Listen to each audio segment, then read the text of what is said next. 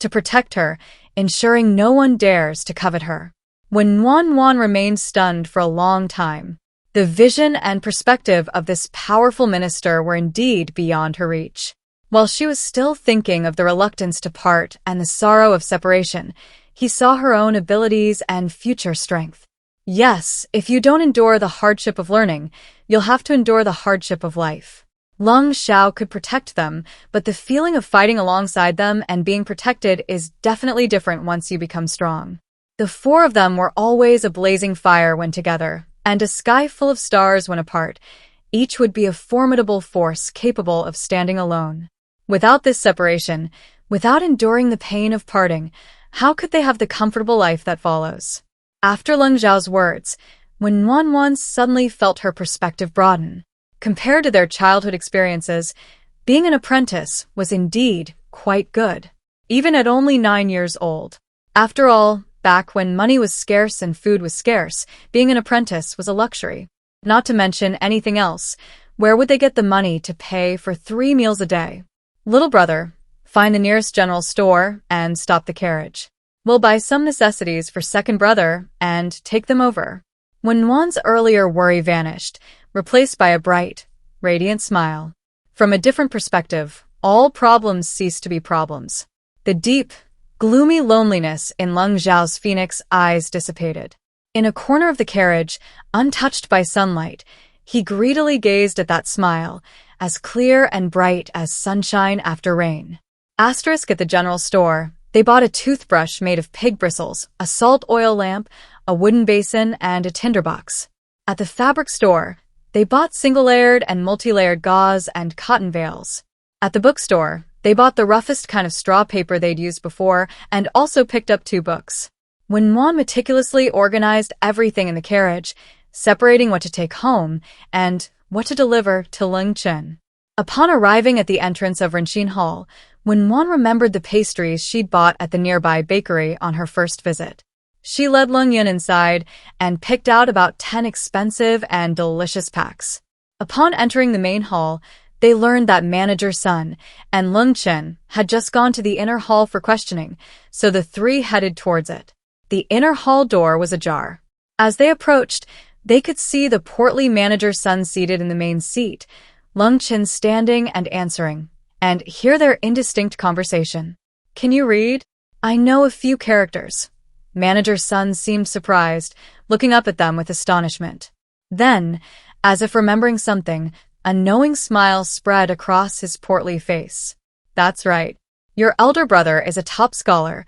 He's more than capable of providing you with basic education." He then asked, "Can you recognize the entire 3-character classic?" "I can barely read the 4 books and 5 classics fluently," Manager Sun gasped, his face now beaming with undisguised satisfaction. "Very good, very good. The skills of an apprentice in a pharmacy are different from those in other trades. To become a highly skilled and accomplished physician in this field, what we call a Confucian physician, one must first study Confucian classics for several years to build a solid cultural foundation. I didn't expect you to already have that foundation. That's truly excellent. Of course, even with limited literacy and a low starting point, through diligent study, one can gradually master many skills. However, since you already have a foundation, besides attending to your daily needs, maintaining hygiene, and doing odd physical labor, you should also do some basic tasks like winnowing, drying, chopping, and hanging." This was the youngest but most literate apprentice he had taken in since becoming manager. Unlike carpentry or bricklaying, illiteracy doesn't necessarily hinder skill in a pharmacy. Conversely, apprentices in a pharmacy must undergo a long period of observation and testing. Their character, aptitude, and familiarity with the properties of herbs are considered before a decision is made on whether they are suitable to be taught. Compared to his senior apprentice, who was also under the same master, his senior was exceptionally gifted and had mastered the master's true teachings, able to see patients and prescribe medicine, while he was dull-witted and could only perform external tasks like bone setting and manage the purchase of medicinal herbs. Now, did he also have a chance to take on a gifted apprentice? Perhaps he could even become a renowned doctor. A smile flashed across Lung Chen's youthful face, and he quickly bowed respectfully, saying, "Thank you, manager." When Nuanyuan and Lung Yun were overjoyed to see Ling Chen being recognized so soon after arriving. Manager Sun, who was facing the three of them, stood up and cupped his hands in a gesture of respect. Lung Chen turned around following the shopkeeper's gaze and saw the three people carrying large and small bags. His eyes reddened slightly. "Sister-in-law and brother, why are you back? I'm bringing you some things." Manager Sun quietly slipped away, leaving a quiet space for the group to chat.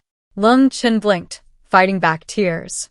"I have money on me, and the manager said I get a day off every 10 days, so I can go home for the new year on the 28th of the 12th lunar month. I can come over on the 7th of the 1st lunar month. We have a carriage, so it'll be quick to buy things. Besides, I always have to go shopping. I bought you cotton cloths for washing your face and feet and a wooden basin, so you don't have to borrow from others. There's also some food, enough for today. My younger brother said he'll bring you food tomorrow. From now on, you and your older brother will receive more food when the weather is good. If it rains or snows heavily, don't be stingy with the money. Buy some food for yourselves."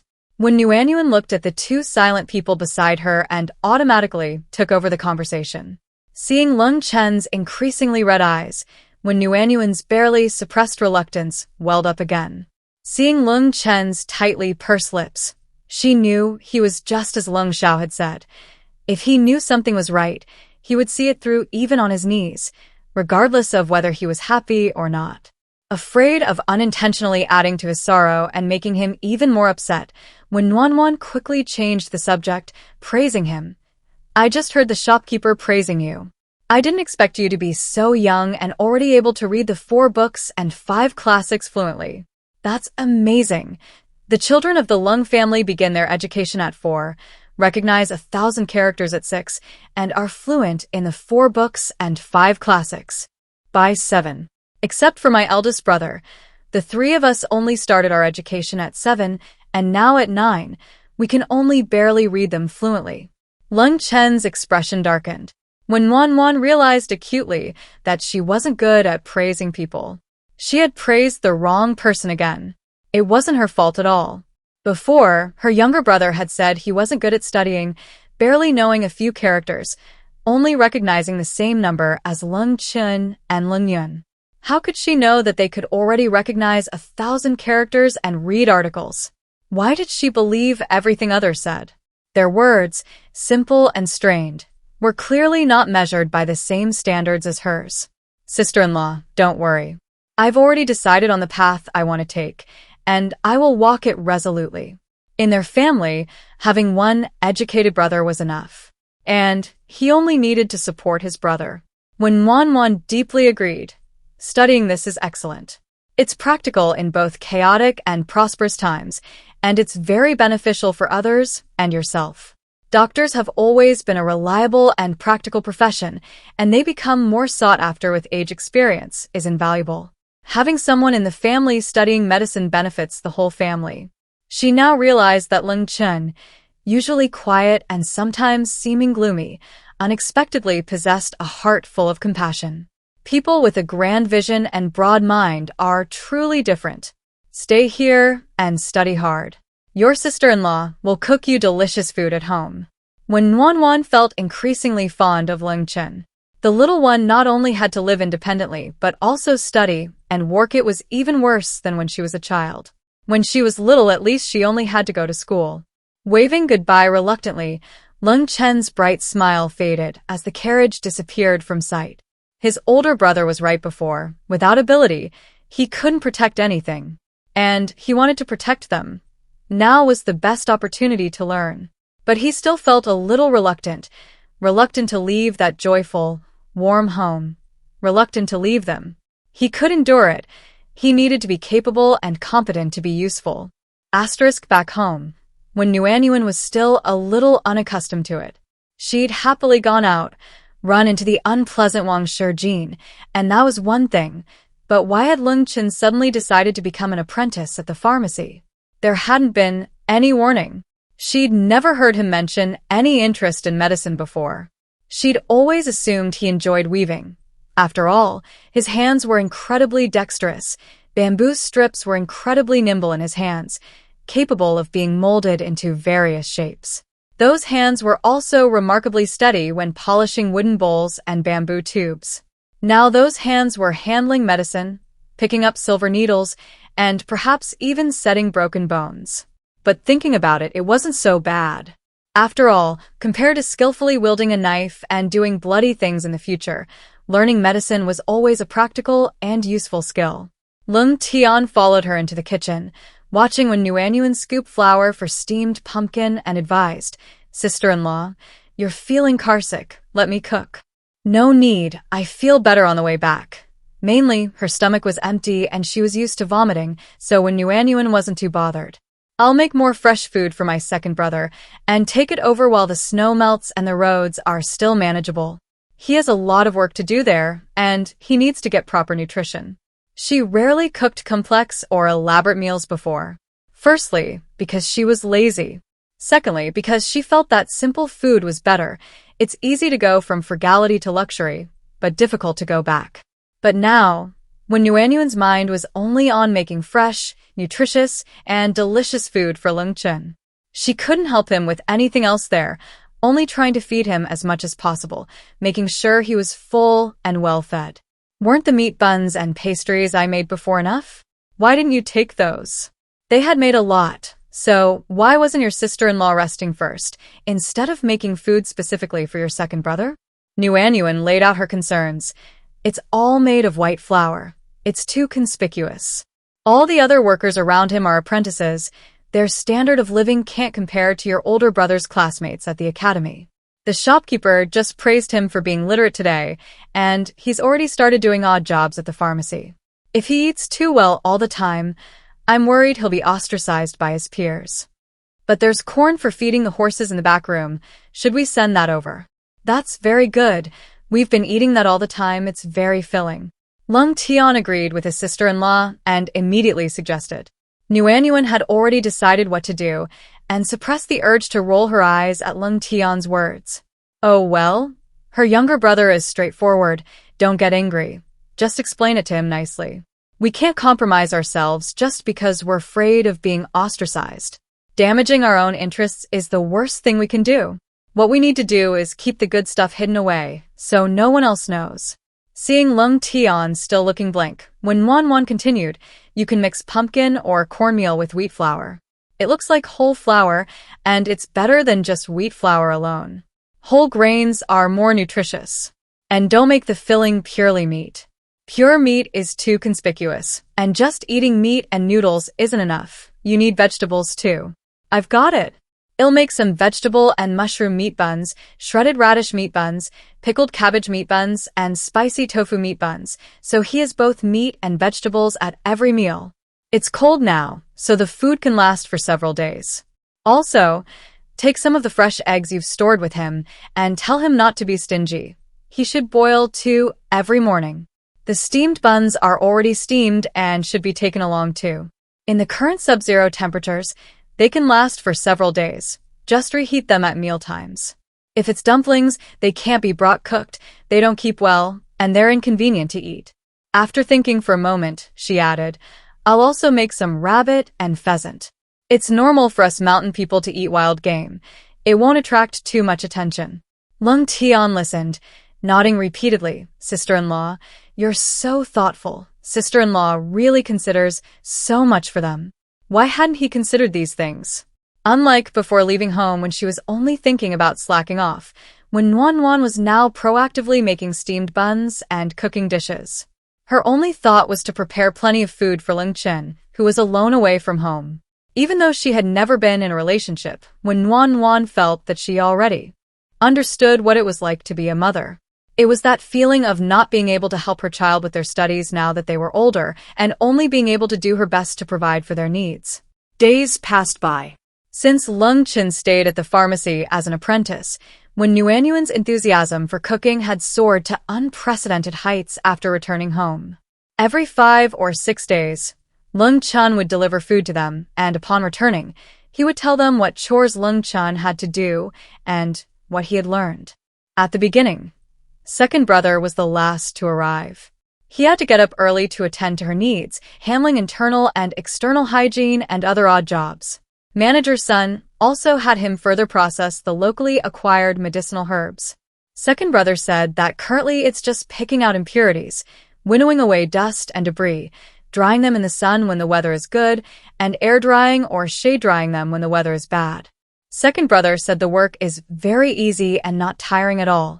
In the middle, second brother said he's already carrying the medicine containers.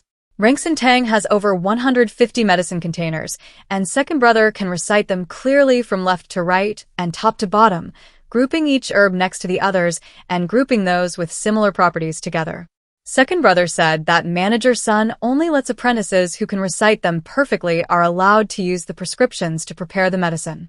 Last time he went, Lung Chun was already busy chopping herbs with a medicine knife and making honey pills, so busy that he didn't even have time to talk to Lung Tian. The thought of the little girl serving water and tending to her needs at the pharmacy, cleaning inside and out, doing odd jobs, and drying medicinal herbs made Wen Nuanyuan suddenly realized that making dumplings and other food wasn't tiring at all. She was focused on making lots of delicious food to send to Lung Chun and also some to Lung Xiao a win-win situation. It would save on their food expenses, and their meals at home would definitely be better. Being an apprentice was essentially no different from doing odd jobs, but even being an apprentice was difficult, and many people wanted to be one. Forget about the lack of wages and meals. The fact that there was no tuition was already considered very good. You only needed to bring some gifts for the master when you formally became an apprentice. But even reaching that point required personal effort and aptitude. These days, learning a skill that could make a living was very difficult. Most people spent their lives toiling in the fields, their land often rented from wealthy or powerful families, paying 4/10 of their annual grain tax.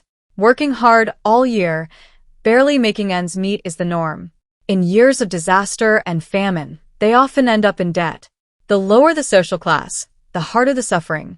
The gap between rich and poor is enormous. Thinking of this, Wen Nuanyuan would occasionally check and calculate her savings. Excluding the loose change she carried, the amount stored in the storeroom had reached 3,110 taels. This was an enormous sum for them. With this savings, they would avoid many hardships in years of famine, or when starting over in unfamiliar places. The savings greatly increased their family's resilience. Sister-in-law, Lung Tian approached nervously, his mouth opening and closing several times before finally speaking. Wen Nuanyuan became curious. Her younger brother was always straightforward and outspoken, never hesitant in his words or actions. What was wrong with him today? Not just today, but ever since Lung Chun became an apprentice, in the past month and a half, although his younger brother still works as well as usual, and even went up the mountain to hunt more than a dozen wild rabbits and catch 2 roe deer, his abnormality is also very obvious. The most typical example is that he is absent-minded and staring blankly. This was unprecedented for her younger brother. When Nuan softened her voice and asked, "Younger brother, speak frankly. It's already the end of winter, and we've only had 2 snowfalls, and they were light snow, the kind that melts in 3 to 5 days. That's why she's been able to consistently deliver food to Lung Sha and Lung Chun this year. In previous years, heavy snow would have blocked the roads, making it impossible to even leave the courtyard." When Nuan listened attentively, although for someone like her, who grew up in Jiangnan and rarely saw more than 2 snowfalls a year, ankle-deep snow was considered very heavy, she understood that this amount of snow was abnormal in Tongcheng.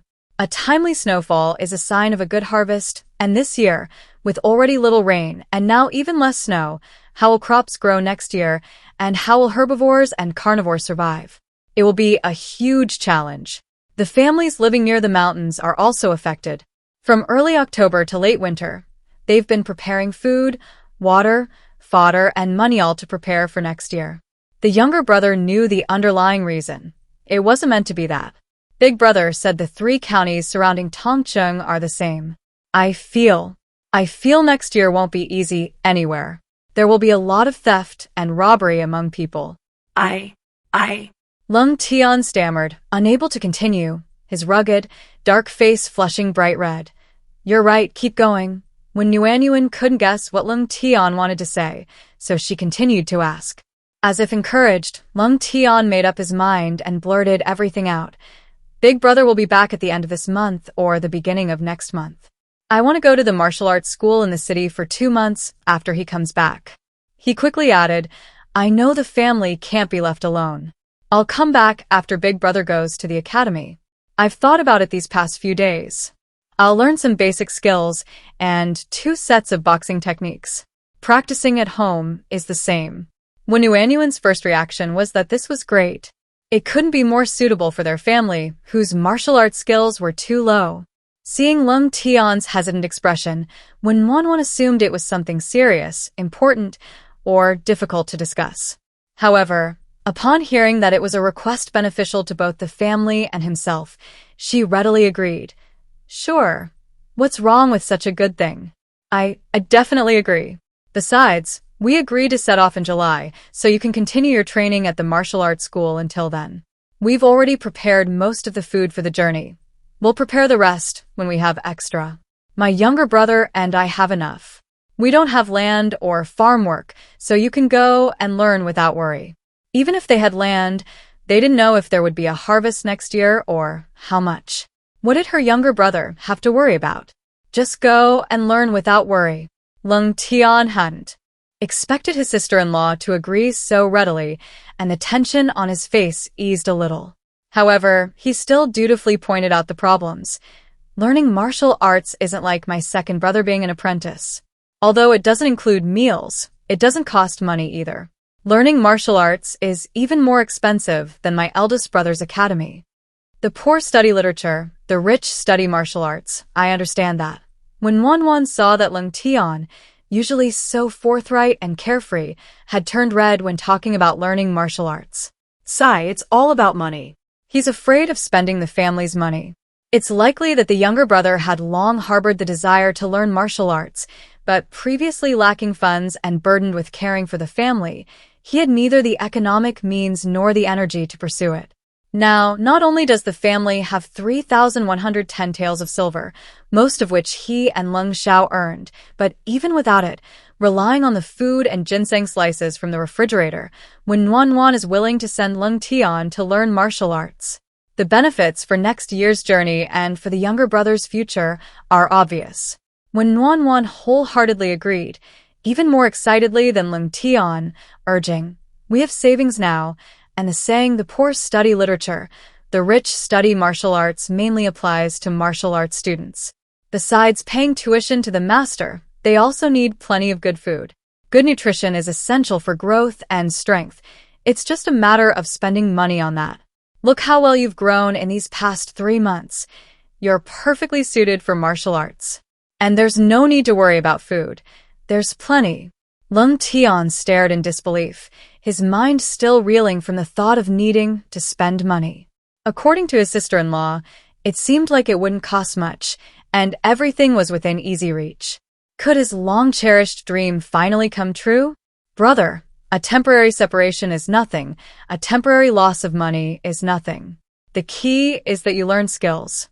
Only then can you use what you've learned to do your best, help those in need, and fulfill your wishes. That's right. These were the words Lung Sha had said to her in the carriage last time. Summarizing them now, they couldn't be more fitting for Lung Tian. She's truly a master of summarizing. Lung Tian felt his heart pounding rapidly, as if all the blood in his body was rushing to his eyes. He quickly turned his head away, his voice choked with emotion. Sister-in-law, I will definitely study hard and live up to your expectations. When Yuanyuan was stunned. Young man, it was clearly your own decision to learn. She didn't have any expectations. Lung Tian made up his mind and made plans. Sister-in-law, I'll wait for my eldest brother to come back before I start learning. I'll return in early February next year when he goes to the academy. It's too dangerous to leave you and my younger brother alone at home. I'll learn some basic skills and 2 sets of boxing techniques in these 2 months. Practicing at home when I get back is the same. He was strong, and the villagers would be afraid of him. If he left his sister-in-law and 9-year-old Lung Yun at home, not only would his eldest brother be worried, but none of the others would be at ease either. It's all right. With these 2 snowfalls, the wild vegetables on the mountain will sprout and grow without any problem. Everyone still has some food stored from the first half of the year. As long as there's food, it won't be too dangerous. You'll have been learning for half a year by the end of winter, and you can come back then. When Nuanyuan didn't seem to care much, and after thinking for a moment, added, "You can learn a couple more sets of staff techniques, and you can teach my younger brother when you come back. They could find sturdy wood on the mountain and make some staffs to carry with them. Close combat and using weapons are quite different. The main weapons were controlled by the government. Otherwise, a large cleaver would be enough of a deterrent. From another perspective, if they didn't have them, others didn't either. Among the refugees, having even a kitchen knife or a machete was considered quite good. And they had these too. Good. They hadn't rolled them up. Practice hard. This family will depend on you next year," Wen Wanwan said sincerely. Lung Tian, with tears in his eyes, promised, "Once my brother comes back, I'll go to the city to find a martial arts school." "Don't worry, sister-in-law. I won't let the money go to waste." Wen Wanwan was naturally reassured. "Yes, I'm very reassured, and I have great confidence in you. It's a good thing the child is willing to learn. He should be praised and encouraged. Studying isn't the only way out." Lung Tian, for example, wasn't naturally suited for studying, but he had an unparalleled love for martial arts. Once he learned it, it would benefit him for life. Suddenly, both younger brothers had learned skills, and when Nuanyuan's feelings were completely different before and after. Lung Chun was younger, and his apprenticeship was more like a work-study program. Lung Tian was much older, and this was real learning, similar to Lung Zhao's, so when Nuanyuan wasn't sad. On the contrary, she felt it suited Lung Tian well, and suited their family. "Have you learned all the numbers I taught you?" During breaks from preparing food these past few days, when Nuanyuan had been teaching the 2 little ones simple addition, subtraction, multiplication, and division. They had also agreed to use numbers as markers. Next year, if they accidentally got lost or separated in the crowd, they could keep heading towards the capital, marking their path with arrows and numbers to distinguish themselves from others. The numbers from smallest to largest would also help them avoid getting lost. Lung Sha didn't need much explanation. Lung Chun had already learned simple addition and subtraction at the pharmacy, and the numbers were easy to write. Given their learning abilities, they should be able to learn them quickly once they returned.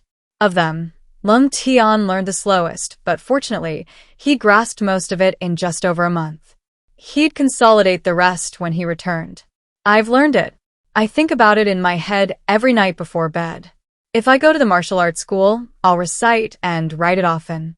I won't forget. Don't worry, sister-in-law." Great. Asterisk on the 29th of the 11th lunar month, the 3rd snowfall in Tongqing arrived, and Lung Sha braved the snowstorm to get home. Early the next morning, Lung Tian, carrying a bamboo basket filled with food for himself and Lung Chun, and a tuck of silver in his pocket, braved the wind and snow to go to town. A thick layer of snow had already accumulated on the ground, and heavy snow continued to fall from the sky like fluffy, tousled cotton. When Wanwan gazed at the swirling snow in the courtyard, sincerely hoping things would return to normal. Natural disasters are unavoidable. All we can do is figure out how to cope.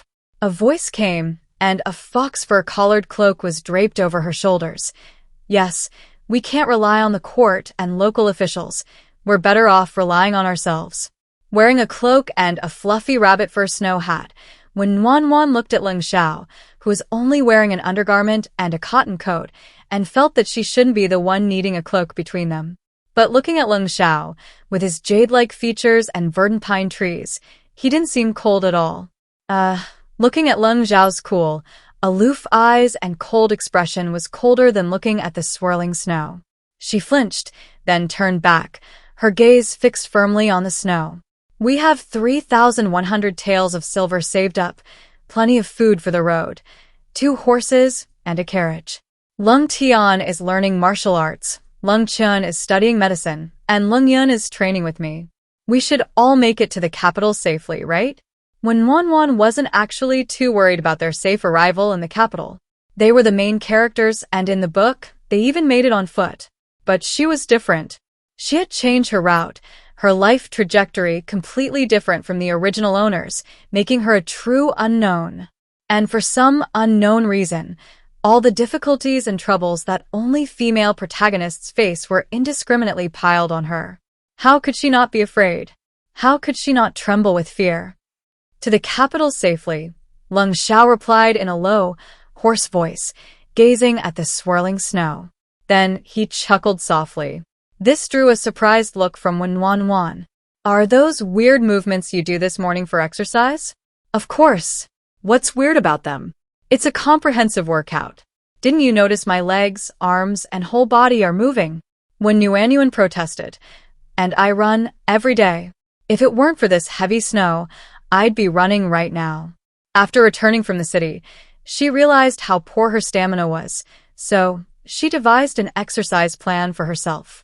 Every morning, she starts with 10 sets of the bunny hop, a combination of aerobic and anaerobic exercise, which she considers the most scientifically sound and simplest way to lose weight. Yes, she started doing this to lose weight. Not only does it help with weight loss, but it also shapes the body. Most importantly, every movement is very simple, making it effortless for someone as inept as her, just a little breathless. Unexpectedly, after wandering to the foot of a remote mountain, she had to continue doing it, but this time it wasn't for weight loss. After breakfast and a half-hour rest, she would run back and forth along the path leading up the mountain 3 times. The bunny hop is for endurance, and the running is for escape speed. Wan was quite self-aware of her physical limitations. Before she transmigrated, she was far from agile. She was simply an ordinary person who would rather sit than stand, and lie down than sit. Even after arriving here, she rarely left her room. She couldn't compare to Lung Sha and Lung Tian, who could hunt deep in the mountains, nor could she compare to the agile Lung Chun and Lung Yun. Expecting her to learn martial arts and achieve proficiency in a short time is unrealistic. Therefore, when Wan's requirements for herself are very practical, she must be able to run and run fast. Survival is the most important thing. Not being a burden to Lung Sha and the others is also a form of help. At least she didn't hold them back, right? Now, the ship of friendship has capsized so easily. Can't we still have some fun? Playing is never a peaceful game. Who is Lung Sha? He's the all-powerful prime minister of Ling Kingdom, born with a protagonist's aura. Everyone defers to him. He also has 3 powerful and loyal younger brothers, hailed as the ultimate cheat code. He eliminates opponents, those who stand in his way without a drop of blood, effortlessly, and without lifting a finger. He's ruthless and cold-blooded. Only now, being young and not following the normal plot, can he still laugh at her strange actions, appearing as a gentle, youthful boy. Later, he wouldn't even dare to imagine it. He can laugh, but when he's plotting how to eliminate dissidents, the gentler and more harmless his laugh, the more ruthless and cruel his methods. What's wrong with such a powerful protagonist making a joke, as long as he's not plotting to kill her? Wanuanuan's protest only elicited a deeper laugh from Lung Sha, but she didn't care at all. What is image? Does she have one? In front of Lung Sha, why would she need an image? She relies on her strength. Wan added, later, when we get to the capital, when you have power and influence, gold, silver, jewels, and stunning beauties will be plentiful. My demands aren't many. Stunning beauties? Lung Zhao's face darkened. Yes, plenty. Don't worry, I definitely won't hogging your thunder. That analogy seems a bit inappropriate. Sure enough, Lung Zhao's face grew even colder. Oh dear, don't worry about the details. What I mean is, I definitely won't cling to you. We'll address each other as brother and sister, and leave each other alone. Brother and sister? When Wan felt that Lung Zhao's reaction today didn't match his future status. Why was he repeating her words? Just as when Wan was about to elaborate, she heard a hearty laugh accompanied by a white shadow flying towards her. Sister-in-law, take this. Wan instinctively prepared to dodge, but while her brain gave the command, her legs couldn't keep up. Her eyes weren't idle either. At least she didn't just watch the white shadow hurtle towards her instinctively, she closed them. In the end, her face bore the brunt of the attack. The expected cold and pain didn't arrive as expected. Nwan opened her eyes and saw that Lung Sha had already caught it with his bare hands. That reaction, that speed. Lung Xiao's skills were truly impressive. Little brother, you dare to ambush me. You're in big trouble. Nwan, relieved that she hadn't been ambushed, immediately snapped back to reality. She quickly untied her cloak, shoved it into Lung Xiao's arms, and rushed into the swirling snow without hesitation. The cloak slowed her down. The courtyard, after a whole night of heavy snowfall, was covered in a thick blanket of white, a vast expanse of white as far as the eye could see. Warmth and gentleness were fully unleashed. Her latent talent for snowball fights was unleashed as she sought cover from Lung Yun's attacks while simultaneously seizing opportunities to strike. The entire courtyard lost its previous tranquility, becoming chaotic and noisy. Standing under the eaves was a tall, slender, and refined young man, his features elegant and aloof. His deep, cold eyes followed the movement of a soft, graceful figure. A girl wearing a fluffy snow hat smiled radiantly as snowflakes drifted down, her entire being radiating a fresh and charming vitality, a completely opposite aura to his somber demeanor. The boy's long, slender fingers slowly tightened, the snowball in his hand crumbling into water that trickled down his fingers. Lung Yun, who was happily throwing snowballs, suddenly felt himself enveloped by a cold gaze. Following his intuition, he saw his older brother's gaze dark and chilling. Something was wrong. Usually, when his older brother watched the three of them having a snowball fight, he would occasionally smile. Why was today different? In the moment, Lung Yun was stunned, when Yuan seized the opportunity and successfully launched a sneak attack. Exaggerated, joyful laughter came from the other side, and Lung Yun also saw a slight smile appear on his older brother's gloomy face. Lung Yun. Big brother, shall I leave? Lung Xiao's sinister gaze shot over. Lung Yun thought perhaps he should also learn a trade? He shouldn't be here. He should be in the city. Lung Xiao seemed really off lately. When Wan turned around, she noticed that Lung Xiao was always looking at her with a probing gaze, but it was just a stare. Once caught, he would look away without saying a word. When Wan was scared. Moreover, she noticed that Lung Xiao's expression was becoming increasingly gentle. Although he still looked cold, it wasn't the icy coldness of before. What was it? When Wan couldn't quite put her finger on it, which made her even more afraid. This was clearly abnormal, and she secretly observed him. Lung Xiao's attitude towards Lung Yun remained the same, cold and indifferent. Was it only directed at her? When Wan tried hard to recall what she had done wrong. After much thought, she realized the only thing that came to mind was the time Lung Xiao had unusually repeated her words. Great! She had found the problem. Knowing she would correct her mistakes, when Wan immediately controlled her tendency to share and hide things, resolutely avoiding the topic. She couldn't reveal more. The more she revealed, the more dangerous it would be for her. Fortunately, life in the countryside, even during the winter, still had plenty to do each day. Cooking daily meals, storing food for the journey, and doing handicrafts. Her schedule was well organized and efficient. When Wan had already cleared out the area near the window, moving a small wooden table over to do some handicrafts in the sunlight. No wonder Aunt Zhu had only charged for the clothes, saying the bed sheets and duvet covers were simple and wouldn't cost extra for the work. Indeed, it wasn't difficult.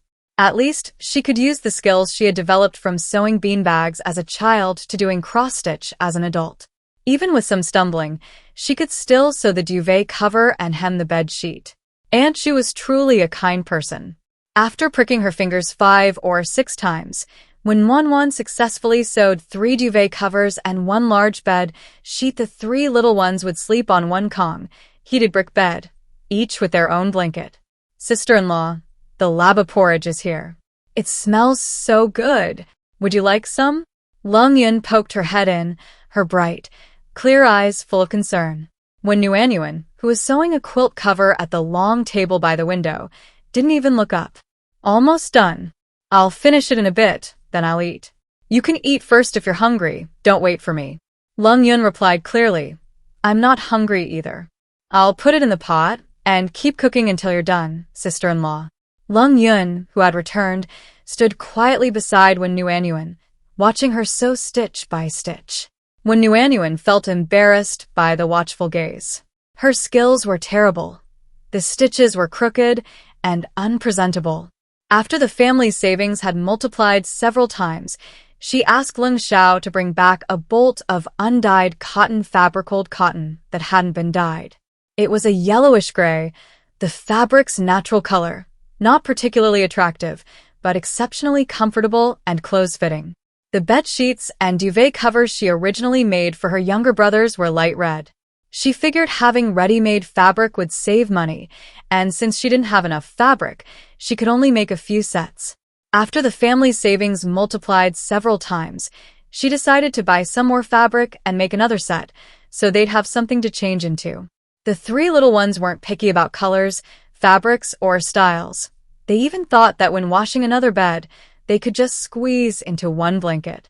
But Nuanyuan thought that when money was tight, there was no other way. The purpose of earning money was to improve their quality of life and comfort.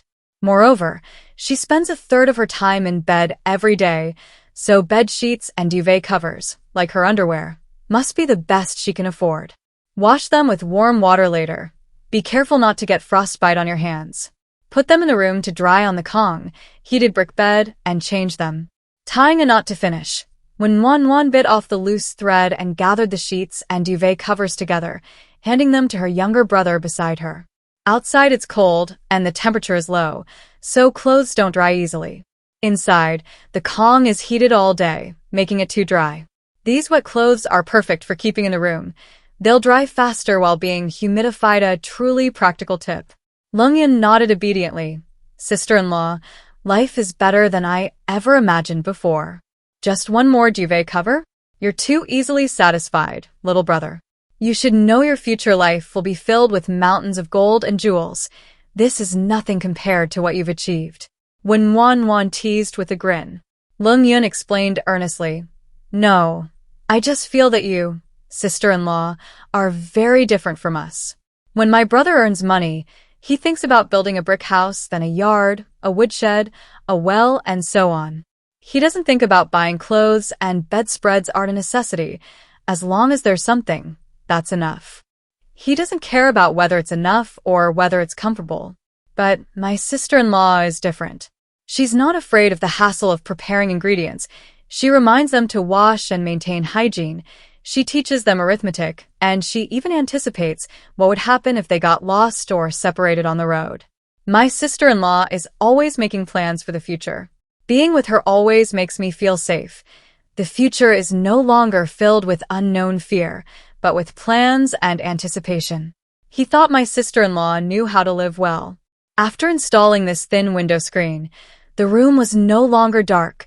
It was brighter than if an oil lamp were lit, and there was no unpleasant smell of lamp oil. From now on, he wanted to learn from his sister-in-law, instead of living like his brother. Wan thought that Lung Sha had completed all the infrastructure beforehand, so she only needed to take care of food and daily life. However, Lung Yun, being a child, certainly wouldn't understand what infrastructure was, and most importantly, Lung Yun would be a businessman in the future. Her eldest brother was a general, a high-ranking and powerful position with a stable income. Her second brother was a doctor, a profession where experience was highly valued. Only her youngest brother was unstable. His business ventures were unpredictable, with profits and losses. When he made a lot of money, he could enjoy himself, but what if he lost money? She believed that everyone has a few years in their life when they can make money, but it's not always possible. Therefore, when making money, one should save some or acquire some assets, being prepared for unforeseen circumstances. It seemed she should also give her youngest brother a lesson in crisis management. Wan patted the long bench, gesturing for Lung Yun to sit down. She then organized her thoughts slightly, trying to ask in simple terms, think about it. If we get to the capital and have money, what would we buy first besides food and drink? A house. Lung Yun wasn't as reserved with Wan as he was with Lung Sha, speaking his mind freely. Wan nodded. That's right. Without a house, we can only rent. Renting isn't just about paying rent. It's also unstable. It's not our own, so we can't decorate it however we want. Don't understand? It's simple. If there's no well, can you afford to build one? If not, you'll have to queue at a distant communal well to fetch water, which is very inconvenient for washing, bathing, washing clothes, and washing vegetables. But what if you build one, and the landlord suddenly wants to take back the house and doesn't want to rent it to us anymore? Your sister-in-law can now confidently buy you clothes and other necessities because your brother has laid the groundwork. Think about it. If we didn't even have a place to live, or were living in a small, dilapidated thatched hut, leaking wind and rain, it would be like a downpour inside when it drizzles outside.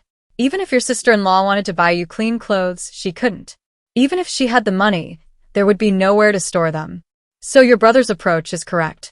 When money is scarce, we should be frugal and save to build up our resources, focusing our efforts on one thing at a time. Only when money is used effectively is it worthwhile. If other expenses are also high, when do you think we'll ever be able to live in this brick house? Without brick houses, courtyards, wells, woodsheds, and outhouses, how could they have such a free and comfortable life nestled in this little world? If Lung Sha and the others weren't destined for the capital, and if it weren't for the famine, when Nguyen felt that staying in this small courtyard would be quite nice. Abundant food, lush vegetation, and various wild vegetables, fruits, and animals in each season, it was practically the life she had always dreamed of. Unfortunately, Lung Sha and the others were destined for the capital to achieve their goals, and she couldn't survive here alone. Even with ample food and no need to hunt, her safety couldn't be guaranteed by the people in this village. Sometimes people are more terrifying than animals. Lung Yun listened, stunned, her mind racing with thoughts of words she had never heard before. Like last time when you owed money, if you really couldn't pay it back, you still had this house to repay it. If it weren't for the house, would you have had to sell yourself into slavery? In the future, when you earn money, you can use some to continue operating the business, some for living expenses, and some to save for a rainy day. You can't not enjoy life, but you also can't indulge too much. In this respect, I really admire your older brother. He has strong self-control. He doesn't use his earnings for eating, drinking, and having fun, but for studying and acquiring property. Lung Sha truly embodied the saying, "The greater the hardship, the greater the reward." Lung Yun's innocent face turned clear, and she nodded solemnly. "Sister-in-law, I understand. I shouldn't only focus on enjoyment. Without a financial foundation, enjoyment is only temporary. Without a family fortune, my old age might be bleak. I must work hard to earn money and save diligently." When Nguyen wore a gentle and virtuous expression, as if she could be taught a lesson, but then, upon seeing the tall and slender figure standing by the door, her composure crumbled. She stammered, stumbling over her words. You went to bring food to my younger brother and the others, didn't you?" The snow had stopped that day when they had their snowball fight. It only reached their calves. It had mostly melted in the past few days, so she was still able to bring food to the two little ones. When Nguyen's mind raced, recalling what she had just said. Thank goodness, it was all praise, compliments, and approval. This damned Chow Law, whoever you mention it appears. Her luck was truly unmatched. Lung Zhao's deep, lake-like eyes gazed at her, shimmering like waves spreading outwards. I just went to collect the prey from the traps on the mountain and processed it. I also took the accumulated pelts to the city to be tanned. When Nguyen understood. The 12th lunar month marks the end of the year, and this year's unusual weather has everyone on edge.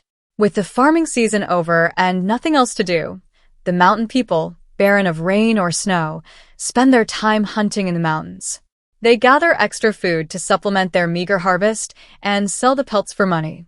Lung Sha was no exception, and he was incredibly skilled, catching at least 5 or 6 rabbits a day. On the second day of the heavy snowfall, he even pulled 2 silly roe deer from the snow. Yes, pulled. According to Lung Yun, roe deer are particularly silly. They turn around at the slightest sound, even after running far away, to see what's happening. Lung Sha didn't even need to set traps. He simply piled up a thick layer of snow where the roe deer would run and get stuck. All he had to do was pull them out. When Wan listened and thought, they're so cute. I really want to raise one. Then, seeing Lung Sha, his face unchanged, carrying the bloodied, dead roe deer and a string of bloodied, fat rabbits, she silently swallowed back her "so cute." Then she thought back to herself a few days ago. Is she also just too curious and talkative? She almost trembled with embarrassment. She had a premonition that the roe deer would die from its stupidity, and she would die from her talkativeness. Lung Sha looked at her lowered head, his thin lips barely curving upwards. You don't like the roe deer, so I took it to sell. I've cleaned the rabbits and kept them all. When Nuanyuan wanted to say, in a sentimental way, that the rabbits were so cute, how could she eat them? But the braised rabbit heads, honey-roasted rabbit legs, spicy rabbit cubes, and ginger rabbit she'd made recently had become irresistible. Oh, okay. Thank you. After Lung Zhao's skillful hunting over the past 10 days, plus the ones her younger brother had caught before, and after deducting what she'd eaten, her storage room now contained 70 or 80 fat rabbits, and more than the pheasants she used to have. The abundance of meat felt incredibly luxurious. And it was all her favorite kind of meat. The meat in her refrigerator was currently enough for them. She had originally thought that with plenty of meat in the cold weather, Lung Sha wouldn't need to go hunting. She remembered Lung Zhao's reply. There are many mountains and little land here, so there's not much harvest. Even when we had land before, we couldn't harvest much grain. It was common to go hungry, and most families rarely had oil or salt. The most exciting time was when it snowed heavily. We caught rabbits, but we couldn't sell them in the city, so we had to keep them to eat. Even without oil or salt, it was still a rare delicacy. Everyone here, adults and children alike, knew how to catch rabbits, and they all had their own unique methods. She had asked curiously, You have your own unique methods too? Lung Sha answered casually. I've also gone hungry before. When Wan understood. Lung Zhao's skills were forced upon him by reality. She ate rabbit because it was delicious, a change of pace. Lung Sha and the others ate it to fill their stomachs, survive, and improve their diet. People in the mountains eat wild rabbits and pheasants more often than chickens and ducks. Thinking about it this way, when Nuanyuan's cute, slightly affected rabbit-like manner vanished completely. Snapping out of her reverie, when Nuanyuan looked at Lung Sha, who still carried the chill of the outdoor air, and softly asked, My Laba porridge is quite elaborate. Do you want to eat some before going to the city? My little brother just said it's ready. Lung Yin nodded vigorously beside her. After the last snowball fight, he had a feeling his older brother didn't seem to like him being too close to the two of them. So whenever his older brother and sister-in-law were together, he either quietly slipped away, or, if it wasn't convenient to leave, he tried to keep a low profile so as not to attract their attention. These past few days, it had worked quite well. At least his older brother wasn't looking at him with those sinister eyes anymore. Okay, when Nuanyuan's Laba porridge was indeed as elaborate as she said, not only in terms of ingredients, but also in the preparation method. There's no way around it. That's just the self-cultivation of a foodie. She grew up in a rural area where they ate savory food, while Lung Sha and his family always ate sweet. When Wan could eat both savory and sweet, so they made sweet food for the larger family. The rice was mixed with many ingredients: glutinous rice, millet, walnuts, pine nuts, peanuts, red beans, mung beans, chestnuts, red dates, longan, raisins, more than 10 kinds in total. Yesterday, she started washing rice, soaking fruit, peeling, and pitting it. Beans, which are harder to cook, were kept soaking. After dinner, she poured everything into a large iron pot, added enough water, brought it to a boil, and then simmered it over a low flame until the next day. The Laba porridge was finally ready. The 5 flavors blended harmoniously, creating a fragrant aroma. This slow-cooked Laba porridge allowed the ingredients to permeate and blend together, complementing each other perfectly. The taste was simply divine. Not only did Lung Sha and Lung Yin find it delicious, drinking 3 large bowls, but when Wan also found it smooth, soft, and comforting, warming her heart as she drank it. After the 3 of them finished their Laba porridge with satisfaction, Lung Sha drove the carriage loaded with food, roe deer, and furs, and set off. In previous years, the period around the Laba festival was the time of year with the heaviest snow and coldest weather. This year, the weather was abnormal. There was little snow, but the wind was still strong and cold. When Wan instructed Lung Sha to have the fur tan to make boots and snow hats for the four of them, and only felt relieved when she saw Lung Sha nod. She had given the same instructions to her eldest brother last time. She already had a full set of fur coats, snow hats, glove sleeves, and boots. She even had 2 sets. She rarely went out in rainy or snowy weather, so having more would be a waste. Her second and youngest brothers only had 1 pair of roe deer fur boots, which they took turns wearing in rainy or snowy weather. Lung Sha and her eldest brother were probably in no better shape. They were the ones who needed these fur products the most. After seeing Lung Sha off, when Wan quickly turned and ran into the house. It was so cold. "Sister-in-law, the soup is ready. Where should I put it?" Lung Yun asked, standing under the eaves, carrying a rag wrapped around a small red clay stove with a bubbling iron kettle on it. "Put it next to the long wooden table in my room. Little brother, bring your paper and pen to my room to practice too." When Wan finished speaking quickly and dashed back into the house like a gust of wind. Leaving Lung Yun behind, she thought blankly, "It's not that cold, is it? This year's new cotton-padded coat is so warm." Entering the room, the warmth that enveloped her made Wan feel completely relaxed. Before, her life depended on air conditioning. Now she declared her life depended on the heated brick bed. Outside, it was tens of degrees below zero, the north wind howled, and water froze instantly, but inside, it was warm and cozy like spring. Just an undershirt and a cotton-padded coat were enough. She didn't even need a padded jacket. No longer was she bundled up and still shivering from the cold. When Wan thought, could this be considered experiencing central heating? Happily, she took out peach shortbread, mixed fruit cake, cloud cake, sesame peanut candy, and colorful sweet soup, arranging them on a bamboo tray to make a small tea snack platter. Lung Yun brought over the small red clay stove and iron kettle and set them aside, seeing Wen Yuan arranging a small platter of tea snacks.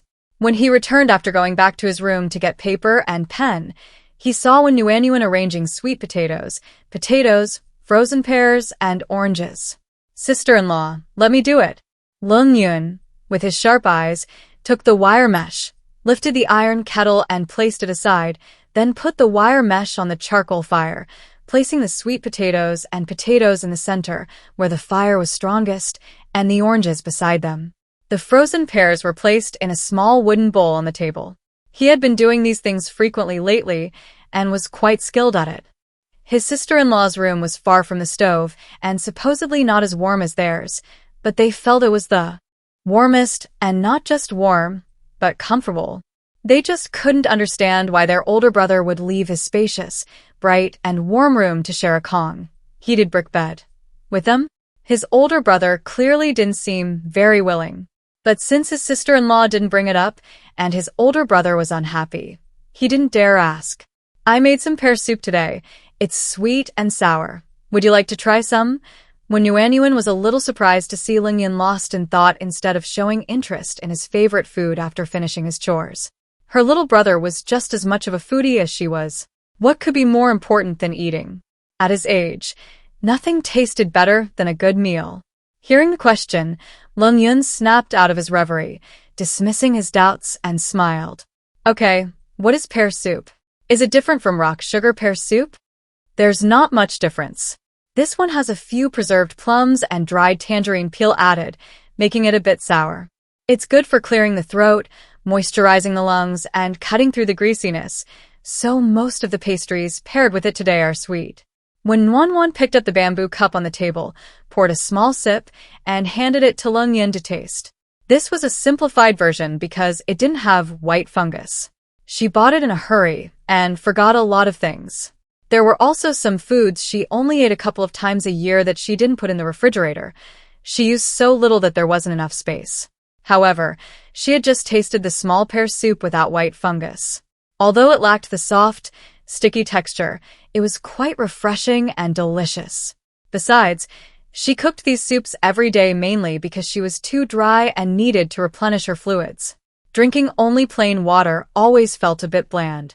She liked these sweet and sour, flavorful dishes. Whether it was authentic or not didn't matter, as long as it tasted good. Lung Yin picked up the wooden cup and took a sip. Her still childish face crinkled with a smile, and she praised with unreserved delight. "It's delicious."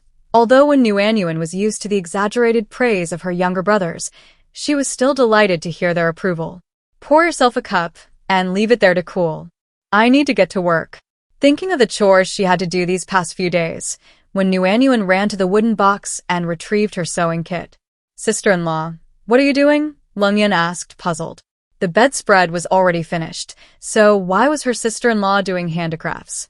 "It'll be very hot when we set off in June or July. I'm sewing 2 sturdy hidden pockets inside your summer clothes to hold some loose silver for emergencies on the road." Although the weather has been unusual this year, with these few snowfalls, wild vegetables and mushrooms will still grow in the spring. We'll be going to the mountains to forage for food then. Since there's nothing much to do now, I'm preparing everything in advance. She had a portable refrigerator and plenty of food and money, so she didn't need these things, but the 4 of them did. Nuanyuan, her mind wandering, thought she should bake some more hard, dry steamed buns and fry some rice, essentially compressed rations, and sew sturdy cloth bags for the 4 of them to carry. Money alone wouldn't be enough if they were forced to separate on the road. But there was no rush. She could make them when she had more flour and rice left. Lung Yun's youthful face held a worry beyond his years. "Sister-in-law, will everything really be all right next year? The weather this year is different from previous years. Deshawn and Ergo, who are about my age, have all gone into the mountains.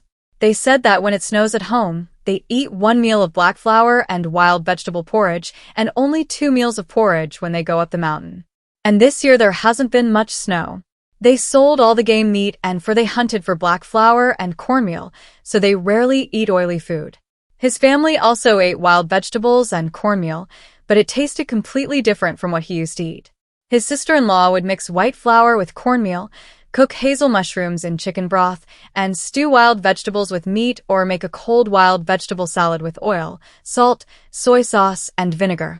This was a world apart from other families' lives and from their own past. Warmth was uncertain about next year. Although they had stored up a lot of food and various items, some things were beyond their control. Seeing the worry and fear on 9-year-old Lung Yun's face, she, being an adult, managed to control her emotions well. She softened her voice and comforted him, saying, "Your older brother and the others are going into the mountains to gather ginseng to earn money, hunt for food, and make warm clothing from furs. They're doing everything they can to ensure the family's safety. All we can do is plan ahead and adapt to whatever comes our way. Cheer up. Think about it, we have a carriage, food, and savings. We're already much better off than most people. What are we afraid of?" The worry on Lung Yun's face lessened after hearing this, but his fear remained. He looked at Wan with pleading eyes and said, "Sister-in-law, please never leave us, okay?" Only these past few days had he realized that life wasn't just about hardship, hunger, cold, and fear. It could also be about having enough to eat and wear. He was just afraid of what he dreamt of, not having this big house, huddled in a drafty, dilapidated thatched hut, without new cotton clothes, food, or charcoal. Only endless cold, hunger, and worry about the next meal. Of course, his sister-in-law wasn't in his dreams either. At that time, he thought he could give anything he could just to keep his sister-in-law from leaving. Nuanyuan wanted to say that the child was beyond her control. If she were ever allowed to go back, she would be incredibly happy and grateful. She was doing just fine before, then inexplicably ended up in this place. Luckily, they provided her with an external refrigerator, and with her carefree attitude, she treated it as a different kind of work, allowing her to live without fear. But undeniably, there was no security here. In times of natural disasters or man-made calamities, you couldn't rely on the imperial court or local officials. Forget about human rights, democracy, and equality in front of the powerful and wealthy. Simply having enough to eat was the most important thing. Fortunately, she was in the Lung family. In other families, She would have to serve her in-laws and husband, and giving birth to a daughter might even earn her the label of a money-losing burden. Though that might be true in her family, women could work, and divorce was normal. If she encountered such a family, she could cut her losses and separate, and life would go on. The external environment of this era was simply unbearable, not to mention her modern two-bedroom apartment, with takeout, air conditioning, a cell phone, a computer, lights, a flush toilet. How could she not want to go back? When Nguyen almost blurted out the words, but stopped herself when she saw Lung Yun's almost tearful expression. Forget it, her younger brother doesn't even know where she's from. He just felt a momentary fear. Why should an adult and a child seriously discuss these things? Wouldn't that just add to the child's worry and anxiety? When Nguyen changed her tone and said softly, "It's okay, since sister-in-law is here, she definitely won't leave. She won't leave you no matter what. You are all her strongest support. Where would she find someone else without you? Besides, she never planned to get married in this era. Just thinking about having to serve her in-laws and husband in another family, and what if she's unlucky enough to have difficult sisters-in-law, endless petty squabbles, and family drama? Thank you. Isn't it better for her to be beautiful on her own? Having money, leisure, a career, and powerful backers, was she tired of living such a comfortable life? Thinking this through, when Nguyen confidently agreed to her younger brother's request, Lung Yun's eyes shone like stars as he looked over, practically jumping for joy. "Sister-in-law, you promised. You won't leave no matter what." When Nguyen nodded dismissively. Anyway, she had nowhere else to go, so it wasn't exactly deceiving the child, right? Not long after noon, while Lung Yun was doing arithmetic inside, when Nguyen went to the well to collect ice. When Nguyen possessed a strong sense of preparedness, thinking about the sweltering heat of the coming year even in the cold winter. She selected 5 roughly the same size small water jars her older brother had brought back and placed them in the yard, filled them with well water, and several hours later harvested 5 thick blocks of ice. Collecting 3 times a day, morning, noon, and evening, she could collect 15 thick blocks of ice a day, storing them along with hay in the first section of the storage room. During their time at home, they had roasted and shelled the pine nuts, chestnuts, hazelnuts, walnuts, and other nuts stored in the first area and placed them in the upper space, while vegetables and fruits were also moved up there.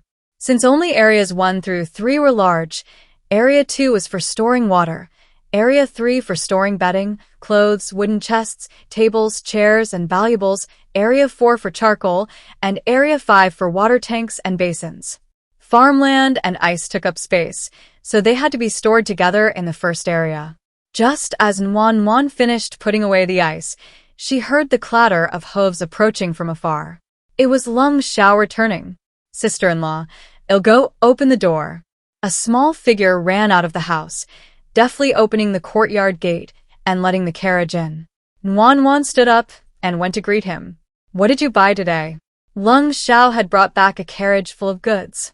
Nguyen was already used to this. They lived far from the city and only went out every few days.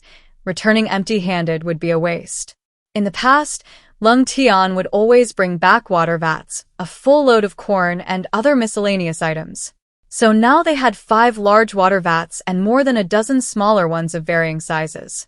Besides the large one needed in the kitchen, 3 of the remaining 4 were filled with cooled boiled water, and 1 was filled with mung bean soup, all stored in the 5th section of the storage room. The remaining 8 or 9 small water vats of varying sizes contained chicken soup, pork rib soup, red bean, peanut and red date porridge, preserved egg and lean pork porridge, wild chrysanthemum tea, and ginger water, respectively.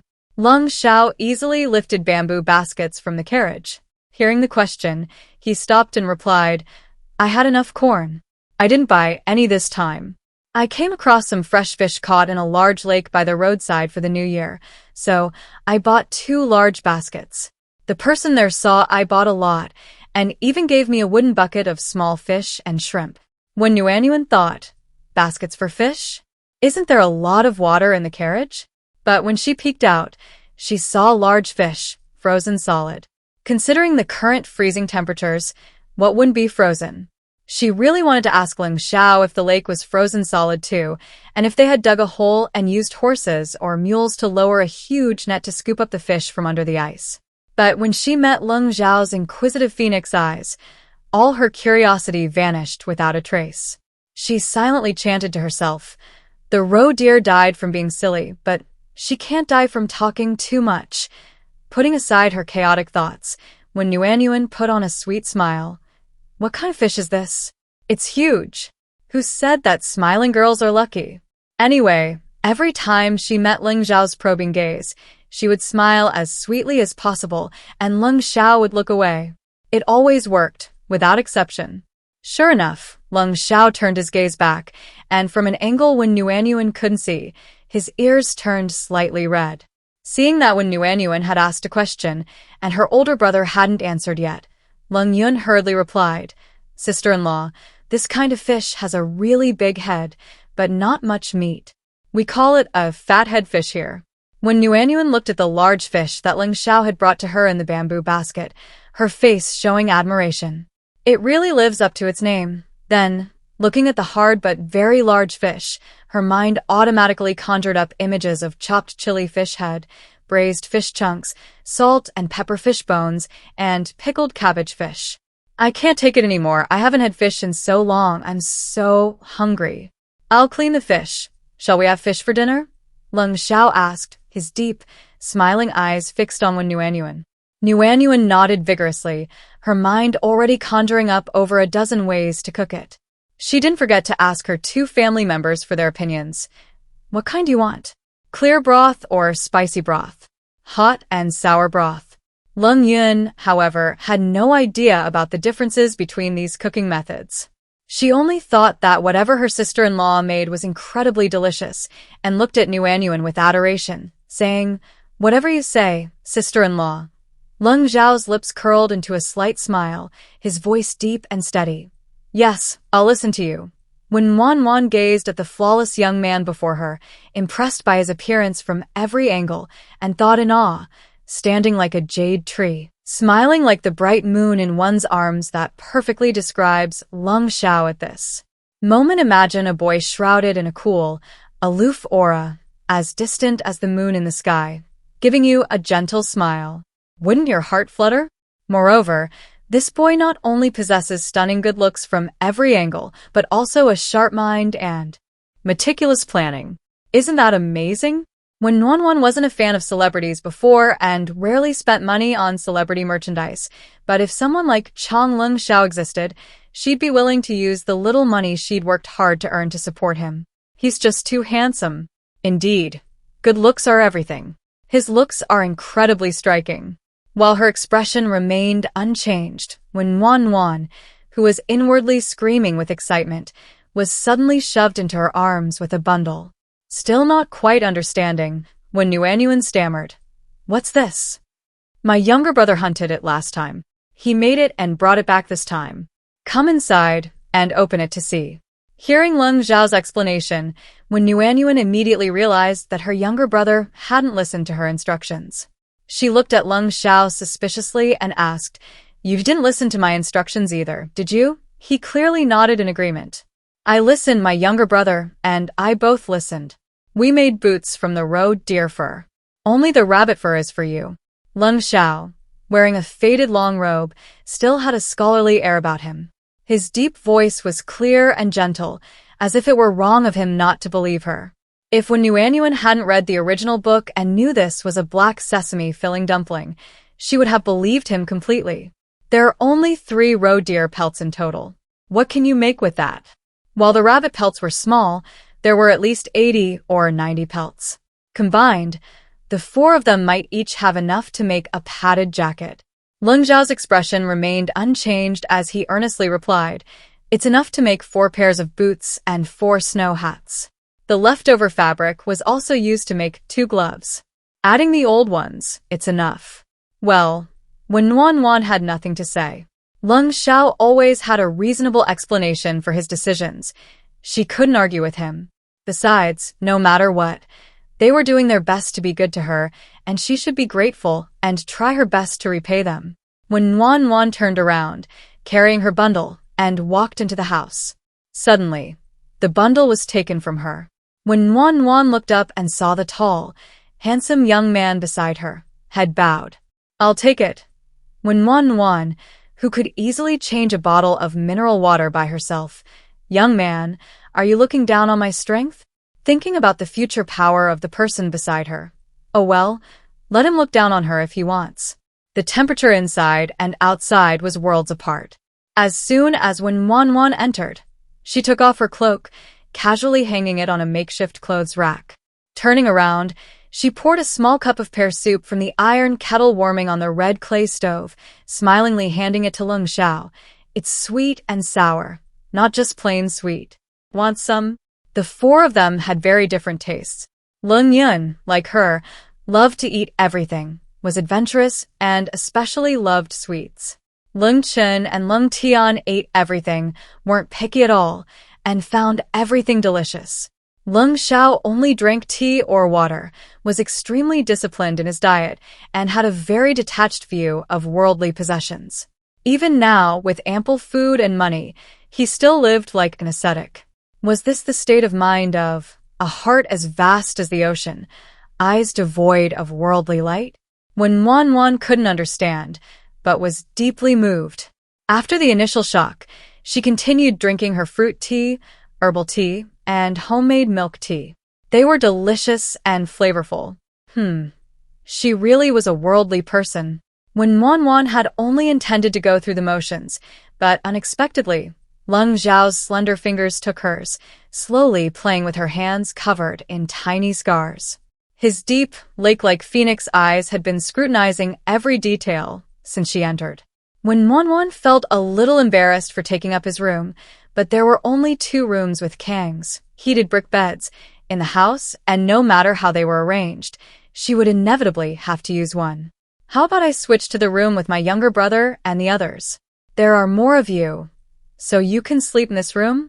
When Wan knew it wasn't appropriate to take up Lung Zhao's room, and suggested it quite readily. "No need." Lung Zhao's eyes turned cold. The afternoon sunlight streamed through the thin curtains, casting a soft glow, but his tall figure seemed shrouded in frost. Nuanyuan thought anxiously, Lung Zhao's words and actions don't match up. Should she be shrewd enough to switch rooms or listen to him and stay? She thought she'd never have to figure out her boss's thoughts again, but now she realized that with a more cunning leader, it's even harder. Compared to Lung Shao, everything she did at work was child's play. This is a true mastermind, unfathomable. She couldn't fathom him. Lung Zhao's gaze swept over the clean, tidy floor, lingering on the soft, comfortable bed for a long time before casually shifting to the long table by the window. A small stove simmered fruit tea, and there were boxes of snacks and a wire mesh presumably for grilling. In the center were notebooks bound with thread, each piece of xian paper cut to the same size, filled with various numbers. She said they were addition, subtraction, multiplication, and division problems. He had privately asked his younger brother, and after learning how to use it, he found it very useful, even more convenient and faster than an abacus. Beside the notebook was a strange pen she had made, a thin bamboo tube with finely ground charcoal at the tip. She taught his brother a different way of using it, yet it was even more convenient. Where had she been all these years? Why were her personality and habits so similar, yet her actions so different? She had forgotten him. He had struggled with whether to write to the capital, asking Wen's parents what had happened to her all these years, but ultimately decided against it. No matter what, she had returned. It was her, and only she could do it. When Wan saw Lung Shao staring intently at her arithmetic notebook, his expression cold and heavy. She worriedly wondered if he was grateful for her teaching his younger brother arithmetic, or if he was disgusted by the messy things she taught him, which were hindering his progress. But no matter how she looked at it, Lung Shao didn't seem happy. No, she had to save herself. This is very practical. It will benefit you in the future. Unexpectedly, Lung Zhao's previously cold and heavy expression vanished, and he nodded approvingly. Yes, I know. I want to learn too. Can you teach me? When Nuanyuan was stunned, her mouth agape. This turn of events was too sudden. It caught her completely off guard. It seems that guessing Lung Zhao's thoughts by observing his expressions doesn't work. She's never been right. Is it possible? When Nuanyuan nodded vigorously, her face beaming. With a smile. Yes, yes. It's very simple. I guarantee you'll learn it in no time. Originally, she had planned to teach her younger brother so he could teach the others who didn't know, but unexpectedly, Lung Sha offered to do it himself. Since he had offered, it wouldn't be appropriate to refuse. Fortunately, winter was long, and there wasn't much to do. Lung Yun had memorized the formula in a few days. With Lung Zhao's near-demonic intelligence, it would be a piece of cake. It was a favor she readily agreed to, and when Nuan accepted without any burden. She felt her relationship with the powerful minister had taken another step closer. Lung Sha reluctantly shifted his gaze to the sewing box on the other side of the wooden table, and his summer clothes? Before he could ask, when Nuan eagerly boasted, I sewed 2 hidden pockets. Lung Sha gave a faint, somewhat disappointed reply. It wasn't until she'd been in the kitchen for a while that when Nuan finally breathed a sigh of relief. She always felt immense pressure being with Lung Sha. Knowing his cold and ruthless nature, she couldn't truly treat him like a gentle and approachable young man. Fortunately, she was only occasionally alone in a room. Most of the time she was with the 3 little ones.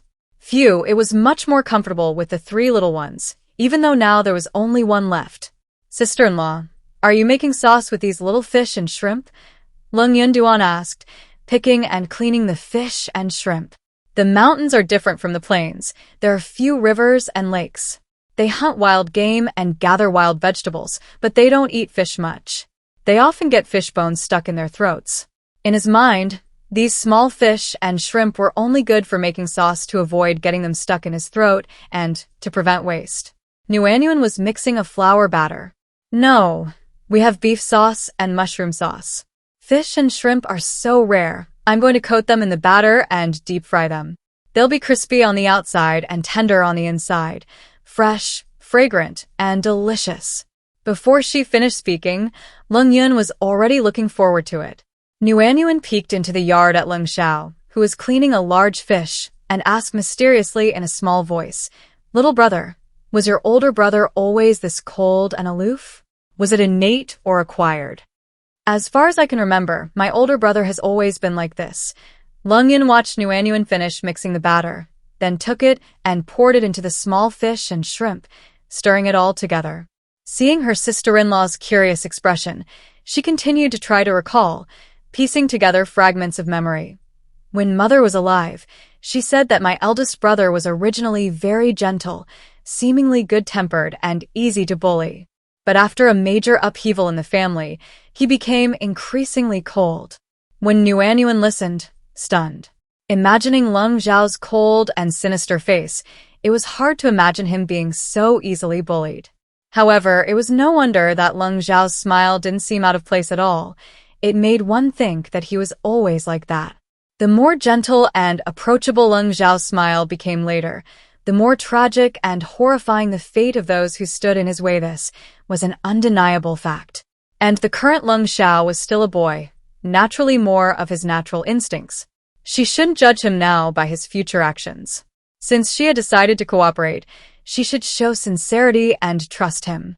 No matter how cruel and ruthless his methods were, they were only for his opponents. He wouldn't touch those loyal to him. He still adhered to industry rules and professional ethics. After a quick mental calculation, when Nuanyuan dispelled her fear of Lung Sha and decided to be a good partner, she always kept her life motto in mind. Healthy and cute, worth looking forward to, carefree, double the happiness. Adjusting her mindset and starting afresh, when Nuanyuan flashed a big, sweet smile the moment Lung Sha entered.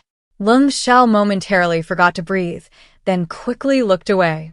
Undeterred by her initial setback, when Nuanyuan persisted, asking softly, How about 3 ways to prepare the fish tonight? Chopped chili fish head, salt and pepper fish bones, and pickled cabbage fish slices. Before Lung Sha could answer, Lung Yun beside her eagerly agreed. Great. I want some. Then she felt her older brother's icy gaze. Lung Yun lowered his head and shut his mouth, not daring to look again. When Nuanyuan, seeing her younger brother's fear of Lung Sha, struggled to suppress her laughter. There were others even more genuinely afraid than her. She continued, asking for his opinion. Do you want to? Lung Zhao's gaze was deep, his voice low and tender. Yes. After the little new year, when Nuanyuan counted down the days, calculating how many more days until her two little ones would be home. During this time, she considered her relationship with Lung Sha to be quite good, except for miscalculation. She originally thought that with Lung Zhao's talent having passed the imperial examinations 3 times in a row, memorizing the multiplication table would be a piece of cake. But the reality check came too quickly. He kept making mistakes, forcing her to patiently teach him again and again. Now her little brother had moved to his own room to do his homework, and she tutored Lung Sha one-on-one. When Nuanyuan silently complained to herself, luckily, Lung Sha lives in this era where writing is all that matters. If he were in my time, he'd definitely be unbalanced in his studies, and his exams would be disastrous. However, she only tutored Lung Sha in the afternoons each day. Their plan was for Lung Sha to go hunting in the mountain traps in the morning, while she stayed home preparing her necessities for a girl. This was only second to food in importance. She discovered that single-layer gauze was incredibly useful. Using only her mediocre skills in sewing beanbags and cross-stitch, she could sew nice strips, then stuff them with soft, sterilized, and dried cotton. Breathable, clean, and easy to wash, gauze was practically perfect. When Wanwan worried about not having time or water to wash it next year, or not being able to dry it properly, meaning she'd have to throw it away after use. So she made gauze whenever she had free time. With enough money, life could be quite comfortable. Provided, of course, with enough money. Sigh.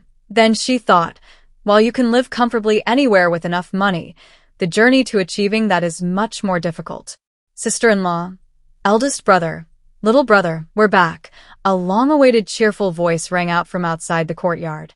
Nuanyuan excitedly put down her needlework and ran outside. Another small figure, always one step ahead, opened the courtyard gate first. Nuanyuan looked over. Not only Lung Tian, but Lung Qin was back too. Sister-in-law, the two called out respectfully at the same time. Nuanyuan's eyes welled up with tears. She quickly blinked, suppressing the tears, and stepped aside, saying, "It's snowing. It's warm inside. Come on in, and let's talk." After entering the room, she poured 2 cups of hot milk tea and handed them to the 2 little ones, saying, "I made this milk tea. It'll warm your stomachs." Lung Tian held the bamboo cup, grinning broadly. Lung Chen's eyes were slightly red. He looked down at the milk tea in his cup without speaking. Nuanyuan had 1,000 questions she wanted to ask, but she held them back with all her might. Lung Yun brought over stools, and the 4 of them sat around. Only after the 2 had calmed down did when Nuanyuan asked Lung Chen, "Didn't they say the pharmacy wouldn't close for the New Year holiday until the 27th? It's only the 25th today. How come you're back already? I should have cooked some of your favorite dishes earlier." "Sister-in-law, don't bother. We love whatever you make." Manager Sun said the weather this year has been unusual, with little rain or snow. It finally snowed today, so he brought back for the New Year holiday early. Maybe he can help out at home. I got up early to find my second brother. He can come home any time from his martial arts school. People from farther away have already gone back. Lung Chen's eyes were red, but she still explained clearly. "Sister-in-law, where's my eldest brother?" Lung Tian looked around but didn't see Lung Sha and asked. Lung Yun quickly replied, "Big brother went up the mountain to hunt." "I'll go find Big brother," Lung Tian exclaimed, about to get up, when Wanwan hurriedly gestured for him to sit down. "There hasn't been much snow lately. My younger brother said most people are up in the mountains. The mountain we usually hunt for food on has almost no game left. Your eldest brother goes to even more distant mountains every day. He should be back earlier if it snows. Why don't you wait at home?" Hearing this, Lung Tian sat down again, his dark eyes scanning the people around him with a hearty smile. Outside, snowflakes fluttered down. Inside, the charcoal fire burned brightly, making it as comfortable as spring. When Wanwan looked at Lung Tian and then at Lung Chen, commenting, "Big brother has gotten stronger," Second brother has grown taller. Are you settling in well? Yes, sister-in-law. I'm not good at reading and memorizing articles, but I can memorize the techniques of boxing and staff fighting after seeing them only once, and I can even break them down to counter them. Plus, I can hold a horse stance for over an hour. Lung Tian reported his progress nonchalantly. Nuan nodded with a smile. Her eldest brother had grown quite robust recently. Although the three children had lived and eaten together, while the other two had grown taller, her eldest brother had developed horizontally. It could only be attributed to different constitutions and absorption rates. Fortunately, boys don't necessarily strive for thinness or beauty. Being strong is actually quite good. And her eldest brother, who had been doing heavy physical labor for many years, found basic exercises like horse stance training, which might be impossible for her, effortless. Choosing the right path for development is very important. Second brother, how about you? How are you settling in? Are the other apprentices bullying you? Are you struggling to learn new things? Unlike her questions for Lung Tian, Nuanwan's questions for Lung Chen were particularly detailed. Of the three children, the eldest brother was the most oblivious. Even if someone was subtly implying something, he wouldn't notice. It was best to speak directly with him. The youngest brother was lively, cheerful, and quick-witted. People like that were generally good at not manipulating others, and even if he suffered a loss or was wronged, he could process it well without getting upset. Lung Chen was different. He was thoughtful and sensitive, and every word he uttered was carefully considered beforehand. Even casual remarks would be pondered and weighed over in his mind. Such a child was sensible and considerate, but also more vulnerable and needed careful care and love. Lung Chen thought for a moment, then chose the less serious words. At first, they were indeed a bit harsh on me, but I did everything they asked me to do, so they didn't have anything else to make things difficult for me. When Yuanyuan's heart ached slightly, and her brows furrowed unconsciously. Lung Chen keenly noticed this, and a smile spread across his face, his expression relaxed and cheerful. Don't worry, sister-in-law, I can handle it. Besides, I passed the old man's test a few days ago, and I'm memorizing the distribution leaflet now. A hint of pride appeared on Lung Chen's little face as he spoke, but he quickly realized this wasn't a good attitude, and hurriedly suppressed it. Nuanwan's lips curled into a smile. What an adorable child! She was already so capable and worthy of pride, yet she was cautiously trying to hide it. If it were her, she would have wanted to shout it from the rooftops to everyone around her. Oh, how did our China pass the old man's test? Nuanwan teased with a smile. Without even listening, she could guess that Lung Chen had either learned about herbs or passed an exam. However, she genuinely wanted to know about Lung Chen's life at the pharmacy. After all, the 9-year-old had to live alone, working part-time while studying. Since they lived far apart, she could only bring him food every few days. When he came home, she naturally wanted to chat and let him express his thoughts and feelings, including any grievances he had suffered. Looking at the 3 pairs of expectant eyes, Lung Chen slowly said, "The old gentleman is manager Sun's senior apprentice. He's very skilled in medicine. During the day, he sees patients, and after dark, he drinks tea in the inner room and then lectures us apprentices on medical books. I really enjoy listening." When Yuanyuan, Lung Tian, and Lung Yin listened intently, even forgetting to drink their snacks and tea. Lung Chen was a little nervous, unsure what to do with her hands. After straightening her expression, she continued.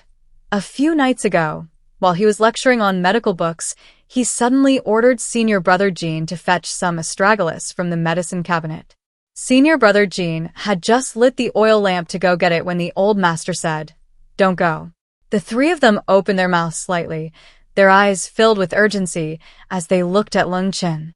The old master asked me to get it again, so I immediately went to the cabinet and got some astragalus.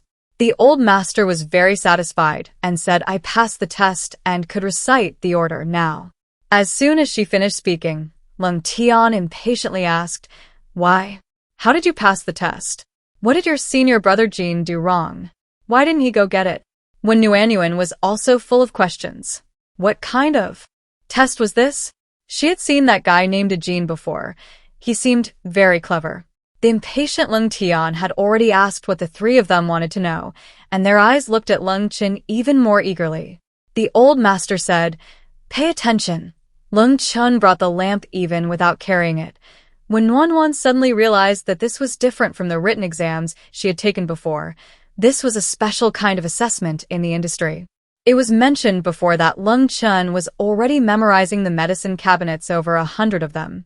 He had to memorize them flawlessly, even those with similar effects. This test must be his familiarity with the placement of herbs in the dark, a fundamental skill for a pharmacy apprentice.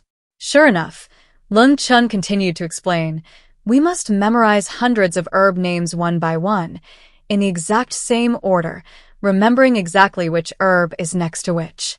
Only when we've memorized them perfectly, able to turn around and head straight to the medicine cabinet when we see a prescription, will the old master teach us the next skill."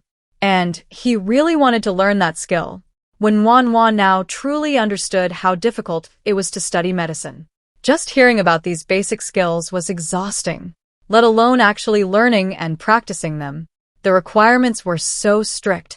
Recalling the surprised look on Manager Sun's face when he learned that Lung Chen could read, when Nuanyuan sighed, "No wonder Manager Sun said that to become a great doctor, you must first learn to read. Even if you can recite a prescription, you won't understand it if you can't read." Lung Chen nodded earnestly in agreement. Yes, senior brother Jean is also very hardworking. He was delayed because he couldn't read before and only started learning after going to Rangsentang. He does odd jobs, memorizes pharmacology, and studies reading at night. Luckily, I had my older brother to teach me to read, which saved me a lot of time. Wan didn't think Lung Chen's success was solely due to his literacy. He didn't even have time to talk to Lung Tian, who delivered the food, so it was easy to imagine how hard he worked to learn the next skill. "You're amazing! You passed the old man's test in just over 2 months. By the way, what does distributing flyers do?" These are prepared medicines available in pharmacies, whether imported or developed by Rangsentang itself. Each one has a sheet of paper on the back explaining its function and usage. You also need to identify the smell, shape, and texture of the herbs, memorize them, and gradually learn to prepare them yourself. Sister-in-law, although I don't know how to do these things yet, I discovered several particularly useful prepared medicines. I bought some this time. Maybe they'll come in handy. Lung Chen said, running to the bamboo basket he had brought back and taking them out, presenting them to a Nuanyuan. "Sister-in-law, please accept this." When Nuanyuan suddenly felt a warm glow in her heart, like drinking a cup of fine tea, making her feel comfortable all over. Deep down, she was an adult, and she saw the 3 little ones as delicate flower buds, always feeling they needed careful nurturing to grow up. They had suffered more hardships and trials at such a young age than she had, which made their sensible, considerate, diligent, and hard-working nature all the more endearing. Originally, she only wanted to be kind to them out of a desire for connections and protection, but after living together for so long, caring for and supporting each other, when Nuan had come to genuinely consider them her younger brothers. Sister-in-law doesn't know how to use them either, so please keep them. If you have any headaches, fevers, or stomach aches on the road, just tell her which pill to take. I've written everything on the wrappers. I'll prepare more for the road next year. Sister-in-law, please keep these for now. If you and your brother feel unwell at home, you can take them according to the instructions. The old gentleman also allowed me to bring back medical books to read. I probably won't be able to help much during this year's holiday. Lung Chen insisted on handing them over. Nuanyuan happily accepted the book, adding, "No need for help. Just focus on your studies. Your younger brother, your older brother, and I have almost finished preparing. We can just relax and have fun at home during this holiday." She had only glanced at the medical book Lung Chen had brought back and was already trembling. The characters were complex, which she could barely recognize, but when put together, she couldn't understand a single word. No wonder so many people abandon medicine for literature. The rigor and knowledge required would take years of intensive study. And even then, she might not be able to learn it. Fortunately, Lung Chen not only studied proactively, but also with great enthusiasm, truly redefining her understanding of ambition. If she had had this kind of ambition back then, Well, she still wouldn't have applied to medical school because she was a humanities student. She couldn't get in. Even if she could, she wouldn't apply. Neither traditional Chinese medicine nor Western medicine is easy. Just look at how much longer the undergraduate program is compared to other majors. The old gentleman said that once I've thoroughly studied these 3 medical books and can remember the general meridians and acupoints of the human body, he can privately teach me basic bone setting and acupuncture. I want to use these New Year's holidays to memorize them. Lung Chen's eyes lit up as she spoke. When Nuanyuan thought, no wonder Lung Chen is so enthusiastic. She has ideals and aspirations. Moreover, Lung Chen has clearly gained the old gentleman's appreciation. Indeed, everyone has their own destiny. There's no point in envying others. This is a good thing, and of course, she fully supports and cooperates. She can't be the one who holds him back. All right, you can stay in my room and read peacefully during the day. Your room is too crowded for reading. As for Lung Sha, let him move over there. He can write, that's enough. It's not like my younger brother needs to be a math whiz to do business. Besides, if my younger brother is like him, constantly making calculation errors, he might as well not be a businessman at all. He'd make a little money, but not enough to cover his losses, maybe even losing everything. Thank you, sister-in-law, Lung Chan said with a smile. Lung Tian looked over enviously. However, he knew he definitely couldn't do it. His staff techniques required an extremely spacious area to practice. Lung Yun pursed his lips, wanting to remind him, but not daring to. He had a vague feeling that his older brother might be unhappy. When Wan looked at Lung Chen with loving eyes, her mind focused on how to give him better nutrition. Looking at the younger brother who had been home for a while, his face had become rounder, and the older brother, who was absorbing nutrients, was growing stronger. Only Lung Chen, with his still delicate and youthful face, was much thinner than his younger brother. Although he had gained some weight, it wasn't enough. If he didn't gain enough, he might experience growing pains in the spring, affecting his height. When Wan thought for a moment and asked, how about barbecue for dinner? Naturally, she received unprecedented enthusiasm from the 3 little ones. When Wan happily went to the kitchen to prepare, Lung Yun and Lung Chen obediently followed to help. Peeking out to see that their eldest brother hadn't returned yet, Lung Tian cheerfully ran into the kitchen. When Lung Shao, carrying his prey, entered, the 3 main rooms were silent, except for bursts of laughter coming from the kitchen. Pushing open the kitchen door, Lung Shao was momentarily stunned, fearing this was a dream. Outside, a biting wind howled, the fierce north wind whipping up icy snowflakes that lashed and seeped in everywhere. The sky darkened, becoming both black and cold, but inside the small kitchen, it was warm and cozy. The floor was swept spotless, the firewood and charcoal were neatly stacked, the fire in the stove blazed brightly, and steam rose from the food. The 4 of them were busy with their tasks, chatting and laughing. Big brother. The 3 little ones stood up respectfully as soon as they saw him. Lung Shao nodded, his gaze falling on the smiling faces before him. You're back. Come warm yourself by the stove. Your clothes are a little damp. When Nuanyuan closed the kitchen door and urged Lung Shao to warm himself by the fire, Lung Shao said softly, the game hasn't been processed yet. I'll process it first before coming in. Big brother, I'll go prepare it. Lung Tian stood up without waiting for a reply. When Nuanyuan instructed, bring it in and tidy it up. It's too cold outside. Turning to Lung Shao, she said, we're having barbecue tonight. I thought you all have good appetites, and we might not have enough time, so I'll make a few side dishes first.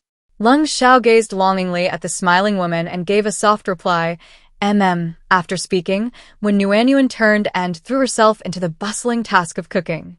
The hot dishes she prepared included garlic ribs and crispy fried salt and pepper fish. The cold dishes included braised beef slices, cold preserved egg salad, spicy and sour cucumber strips, and fried peanuts. She also cooked a double-portion preserved meat rice dish, each item generously portioned. She first roasted a whole honey-glazed roasted rabbit in a cute bear-shaped grill, then roasted the chicken wings and drumsticks, which take longer to cook. 3 small red clay stoves were placed on the table, surrounded by sliced pork belly, marinated squid, abalone scored with diagonal cuts, and various other ingredients such as shiitake mushrooms, enoki mushrooms, chives, tofu, potato slices, rice cakes, and glutinous rice cakes. Even when Wan, who frequently ate barbecue, felt it was an exceptionally lavish spread. When Wan prepared 5 small bowls of dipping sauce and brought them over, but something still felt missing.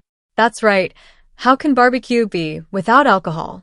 It has to be plum wine. She makes it herself. Every April and May, she buys plums online and makes her own plum wine, dividing it into small jars and storing them in the refrigerator.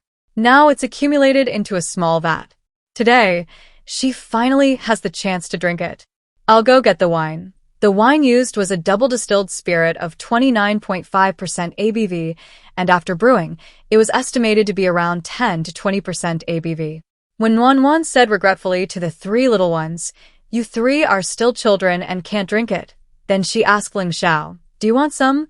When Wan thought it was because of the charcoal fire, because she saw Lung Zhao's usually cold eyes warm up, and his deep voice replied, "Okay." With someone to share, when Wan hurriedly poured Lung Sha a large glass, not forgetting to whisper boasting to him, "I used rouge plum, which is also a type of green plum, but it makes the flavor less astringent and more sweet. It's delicious." Lung Sha smiled slightly and clinked glasses with Wan. Hearing the gentle, warm voice beside him reciting, "The evening sky threatens snow. Shall we have a drink?" He thought, the snow has fallen, so naturally, he should have a drink. The pork belly sizzled on the hot plate, releasing its oil. The glutinous rice cakes on the grill were puffing up, golden brown. The homemade milk tea in the kettle bubbled and boiled. In the main room, nestled between 2 heated brick beds, the presence of 3 stoves kept the winter chill at bay. The 3 children had already removed their wolfskin jackets, wearing only their undershirts and cotton-padded coats, the cuffs rolled up high to avoid getting their sleeves dirty while grilling food or burning holes in them with stray embers. Lung Sha, having changed into a long cotton robe after returning with his prey, sat upright in the seat of honor, his eyes lowered in a serene expression. When Wan sat next to Lung Sha in the seat of honor, contentedly munching on a honey-glazed roasted rabbit leg. It was roasted by his younger brother and the others, crispy on the outside and tender on the inside, perfectly cooked. People by the lake are skilled at pickling salted duck eggs. Southerners make all sorts of preserved meats, while those in the mountains excel at hunting and roasting wild game. The natural environment has shaped their respective survival skills. "Would you like the other rabbit leg in the bowl?" When Nuanyuan asked Lung Sha softly, trying to negotiate. They had only roasted 1 rabbit, and without a word, they gave her both hind legs. She could definitely eat it, but she had to be understanding. They were so good to her, always putting the best parts on the table first, but she couldn't just shamelessly eat it all herself. "I'll eat it next time when they roast a whole rabbit," Lung Sha whispered. Well, that was out of the question. Based on her experience living with Lung Sha for so long, when Nuanyuan could already extract the key points from his words. Next time, roasted, whole rabbit, Lung Sha would only eat it if all 3 conditions were met. If it was braised, stewed, or just roasted, he would still only give it to her. This convoluted thought process, and his never-directed way of speaking if he's not suited for officialdom. Who is? When Nuanyuan, munching on a honey-glazed rabbit leg, inwardly grumbled. She finally understood why she felt so pressured being with Lung Sha. Having to analyze the meaning behind his words was exhausting. "The pork belly is ready. Big brother, give some to your wife," Lung Tian shouted loudly. Luckily, their house was at the very back, at the very edge, and even the nearest house in the front was some distance away. Otherwise, his loud voice would have been heard by everyone around them. Lung Yun, feeling confident in his grilling skills, urged, "Hurry up and eat. This batch of pork belly is cooked again." Lung Tian and Lung Yun worked together seamlessly, one adding food and the other flipping it, their efficiency remarkable. The remaining 3 could simply eat. When Nuanyuan stared at the towering pile of food in her bowl, all meat, she had planned on eating it wrapped in lettuce, as she had prepared plenty of vegetables to make it less greasy. But to her utter surprise, the two little ones were completely focused on the grilled meat. And Lung Sha, as if afraid she wouldn't be full if she didn't eat meat, piled all her food onto her plate. Well, without lettuce, she might not even finish the batches of pork belly still grilling, let alone the rest of the bowl. Lettuce really is the perfect partner for grilled meat. She shouldn't have neglected it, nor should she have looked down on it. What? I want to get some lettuce wraps with pork belly, but I can't just run to my room like I would to get some wine. The thought of going to the kitchen makes me cold. There are no vegetables kept in the room. To get food from the storeroom, she has to go herself. Keeping it from the two little ones is indeed inconvenient sometimes. I'll go with you. Manhwa nodded, told the three little ones, and then the two got up. Lung Sha went into the room first to get a cloak. After watching Manhwa put it on, he opened the door, and a biting wind rushed in, chilling her to the bone. Manhwa looked out into the yard. It had only been snowing all afternoon, but the snow was already ankle-deep, and large, fluffy snowflakes continued to fall from the sky without stopping. A good snow promises a good harvest. Hopefully, this heavy snow will prevent next year's drought from becoming too severe. Lung Zhao's tall figure silently stepped to the outside, imperceptibly shielding the shivering girl from the biting wind. Once inside the kitchen, he asked in a low voice, "You want to tell them?" When Manhwa looked at Lung Sha in surprise. She had only said those two sentences, yet Lung Sha could see through her hidden meaning. She was wrong before. Lung Sha not only had a convoluted thought process and a way of speaking that avoided direct answers, but he also possessed the ability to see into people's hearts. That was his truly terrifying and formidable quality. Fortunately, he was a friend, not an enemy, and working with a smart person was quite easy. Nguyen threw the question back at him, seeking his opinion. "Do you think we should tell my second and youngest brothers about the treasure? When would be a good time to tell them?" Lung Sha pondered. "It won't be easy to keep it a secret on the road next year, and even if we could, it would take a lot of effort and cause many inconveniences. It's not really necessary. They'll be 10 years old in a few days, not toddlers anymore.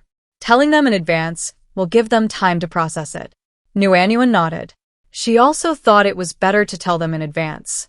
Otherwise, with the children in the small carriage, not only would it be difficult to explain how all their family's possessions could disappear or reappear, but it would also be hard to find an excuse for not having enough food for 3 meals a day. Besides, she really didn't want to be begging while sitting on a gold mine. Such a good refrigerator, such a useful storage room, and so much food prepared for so long it wouldn't be worth it to keep it from the two little ones and have to eat meager rations every day. Based on the few months she'd lived with the two little ones, their discretion was even more remarkable than hers, a person prone to curiosity and talkativeness. When Nguyen was quite reassured about them after a proper explanation. "I originally planned to tell them around the new year, but it seems like tomorrow will be better. I'll talk to them. I won't say too much, just that they can carry things and they can't mention it to anyone outside our family." Hearing that Lung Sha would personally tell the two little ones, when Nguyen felt a huge weight lifted from her heart. Keeping it from the two little ones all this time had been exhausting. She was terrified they'd ask questions, but thankfully they only asked once at first. Lung Sha and his younger brother told them to just focus on having food, and afterwards they both agreed not to ask again. Lung Yin was all right. Being a lively and outgoing person, even if he suspected something, he wouldn't overthink it. His personality meant he'd process it himself. Unlike Ling Qin, who was taciturn and kept everything bottled up inside, she was afraid of hurting herself or others. "Now it's all good," Lung Sha stepped in to explain, saving her the trouble of making up excuses. Feeling relieved and carefree, when Nguyen happily returned to the table, even the grilled meat in front of her seemed to smell better. "Little brother, try wrapping pork belly and lettuce with a spicy and sour cucumber strip." "Sister-in-law, this way of eating is so delicious." "Big brother, you guys should try it too." "Big brother, don't just focus on grilling, let me do it, you eat first." "I've eaten so much braised beef, I'm eating while grilling. My stomach is full." "Second brother, don't just drink milk tea, eat more meat and vegetables." "Milk tea is delicious. I'll make you more tomorrow, as much as you want every day." Lung Sha watched quietly from the side, a slight smile playing on his lips. His slender fingers, mimicking Wan's movements, wrapped pieces of pork belly dipped in sauce and a spicy cucumber strip in lettuce, occasionally feeding them to her. The atmosphere was lively and noisy, and Wan had no time to pay attention to Lung Sha. As the event neared its end, Wan looked at Lung Sha, sitting motionless and silent for a long time, his beautiful phoenix eyes dark and unfathomable, and she inwardly cried out in alarm. Lung Sha was drunk? Her distilled liquor was originally only 29.5 degrees, and after being infused with rouge plum, it would barely reach 20 degrees. How could Lung Sha be drunk? She had a cup too, and she was fine. Wan's mind was filled with questions, but when she saw the empty wine jug, she understood.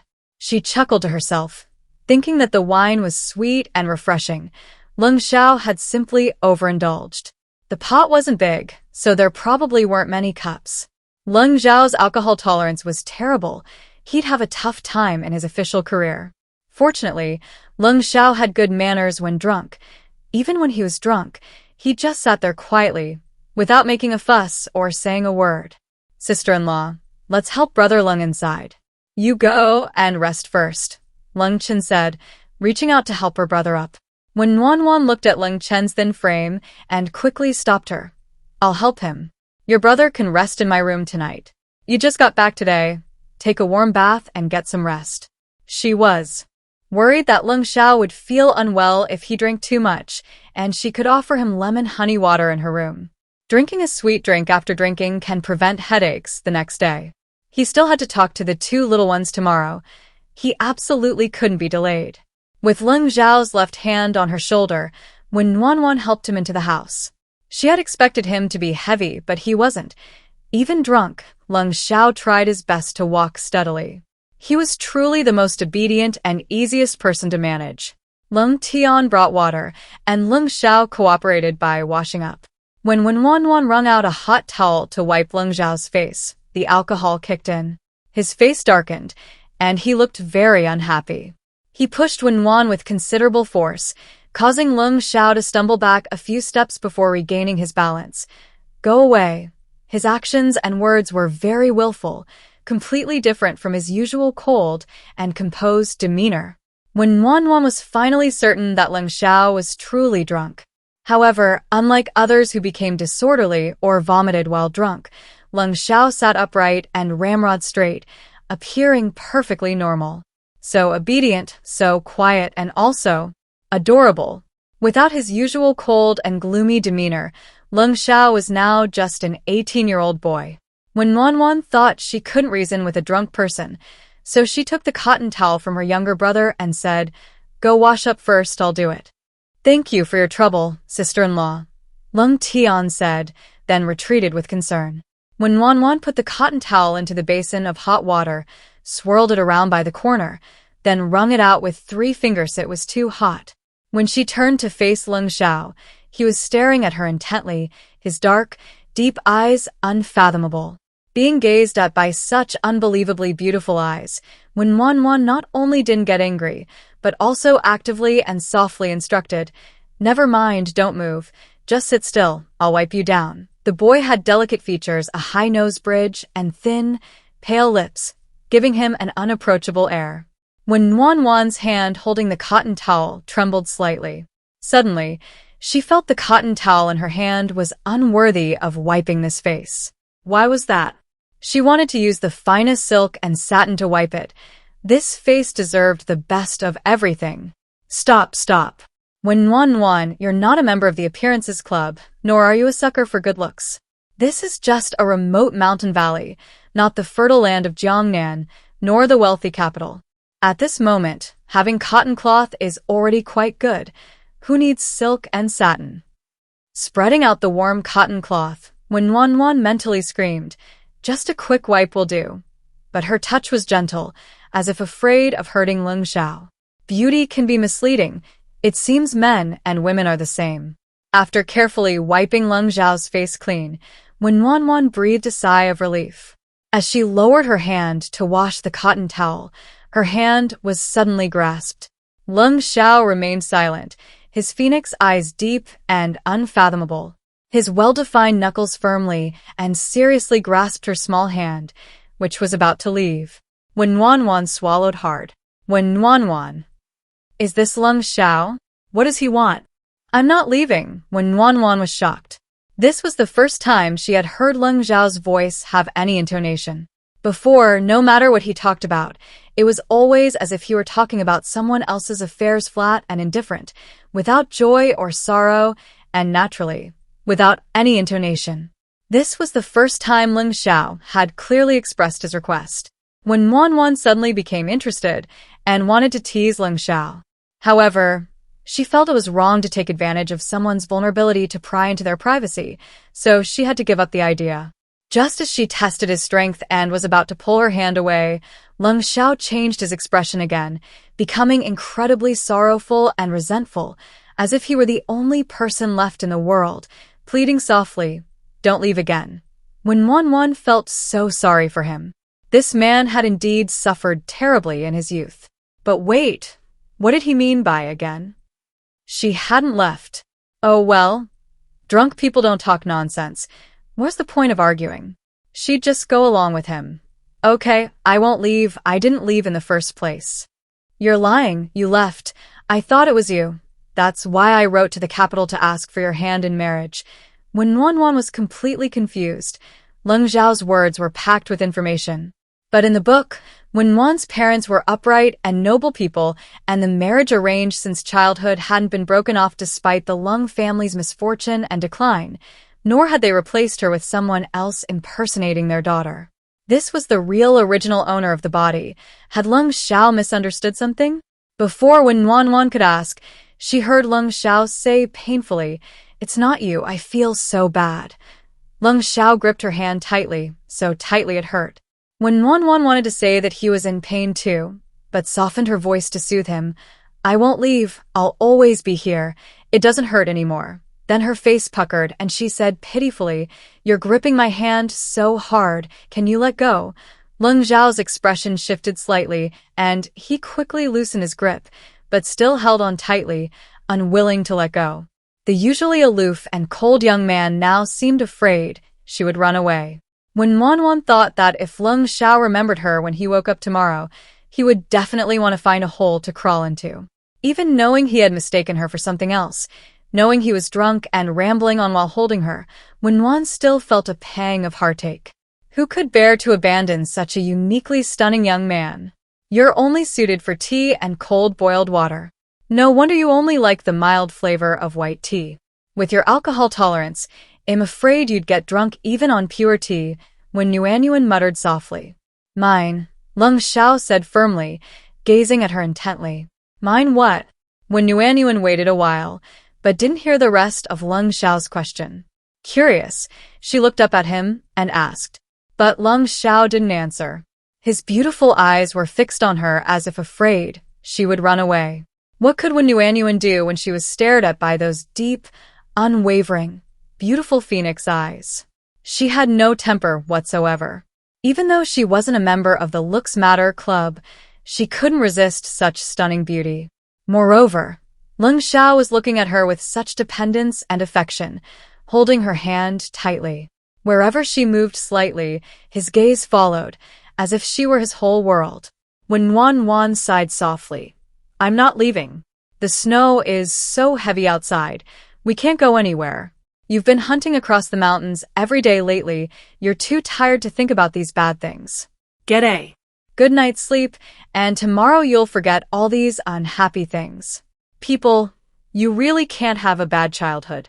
Now she completely understands the saying, "A good childhood heals a lifetime, a bad childhood takes a lifetime to heal." She used to think this was an exaggeration, but looking at Lung Sha, she realized it wasn't at all. Lung Sha seemed abandoned by someone. He seemed fine most of the time, but after drinking, all his past was exposed. But Lung Sha had grown up. He had endured all the hardships and trials of his childhood, both necessary and unnecessary. She couldn't change it, nor could she make up for it. He could only digest to himself. Lung Sha was extremely obedient. "Okay, go to sleep, when Wan was overjoyed. Finally, it was time to sleep. Her hands could be free. Lung Sha was incredibly strong. His hands weren't the fair, delicate hands of a scholar. Instead, they were long and slender, seemingly larger than any hand she'd ever seen. His skin was covered in fine scars, dry and rough. Holding tightly in such distinctly masculine hands, and gazed upon by his deep eyes as if they were his most precious treasure, when Yuanyuan knew Lung Sha was drunk, knew he was delirious, yet her heart still pounded uncontrollably. Sleep well. Go to sleep. When Yuanyuan urged softly. Just as she was about to back away, Lung Sha pulled her back, rolled her onto the Kong, heated brick bed, covered her with a quilt, blew out the candle, and lifted the quilt onto the bed all in one swift motion. So fast her mind hadn't even registered it before everything was done. When Yuanyuan's mind was still fuzzy, she tentatively called out, "Lung Sha." "You said sleep, rest," Lung Sha said, closing his eyes. Nuan was speechless, yet she felt a tightness in her chest, a feeling she couldn't release or swallow. She clearly meant for him to sleep alone, not to drag her to sleep with her. But arguing with a drunk person was pointless. Fortunately, Lung Sha was a very well-behaved sleeper, quiet and obedient, not fidgeting, grinding his teeth, or snoring. In the dimly lit room, only their soft breathing could be heard. Once the silence settled, Nuan finally had time to recall what Lung Sha had said while drunk, but after several repetitions, she couldn't make sense of it. This was Lung Zhao's private matter. Why was she paying so much attention? Besides, the original book was a male-oriented novel about the male protagonist focusing solely on his career, leveling up from humble beginnings to achieve immense wealth, power, influence, and countless beautiful women. Who wanted to delve into his inner feelings? It was just a trivial matter from before his rise to fame. If anything happened, it would only appear briefly in a flashback in the epilogue. Once she got to the capital, wouldn't it be better to focus on building her career and currying favor with powerful figures? Why bother digging into the secrets of a powerful official? That wasn't something she should know. Her hand was still tightly held by Lung Sha. Yuanyuan took deep breaths, repeatedly inhaling and exhaling, but couldn't calm down. She couldn't even turn over, staring dejectedly at the rooftop above. Until the sky began to lighten, she finally succumbed to sleepiness and drifted into a deep slumber. Lung Sha frowned slightly, opening his eyes and freezing in place, forgetting to breathe. Those once cool and aloof eyes were now churning with turmoil. His mind raced, replaying the events of last night.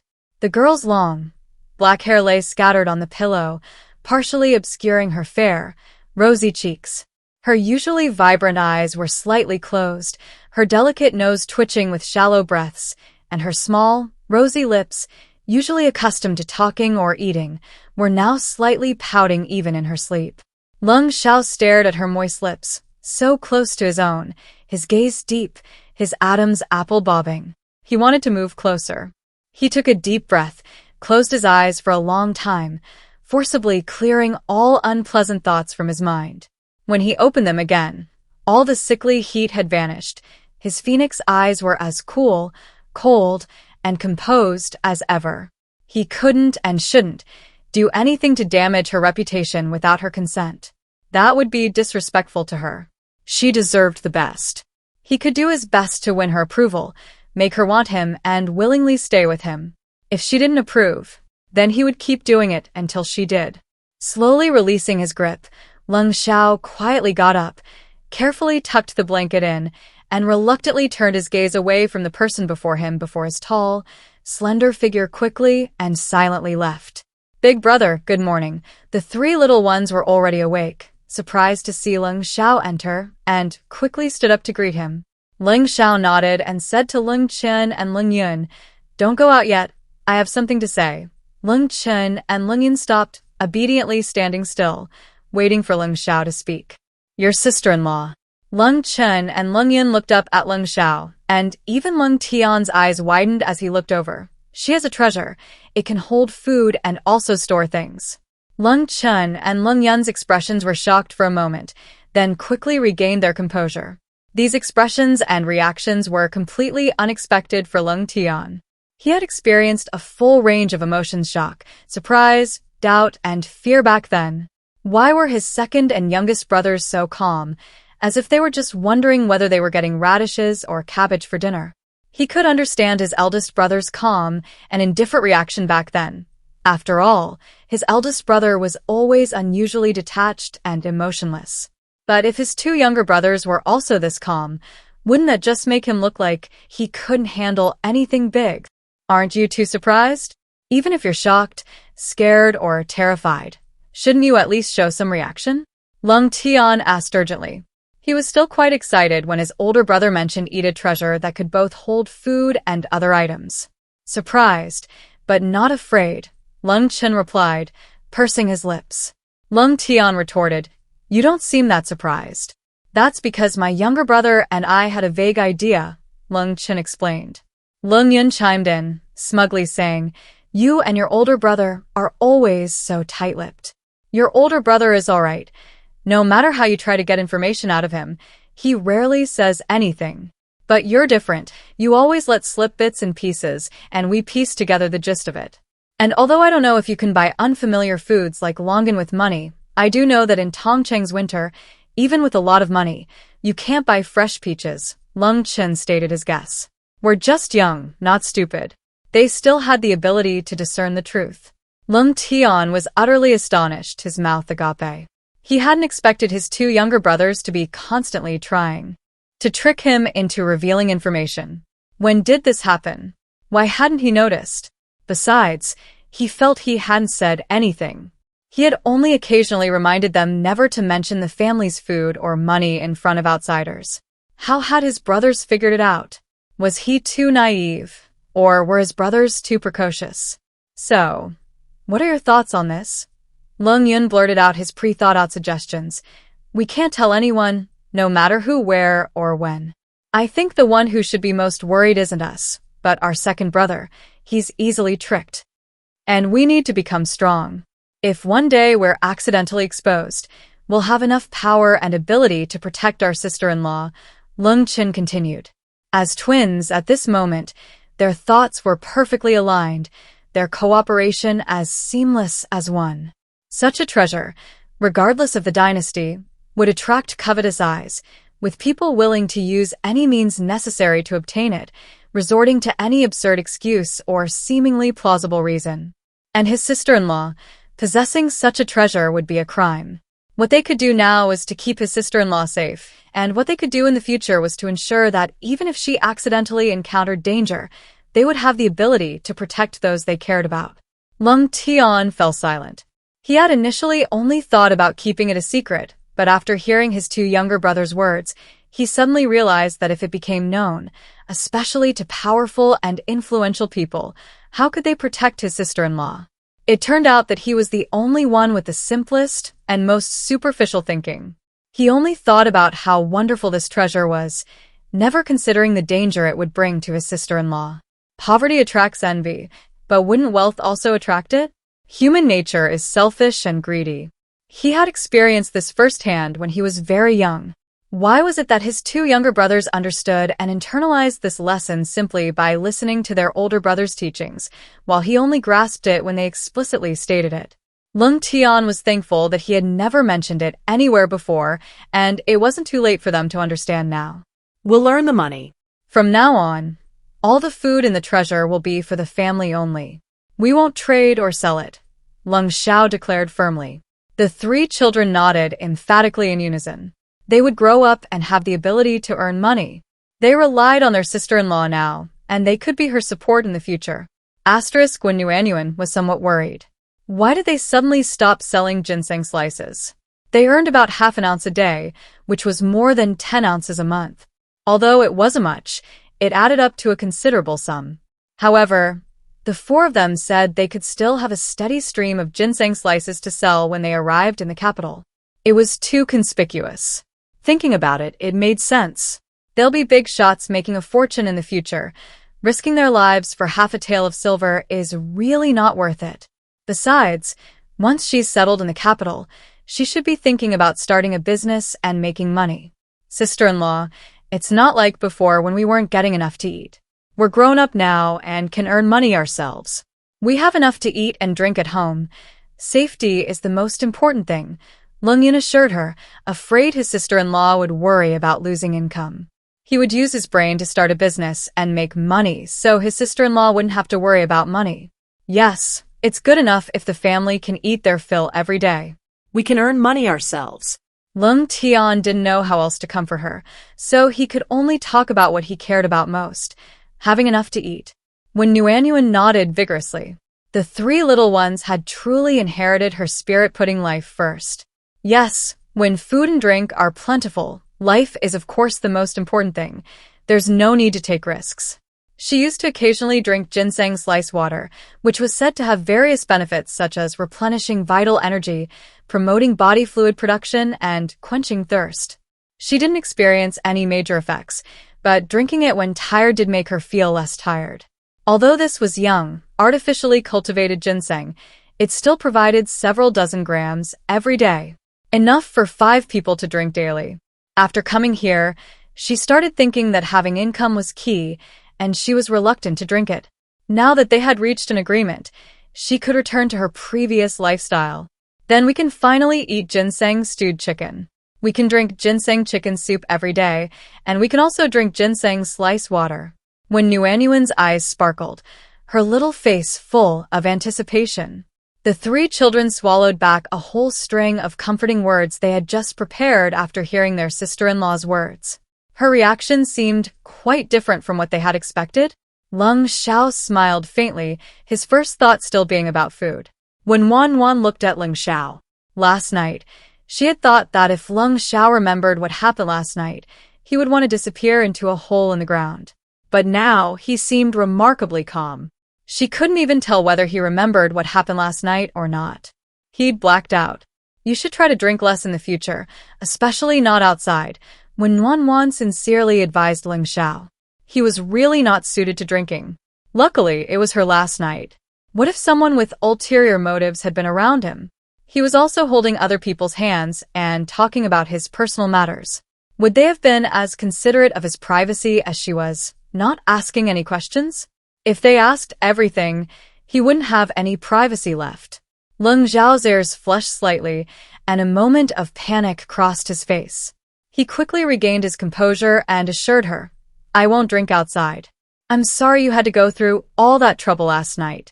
When Wan waved her hand dismissively, very magnanimously, not at all. You have excellent manners when you're drunk. You didn't make a fuss. She only said a few words that were difficult to understand. After observing her silently, Lung Sha felt a weight lift from his shoulders. The whole family knew about the refrigerator, and when Wan no longer hid her actions, becoming much faster, especially when collecting ice. Lung Chen and Lung Yun even helped fetch well water. Once it was frozen, they just needed to call her to collect it. The hay and fresh cabbages and radishes stored in the cellar were also moved to the storage room. The snow fell intermittently for several days, forcing Wan to stop her evening runs. She switched to 10 sets of the bunny hop each morning, noon, and evening, increasing the number as she became more comfortable. Other things can be slacked off, but physical training is absolutely out of the question. Endurance and speed are best left unused on the road. They might just be lifesavers if needed. Lung Yun switched to practicing boxing with Lung Tian, and Lung Chen would also get up early and practice a set, but they spent most of their time studying medical books. In the afternoons, when Wan would spend some time teaching Lung Chen how to write numbers and then remind him of their agreed-upon code words. In these fulfilling and joyful days, when Wan welcomed her first New Year here. As dawn broke, a series of booming sounds echoed throughout the village, one after another, continuous and unbroken. When Wan was awakened by the noise, she glanced at the window screen, which gleamed brightly in the snow. It had been snowing intermittently for days, the snow almost reaching her ankles. The worries that had weighed on the villagers' hearts had lessened considerably, and every household was preparing for the new year. The house was warm and cozy. The 4 people in that room must have been up early, boiling water and cooking. When Wan quickly got up, washed, and put on a set of light red traditional Chinese clothing. She then picked out her favorite translucent jade hairpin to style her hair. This jade hairpin was her most prized possession. She only wore it when going to town to make a show of it. Normally, when working at home or gathering vegetables in the mountains, she was afraid of damaging or losing it, so she never wore valuables. She was very serious about her work. Today, for the new year, things were different. New clothes and fine jewelry, a wish for good fortune in the coming year. Pushing open the main room door, a gust of cold wind rushed in, and when Nuanyuan, shrinking back, rushed into the kitchen. Big brother, little brother, why is there so much charcoal burning?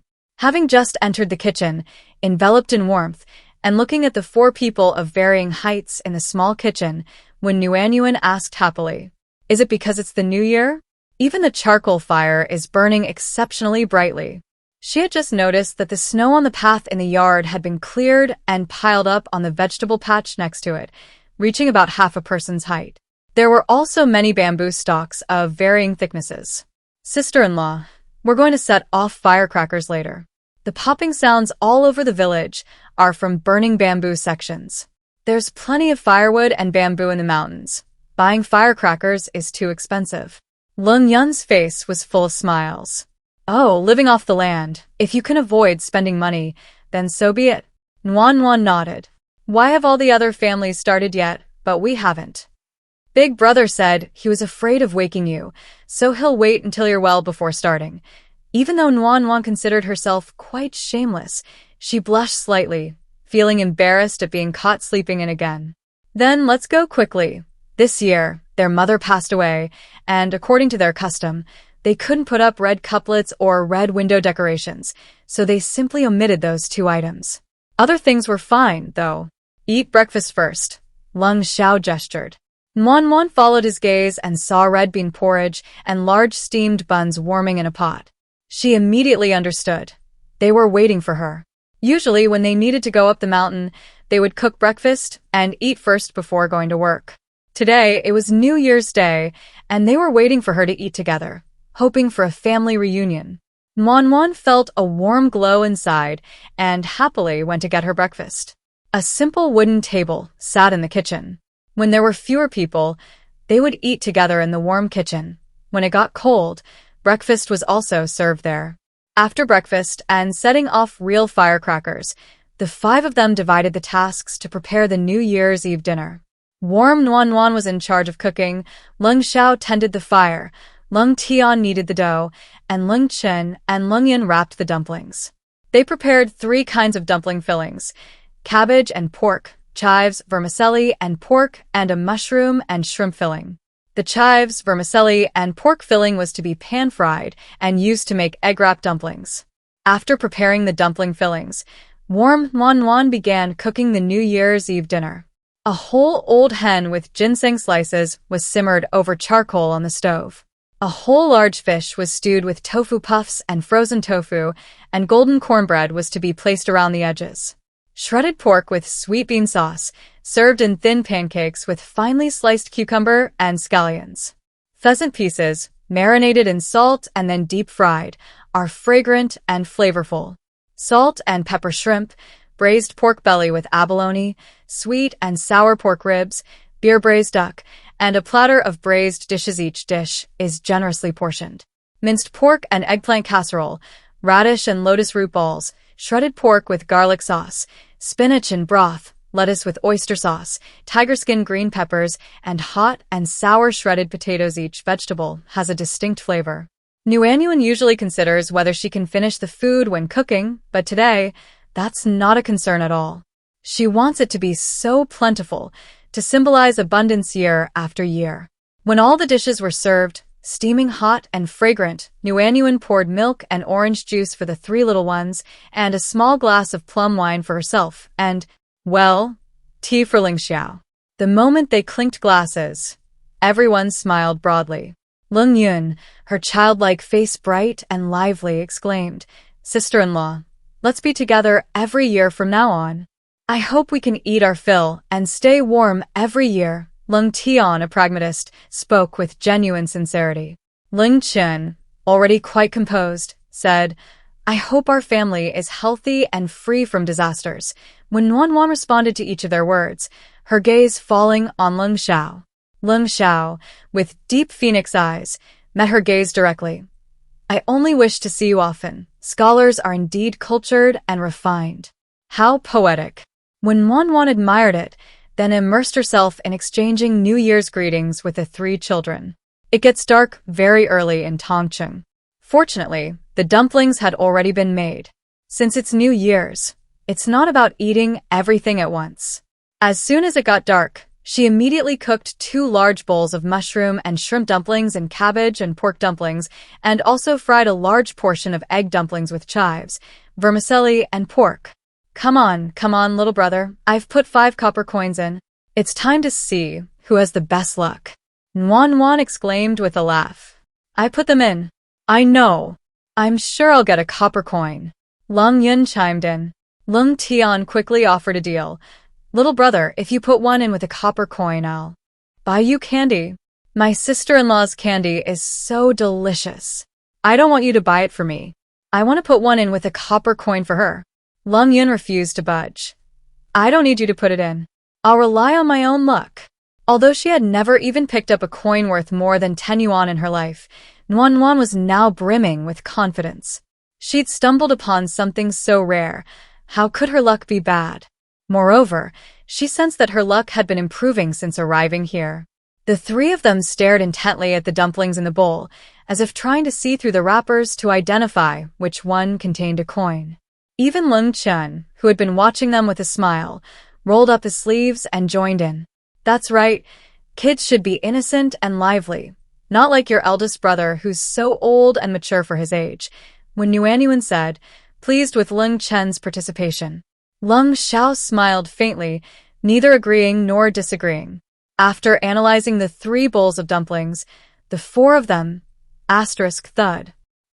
Lung Sha had found a coin. The room erupted in a noisy commotion. It's okay, there are still 4 left. When Nuan comforted the 3 children, while also reassuring herself, it's normal for someone with good luck to get the first one. Thud. Lung Sha bit into another coin. Don't panic, stay calm. There are still 3 left. Everyone eat quickly. Thump. It was Lung Sha again. Don't panic, it's really not a big problem, there are still 2 left. Thump. The children were on the verge of tears, their faces pitiful as they looked at Lung Sha. Big brother, please don't eat the last copper coin, okay? There's only 1 left. You have to give others a chance to survive. Originally, the 5 copper coins were meant for 1 coin each. They didn't know if Lung Sha was just incredibly lucky, or if they were just incredibly unlucky. But there were 4 of them. Surely they couldn't outnumber their big brother alone? No matter what, they refused to believe it. Yes, absolutely not. Lung Zhao's thin lips involuntarily curved into a slight smile. He sighed softly. I won't eat boiled dumplings, I'll eat fried dumplings. Good. You have good taste, when Nuan praised. Before she finished speaking, thud. Lung Sha bit into the last remaining copper coin. Nuan turned to Lung Chen and Lung Yun almost crying. Didn't you say there were no coins in the dumplings? Lung Chen and Lung Yun were also almost crying, raising their hands to prove there really weren't any coins. All 4 pairs of eyes were fixed on Lung Sha, their gazes burning as if they wanted to bore a hole through him. Lung Sha held up the half-eaten dumpling. This one is for cabbage and pork. I don't know how it ended up in the chives when we fried it together. Nuan was beyond crying. This male lead with such great fortune. She couldn't afford to mess with him. Turning around, she saw the 3 little ones were even more dejected than her. Kids, after all, pay more attention to these rituals. Lung Sha stood up and placed 4 coins in each of their hands, 1 for each of you. The smiles on the 4 faces immediately grew wider and wider. Sister-in-law, do you have any red string? I want to string them together and wear them around my neck. Can all 5 of us wear them? Lung Yun suggested expectantly. When Nuan looked up at the sky speechlessly. It was truly a childish ritual only children cared about. But seeing the others looking at her expectantly, and even Lung Sha not objecting, when Nuan hurriedly went into the room to get red ropes. The red ropes were too thin and easily broke, but luckily Lung Chen had weaving skills and braided 5 red ropes on the spot, attaching copper coins to them. Lung Sha carefully tied them for Wen Nuanyuan, even testing the tightness to make sure they wouldn't slip off. The others helped each other put them on. We 5 are one now. With a shared item, the 3 little ones were clearly happier. Wen Nuanyuan was indifferent. She had tried all these children's toys when she was little. When she turned her gaze to Lung Sha, she found that he, who was usually so nonchalant, was actually showing unusual interest. Young man, there are many more treasures waiting for you in the future. Don't worry about a small copper coin. After eating dumplings and staying up late to welcome the new year, Wen Nuanyuan took out her homemade, simple and unadorned money pouch. Time to give out New Year's money. 1 pouch for everyone. Everyone gets 1.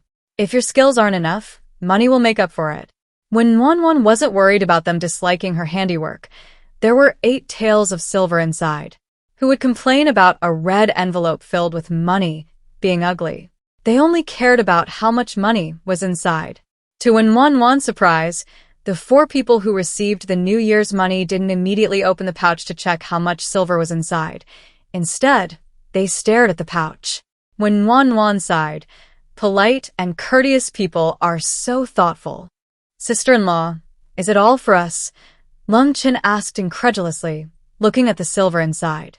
Warmly and sincerely said, yes, you can't keep all the money with me. You're all grown up now, and it'll be more convenient for you to have some money to buy things. This is your New Year's money. Just buy whatever you like. She only ever saved the New Year's money her grandmother secretly gave her each year. Her biggest childhood dream was to have a sum of money she could freely spend to buy notebooks, erasers, hair clips, or snacks from the little shop near the school gate. Now that she had the means, the wishes she couldn't fulfill as a child could be fulfilled by her 3 little ones. Last time, the money she gave them wasn't wasted. The eldest brother often went out and bought a lot of cornmeal and other grains, the second brother bought medicine, and the youngest brother saved it all. This time, warmly hoped they would use the New Year's money on themselves. Thank you, sister-in-law. The 3 little ones said loudly in unison, then neatly stuffed the money pouches into their clothes. Lung Sha did the same. Nuanyuan was quite pleased with the success of the money pouch. Surprisingly, no one complained about her clumsy needlework. This New Year's gift was a resounding success. Sister-in-law, this is for you, a New Year's gift. Lung Chen handed over a wooden hairpin with both hands. Nuanyuan looked at it. The auspicious cloud design was entirely black, polished exceptionally smooth, and she quickly and excitedly accepted it. Beautiful. Thank you. Most importantly, it's practical. She definitely couldn't wear jade or silver hairpins on the street next year. Otherwise, she'd be beckoning thieves with the message, look at me, I have money. This is what I prepared. Sister-in-law, this is for you. Lung Tian and Lung Yan also brought their New Year's gifts. Nuanyuan took them. Lung Yan's was a small hand warmer, and Lung Tian's was an embroidered handkerchief. Lung Sha also handed over his. It was an exquisite toothbrush, a long wooden handle with numerous tiny holes punched at one end, held clean horsehair in place by inserting it into the holes. It looked almost identical to the toothbrush she used to use. It's horsehair from the neck, very cleaned, Lung Sha explained. When Nuanyuan had always thought Lung Chen was good with his hands, but she hadn't expected Lung Sha to be even more capable. And she had only described it to Lung Sha once before, when she had nothing else to do, yet he had remembered it and could replicate it. Looking at the toothbrush, which was both aesthetically pleasing and practical, when Nuanyuan felt incredibly grateful. Thank you. She had never imagined they would prepare a New Year's gift, and receiving a gift felt even better than she had imagined. The Lung family had no relatives or friends here, so there was no need to visit relatives and friends during the Lunar New Year. They weren't very familiar with the villagers, so there was no need to make special trips. On the first day of the Lunar New Year, only a few children from the village, carrying cloth bags, shyly and nervously knocked on doors to offer their New Year's greetings. Nuanyuan took out handfuls of ordinary candies she'd bought in the city, earning countless sweet thanks. The children who hadn't come before no longer afraid, came over, their little faces red from the cold, shy yet expectant. A sweet smile spread across Nuanyuan's face as she happily attended to each child, reminding them to be careful on their way home. Lung Sha stood under the eaves, smiling gently. There weren't many families in the village and only a few children. After seeing the last group of children off, Nuanyuan changed into plain clothes, and the 5 of them trudged through the thick snow to kowtow at Lung's mother's grave. Eldest son Lung Sha and his wife, Nuanyuan, have come to visit mother. Once everything is settled, mother will be buried with father. Lung Sha knelt before his mother's grave, his back slightly bent, and kowtowed deeply. Nuanyuan followed suit, kowtowing deeply. Please rest assured, Lung Tian, Lung Chun, and Lung Yun knelt upright and also kowtowed heavily. Mother, don't worry in the afterlife. We will get better and better. They returned in silence. The days after the new year passed quickly. On the 2nd day of the 2nd lunar month, Lung Sha went to the academy to study. Lung Tian returned, and wild vegetables began to sprout on the mountain. Led by Lung Tian and Lung Yun, Nuanyuan dug up wild garlic, shepherd's purse, purslane, and iris. By the time they picked wild mustard greens, the river had receded, exposing the silt at the bottom of the riverbed. After picking dandelions, the river dried up completely. The sky was cloudless, and even the air was unusually dry. Since the heavy snowfall at the beginning of the Lunar New Year, only a light drizzle fell throughout the entire spring, barely enough to dampen the dust on the roads. And for nearly 2 months since the start of summer on April 5th, not a single drop of rain has fallen. Everyone in Tongqing longed for rain, for the torrential downpours and lightning of summer, but the sky above was vast and boundless. Not a single cloud could be seen, let alone a dark one. The wild vegetables and grasses on the mountains gradually turned yellow, withered and curled up, the soil cracked, and the small river in front of the Lung family's house had dried up and cracked, devoid of any water. The sun hung high in the sky every day, emitting blinding, scorching light. The air was so dry that everyone knows, throat, lips, skin was parched. The 3 of them, Nuan He, Lung Chen, and Lung Tian no longer poured the water they used for washing up outside. Instead, they sprinkled it on the floor of the room to increase the humidity, even if the effect was negligible. Little brother opened the door. Hearing Lung Yun rush towards the courtyard gate, Nuanyuan first poured a bowl of cool tea and brought it out of the room. The sun outside was still blazing, blindingly bright. Lung Tian, now quite robust, pulled his horse in, large beads of sweat rolling down his dark face, tanned from prolonged exposure to the scorching sun. Sister-in-law, Lung Tian greeted respectfully. Looking at her younger brother's sunburnt face, Nuanyuan, forgetting to inquire about the situation in the city, said with concern, "Drink some water first." Lung Tian took the cool tea and gulped it down. After Lung Yun, having settled the horses, arrived, the 3 sat on a long bench in the main room, waiting for Lung Tian to explain the current situation in and around Tongqing. Lung Tian wiped the sweat from his face with his sleeve, his expression anxious. People are everywhere. It's not just Tongqing that's suffering. The drought in the surrounding Yiyang and Shanyang counties is even worse than here. Massive numbers of refugees from those 2 counties are flooding into Tongqing. Tongqing is in complete chaos. There are already refugees? The corn and chestnuts have only just started to tassel. Can't they wait? Lung Yun's face also showed anxiety as she pressed on. Lung Tian shook his head. They can't wait. Here, they're still tasseling, but they've already dried up. It's said that in those 2 counties, rivers have dried up, wells have run dry, there's no grass in the fields, and the land is cracked for miles. Entire villages have no choice but to flee, taking their families and all their belongings. Nuanyuan's heart sank. Rivers dried up, wells ran dry, no grass in the fields, and the land was cracked for miles. Was that the impending tragedy for Tongqing? To be precise, it had already begun. The well used to hold enough water to fill a bucket, then it only held half, and now it only holds a shallow layer at the bottom. If the drought continues, the well will likely dry up completely. How desperate would it be to be without water? Have you seen your older brother? How's the water supply at the academy? What did he say? When Nuanyuan frowned, focusing on the key points. The three of them at home are all right. They've stored enough food and drink, so they're not worried. Lung Sha and Lung Chen are still away. It's always worrying when the family isn't together. I saw him. The academy still has drinking water. My brother told us to lock the doors and windows and to be vigilant at night. He said that although the disaster victims are now flocking to the city, he's worried that the refugees from Xiaobo might come here. There aren't many safe places anymore. Yes, several surrounding counties have been affected by the disaster. It's dangerous everywhere. Disaster and refugee uprisings could happen at any time. In Nuanyuan's warm memory, the worst drought in Chinese history lasted 7 years, primarily manifesting as drought in the north and flooding in the south, accompanied by famine, plague, and man-made disasters. After a major disaster comes a major epidemic. Fleeing was the right thing to do. However, the journey was incredibly difficult. Fortunately, she had a refrigerator, which she had previously stored full of food and water. Otherwise, with the seemingly endless drought, living here would have been utterly hopeless.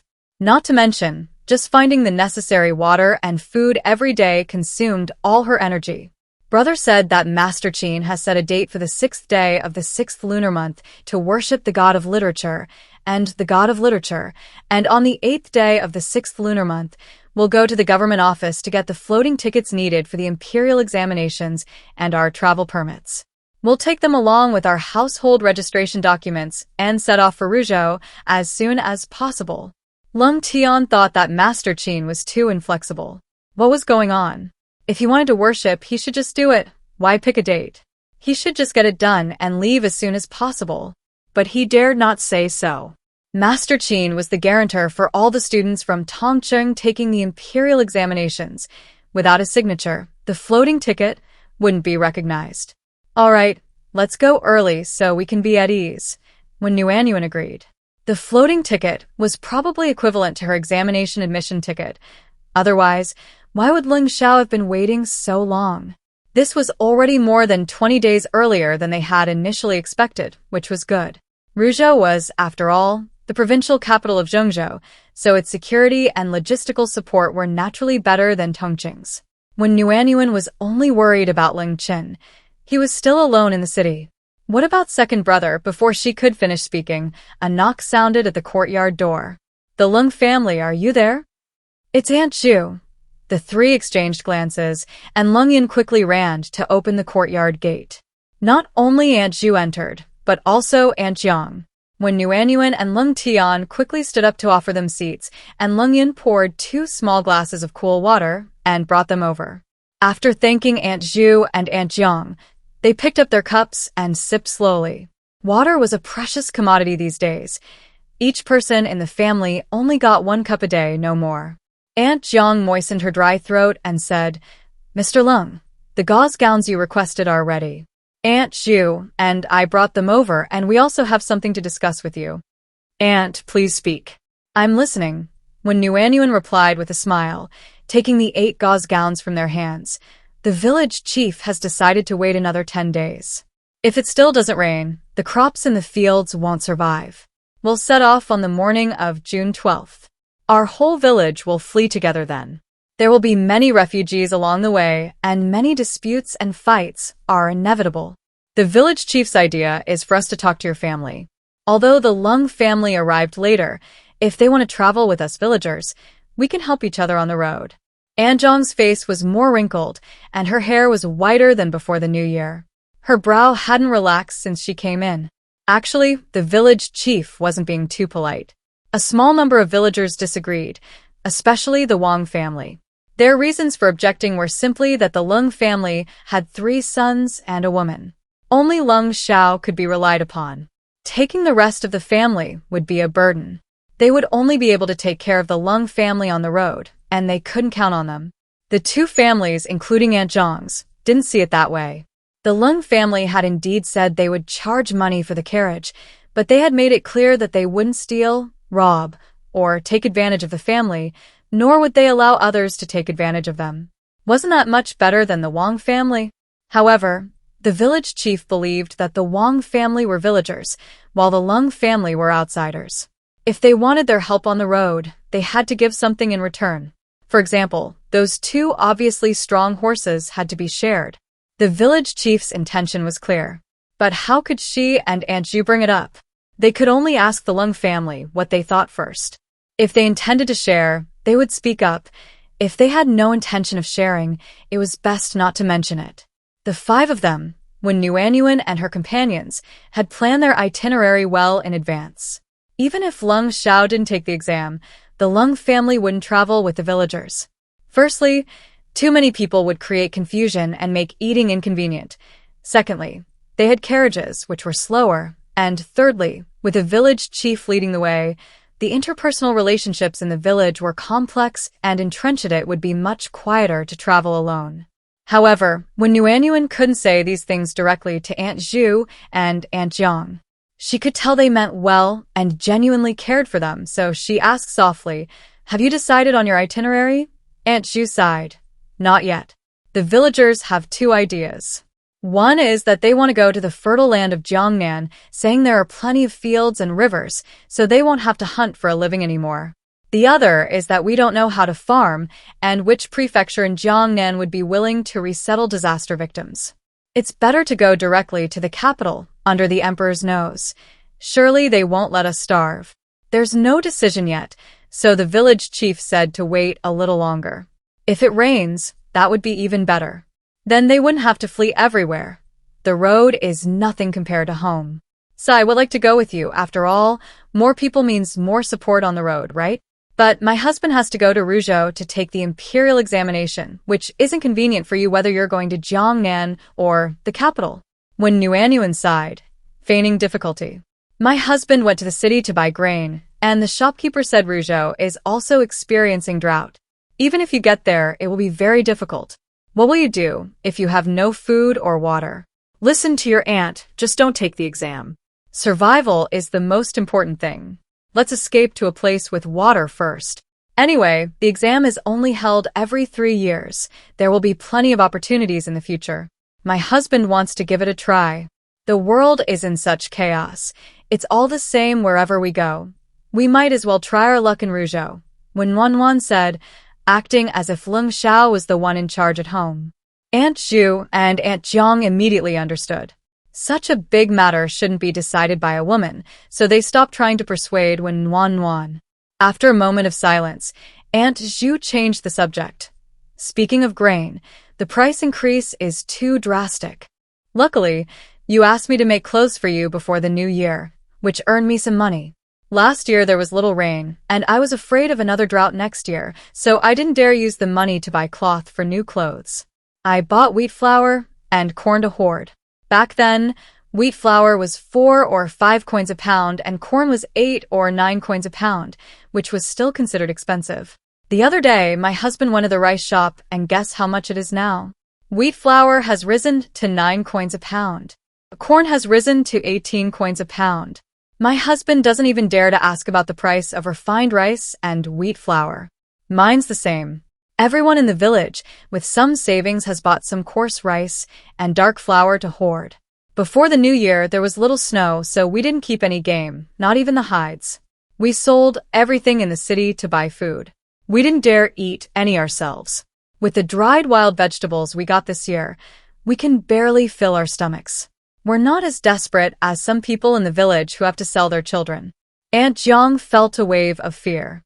Luckily, she had stocked up on some food before the new year. Otherwise, she really didn't know how she would survive.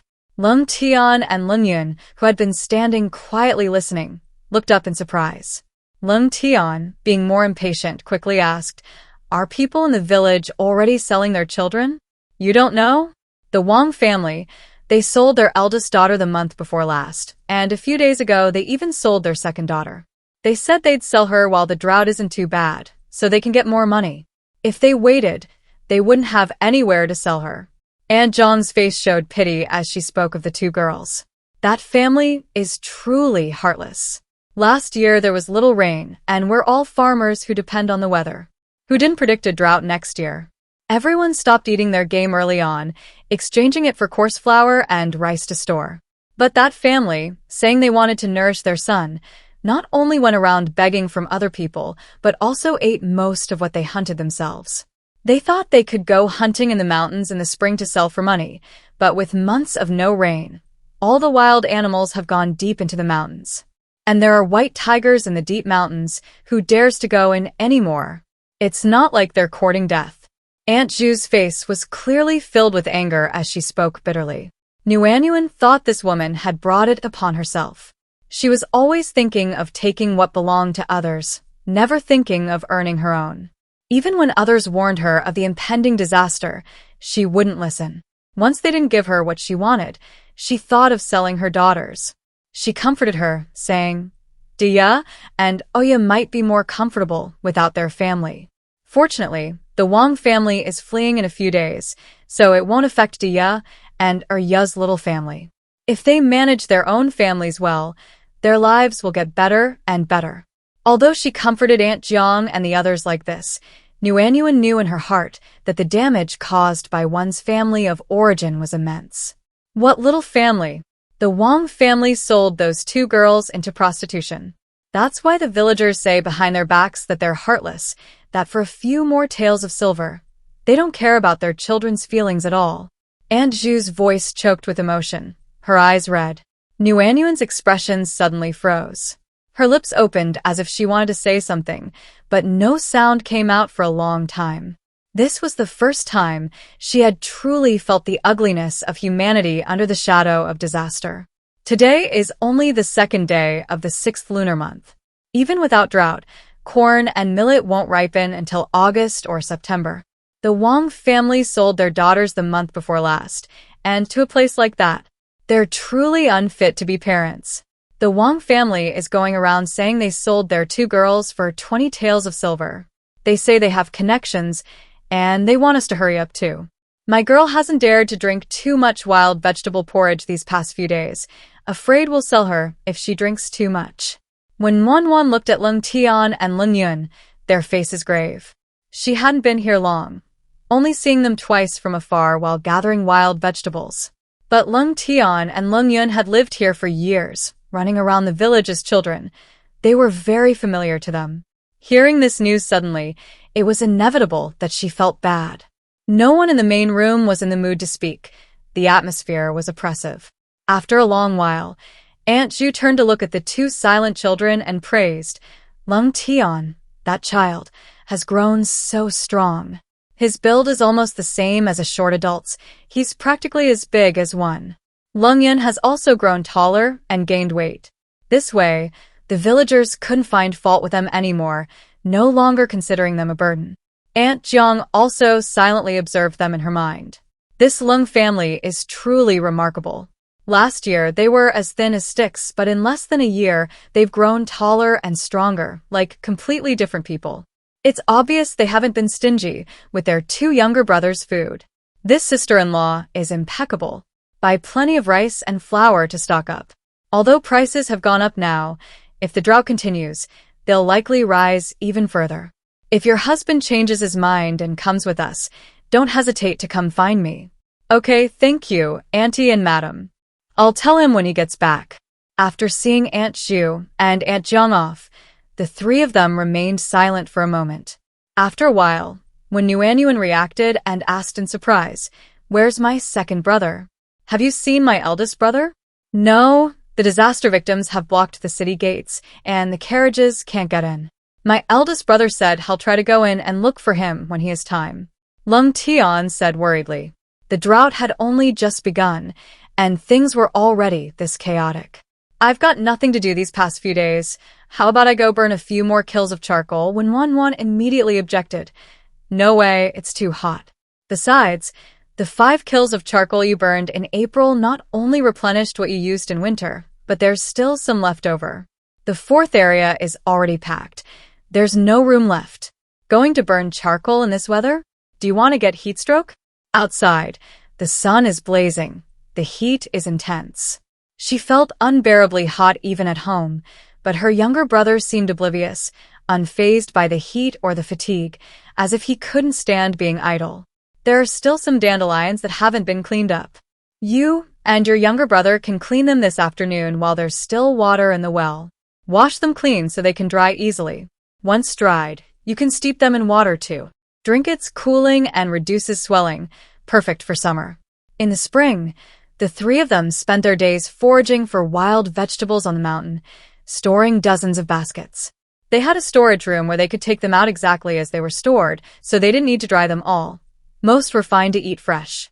Wild garlic and wild onions were prepared the same way, pickled and ready to eat. Purslane and shepherd's purse were blanched, made into a cold salad, and packed away. Shepherd's purse was chopped and mixed with pork, and several hundred shepherd's purse dumplings were made. Sow thistle was mixed with flour and cornmeal to make vegetable dumplings.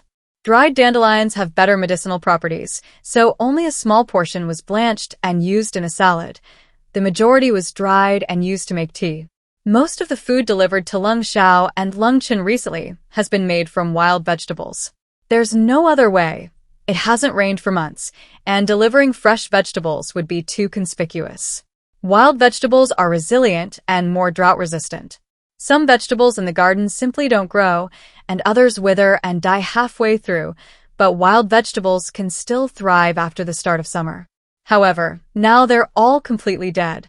Fortunately, Lung Sha and Lung Chen will be back soon. Otherwise, if I were to deliver fresh wild vegetables again in a while, it would still attract attention. Others are barely able to eat their fill of coarse bread and dark flour. How could you not notice if you had fresh vegetables? Okay. Having something to do actually calmed Lung Tian and Lung Yin down, especially preparing the ingredients. It was strangely reassuring.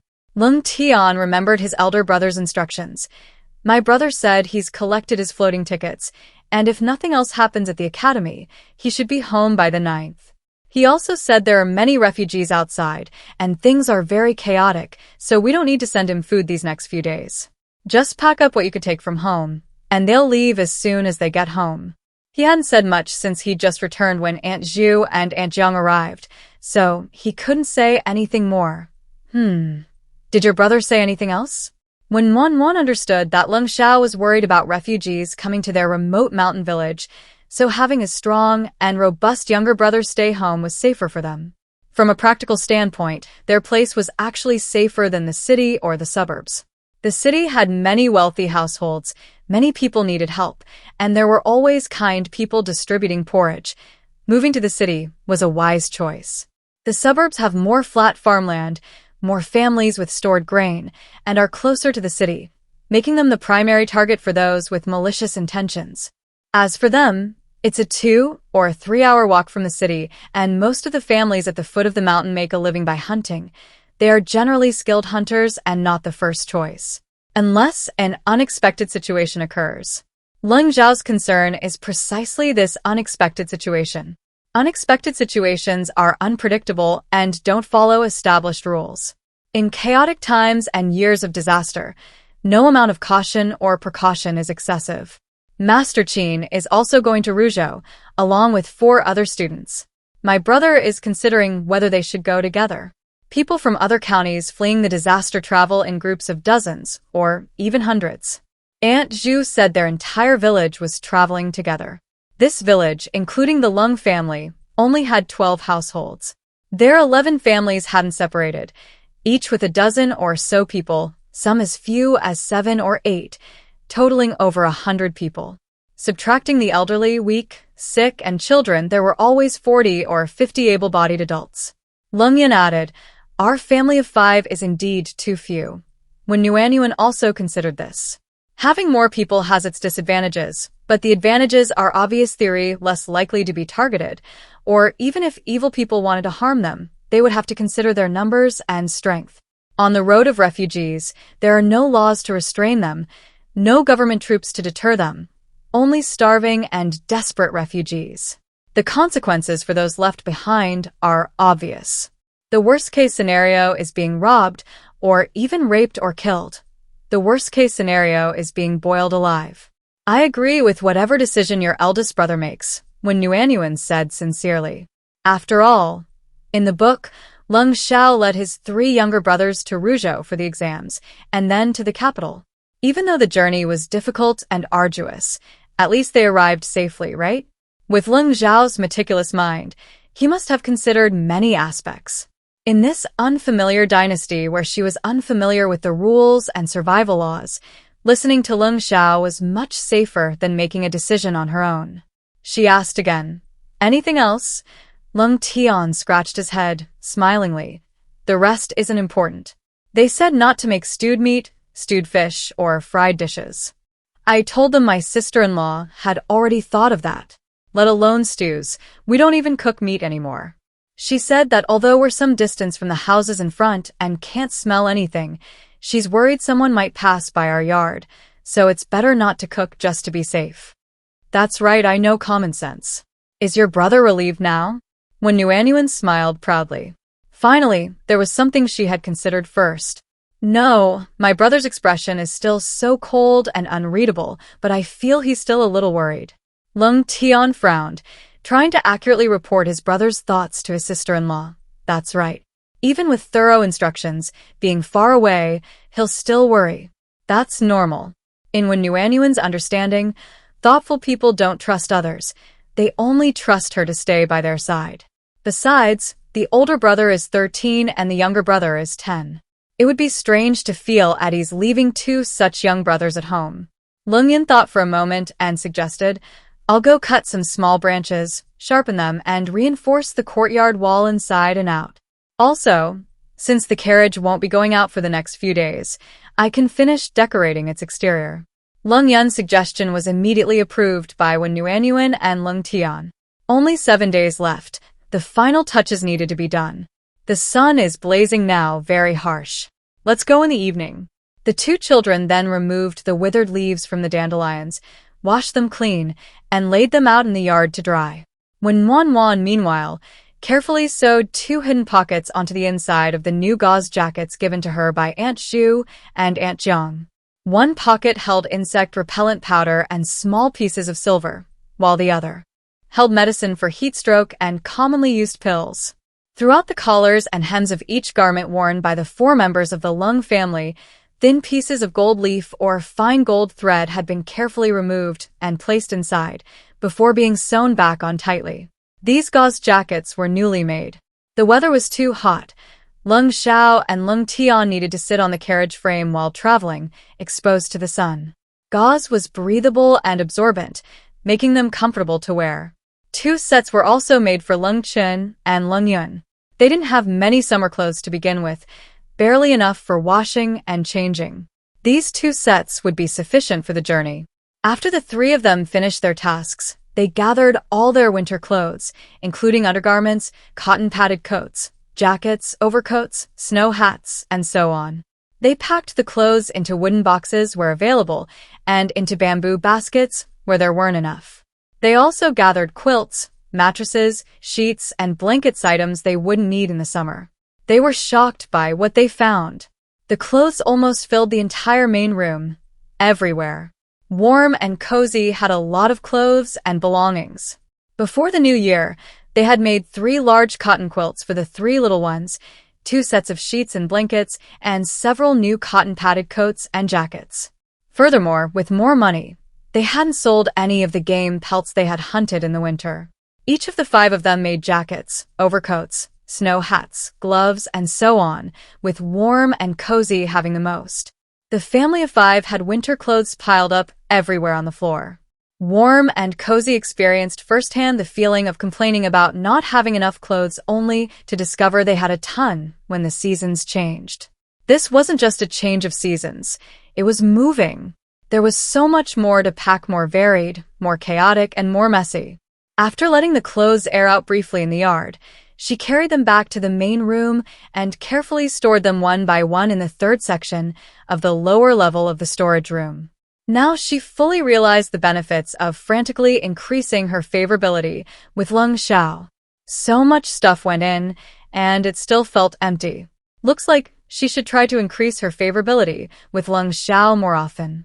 The constant notification sounds were so pleasant, and the spacious storage room was even more enjoyable to use. Lung Tian and Lung Yin watched in stunned silence as items disappeared one by one. No matter how many times they watched their sister-in-law pack, they still found it amazing. The sister-in-law said this treasure was called a refrigerator, and that's what people in her area used to store food. They didn't know what a refrigerator was, but this magical treasure allowed them to have a sufficient water supply, while others controlled their water intake. It also ensured they could eat their fill at every meal and bring all their belongings with them without having to discard anything. At the same time, it strengthened their resolve to never reveal its existence under any circumstances. A refrigerator that continuously supplied fresh and delicious food every day. If anyone knew about it, no one would know. Warm Nuan made a round, packing away the unused red clay stove, small iron pots and mesh panels, bathtub, wooden basin, bamboo baskets, and other miscellaneous items, leaving only the essentials. This way, when Lung Sha and Lung Chen returned, the 5 of them could travel light.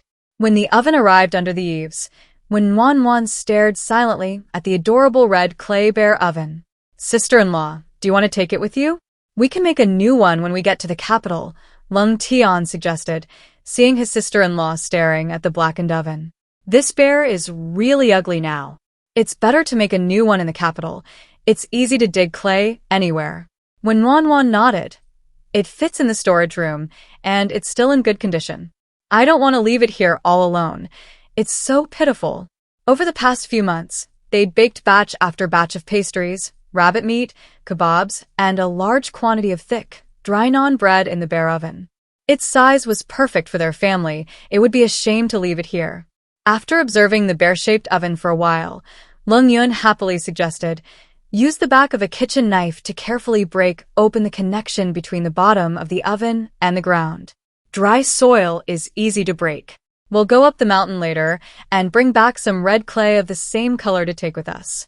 Once it settles down, we can mix it with some soil and apply it to the connection." Another great bear-shaped oven. When Yuanyuan was very satisfied. "Okay, I'll go get the kitchen knife." "Sister-in-law, I'll do it," Lung Tian said, running into the kitchen first to get the kitchen knife. He squatted down and deftly broke open the connection. What a capable worker! When Yuanyuan thought to herself. In the evening, Lung Tian cut down thin trees and carried back red clay. Lung Yun sat in the yard, sharpening each tree into a very sharp point, making them of varying lengths, and inserted them into the fence within a 3 or 4 meter radius. Even a skilled person jumping down from the fence couldn't avoid stepping on them. Dinner was early and simple. Boiled vegetables with rice cakes, served with braised beef from the refrigerator, a previously prepared mushroom sauce, and a cold salad of shepherd's purse. The 3 of them ate very contentedly. When Nuan absolutely loves wild vegetables, especially shepherd's purse.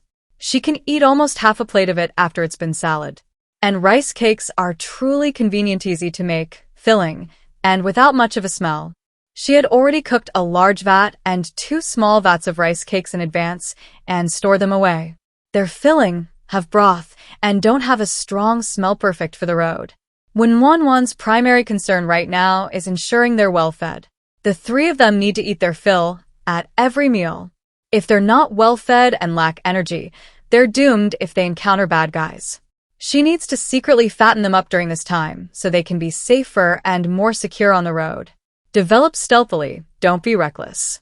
At night, the axe and machete were placed beside the Kong, heated brick bed, and the wooden stick made from the exceptionally sturdy wood Lung Tian had found in the mountains was always with him.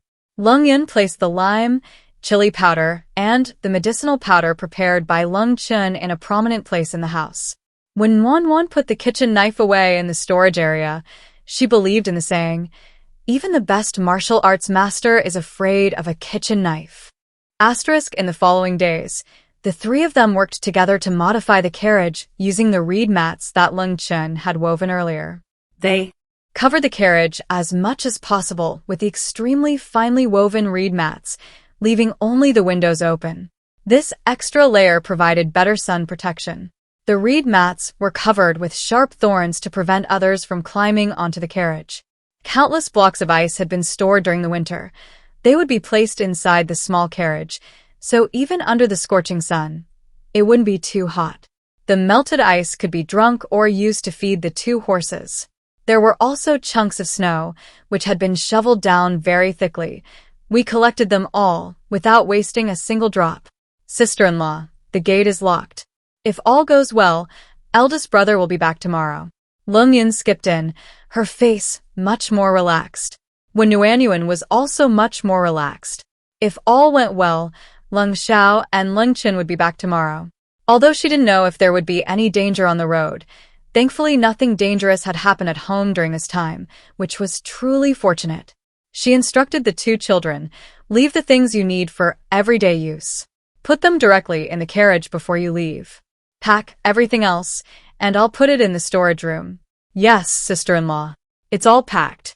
We're just waiting for eldest brother and the others to come back tomorrow. Lung Tian brought in a sharpened machete and axe. The three of them carefully checked the house inside and out, making sure nothing was missed, before entering the house. Lung Yun bolted the main room door. Wen Nuanyuan lay on the bed fully clothed. These past few days, they hadn't dared to sleep naked, fearing that refugees would come to rob them at night, and getting dressed would take too much time. Fortunately, she remained unharmed and showed no abnormalities, just as she had suspected.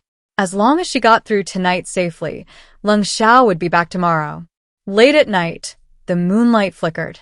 The sounds of barking dogs, screams, pleas, and fighting could be faintly heard. Suddenly, a scream rang out from the courtyard, almost within reach. When Nuanyuan awoke with a start. Her mind raced. The refugees had scaled the wall and broken in. She jumped out of bed, and before she could even put on her cloth shoes, she heard steady footsteps approaching the main room.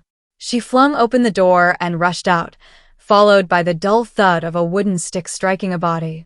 Nuanyuan didn't dare delay. Her body, nimble from months of diligent training, moved according to the scenario she had rehearsed countless times in her mind. She ran to the main room door, grabbed 2 cloth bags, and rushed into the courtyard. The moonlight was dim, shrouding the entire courtyard in a deep, dark gloom. In the courtyard, a gaunt, middle-aged man had been knocked unconscious by Lung Tian's blow. His straw sandals were pierced by sharp branches stuck upside down in the yard, and blood gushed from his soles. The sound of axes hacking at the courtyard gate echoed outside. Unable to wait for help from inside, the refugees gathered outside decided to force their way in. Charge! After a dozen violent blows, the wooden bolts and doorstops loosened, teetering on the brink of collapse, when they were forcefully pushed in. Several middle-aged men, wielding axes and machetes, rushed in first. Meanwhile, Lung Yun, having already seized the opportunity, stepped forward and preemptively pelted the intruders with a bag full of quicklime powder. The thick, pungent quicklime powder filled the air, inescapably entering the intruders' eyes, noses, hair, and skin, causing a cacophony of coughs and sneezes. Lung Tian, wielding a long wooden stick, followed closely behind, striking with precision. The stick seemed alive in his hands. With a hook, a flick, and a blunt blow, the axes and machetes in the hands of the first wave of refugees were knocked from their grasp in their panic, landing with just the right force against the sharp logs beside the courtyard wall. The difference in attack power and lethality between armed and unarmed refugees was immense. He couldn't allow the refugees following in to continuously replenish their weapons. The wooden sticks, crafted from carefully selected, sturdy timber from the mountains, struck with deadly accuracy, each blow aimed at the Fengqi acupoints on the heads of the swarming refugees. The martial arts master taught orthodox techniques, sparring skills, the gentleman's way of fighting. But he used something different. He spared no effort. Each strike aimed specifically at the Fengqi acupoints on the refugees' heads. Without exception, those struck fell unconscious. This was taught to him by his second brother, who watched him practice repeatedly on a wooden post the same height as an adult man. It was a quick and decisive move when facing multiple opponents. Though not a killing move, it was more effective than one. His sister-in-law and younger brother were behind him. If these refugees succeeded, what awaited the three of them would be nothing short of hell on earth. He had to win. Even if he died, he had to kill these intruders before he died. In the blink of an eye, 4 or 5 people in the front row fell, unconscious. All of this was done in one swift motion, in the blink of an eye, so fast that the enemy hadn't even reacted before several key fighters were lost. Those in the back had already retreated the instant the lime dust rose, guarding the courtyard entrance, waiting for their chance to strike. In the dim moonlight, the refugees' eyes were filled with anger, hatred, and the green light of hunger. Lung Tian gritted his teeth and retreated as well, using his stick to protect his elder sister-in-law and younger brother. The night was dark, and the blood sliding down Lung Tian's left hand was unseen. When Nuanyuan called out anxiously, "Brother?" "It's all right, sister-in-law," Lung Tian replied quickly, his dark eyes fixed on the refugees opposite him. Adding to the refugees who had been injured and knocked unconscious while scouting earlier, 6 robust refugees lay dead on the ground in the courtyard. Yet, at least 7 or 8 more remained guarding the gate. Men and women, all in their prime. Even the women were tall and strong, with menacing faces and fierce eyes. The drought had begun, and most people were conserving food, eating only 1 meal a day, becoming emaciated. But this group, apart from the skinny middle-aged man who had scouted earlier, wasn't thin at all. The cries, pleas for help, and wails of agony coming from other houses in the village could be clearly heard from inside the courtyard, each sound tinged with blood. This group was organized and premeditated. They had no compassion and were not ordinary farmers. The enemy still had 7 or 8 men, all strong and healthy. They had only managed to take advantage of the enemy's blind spot and underestimation of their strength when they rushed in, successfully, ambushing and capturing 5 of them. Now that the enemy is on high alert, and given the overwhelming disparity in numbers and strength, how can they possibly win? The hearts of the 3 sank simultaneously. Lung Sha was right. With such a significant difference in height, strength, and build, wielding a knife would be easy to have it snatched, making them even more dangerous. Even if their knives weren't taken, how could the 3 of them possibly fight against 5 enemies with knives and 3 with clubs? Even if Lung Tian could hold off 5 alone, could she and Lung Yun defeat the remaining 3 strong refugees, given that both sides had knives? And it was impossible for Lung Tian to hold off 5 alone.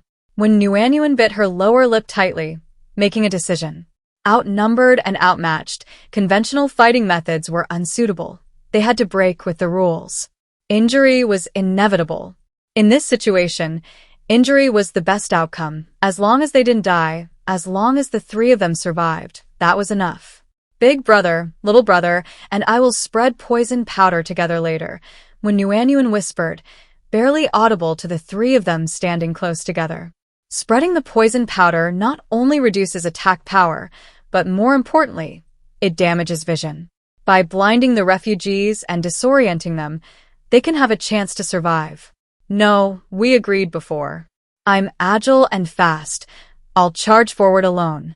Sister-in-law, you hold the knife behind us. With us blocking their way, they can't get through. Lung Yun panicked. The enemy still had knives. What if they injured his sister-in-law if they didn't retreat in time after spreading the powder? No, they still have knives. Lung Tian blurted out his objection. There are 8 of them. Little brother can't handle them alone. Don't worry about me getting hurt. In this situation, as long as we survive, that's all that matters. Even if they don't survive, they can't be wiped out. They have no choice but to fight. Previously, the thought of such scenes would send shivers down Wenwan's spine, but now, actually in that situation, her only thought was to take down as many as possible. Only by taking down 1 more could the 3 of them have a chance to survive. Wenwan whispered, "Little brother, you take care of the right side, and I'll take care of the left." Lung Yun wanted to persuade her further, but Wenwan stopped him with a look. The situation was on the verge of erupting. Both sides were determined to kill each other, and there was little time for objections.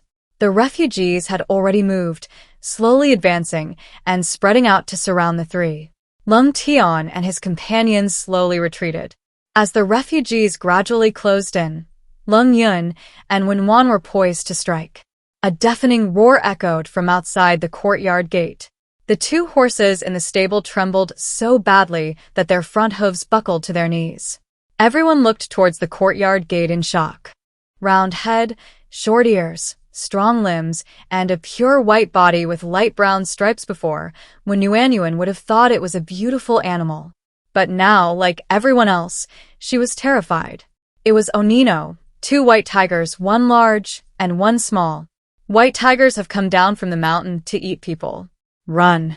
Someone among the refugees yelled, and no one paid any attention to the three of them anymore. They scattered in all directions. But there were brick houses blocking their way, two white tigers guarding their entrance, and the walls on both sides were densely covered with sharp wooden spikes. Where could they escape?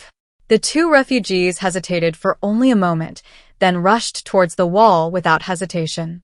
The spikes pierced their feet, drawing blood, but they ignored the pain, using their machetes to cut along the edge of the wall and climb over. The remaining refugees were only a fraction of a second too slow.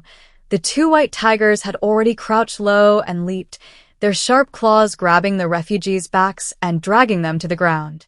But strangely, unlike what Wenwanwan had seen on animal documentaries, the two white tigers didn't bite the refugees' throats or break their necks until they died. They were alert and swift, moving almost silently. After pouncing on one and confirming it was incapacitated, they quickly pounced on another. But they only pounced, scratched, and didn't bite or eat. In an instant, blood flowed like a river in the Lung family courtyard, and terrified howls echoed through the forest. The three could no longer care about the refugees' plight. They watched as the two white tigers dispatched 6 tall, strong men in the blink of an eye. Except for 2 who escaped, the remaining 6 were all wiped out in a mere instant. Sister-in-law, did the white tiger come down the mountain to eat people? Are they planning to kill them first and then eat them slowly? Are we next? Lung Yun, who hadn't shown fear in front of the refugees, was now trembling with fear. When Nuanyuan's face drained of color, turning deathly pale. She had seen tigers before, but only from afar at the zoo. How could she see them this close? And watching 2 tigers hunt their prey. The entire yard wasn't even enough for their leaping distance. She had no doubt that the guide had said they could jump 5 or 6 meters. Facing the refugees, there might have been a chance of victory, but facing these 2 giant tigers, she knew what a true disparity in strength meant. The usually empty yard was now littered with refugees. Lung Tian, who had been knocked unconscious, was relatively better off, but those who had been knocked down by the white tiger were vomiting blood profusely. The weight of several hundred pounds falling with tremendous force would make anyone vomit blood. The way this death was so gruesome that when Nuanyuan wondered if the poison powder Lung Sha had concocted would be effective against the tiger. At the same time, she thought, even if it were effective, it wouldn't matter how could she possibly feed it in time, or even if it would swallow it. She decided to poison herself first. If the tiger dared to eat her, it would be avenged for her. After dealing with the refugees, the 2 white tigers stood in the courtyard, growling at Lung Tian. The 2 horses in the stable remained kneeling on their forelegs, emitting mournful natural subjugation of species. White ball, Lung Tian exclaimed in disbelief. When Nuanyuan snapped back to reality and looked over, Lung Yin also looked at the 2 white tigers. Is it really you? How did you get here? Lung Tian rushed over, as if seeing long-time friends. Surprisingly, the white tiger didn't attack Lung Tian. Instead, it let out a low growl. Like a greeting? When Wan let out a long sigh of relief, her heart easing slightly. Was this the little white tiger cub that Lung Sha had rescued? It had grown so much in just a few months. Then the larger one next to it must be its father or mother. When Wan guessed it was the mother based on the white tiger's mane. No wonder it recognized Lung Tian. Lung Sha was there when he rescued the white tiger. Lung Zhao's invincible protagonist aura was so useful. Wah, she never thought she could benefit from it too.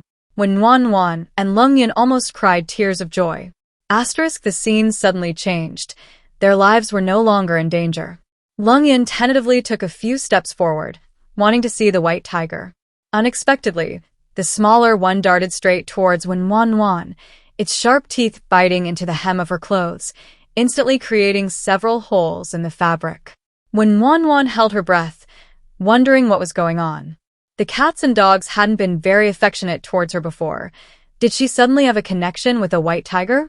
"Give it some braised beef," a low, hoarse voice said, clearly hurried and panicked. The words had barely left her lips when Lung Zhao's tall figure came rushing over. "Big brother," as if finding their anchor, Lung Tian and Lung Yun quickly ran towards Lung Sha. When Wan's heart, which had been pounding in her chest, finally settled, relaxing, she felt a lingering fear from the near-death experience, her legs trembling uncontrollably. Lung Sha caught her arm just in time, giving her support, and when Wan asked, "It eats braised beef? Shouldn't it be fresh?" "Well, at first I thought it was fate, but later I found out it was because my younger brother's basket contained ginseng and cakes, while mine contained braised beef," Lung Sha explained softly. When Nuanyuan didn't know how the little white tiger knew she had braised beef, but figuring that out wasn't the priority right now. She hurriedly took out the wooden basin containing the braised beef and carefully placed it in front of the little white tiger, her hands trembling. The little white tiger stopped tugging at Nuanyuan's clothes and obediently and quietly ate the braised beef in the basin. Lung Zhao's sinister phoenix eyes swept over the courtyard. When he reached Lung Tian, his face darkened. "Go inside and apply the medicine. These refugees deserve to die." Hearing Lung Zhao's words, when Nuanyuan and Lung Yun noticed the bright red blood on Lung Tian's left hand. With the refugee who had climbed over the wall and stabbed his foot there, they had assumed the lingering smell of blood was coming from the ground. Wan hurriedly rummaged through the storage room and found the herbal powder and clean gauze saved from Lung Zhao's back injury last year. "Little brother, come inside. I'll bandage you." "Sister-in-law, I'm coming," a small figure called out as it rushed in. Lung Chun had also returned, one faster than the other. Wan wanted to ask Ling Xiao why he hadn't returned by the 9th day of the lunar month, but instead rushed back in the middle of the night, and with Lung Chun no less. The city gates were already closed. How had Lung Chun gotten out? But the courtyard was littered with people coughing up blood and unconscious. 2 large white tigers, and her little brother was injured. It was definitely not the time for conversation. The 2 white tigers, one large and one small, were eating beef. The larger one glanced at them and then turned and walked away. Hey, little white tiger, your mom is gone?" When Wan reached out, unsure whether to call the big white tiger back or push the little white tiger over. She dared not do either and could only helplessly withdraw her hand. What was going on? The big white tiger just left like that. What about the little white tiger? Did they think it knew the way home and didn't need any care? Is this how animals raise their young? Although she felt it shouldn't be like this, when Wan really wanted to exclaim, "This mother is so carefree." After finishing the beef, the little white tiger strolled into the main room with its thick paw pads, found a spacious spot, and lay down. When Wan shocked her entire family. "The Lung family, are you all right?" The dozen or so people outside carrying torches were all villagers, each with some kind of injury. Fearing they would discover the little white tiger, when Nuanyuan and Lung Xiao went outside. Hearing the noise, Lung Tian and the other 2, who were already bandaged up inside, followed them out. They closed the main room door behind them.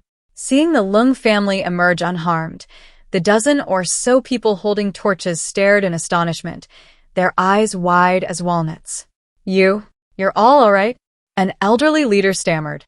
"Village chief, my left arm was slashed by the refugees." Lung Tian stepped forward, making sure the village chief and the villagers could clearly see the bandage wrapped around his left arm. With so many refugees breaking into the village and killing people, the fact that the Lung family was unharmed might make the other villagers resentful. "Lung Chun and I just arrived home. We didn't encounter the refugees directly, so we weren't injured," Lung Xiao explained calmly. Oh. The village chief's cloudy eyes quickly swept over the group, revealing his purpose. The tiger's roar scared away the thieving refugees. "We heard the sound coming from your area, so we thought we'd come and see if you'd encountered the tiger." "Hopefully not." Another villager, bruised and battered, hurriedly asked, The refugees came to your house too? How did you handle it? In this situation, it wasn't appropriate for Wenyuanyuan as a woman to speak. Even if she explained the situation, the conservative villagers present would likely ignore her and might even reprimand her for breaking the rules. Therefore, she clearly positioned herself as an overly frightened woman, consciously standing behind Lung Sha and listening. She wouldn't speak unless she stepped forward. Lung Tian's reaction time and language skills were weak, and Lung Shao and Lung Chen had just arrived home and didn't know the situation. The responsibility of explaining what happened naturally fell to Lung Yun. Fortunately, Lung Yun was quick-witted and succinctly recounted the events, only changing the ending. After those 2 white tigers killed the bandits, they left. We don't know where they went. We're scared and didn't dare chase after them. The villagers nodded. They wouldn't have dared to go after them either. They figured the white tigers had gone far away before daring to check on the Lung family's situation and immediately believed him. Thank goodness those 2 white tigers came down the mountain, otherwise our whole village would be finished. What happened? You encountered bandits too? I thought it was just our family. There were more than a dozen who attacked our house. Even if there were bandits there were fewer than us and you had more people. Unlike us, if it weren't for the white tigers, we might all be dead. Lung Yun perfectly conveyed his surprise, shock, and fear to the villagers. A villager with his arm wrapped in thick bandages, upon hearing Lung Yun's words, spat in hatred. There were 2 groups from our side, a dozen or 20 people in each group. It's all that scourge of the Wang family. If it weren't for that couple, how could our remote, dilapidated village have been targeted by these refugees? Our families are dead and injured. How are we supposed to survive in this year of famine? As he spoke, this resolute man, a seasoned hunter, broke down in tears. The Lung family remained silent. If Baihu hadn't arrived in time, they would probably be crying even louder now. In this chaotic year of famine, simply surviving was exhausting all their strength. When Wan huddled to the side, the Wang family? What did the refugees have to do with the Wang couple? The village chief sighed, the intermittent sobbing subsiding before he spoke. How many refugees have died or been injured here? It's almost dawn. I'll have my youngest son go to the county government and hopefully get some officials here to see how they're going to handle this. Everyone present knew that the only solution was to ignore the situation. With water and food shortages, even executions required first arresting the victims, imprisoning them, and reporting to the court for sentencing before execution in the autumn. How would they feed themselves in the meantime? During the previous refugee riots, those who could be killed on the spot were executed, and those who escaped were ignored. Shortage of manpower was one issue, but what good were the captured ones? The officials of Tongcheng were now turning a blind eye. What if the officials do nothing? If they let them go back and bring more refugees, we'll be left to die. I say they all deserve to die, but my poor eldest daughter. Another seriously injured man cried, unable to continue. Nonsense. The village chief shouted, turning to Lung Shao, tie up the refugees first, carry them to the village drying ground, and we'll talk about it after my son asks the official. Lung Shao lowered his eyes. All right, he said to the 4 men, there's blood in the yard. You wait for me here. Lung Chen stepped in front of him, calmly saying, my sister-in-law is frightened. Brother, you stay here with her. It's just tying people up. I learned a technique from the old doctor at the pharmacy. I'm the most suitable. He then said to Lung Tian and Lung Yun, who were about to help, I can manage alone. With that, Lung Chen quickly entered the yard, casually closing the gate. With a flick of his wrist, dazzling white silver needles appeared in his hand. Asterisk, will my second brother be all right in there alone? What if those bandits wake up and hurt him? Wenyuanyuan belatedly thought. After all, the bandits who rushed in with axes were only knocked unconscious. Their strength would be largely unaffected upon waking. Was it dangerous to leave Lung Chen alone inside? It's all right. Tying him up will be quick. Lung Shao reassured him softly. Even if they woke up, they wouldn't be able to harm anyone again. Lung Tian and Wenyuanyuan had the same thought. He knew the force he'd used meant he wouldn't wake up quickly, but it's always better to be safe than sorry. Yes, I'll go in and keep watch. Lung Yin looked at his older brother, realizing something, and quickly pulled Lung Tian back. Your arm is injured. Of course you need to rest. Otherwise, how will you drive on the road? Just then, the courtyard gate opened again, and Lung Chen politely said, He's tied up. I'll need your help to carry him. The villagers, naturally, weren't polite to the bandits. They haphazardly threw them onto a cart, which was then pulled by horses to the drying ground. What couldn't fit on the cart was dragged along by foot. They'd crammed everything they could into the storage room. There were no more important items left. The 5 of them headed towards the villagers' homes. Their main goal was to find out why the refugees had attacked their remote, dilapidated village.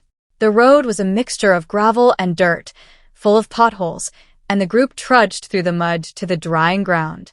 From afar, they could see children, women, and the elderly surrounding a low, mud brick house. Given the devastating tragedy that had befallen the village, it seemed no one was in the mood for sleep. As when Nuanyuan approached, she saw the familiar Aunt Jiang, several familiar young women, and heard sobbing and wailing coming from a courtyard surrounded by withered branches. Lung family, you've come, Aunt Jiang called out, her face somber. When Nuanyuan peered into the small courtyard simply surrounded by withered branches, an elderly woman with disheveled hair was wailing uncontrollably, cradling a blood-soaked child. The loss of her child was heartbreaking, but strangely, none of the bystanders offered any comfort. Aunt Jiang, who is this? What happened? Who else could it be? It's that heartless Wang family. They sold Sonia again on the 4th day. They said they only needed a son to carry on the family line, and they got 8 taels of silver. They were beaming with joy the whole way, as if they wanted everyone to know. But these vagrants tricked them into revealing everything, even letting them know they had 20 taels from selling Daya and Area. Aunt Jiang cursed angrily. This information came from the vagrants they had caught. They've been scouting the place these past few days. They split into 3 groups. The largest group went straight to their house, and another group went to the village chief's house, probably because the village chief's house looks more impressive. Nuan understood why another group of people had gone to their house. The Lung family's house was a brick and tile structure, standing alone on the edge of the village, making them seem like a wealthy family in the village. A villager who had returned with them said, The Lung family is clever. They reinforced the wall with many spikes. The scout who climbed over was immediately injured and screamed, giving the people inside time to prepare. Yes, the village chief's wrinkled face was full of regret. My family didn't set any traps. After the people who climbed over the wall came in, they opened the gate and rushed in. Otherwise my wife wouldn't have died. Turning to the Wang family, his eyes were fierce. The Wang family is heartless. They've brought great disaster to the village. We absolutely won't take them with us when we flee. Lung Sha, if you want to come with us, that's fine too. Lung Sha bowed slightly. I've already made arrangements with Master Qin. I wouldn't dare trouble you. The village chief was speechless, and after a long while, he sighed at the 2 strong horses. When Nuanyuan realized just how effective her trap had been. If the person scaling the wall had quietly opened the gate and let the group of refugees in, and they had swarmed in, what would have awaited the 3 of them but total annihilation? They truly couldn't afford to be careless in any aspect. Being overly cautious was never too much. Aunt Jiang sighed. Luckily, the village chief has many family members. The Wang family isn't so lucky. His parents-in-law, son, and niece died tragically. His brother-in-law and sister-in-law were injured, and they swore never to associate with them again. Wang's husband is also seriously injured and probably won't survive the day. Then isn't only Aunt Wang left? Lung Tian bluntly asked. We initially thought it was pitiful that she lost her son and husband, all 3 of her daughters sold into that kind of place. But listen to what she's wailing about. The group looked towards the dilapidated courtyard. The sky was beginning to lighten, and Granny Wang, looking dazed, muttered to herself, If only Sonia hadn't been sold. Even if my son died, I could find a son-in-law, and even after I die, I could enjoy the family line. When Nuanyuan felt an even heavier weight of resentment. This woman was truly incorrigible, selfish and self-serving, beyond redemption. She sold her daughters, harming her parents, son, nieces, and the entire village. Instead of repenting, she only thought of her own benefit. Indeed, every pitiful person has their hateful side. She doesn't deserve any sympathy. It's just that the entire village suffered a devastating blow because of her. Stay away from immoral people, or you might get struck by lightning. When Nuanyuan now deeply understood this, an old woman with disheveled hair was still repeatedly chanting incense in the courtyard, but the onlookers, having lost interest, gradually dispersed. Many bandits lay sprawled on the dirt path of the drying yard, half dead from being beaten. After throwing the bandits from the Lung family's courtyard onto the path, the 5 men and 2 horses made their way home in the dim light of dawn. Many people had died in the village. Along the way, there were cries and wails from the houses they passed, and the weathered faces were all etched with sorrow. Life is truly bitter, and everyone has their own suffering. Upon arriving home, Lung Chen and Lung Yun began to clean the yard. There were many traces of blood from the bandits' vomit on the ground. Water was scarce, and washing was pointless. They simply shoveled the blood and dirt away with shovels and threw it far away. As they prepared to leave, unsure if they would ever return in their lifetime, they cleaned and tidied the place they had lived in for so many years before leaving, as a memento. "Go inside and get some sleep?" Lung Sha asked, head bowed. When Nuan shook her head. After everything that had happened, she had no desire to sleep. "I'll make breakfast first." She simply cooked a pot of millet porridge, served with Korean-style braised eggs. The 5 of them finished eating just as dawn broke. "Big brother, why are you 2 back so late?" Lung Tian asked, remembering what his older brother had told the village chief, adding, "You said you were with Master Qin. Is that true? Or were you just saying that to appease the village chief?" Lung Chun explained first. "Big brother went to the county office yesterday to get the travel permits and passes. After he finished, he came back and asked me to go to his academy to rest. We were planning to come back early this morning. But last night we both felt uneasy, and it got worse, so we hurriedly got up and set off back. Luckily, the white tiger came, otherwise—" The ominous words were cut short, but everyone understood what followed. Their gazes unconsciously fell on the sleeping white tiger cub. The white tiger cub was curled up on the floor of the main room, still lazily sleeping. When Nuanyuan muttered, "It doesn't seem to have any intention of going to find its mother." That sounds a bit like scolding a tiger." "Never mind. Don't worry about the details." Lung Sha said calmly, "I was originally planning to come back and hear your opinions, but after this incident, I think I'll go with Master Qin." After last night, the 4 of them shared the same thought. This group only has 14 people. What if there were 40? What would they do if they were outnumbered and alone? Going to Rujo with Master Qin and his group would provide some help even if they were targeted by refugees. Therefore, upon hearing Lung Zhao's decision, the 4 unanimously agreed without objection. After speaking, Lung Shao took out several sheets of paper from his pocket and handed them to a Nuanyuan. "These are our travel permits and household registration documents. There's also a marriage certificate." He had them all processed at the county office yesterday. He hadn't cared before, but now he did. When Nuanyuan excitedly took them, and Lung Tian and Lung Yun also craned their necks to look. The first one was the travel permit, just as when Nuanyuan had guessed her examination admission ticket. There were no photographs from this dynasty. The paper meticulously recorded Lung Zhao's height, complexion, beard, and the presence or absence of moles and blemishes, his most distinctive features. When Wan joked, "These can all be faked, right? It's easy to find someone to take the exam for you, isn't it?" Lung Shao glanced at her, pursed his lips, and said, "Look at the back." When Wan flipped it over and saw, "Guaranteed by the imperial scholar Qin Linxian." The 3 of them stared at Lung Shao with wide, inquisitive eyes. Lung Shao sighed softly and explained helplessly, "There are 2 types of guarantees. One is for the 5 candidates taking the exam at the same time to vouch for each other. The other is for the imperial scholar to vouch for you. If there is any cheating during the application or the exam, the imperial scholar will be implicated and the candidate will face imprisonment, potentially even affecting their family and clan. That's a heavy punishment." The law of collective responsibility is terrifying. The 5 of us could have used the first option, but Master Chin was worried that if one of us couldn't go, the remaining 4 would be affected, so he proactively suggested the second option. When Nuanyuan felt a surge of admiration. This Master Chin truly possessed high moral character, willingly taking risks for his students.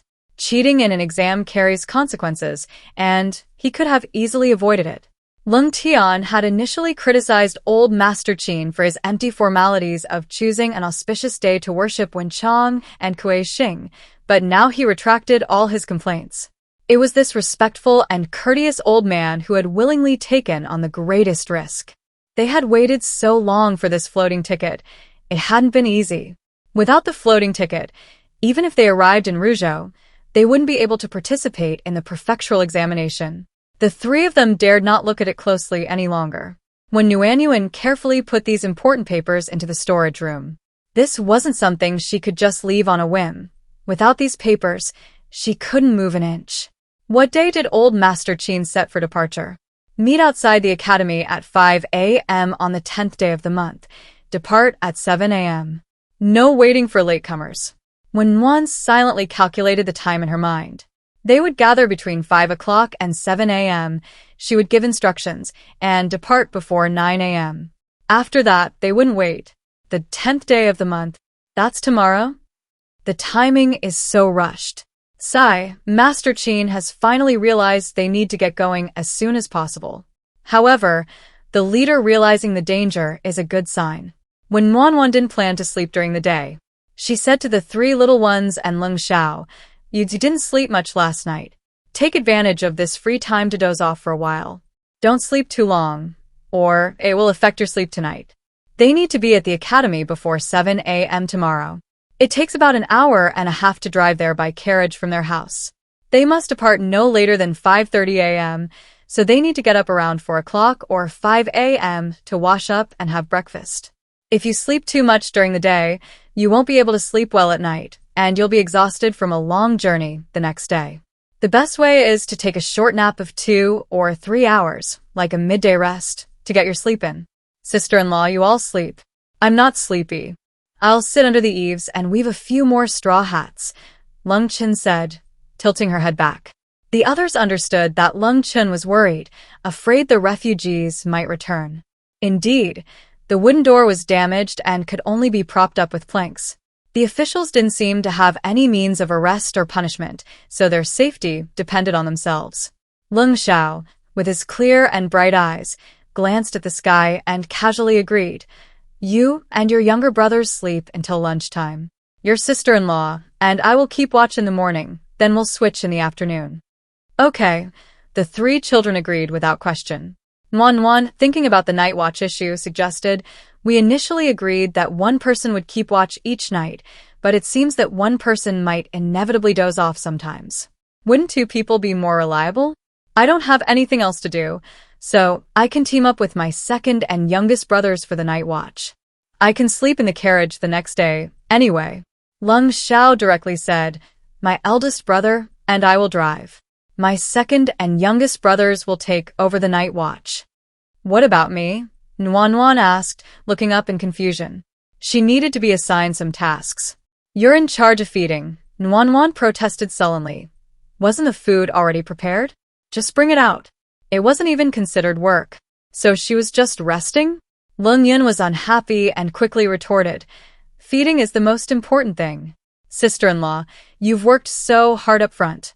Besides, you're responsible for getting food and water for 5 people and 2 horses 3 times a day. It's a lot of work and very tiring." Looking at the little white tiger lying on the ground, he added, "There might be another white tiger." Lung Chin frowned slightly, disagreeing. "My little brother and I are fine. We can catch up on sleep in the carriage during the day, while we keep watch at night. It's easier than my sister-in-law's job." Okay, Nuan understood. If she kept talking, she'd become the most tired of the 5. Her hardworking and devoted younger brothers being with them truly brought her immense happiness. The temperature was already rising, the sun was blazing, and worried that the 3 little ones wouldn't sleep well because of the heat, Nuan took out a thick block of ice, put it in a small water tank, and placed it in their room to cool them down. She gave the little white tiger the same treatment, earning him an interested glance in return. The little tiger, who has no sweating system and is extremely sensitive to heat, is the only one enjoying the cool relief from the sweltering heat with ice. Before, when there were fewer people, she was reluctant to use it, but now that everyone is back, it's time to put it to good use. The melted water is perfect for feeding the little white tiger and the two horses. When Wan also filled a ceramic pot with mung bean soup and placed it on top of the ice, so they can have chilled mung bean soup after lunch. Perfect, not a drop was wasted. She's truly a master of thrift. Not long after lunch, the village chief sent someone to inform them to come to his house to discuss the matter of the displaced people at the drying yard. Lung Sha, who had planned to take a nap, naturally couldn't, and went to the village chief's house with Lung Yun. When Wan quickly took a nap, figuring that by the time she woke up, Lung Sha would be back, and she could then inquire with the county official about their handling of the situation. Lung Chen sat under the eaves weaving straw hats, while Lung Tian drew water from the well, with one hand every hour. They knew their sister-in-law had stored a lot of water, but with the drought, the distance, and the large number of people, storing as much water as possible while it was still available was always a good idea. In a drought, every drop of water is precious. Who would complain about having too much?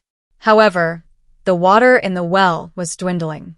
What used to take half an hour to fill a thin bucket now took over an hour, even with frequent drawing. Lung Tian gazed at the clear blue sky, so clean that not a single white cloud seemed to float in the distance. The sun shone blindingly, scorching hot. There wasn't a single sign of rain that day. He wondered when the villagers had decided to set off. Was it still June 12th, or had it been postponed? When Yuanyuan hadn't slept soundly, especially after being frightened by the bandits who had scaled the wall. She woke up when she heard the courtyard gate open. She smoothed her disheveled hair, straightened her clothes, and after making sure everything was all right, went outside. Lung Zhao's beautiful phoenix eyes looked over. Lung Yun's slightly rounder face was flushed with anger. Once everyone had arrived, she unleashed her grievances. The village chief's youngest son came back and said he didn't see any officials, only yamen runners. He clearly stated that so many people were dead and injured, and no one cared. He just gave a lukewarm reply, "We don't have enough manpower." When Yuanyuan frowned slightly, this outcome was within their expectations. But what should they do now? What do we do now? The yamen runners are ignoring us. Are we supposed to resort to vigilante justice? Lung Tian, with his straightforward temper, couldn't help but ask angrily upon hearing this reply. It's already a natural disaster, and the local officials aren't taking responsibility. Do they want Tongcheng to be even more chaotic? Do they really think that by simply ignoring what's going on, they can achieve true peace and tranquility? They're drawing salaries, yet they can't even fulfill their basic duties. Lung Yun continued, "What's most infuriating is this. The village chief's youngest son asked the yamen runners if they were in charge of handling the matter. The runners said they hadn't said that, and if the families of those displaced people came looking for help, who knows who would be punished." When Yuanyuan felt a chill run down her spine. This wasn't just a half-hearted attempt to smooth things over, it was downright ruthless. The runners' attitude and answer were undoubtedly in their best interest. They didn't want to bother investigating and dealing with the scourge because it was a long, arduous, and unprofitable trip. But they also made it clear that if they resorted to private punishment and someone came looking for help, they would be held responsible. If the refugees' families paid a ransom, then this statement might be more lenient. A whole bunch of official platitudes and platitudes. After the anger came a sense of powerlessness. These inactive local officials exist everywhere. Encountering them is unchangeable. One can only hope for the best and try to minimize the damage to one's own family. When one asked worriedly, "What does the village chief plan to do with those bandits? Have they been released? What if they incite more people to rob again?" Her 20-plus years of education had taught her that vigilante justice was illegal, but that was under the constraints of law and regulation. Now these bandits had killed and injured so many people, and they were released without any punishment. Wouldn't they become even bolder in the future? Besides the future, even in the present, The refugees' hateful and malicious eyes towards these villagers suggest almost no possibility of repentance. Releasing them would only create more trouble for themselves if they came back to rob. Of the five, Lung Sha remained as composed as ever, while Lung Chun was unusually calm this time. The two stood quietly to the side, their profiles serene. Every family in the village has had someone hacked to death or injured. They hate those people so much they want to tear them apart. How could they let them go? Lung Yin said, her small face finally calming down. The village chief and the others have decided to leave early, tomorrow morning. These people will have their limbs broken and be left to their fate in the drying yard. Even if their accomplices come to rescue them, they won't be able to harm anyone afterward. And if no one comes to rescue them, they're doomed. After Lung Yun finished speaking, when Yuanyuan and Lung Tian felt relieved. Only when the wicked are punished is there true justice. Natural disasters don't only cause them suffering, they are all poor farming families. The villagers rely on the little money and food they've saved through careful budgeting. They can't use violence to rob others just because they themselves are suffering. Since they chose to break into homes, kill innocent people, and rob others, they should have considered the consequences and paid the price. In the distance, the sounds of wailing and mourning echoed from the villagers' homes. A wave of sorrow washed over Lung Yun's face. The village chief has changed the departure date to early tomorrow morning.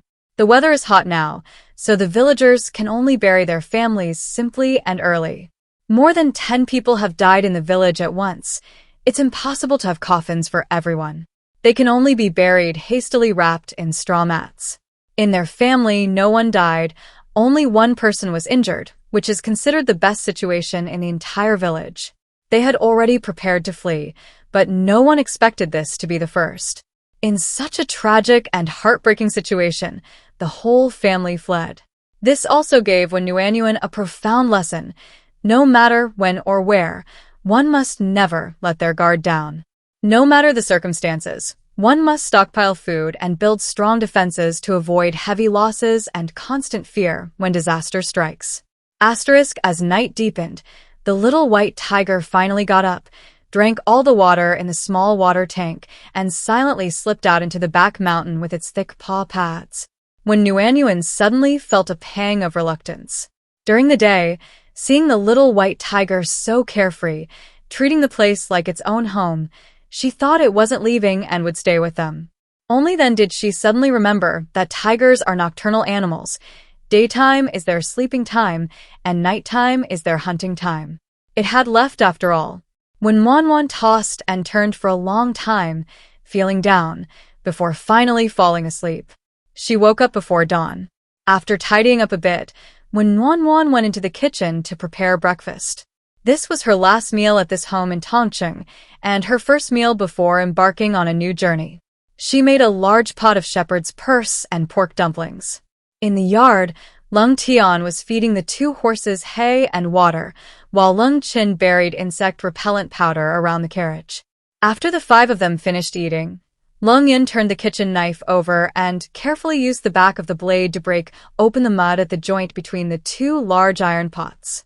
After dismantling the equipment, when Wanwan packed up the two large iron pots, the unused firewood, and other necessities. Dry, dead wood was everywhere along the road, so the stored firewood wasn't needed, but it would come in handy once they settled in the capital. The sky was still dark, just beginning to lighten. Lung Sha was in the courtyard harnessing the two horses to the carriage. When Wanwan and the other three checked each room to make sure nothing was left behind. After harnessing the horses, the five of them stood in the large courtyard, surveying the 3 brick houses, the kitchen, the woodshed, the stables, and the overgrown vegetable garden in the dim light of the night. Wanwan secretly resolved that once she arrived in the capital, she would definitely work hard to earn money. She would buy a house with a large courtyard where she could grow vegetables instead of flowers and dig a big pond to raise fish, lotus, water chestnuts, and gorgon fruit. She would also plant water bamboo and water celery along the pond, living a self-sufficient and prosperous life. Let's go. Lung Sha stepped forward, raising his hand to gently support Wanwan's arm. Okay. Wanwan nodded, turning to climb into the carriage, but froze when she caught a glimpse of a white figure outside the courtyard. Not only Nuan froze, but everyone else stopped and looked over. One after another, 5 white tigers, carrying food in their mouths, strode silently into the courtyard. The large courtyard suddenly seemed small. Nuan was both surprised and delighted.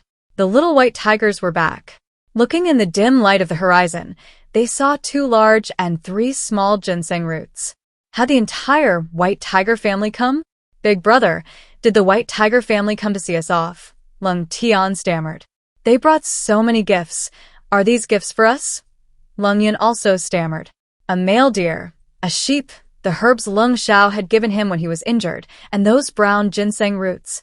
Lung Sha, that's ginseng? When Nuan stammered, not only was she shocked. Who wouldn't be shocked to see such dark brown ginseng roots? There were so many piled together, it was impossible to count them all. Lung Sha smiled faintly. Yes, it's top-grade ginseng. The roots were almost completely broken off. Only the core remained. Who would expect a tiger to dig up a whole ginseng root? Having one like this was already extremely rare. Brother, did the white tiger remember you when you were injured and still made me dig for ginseng? Did it know we like this plant? Lung Tian was extremely shocked. The only possibility he could think of was that the white tiger remembered him when he was digging for ginseng and sent him these few top-grade ginseng roots. The roots are broken, so they won't fetch a good price, but the medicinal effects are the same, Lung Tian muttered to himself. Then he wondered if they shouldn't sell them if they couldn't get a good price. After all, these were a gift from the white tiger. Would it be inappropriate for them to sell them? No, we won't sell them. They gave them to us. We'll keep them, Lung Sha replied softly, when Nuan had already brought out beef to serve them. She also took out the small basin she had used to hold ice to cool the little white tiger yesterday, filled it with water, and gave it to the white tigers to drink. The white tigers had walked such a long way, and perhaps they were indeed thirsty. They huddled together and licked the water in the basin. After quickly drinking, they growled a few times with the little white tiger, glanced at them, and then walked away one by one.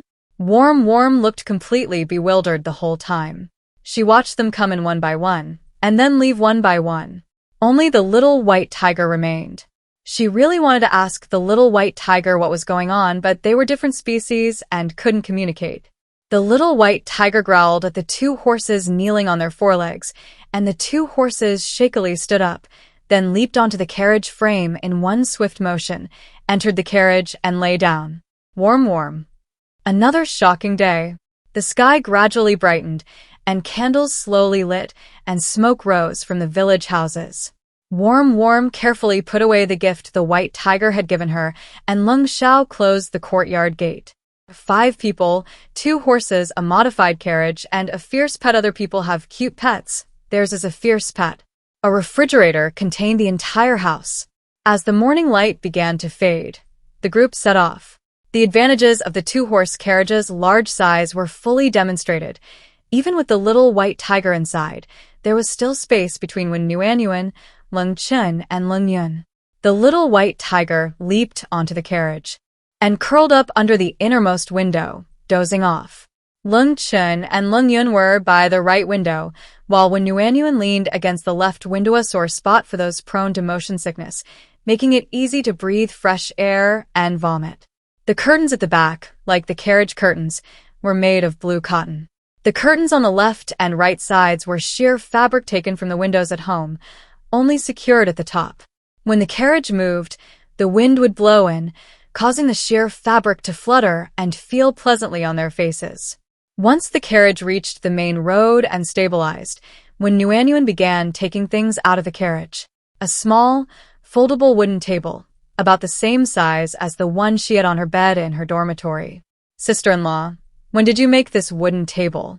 I've never seen it before, Lung Yun exclaimed, her eyes wide with surprise. Weren't they fleeing? Why did sister-in-law bring out the wooden table? Oh, not just the wooden table. There's something else too. When Nuan was rummaging through bamboo trays and wooden cups when she suddenly remembered to reply, it wasn't me. My second brother made these during the New Year. This wooden table is too small for us to use, so it's normal you didn't see them. After arranging them neatly, she started taking out pears, apples, oranges, grapes, cucumbers, hawthorn cakes, hawthorn slices, fruit leather, dried plums, sour plum strips, licorice, olives, dried peaches, and dried plums. When she got to the dried plums, Wan quickly popped one into her mouth. Ever since last year's vomiting incident that damaged her image, she'd experimented repeatedly this year and found that if she didn't eat too much for breakfast and had a dried plum or candied fruit in her mouth, she was less likely to vomit. It worked wonders. Of all the candied fruits, her favorite was dried plums, especially those from Yongtai. The flesh was tender, sweet, and sour, and the traditional processing preserved the fruit's original flavor, natural and delicious. Every year when the new fruit comes out, she buys 2 bags and keeps them at home. She picked out 5 plum fruits and stored them in the refrigerator with other candied fruits. Over the past 10 months, after deducting what she'd eaten, she still had several hundred left, enough for the journey. "Little brother, get some apples and pears for your older brother and the others," Yuan said, her mouth full of dried plums, her words slightly muffled. She then went to get scallion biscuits, small pastries, and a small amount of candy. It was hot, and she was worried that too much candy would melt, but Lung Yun loved sweets, so she took some out to keep them convenient. Hearing the noise, Lung Tian, sitting on the carriage frame, lifted the curtain and peered inside. He was completely stunned by the quantity and variety of food on the small wooden table. He stammered, "Sister-in-law, aren't we fleeing?" When Yuan's eyes sparkled, her tone gentle and soothing. She countered, "Of course we should eat if there's food. As the saying goes, if you don't work hard to eat and drink today, you'll have to work hard to find food and drink tomorrow. Brother, we can't just stop eating because we're fleeing, can we?" Lung Tian. That makes so much sense. But something felt off. "What do you want to eat? Pick something yourself, and get some for your older brother too. Eat quickly while it's still early and the refugees haven't woken up yet, otherwise, when we get to the city walls, we won't have anything to eat." Lung Tian nodded repeatedly, his thick, tanned hands moving from one dish to another, unable to decide. He was so greedy. Everything looked delicious, and he wanted to eat everything. "Second brother, eat these green grapes. They're sweeter than sugar." Seeing Lung Tian's hesitant expression, Lung Yun quickly recommended his favorite. He had never eaten such sweet grapes before, and they were already this sweet while still green, with incredibly thin skin, so thin you didn't even need to spit them out. Lung Tian shook his head. "They're too small and troublesome to pick up one by one. Second brother likes big, filling ones."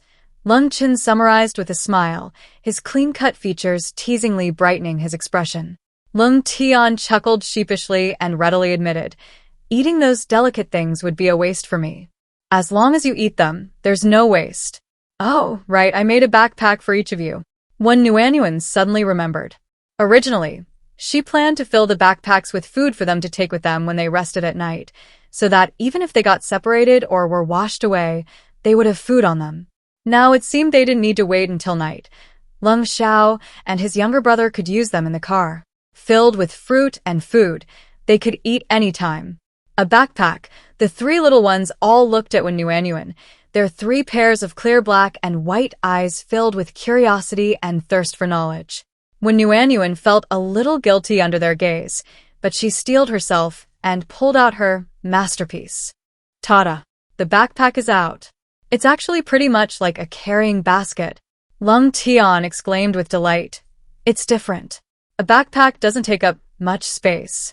It's very convenient to carry on the carriage frame." "That's right. You can also carry it with you in the carriage, and you can carry it any time, anywhere after getting off the carriage." Lung Yin noticed something promising, her dark eyes sparkling. Lung Chin, being the most practical, immediately thought of safety. The backpack can hold quicklime powder, medicine powder, and chili powder. It can be used for self-defense. When Yuan hadn't expected such unanimous praise, and her mood instantly brightened. She eagerly joined the conversation. "Don't let the poor stitching fool you. I sewed it several times. It's very thick. I've sewn compartments inside and out. It can hold a variety of things. Why don't we discuss what to put in and how to put it?" Lung Tian immediately perked up. straightened himself, and squeezed in to sit down. After his left arm was injured, his 4 older brothers unanimously disagreed with him holding the reins and driving.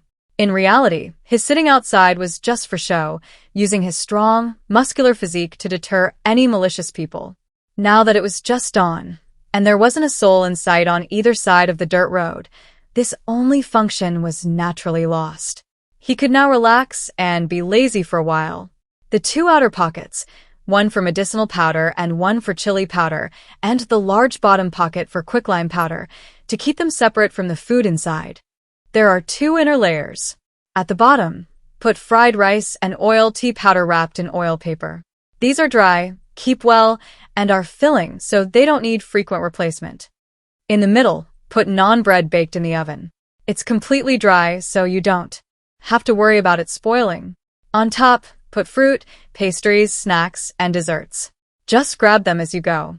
Lung Sha listened to the lively and cheerful discussion rising and falling in the carriage, a warmth spreading across his usually cold profile. The carriage clattered towards the academy, slowing down as it approached the city gate. On both sides of the dirt road, groups of disaster victims had already woken up, their eyes fixed on the carriage, following its movements. Lung Tian was already seated on the carriage frame, his thick hands gripping his gleaming axe. Warmth rose in her throat as she secretly observed the actions of the disaster victims by the roadside. Most of the victims watching from the roadside were extremely thin, almost emaciated, with sunken eyes, sallow skin, listless expressions, and bodies that seemed hollowed out and about to collapse. Unlike the 5 of them, and unlike the bandits who had broken into their home, these were genuine disaster victims. A pang of sorrow gripped Warmth's heart. She felt a deep sense of helplessness amidst the pain. These were the ones stranded in Tongcheng. Many others, better off, had likely already headed north. Warmth knew she had to endure the pain. She couldn't care less. There were too many disaster victims, not just in Tongcheng but also in the surrounding counties. If she revealed even a sliver of food or money, it could bring annihilation upon the 5 of them. Even among these disaster victims, some could turn into thugs. Lung Chun and Lung Yun, on the right, were also secretly observing. A thought flashed through their minds. They had been like that before. This strange thought was quickly dismissed. How could that be? When their older brother and mother brought them to Tongcheng, they were too young. Babies carried in arms or on their backs couldn't possibly remember these things. The drought in Tongcheng is getting worse. Why aren't these disaster victims heading north or to unaffected areas? What are they doing here? Lung Yun asked, puzzled. He genuinely didn't understand. Except for the truly elderly and young who couldn't walk, most people still had the strength to walk. Why were they huddled in the woods on either side of the main road? Even as a child, he knew to hurry and move forward while he still had the strength and food. Once they stopped, the taut string snapped, and it would be difficult to continue. Lung Chun lowered her eyes, her small voice carrying an indifference beyond her years. These past few days, wealthy families in Tongcheng have been setting up sheds outside the city gates to distribute porridge. The victims are huddled here waiting to eat. But this isn't a long-term solution. If they just huddle here eating porridge, what about tomorrow? Those wealthy families will consider the costs. They can't keep distributing porridge forever, can they? Wen Yuanyuan's first reaction was that this wouldn't last. With so many disaster victims, even if they were to cook porridge, how many pots would be needed a day? How much grain would that require? Not only would the merchants of Tongcheng struggle, but even the powerful figures in the capital would find it unsustainable. Sister-in-law is right. I heard from manager's son that the county magistrate is forcing it. Those wealthy families are already secretly relocating. Manager's son said the porridge is getting thinner and thinner. You can almost see your reflection in it. But most of these disaster victims don't realize this. They think the rich are heartless and are clamoring for more rice to be added and made thicker. When Yuanyuan was stunned. No wonder the disaster victims were gathered here. The porridge was getting thinner and thinner, and it might run out at any moment. Why not leave while they still have the strength and food? Even if the journey is arduous, it's better than staying here and drinking poison to quench their thirst. However, There must be some who realize the problem and leave after drinking their fill. Those who stay can't be woken up. In the face of a massive disaster, the main reliance is on savings and self-rescue, followed by the overall coordination of the Ling Kingdom. Relying on individual help from others can only provide temporary relief and cannot last. When all of these are gone, the outcome will undoubtedly be tragic. The three exchanged glances, all seeing disapproval in each other's eyes, but chose to remain silent. The only one relaxed in the carriage was probably the sleeping Tongtuan, glutinous rice ball. This was the name the four of them unanimously agreed upon for their new family member. They asked the little white tiger for its opinion, but it didn't object while asleep, so the decision was made happily. Their new family member, Tongtuan. The carriage gradually moved away from the city gate. The number of disaster victims on the road decreased, and they finally arrived at Tianhong Academy before dawn. Several carriages had already arrived at the academy gate, and more arrived intermittently. Before dawn, Master Qin and his page emerged. When Wan, wearing a veiled hat, stood in the open space looking at the 8 carriages and thought, the ancients had a strong sense of time. Whatever time they said, that was the time. Better early than late. Master Qin, his hair now gray, stood on the steps of the academy gate. His voice was solemn and dignified. The journey to Rujo will be arduous. The 5 of you here are elderly scholars and classmates. I hope you will help each other and work together on the road. The crowd bowed and replied, yes, when Nuanyuan also bowed. Master Qin's wise eyes swept over everyone, finally settling on the only woman present, when Nuanyuan. He bowed slightly in her direction and said, Madame Lung's noble character is admirable. Master Qin used admiration, not respect, and everyone immediately understood that he was referring to Madame Lung's refusal of Wang Shijin that day. Women value their appearance most. Very few would be as determined as this woman. Indeed, she deserves admiration. When Nuanyuan. Suddenly having such a good reputation, this feels quite nice. No wonder everyone wants a good reputation. It's so good to be respected and admired. It would be even better if one didn't become famous in such a tragic way. Thank you for your praise, Master. It's my pleasure. When Nuanyuan politely returned the greeting.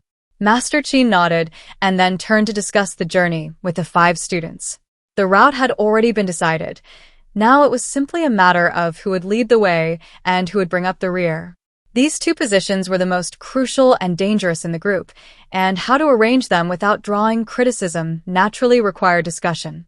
When Nuanyuan and her group of 4 listened to the general outline and had roughly pieced together the composition of their team. The one in his 30s, with a chubby belly and a friendly demeanor, was He Inkai, the eldest son of the He family, the richest family in Nanyang County. He admired Master Qin's talent and had transferred from the Nanyang County Official School to the Tianhong Academy in Tongqing a few years ago. When Nuanyuan's words, a kind of borrowed study or exam-based immigration. His family, as expected of the wealthiest in the county, brought 2 guards and 2 servants, along with 4 hired bodyguards and 3 carriages full of supplies. Leading the way were 2 carriages carrying the 4 bodyguards and 2 bodyguards. The 3rd carriage carried him and his 2 servants. The 4th carriage carried Cheng Zijia, accompanied by 2 servants. His father was a 9th-rank official in charge of security and prisoners equivalent to the head of the Public Security Bureau in her area, according to a Nuanyuan. 5th, in the middle, naturally went to the oldest and most senior scholar, Old Master Qin. Old Master Qin was accompanied by a servant and another student, Wang Hua, who did not have a carriage, and his servant. 6th and 7th were Li Shoujin, a wealthy merchant from Tongqing, who brought 4 guards, 2 servants, and 2 carriages. Finally, at the bottom were them. A total of 8 carriages, 28 people. Master Qin had initially been critical of the Lung family's decision to bring up the rear, believing that with women and children in their household, they were unsuitable. If it weren't for the Lung family, how could brother Wang Shijin have gone to Rujo alone? He had Yamen runners protecting him. He was much safer along the way, Li Shoujin muttered softly, just loud enough for the others to hear.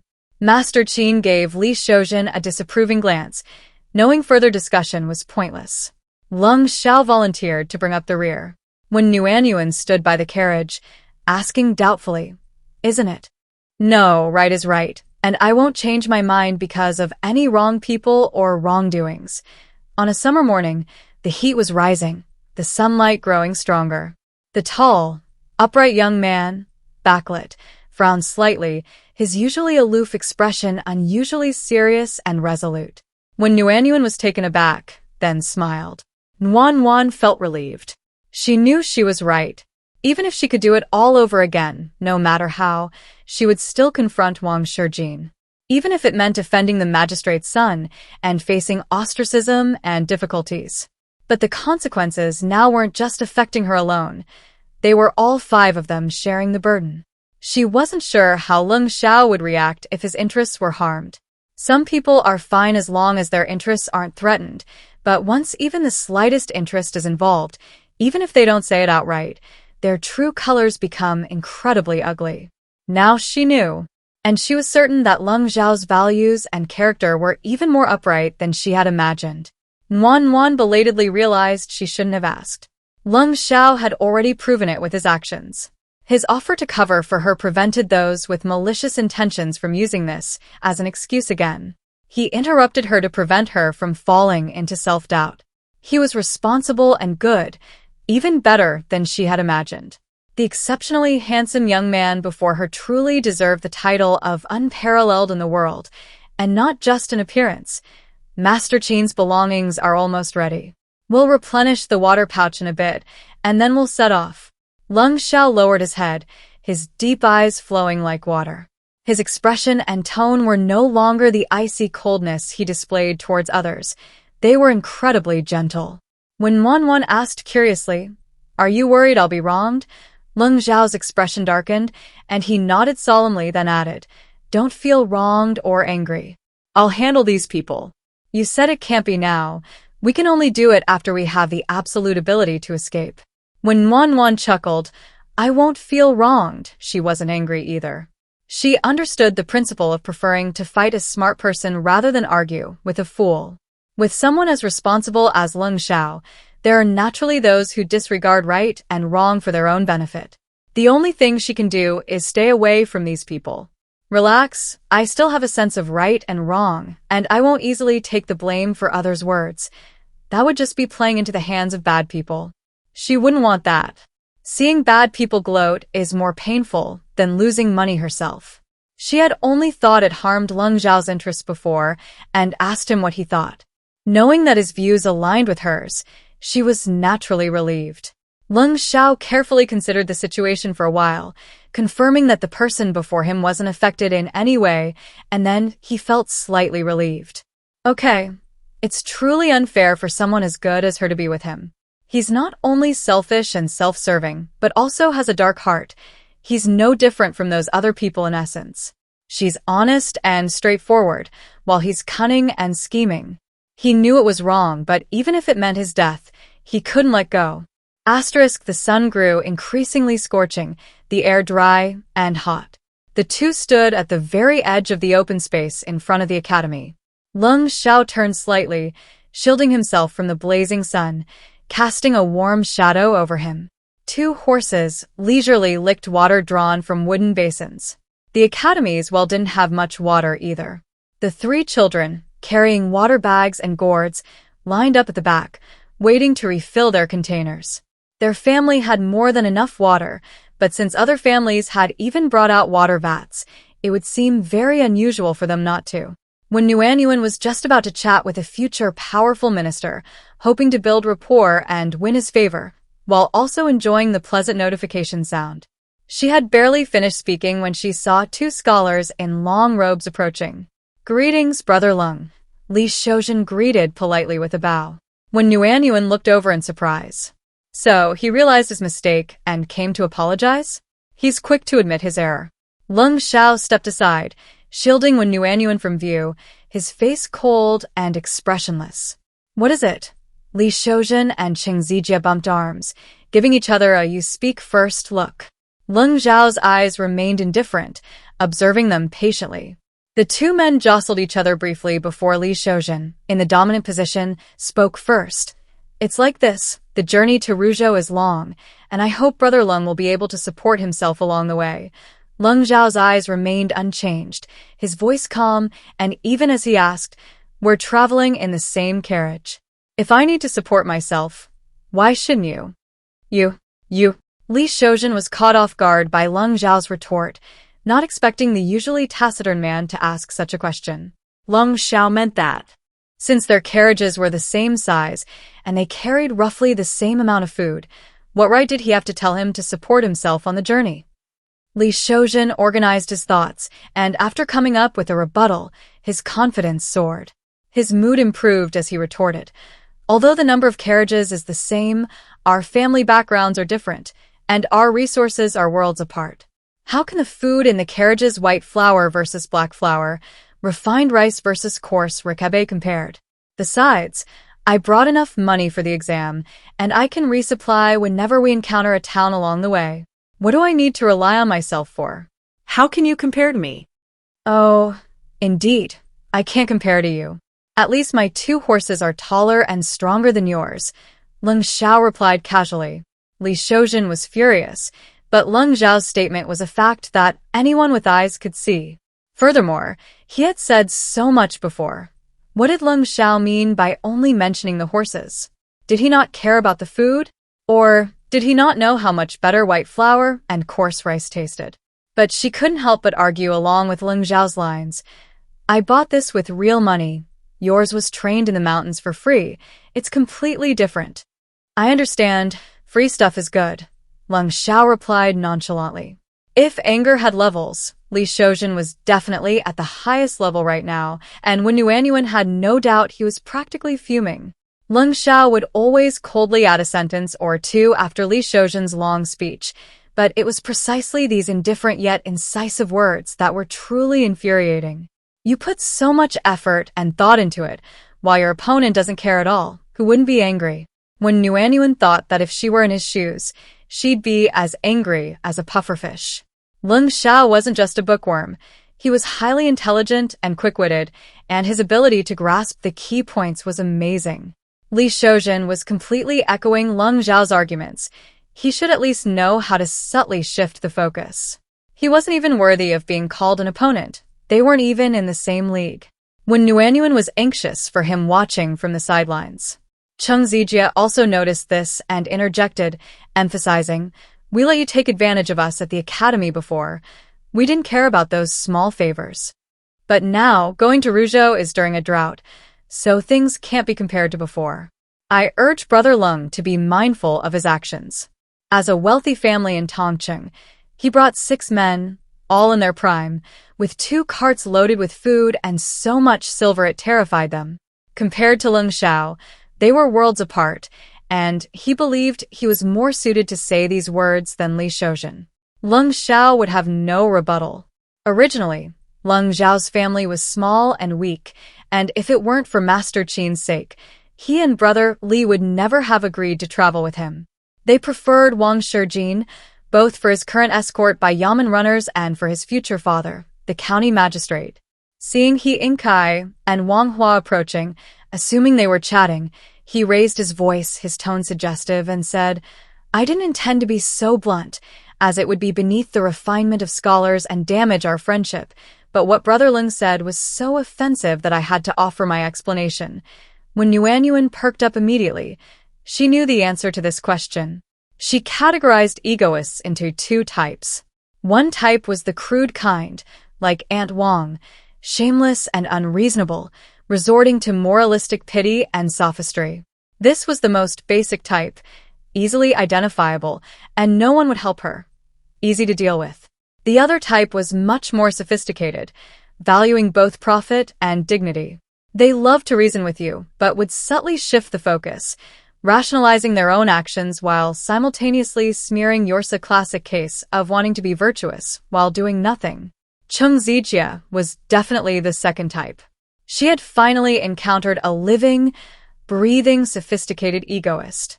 Peeking out from behind Lung Shao, when Yuanyuan excitedly called out with sparkling eyes, this wealthy gentleman, Cheng Zijie froze upon hearing the voice and the address.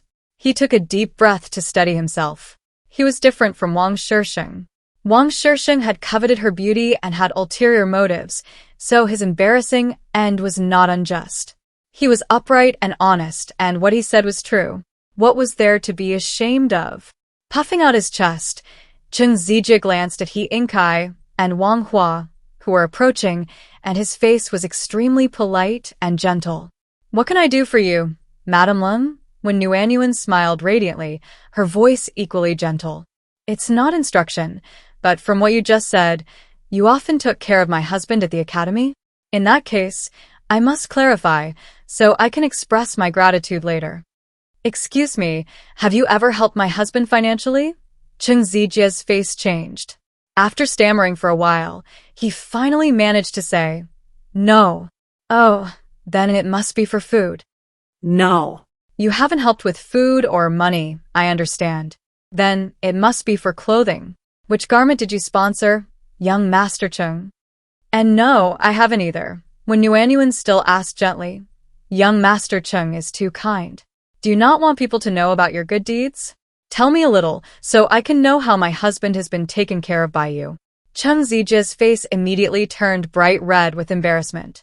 He usually followed Wang Shisheng around, verbally belittling and making things difficult for the taciturn Lung Sha. They considered letting Lung Sha study with them as a favor, never expecting Wen Nuanyuan to point it out so bluntly. When Nuanyuan's smile vanished, her face darkening as she coldly said, "Since young Master Cheng didn't take care of my husband back at the academy, then I think young Master Cheng should change his tune. When you were wealthy and capable at the academy, you didn't take care of Lung Sha. Now that we're going to Rujo, a long and arduous journey, what will you use to take care of him?" What's that saying again? His forehead seems wide enough for a horse to run across. The onlookers, He Inkai and Wang Hua, burst out laughing upon hearing this. They hadn't expected Madame Lung to be literate. She was quite eloquent. Cheng Zijie's face flushed red, then pale, then flushed in a truly spectacular sight. This was an insult to his arrogance. But he couldn't refute it. When Nuanyuan continued her barrage from behind Ling Shao, "It's normal for people to die for money and birds to die for food. It's only natural for you to protect your food. But couldn't you just talk things out? Why the need for this veiled, sarcastic tone? Come on, let's talk this out again." From her perspective, Cheng Zijie's words were utterly sarcastic and manipulative. Cheng. Zijie felt like a monkey being watched.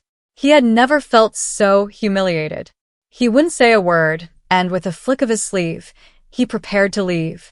"TSK, you wanted to argue, so we played along. And now you're just going to walk away after losing? Isn't that what they call a sore loser?"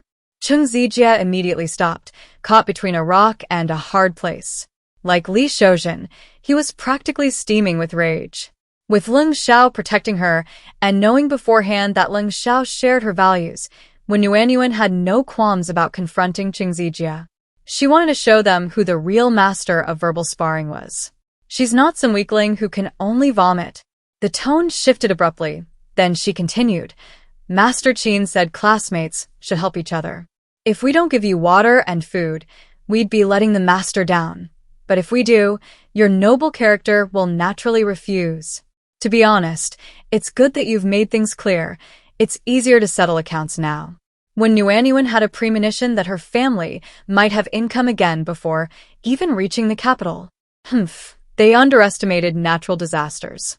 The drought along the way was far worse than they imagined. Even with unity and mutual assistance, they might not reach Rujo unscathed. Even if they had ulterior motives, they should have kept them hidden until they arrived. They really haven't experienced the harsh realities of life. "We have no food or water, but we have money to buy some. What do you have?" When Nuanyuan replied sweetly, "I have Lung Shao. He lives in the mountains. He's incredibly good at finding water and food in the wild.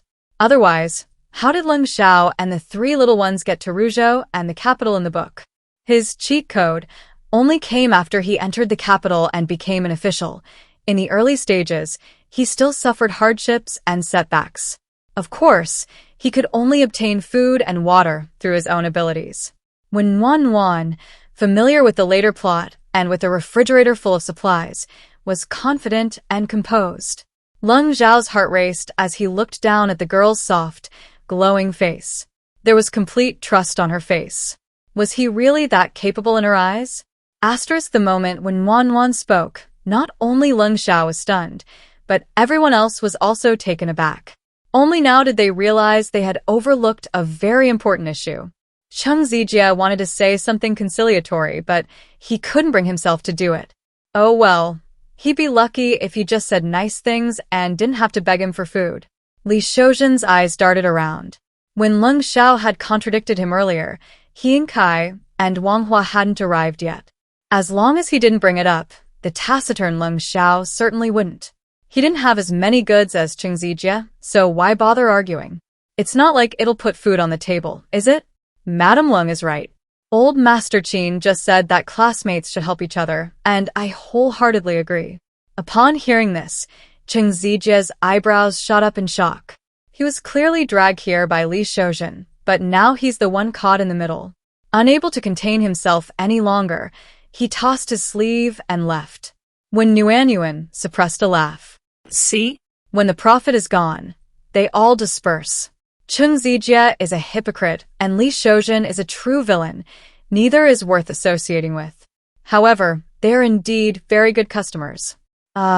Once her perspective broadened, when Yuan saw them as plump piglets, and immediately they no longer seemed repulsive. The gloom from the subtle criticism she'd received earlier vanished, and when Yuan was in a much better mood. So much so that when the three little ones returned dejectedly, seeing their sister-in-law's cheerful and lively demeanor cheer them up. Sister-in-law, what made you so happy? Lung Yun couldn't understand how her sister-in-law could maintain such a cheerful attitude when everyone else looked just as gloomy as they did. When Yuan replied with a smile, I've thought of a way to make money. Why are you all so downcast? The water in the academy's well is almost gone. After giving some to the horses, it's not even enough to replenish what we drank on the way here. Lung Yun answered the question first, then asked what the three wanted to know. What way to make money? Selling water. After saying that, when Yuan added, Of course, I won't openly sell it. I'll say you found it and brought it back. Anyway, the water she stored was from the river in front of the Lung family's house. Water flowing from the mountains is no different from water found in the wild. She's going to make selling water in the desert a reality. Every time they worked together to chase away the annoying flies, when Wan felt a great sense of accomplishment, and her relationship with Lung Sha felt even closer. It was like fighting side by side, the kind of trust where you could confidently entrust your back to someone. Although they had come to a backward, ancient world, the team members they had were far from being useless teammates. On the contrary, they were all outstanding and impeccable. When Wan was very content. No matter where you are, having someone who cares about you, puts themselves in your shoes, and doesn't care about their own interests is always a source of joy and happiness. Thinking about earning money made Wan even happier. Thinking about it another way, she said, fresh pork and braised beef can't be sold, but wild rabbits, pheasants, and sheep can be sold to earn money. My younger brother and Lung Sha are hunters. They often go up the mountain to hunt and sell their game. It's reasonable for them to hunt wild game during their rest time. Having this skill and making a living from it wouldn't seem out of place. After selling the top-grade ginseng and getting some silver, they didn't sell much of the game they hunted in winter and spring. The pelts were sent for tanning to make clothes for the 5 of them, and all the meat was stored away. The idea was that they could use the meat as a substitute for what they hunted if it wasn't convenient to eat it on the road. The family had plenty of food. They only ate game occasionally to change things up. After deducting the ones they'd sent to Lung Sha and Lung Qin recently, when Wan estimated that they still had at least 60 or 70 rabbits, a dozen or so pheasants, plus a sheep and a deer given by Tang Tuan's family. The deer was too conspicuous, so they didn't plan to bring it out. That was all pure silver. Sister-in-law, I want to learn from you. You have to think about making money every single moment. Lung Yun said excitedly, his eyes shining with admiration. When Wan, no, you don't need to learn from me. You'll be thinking about making money every single moment anyway. You're a successful businesswoman. However, while she could correct Lung Chen's profession, she couldn't let Lung Yun's go astray. Being the richest person was incredibly lucrative. When Wan Wan praised him with apparent satisfaction, "Little brother, you're great. You didn't treat money like dirt. You know, a few taels of silver can solve all your anxieties." Lung Yun, flattered and agreed upon, became even more excited, enthusiastically participating in the discussion about how to earn money and how to earn more money. Roasted and shelled walnuts and hazelnuts would also work. Dried ones keep longer and don't look out of place when taken out of the car. Wild vegetables, what about them? They said they found a low-lying area to pick them. Lung Sha and the other two listened quietly, with Lung Chen occasionally interjecting to supplement and elaborate, adding to the plausibility and feasibility. Lung Tian was mostly responsible for asking questions, the kind that required answers. So, later on, Lung Tian was left out, looking rather aggrieved, and like Lung Shao, he was only responsible for listening. The difference between Lung Shao and Lung Tian was that the former listened with a slight smile, appearing calm and collected, while the latter's face held the expression of a wronged young wife, befitting his rugged appearance. The Lung family's carriage was at the very back of the line, waiting for all the other carriages to be ready, but there was no rush. Finally, Master Qin's luggage was loaded onto a tall, narrow water vat. Two servants drove the carriage, and Master Qin and Wang Hua squeezed behind the curtain.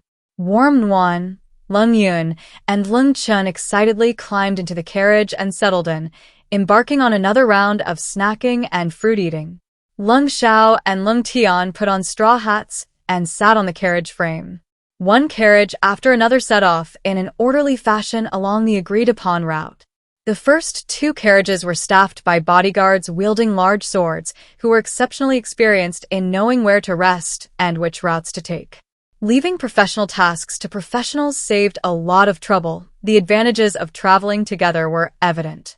Although their family had the most people in the two-horse carriages, there was no food or cargo in the carriages, and the two horses were strong enough to easily keep up with the caravan. Sitting in the carriage with nothing much to do, Warm Wan and the two children chatted idly. The master's carriage is really full. Going on a long trip is truly not easy. It's like moving house. You have to bring everything. Having money to buy things while traveling isn't very convenient, and since this group of people, whether they pass the exam or not, won't be returning to Tongcheng, they naturally brought everything they could. Lung Yun sat on a straw cushion, leaning against the sturdy carriage, clearly aware of the situation. Except for our family, everyone else's should be packed full. Otherwise, my brother's classmate, he wouldn't have brought 3 carriages. Having a carriage is already very good. Walking, carrying on your back, or pulling a cart would be much more tiring, hot, and slow. Lung Chen added with a sense of urgency. Slower travel time means more danger, both in terms of the external environment and your own physical condition, increasing the likelihood of accidents. When Nuanyuan, having walked the mountain roads into the city, knew what walking all day was like, it was extremely uncomfortable and wholeheartedly agreed. However, she was still very curious about Wang Hua and the teacher carpooling. But Wang Hua has servants. How come he doesn't have a carriage? He has servants. How come he doesn't have a carriage? Lung Chen, having worked at the pharmacy for 7 or 8 months, interacted with many people daily, especially those from well-off families in the city. She guessed those who can read and have servants should have carriages or donkey carts. But with the drought, everyone is preparing to flee, so they can only prioritize the elderly and children. Sister-in-law, buying a horse is much more expensive than buying a person. And buying a horse also requires a carriage, which costs another 10 or 20 taels. With fewer horses and more people, horses are naturally harder to find. Lung Yun joined in the analysis. When Nuanyuan, she's really wasted her age. She can't always think with fixed mindsets. She should ask questions if she doesn't understand something in the future. She also thought of the daughter the Wang family sold. Even sold to that kind of place, she only received 10 or so taels, which was considered expensive in a famine year. If the drought continues, a single pancake might be enough to buy a person. At that time, selling children, even selling oneself, might not be for money, but simply to survive and have enough to eat. Humans are worthless. The gap between rich and poor is enormous, even more pronounced in this dynasty. This group, apart from their family, basically belongs to the upper class of Tongcheng. Hiankai even belongs to the top tier of Nanyang Prefecture. Although his social status as a merchant is not high, being able to participate in the provincial examination in Rujo is equivalent to being a scholar, Xiaocai. Combined with his financial power, he is better off than ordinary people anywhere. Even while traveling for the examinations and fleeing from disaster, they are still better off than the rich and poor. The horses have clattered along the official road. At intervals along the dirt road, groups of refugees, their families in tow, and numerous smaller groups of displaced people instinctively retreated to the sides of the road upon seeing the carriage approach. When Manhwa observed from behind the carriage curtain that these displaced people seemed to have some surplus food, their eyes flashed with envy rather than hostility as they looked at the carriage. If, however, the later passengers became increasingly hungry, their first reaction upon seeing the carriage might not be to retreat, but to pounce and rob it. Hat would be dangerous. Meanwhile, Lung Chen kept a watchful eye. Lung Yun, half bent over, lifted the blue curtain behind Tang Tuan, who lay there, cautiously observing. Their carriage was at the back, fearing a sudden attack from behind by displaced people. As they gradually moved away from the large group of displaced people, the three finally relaxed somewhat, noticing instead the warmth inside the carriage. It was only 9 or 10 o'clock, but the sun was blazing, and the carriage felt like a sauna, practically steaming hot. Lung Chen and Lung Yun were all right, but Tang Tuan was a different story. Those fierce-looking, upturned eyes kept opening and closing, making Wan terrified it would stick out its tongue. People with trypophobia couldn't handle it. They couldn't bear to look at a tongue covered in dense barbs. Little brother, lift up the small wooden table. Okay. When Wan promptly took out a basin, filled it with thick blocks of ice, and as the ice slowly melted, the temperature in the carriage dropped instead of rising, transforming the previous sweltering heat into a cool, damp, and incredibly comfortable feeling. Tang Tuan was even more delighted than when Wan. It stared at the wooden basin for a long time, even tentatively licking it a few times, before finally falling asleep contentedly. Such a big cat that knows how to enjoy life, when Wan silently remarked. No wonder they say tigers are big cats. Their nocturnal, lazy appearance is just like one. She, who never got to pet a cat before, is now keeping a big cat here. But this setup is too high class. She's not worthy of petting it. The carriage traveled at high speed for another hour or so. When the sun was high in the sky, the speed gradually slowed down. There's a grove of trees by the roadside. We're going to take a midday rest, came Lung Zhao's deep voice from outside. He paused, then explained in detail, the horses have been running for over an hour and need a rest. It's too hot at midday, and the horses can't keep up on the road. We'll have lunch and rest until afternoon before setting off again. Hearing there was a grove of trees to rest in, when Yuanyuan and the other two naturally had no objections. After the carriage stopped, they eagerly lined up and jumped off.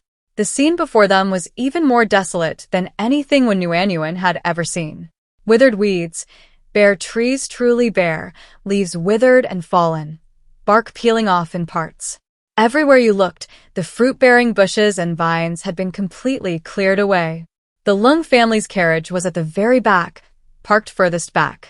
After choosing 2 sturdy trees to provide some shade, Lung Yun poured out the melted water from the ice in the carriage to feed the 2 horses, and when Yuanyuan added fresh ice. Tang Tuan, lacking a perspiration system and wearing thick fur, was terribly hot.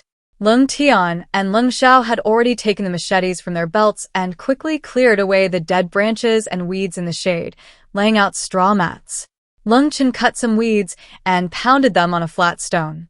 The other families were also tidying up their places for a midday rest and meal, most people gulping down water. They had ice in their carriages to cool them down, so they sweated less. Lung Shao and Lung Tian were outside under the blazing sun, but they replenished their fluids with apples, pears, and tea mixed with water from time to time, so they weren't very thirsty. They're all eating so well. Shouldn't we eat better too?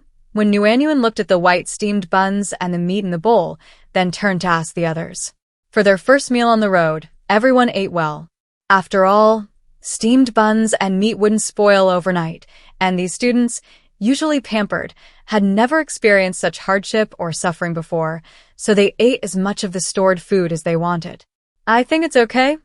After the morning's discussion where they couldn't keep up with the conversation, Lung Tian didn't dare to jump to conclusions and looked at his older brother after speaking. Besides Lung Chen, who was intently pounding weeds, 3 pairs of expectant eyes looked at Lung Sha, as if his words carried absolute authority.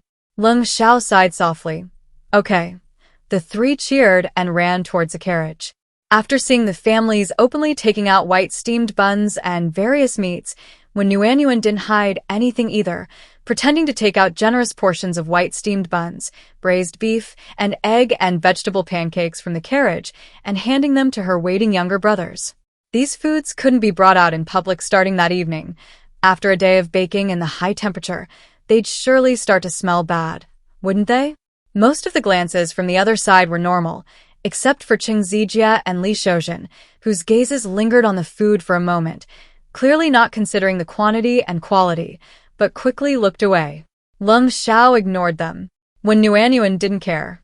Cheng Zijia and Li Shoujin, being scholars, even if they weren't easily embarrassed, would always be mindful of their reputation as intellectuals. Moreover, they had the financial means, so verbal suppression wouldn't prevent them from openly causing trouble. However, they might harbor resentment and could easily retaliate or set a trap at any time. While their practical skills might be lacking, their intellect was still sharp. The difficulty is slowly increasing, when Nuanyuan murmured to herself. In the village, dealing with shameless, unreasonable people like Aunt Wang and envious individuals was sufficient. These were the easiest, as anyone could see their bad character, and the villagers didn't want to associate with them. People like Cheng Zijia and Li Shoujin weren't too difficult at the moment, as they were still in the lower to middle class, making them relatively easy to handle. But things would be different in the capital. Especially since Lung Sha was going to enter the officialdom. Everyone there was a seasoned veteran. Those with slow reactions and poor comprehension would have been eliminated long ago, making way for others. And then there are the royal family and nobles who have a head start. When Nuanyuan just thinking about it makes her so excited. All those years of reading palace intrigue and power struggle novels in her spare time weren't for nothing. Wah, heaven truly doesn't let down those who work hard. The path you've walked, the experiences you've had, won't be in vain. What are you muttering about? Lung Sha, who was close by, didn't hear her clearly and asked softly.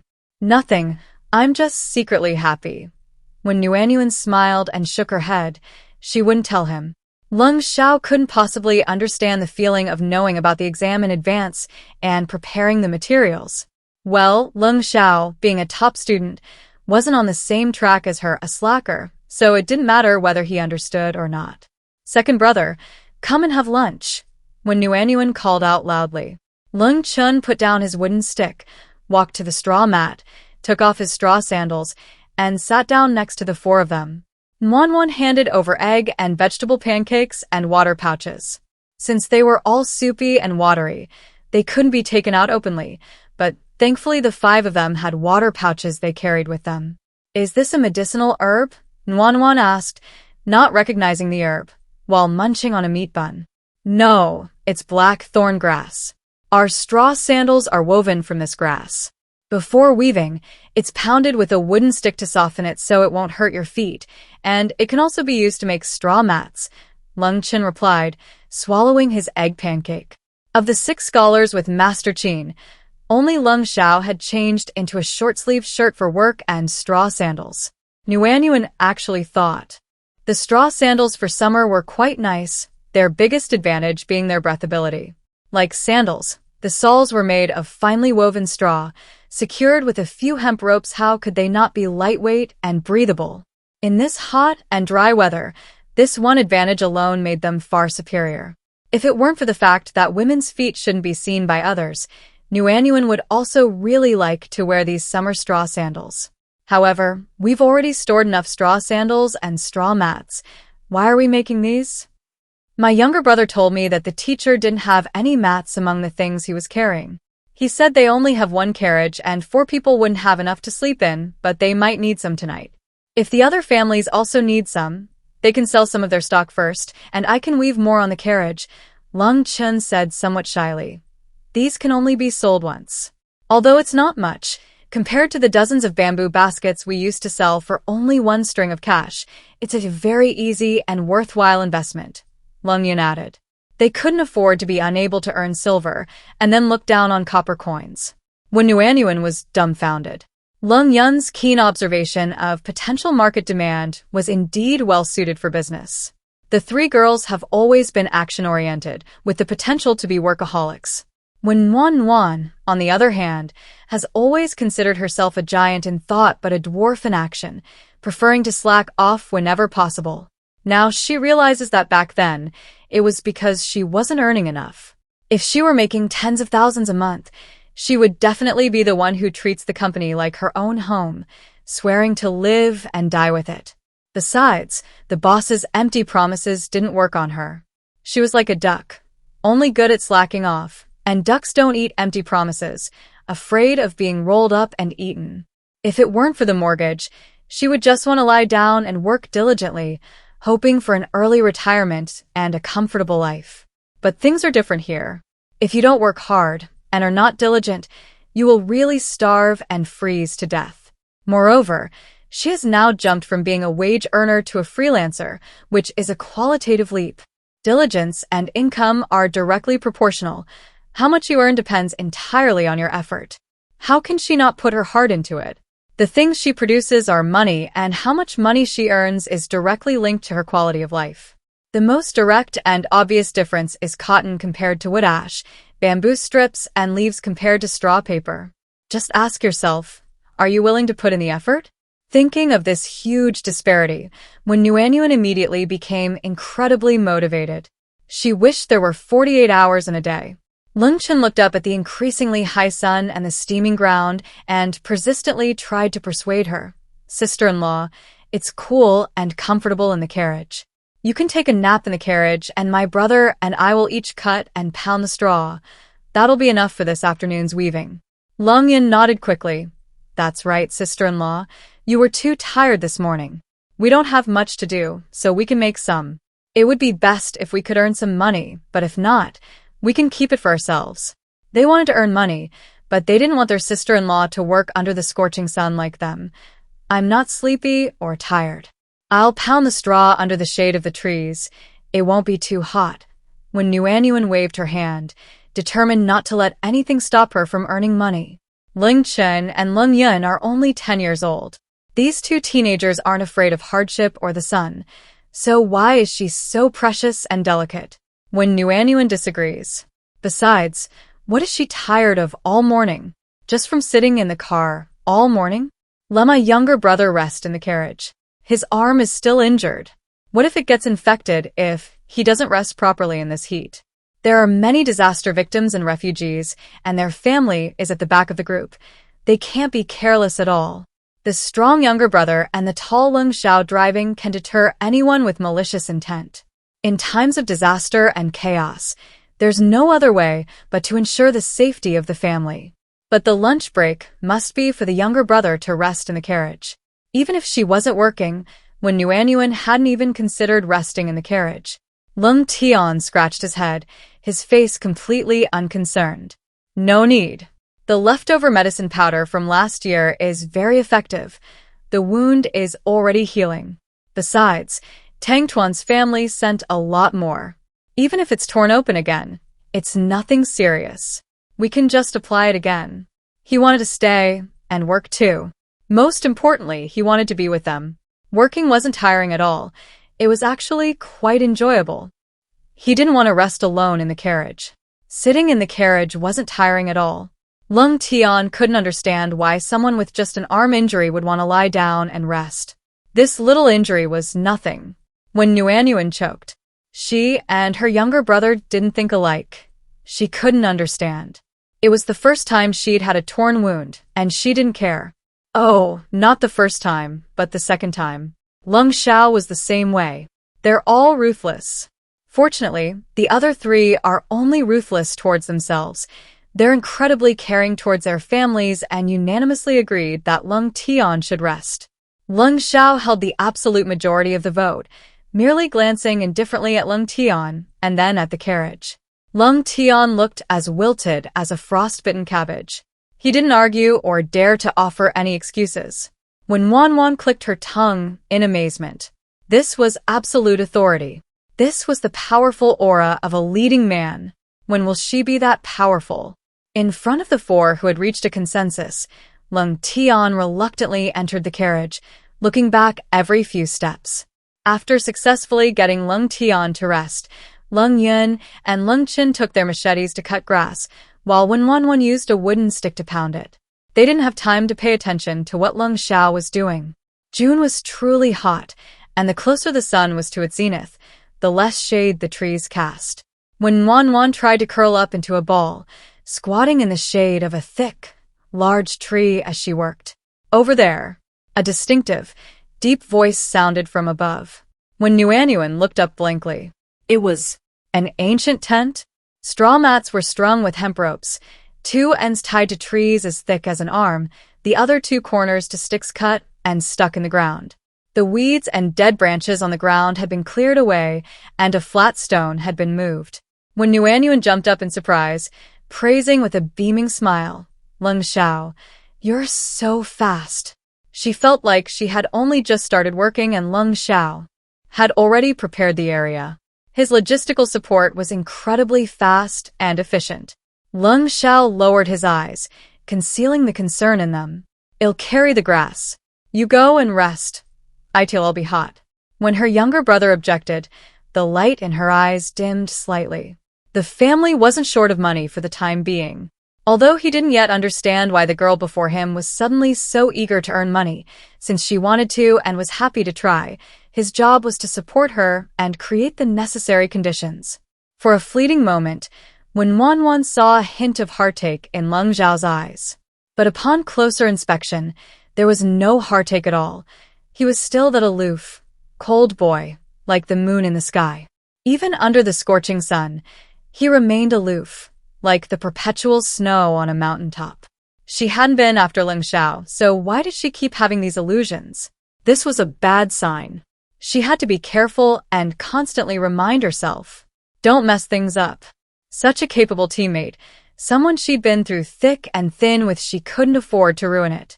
After a deep self-examination and reflection, when Wan quickly ran towards the shade of the tent. Phew, in the sweltering midday heat, having a shady spot was as comfortable as having a heated brick bed in winter. Lung Shao quickly approached, carrying a large bundle of black privet grass. When Wan was practically drooling with envy. Long legs were such a plus.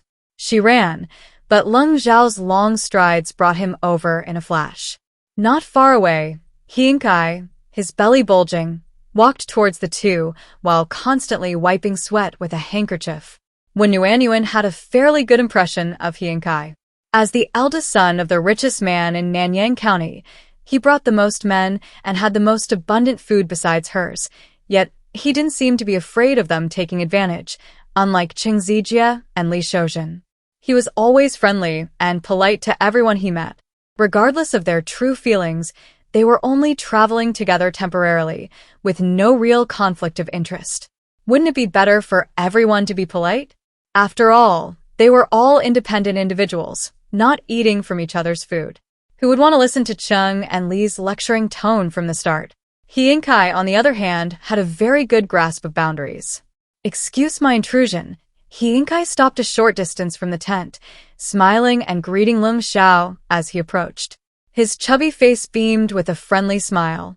Dealing with people who know their place is quite comfortable. After all, most people are normal.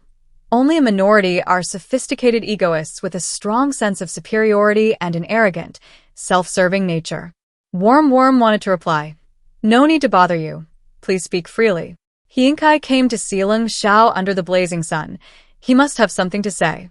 However, since he was talking to Lung Shao about something important, he couldn't interrupt. That's basic etiquette. Brother He, you're too kind. What brings you here? Lung Sha asked calmly. He and Kai knew that Lung Sha was always indifferent and emotionless towards everyone, unlike a normal person. But this was different from his cold and sinister attitude towards Qing Zijie and Li Shoujin this morning. This was simply Lung Zhao's true nature. Sensing the difference keenly, he and Kai chuckled. I've noticed your brother has been cutting grass. Is he preparing to weave straw mats? Or straw sandals? He had only recently transferred to Tianhong Academy and wasn't very familiar with the students, but coming from a merchant family, he understood the importance of not easily offending anyone. His family was based in Nanyang County, and he mainly cultivated relationships with the county government. The Tongcheng County magistrate had no direct dealings with his family's businesses, so the influence was minimal. He didn't need to deliberately curry favor with Wang Shijin. Even if he did, would he really get what he wanted by flattering and bullying others? No, others would only see him as a henchman, not someone to gain any respect whatsoever. Cheng Li and the others only knew to blame Lung Sha for preventing Wang Shijin from traveling with them, but they didn't consider that if Wang Shijin cared about them, why wouldn't he have taken them with him to Rujo? Simply blaming others for unfavorable circumstances is the behavior of the weak and will ultimately lead to defeat. Thinking this, fearing Lung Sha might misunderstand that he was there to take advantage, he and Kai quickly added, "Don't misunderstand. My family is in business, and we've always despised those who try to take advantage of others. I'm willing to pay for it. It was also because I misjudged the intensity of the drought. You have no idea what I suffered in the carriage this morning. I simply couldn't take it anymore, so I shamelessly came here. I hope you'll be so kind as to part with it. The price is negotiable." Getting off the carriage was the same. There wasn't even a large, shady spot. He could only squat to eat lunch, and his plump belly suffered along with him, almost shrinking. Looking at Lung Zhao's side, the carriage was covered with a straw mat to block the intense sunlight, and after getting off the carriage for his afternoon rest, he had a straw mat on the ground for shade, and even his cloth shoes had been changed to straw sandals. It looked much cooler. He didn't mind the straw sandals, but the bodyguards, servants, and guards he'd hired strongly wanted them. Considering they were driving under the scorching sun, what harm was there in buying a few pairs while they were at it? Now they were on the road. Unlike the comfort of home, he needed these people for work and self-defense. When Wan Wan was thrilled to hear this. These were customers, definitely big spenders, and not afraid of money. Straw was free, and it was worthless on the road. This wasn't just a high-profit business. It was a risk-free venture. When Wan Wan tried her best to suppress her excitement, lowering her head and pounding the straw even more vigorously. She'd seen Lung Zhao's tactics for negotiating prices when selling top-grade ginseng before, so she didn't need to worry. Second brother, little brother, come back soon. If they knew they'd already got business at the very beginning, wouldn't they be even more excited than me? Lung Sha replied calmly. Sure, he and Kai had initially worried that Lung Sha would disagree. Things were different now, especially on the road, where everything was inconvenient. He'd assumed Lung Sha was unwilling because he hadn't responded earlier. However, upon hearing Lung Zhao's sudden and prompt agreement, his surprise turned to joy. He might not have to endure the scorching sun tomorrow. There are still quite a few finished products in the carriage. I can sell them to you first and we can weave more, Lung Sha added. He and Kai hadn't expected that even straw mats were available and that he would be willing to offer them up first. Overwhelmed with joy at no longer having to endure the sun, he was deeply moved. I don't know the prices of these. The situation is different now. I know I can't calculate based on the old prices. How much do you think is reasonable? You decide. He and Kai knew these items wouldn't be too expensive, but water used to be free. Now it was priceless. Besides, looking at Lung Zhao's aloof and noble face, as if talking about money was vulgar, he simply couldn't bring himself to say how many strings of copper coins it would cost. It would be too tacky. Hesitantly asked, how about 2 taels of silver for a straw mat and 1 tael for 3 pairs of straw sandals? After asking, he nervously looked at Lung Sha. Even though he knew the price wasn't low, even considered high, he still felt a sense of pressure facing this much younger, aloof young man. When Wan Wan lowered her head, pursing her lips to suppress a smile. Only after Lung Sha agreed, and Hiankai stated the required quantity, did she stand up and bow slightly to Hiankai. "I'll go get them from the carriage." "I'll go with you," Lung Sha said, immediately following closely. Watching the two leave, Hiankai quickly disappeared into the shadows of the straw mat, almost bursting into tears. He'd have a tent now. This money was well spent. Lung Sha, Hiankai is too generous.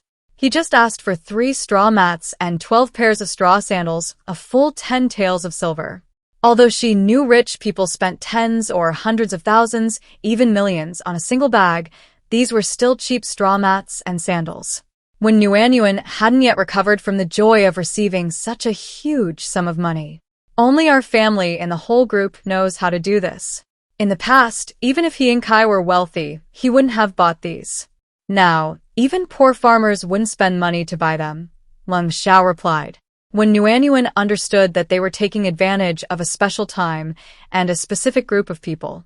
Opportunity truly favors the prepared. Making money is always good.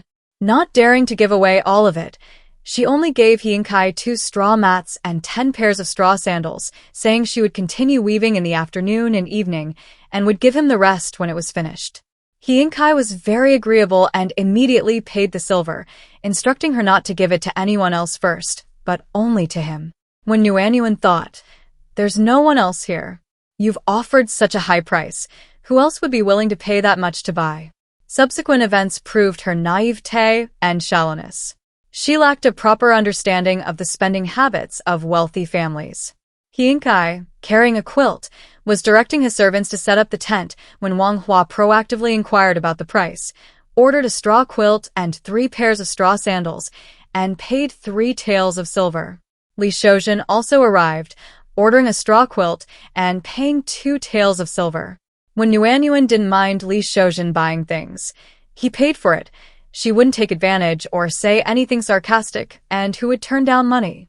With 15 taels of silver earned, when Wan finally experienced earning money after transmigrating, and it felt wonderful. Having the ability to earn money truly brings a sense of security. Only one person remained in the line. Chung Zijia, still annoyed, insisted on waiting until they entered the city in the afternoon to buy, implying that the others had overpaid. When Wan inwardly scoffed, "It's best if you can buy it. If not, come back to me, and this price won't be the same. Making money is so sweet. Having an income is great." Thinking of cotton, even rough straw paper, and a house with a large courtyard and a pond, when Wan's heart swelled with excitement. Her enthusiasm for work was as vibrant as the scorching sun. The straw mat was fine, lightweight, and durable, but Hiankai was a wealthy young master. Once he entered the capital, he naturally wouldn't use such things anymore. Even on this journey, it was only for sun protection. The other families were naturally the same. In this era, families who could afford to study, even if they were considered poor, weren't the impoverished families when Nguyen understood. It was indeed rare to see someone as poor as Lung Sha in the academy. He was probably the only one, which is why he was disliked and ostracized. After all, those people couldn't possibly ostracize the children of officials or the wealthy. Those who were bullied were usually the poor, quiet, and honest ones. Lung Sha fit all those criteria. Wang Chung and Li would soon realize that Lung Sha was the one they absolutely couldn't afford to offend. Wan turned her head to look at the young man deftly processing the black tough grass. His fingers were long and beautiful, yet covered with fine scars. These hands had wielded a machete to chop trees, a deer bone picker to harvest ginseng, and now they handled the grass with remarkable skill. But Wan knew that these hands would produce a stunning essay in next year's imperial examination. He would rise from compiler to lecturer, and then to Hamlin Scholar, followed by the left Vice Minister of the Ministry of Personnel and Grand Secretary of the Eastern Pavilion, eventually becoming the Chief Grand Secretary, presiding over the Cabinet's major policies, the most powerful and influential position, one that no other official dared to rival. He presided over all military and political affairs, investigated the hidden lands of landlords, and reformed the tax system, improving the financial situation of Ling Kingdom. He trained troops with renowned generals, strengthened the defenses of the northern and southern borders, and reorganized the border towns, sparing the border people from the suffering of war and chaos. He rigorously rectified the court, allowing the people of this ailing kingdom to live a peaceful life for the rest of their lives. When Wan greatly admired Lung Sha. He had lofty ambitions, could earn huge sums of silver, and could also stoop to earn copper coins. He was far superior to some men who couldn't earn big money, looked down on small money, and whose temper outweighed their abilities. Now, after getting to know him, she realized that when Lung Sha was subordinate to others, he treated himself as a human being. When he was in a position of power, he treated others as human beings. He had principles, but he wasn't blindly aloof. No wonder she was able to keep up with the long and slow story. Lung Sha, there are many disaster victims and refugees on the road. Have you considered helping them? When Wan asked tentatively. Judging from Lung Zhao's demeanor, he seemed to care about all living beings. She wanted to know if he was suppressing his pain when he saw these disaster victims. Lung Sha paused, his cool gaze falling on Wen Yuanyuan's gentle face, his brows furrowing almost imperceptibly. What did she want to know? Was she trying to understand him or investigate him? Although he didn't know her reason for asking this question, he knew she would never like a malicious person. And a man who owned nothing and had no land talking about saving the world and caring for all living beings, she himself found it utterly laughable. What did the world's suffering have to do with him? He couldn't annoy her so naturally. He couldn't say these things. Lung Sha stared intently at the person before him, who was eagerly awaiting his reply, carefully choosing his words before replying ambiguously. Without ruthless methods, one cannot act with a compassionate heart. Hearing this, Wen Yuanyuan's smile widened. Knowing the plot was great. Lung Sha was indeed magnanimous and ambitious, destined to save the people of Ling Kingdom from turmoil and ensure they could live peaceful lives in their lifetime. She quickly pressed on. Those who have wronged you, will you forgive them while they're alive or settle scores later? She knew Lung Sha wouldn't forgive, but she wanted to hear his thoughts. Why did he always prefer settling scores later? He had immense power later on. Killing someone was easier than crushing an ant. If someone openly provoked him, wouldn't the usual tactic be to kill the chicken to scare the monkey? It seemed so much more satisfying to settle scores on the spot. Why did he always retaliate secretly, without anyone knowing it was him? Or was it to gain a good reputation? When Yuanyuan wasn't against Lung Sha taking revenge on those people. If it were her, and someone kept bullying her, she'd also think about how to retaliate. If she didn't, it was because she lacked the ability. If anyone advised her to reason with them or repay evil with kindness, she'd stay far away from that person. She was afraid the saintly aura would blind her. So her main focus was on why Lung Sha always liked to settle scores after the fact, but she couldn't directly say that his future actions were about settling scores after the fact, so she could only ask him if he would ever forgive. Lung Sha turned his head, his gaze falling on the black-tipped grass in front of him, not letting those watery eyes see the violent and sinister look in his eyes, and sighed softly. When I have the power to crush others, then we can talk about forgiving. Had she forgotten her advice to him? To tell him not to retaliate lightly when he lacked the strength, and when he did retaliate, not to do it himself, and not to let others know it was him. Why was she asking him now? Was she afraid he had forgotten? Was it Cheng-Li's provocative behavior today that triggered her unpleasant memories of that day? Lung Zhao's expression darkened slightly. He emphasized, "Don't worry, I remember, I won't forget." Whether now or in the future, he wouldn't forget. Whether he was humbled to the dust or rose to the highest ranks, he would act in a way that wouldn't be recognized as his own. When Yuanyuan looked puzzled. Don't worry about what? Remember what? Did she miss something? Why couldn't she understand? What did you say? Sister-in-law, look how long the black laurel grass we picked is. Lung Yun's rosy face was covered in sweat as she ran over, carrying a full load of black laurel grass. She presented it to Yuanyuan like a treasure. When Yuanyuan looked at the glossy brown grass, compared it and smiled in approval, "It really is much longer, almost half full. Where did you find it?" Their previous batch was about 30 centimeters long, but the batch Lung Yun brought was at least 50 centimeters long. These blades of grass are so tightly rolled together. The difference is huge. The shady side of that hill gets less sunlight, so they didn't die early and grew longer, Lung Sha said, carrying a large stack of grass as he followed behind. We'll take advantage of the time and cut as much as possible so your older brother can come along. He's strong and can carry a lot.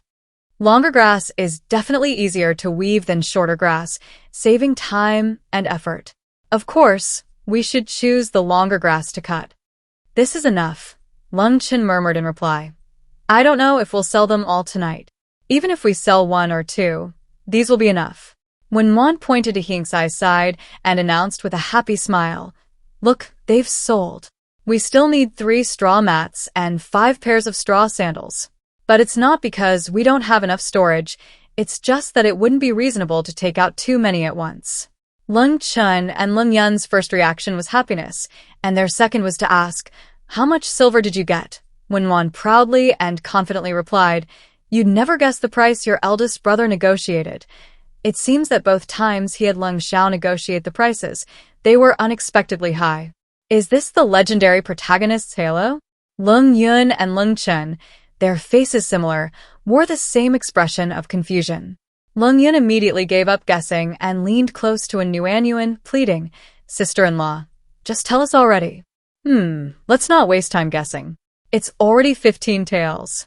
2 taels for a straw mat, 1 tael for 3 pairs of straw sandals, when Nuanyuan announced, calmly observing her 2 younger brothers' shocked expressions. She had the same expression just now, exactly the same.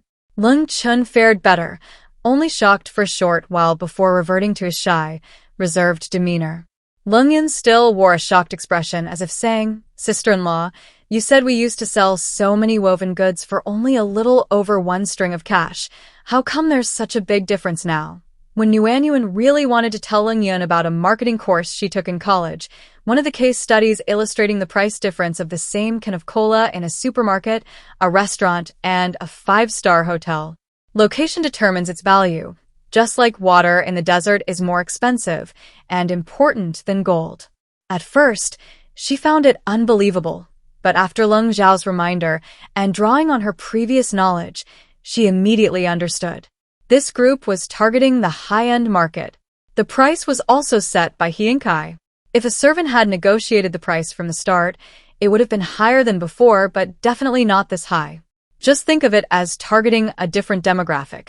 After all, these people are either the richest in Nanyang County or wealthy families in Tongcheng. They're naturally more generous. Lung Yun frowned and pondered for a moment, then cautiously asked, Sister-in-law, can I understand this to mean it's easier to make money from the rich and harder to make money from the poor? When Nuanyuan almost choked on her saliva, her younger brother was really applying this to other situations. The placement of a can of cola affects its price, ultimately, because of the different target demographic. Yes, that's right.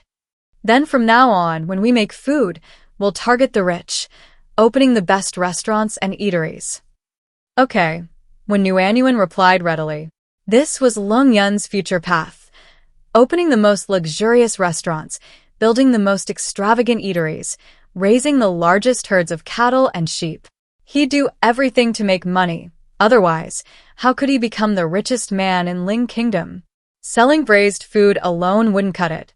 She only influenced Lung Chen. The future achievements of the other 3 weren't her doing. After making his bold statement, Lung Yun grabbed Lung Chen and excitedly ran off to gather grass again, pretending not to hear his sister-in-law calling after them to take their older brother. He wouldn't tell his sister-in-law that they had secretly reached an agreement. Their older brother would protect her every step of the way. They were keeping an eye on refugees, and also on whether the men in the group had any ill intentions. When Nuanyuan watched the 2 little ones run off in a flash and could only continue beating the black tough grass with Lung Sha. Well, whether he became a powerful minister or the richest man in Ling Kingdom, he had to work hard to earn money now. Asterisk over here, when Wan and her group were busy cutting and pounding grass. Over there, Hinkai had set up his tent and first respectfully invited Master Qin inside. Then he invited Wang Hua and the others.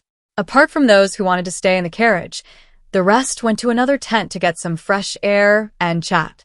Chung Zijie, fanning himself with a paper fan, confidently said, "Brother He, to be honest, your price is really too low, and Brother Wang and Brother Li are even worse off. Brother He used it at noon, and Brother Wang and Brother Li won't get theirs until evening. If we go through villages or towns this afternoon, and I buy things for a few dozen coins, won't you all feel increasingly annoyed afterward?" He and Kai smiled but didn't answer. It was only 10 taels of silver. Even if Chung Zijie got it for free, he wouldn't feel annoyed. Li Shoujin's face already showed hesitation. From another tent came Jiang this hearty voice. "Young Master Chung, didn't you see the roadside all the way here?" The roadside was full of ragged, stinking disaster victims. "Why would I look at them?" Chung Zijie's face showed displeasure, but he still patiently replied. Old Master Qin's brow furrowed even deeper. It's not just young Master Chung who's being shown the disaster victims, but also the villages along the roads, all deserted. Chung Zijie said nonchalantly, "Even if everyone's fleeing, there must still be a few households left." Leaving aside the fact that everyone's rushing to escape and no one's making up stories, even if there are villages that haven't fled, we dare not linger. We can only hurry into the city. "Why?" Jiang, the bodyguard/escort, explained meticulously to those present. "Young Master Chung is a scholar, so naturally he wouldn't know these things. When we encounter unfavorable situations, we'd rather sleep in the open than seek shelter in temples or villages. In these chaotic times of famine, our group has plenty of food and money, no different from fat sheep. If we enter a village and someone takes advantage of us, we'll likely be reduced to ashes. Besides, in this situation, every household is preparing to flee. Even if there are those still at home, how can we tell if they're not just waiting to be taken advantage of? Isn't that what you guys are here for? You can't just take the master's money and not do the work, can you?" Chung Zijie said casually. Jiang, the bodyguard, and the others' expressions darkened, their tone tinged with displeasure. "We're not 3-headed, 6-armed. If it's a bowl of water laced with sleeping potion or a sleeping powder, we can't defend against it." Chung Zijie immediately realized his earlier words were inappropriate and adjusted his tone, smiling slightly. "Even if we don't stop in the village, we can still buy things in the city, right? Besides, just because the village is dangerous doesn't mean the city isn't. Our master has already sent people to inquire about the situation in Anyang City. 9 out of 10 houses are empty. Our group entered the city in a large entourage, but there are still government officials there, so the shopkeepers are hesitant," Jiang, the bodyguard, said irritably. "May God protect this young Master Chung from passing the imperial examination. A young master like this, so oblivious to the suffering of the people, will bring misery to whichever region he becomes an official." Chung Zijie was equally annoyed. He didn't believe that such a large city couldn't buy the necessary items, and he didn't agree with Zhang's words. It was pure alarmism. Another servant of He and Kai, seeing Chung Zijie publicly deny his master's actions and keep arguing with Jiang the bodyguard, defended his master, saying, "I think that young Master Lung is rich and noble. Wouldn't it be an insult to him if our master contributed too little? Lung Sha is rich. He's so poor he hunts and sells his catch. He'll do any job that pays for a few coins. What's the difference between him and someone obsessed with money? He dares to ask for this price for a tattered straw mat and sandals? He's more profit-driven than a merchant." He and Kai hurriedly stood up to explain, "We can't wrong Lung Sha. I set the price myself. I think it's worth it." He wanted to get closer to Lung Sha, not haggle over a few coins. Unexpectedly, the other two also bought it, and now Chung Zijie has caused so much complaining over a few coins. Chung Zijie disagreed, but it's a fact that Lung Sha accepted it readily. He reeks of money. It's an insult to the refinement of scholars. He's not rich. He's noble in spirit.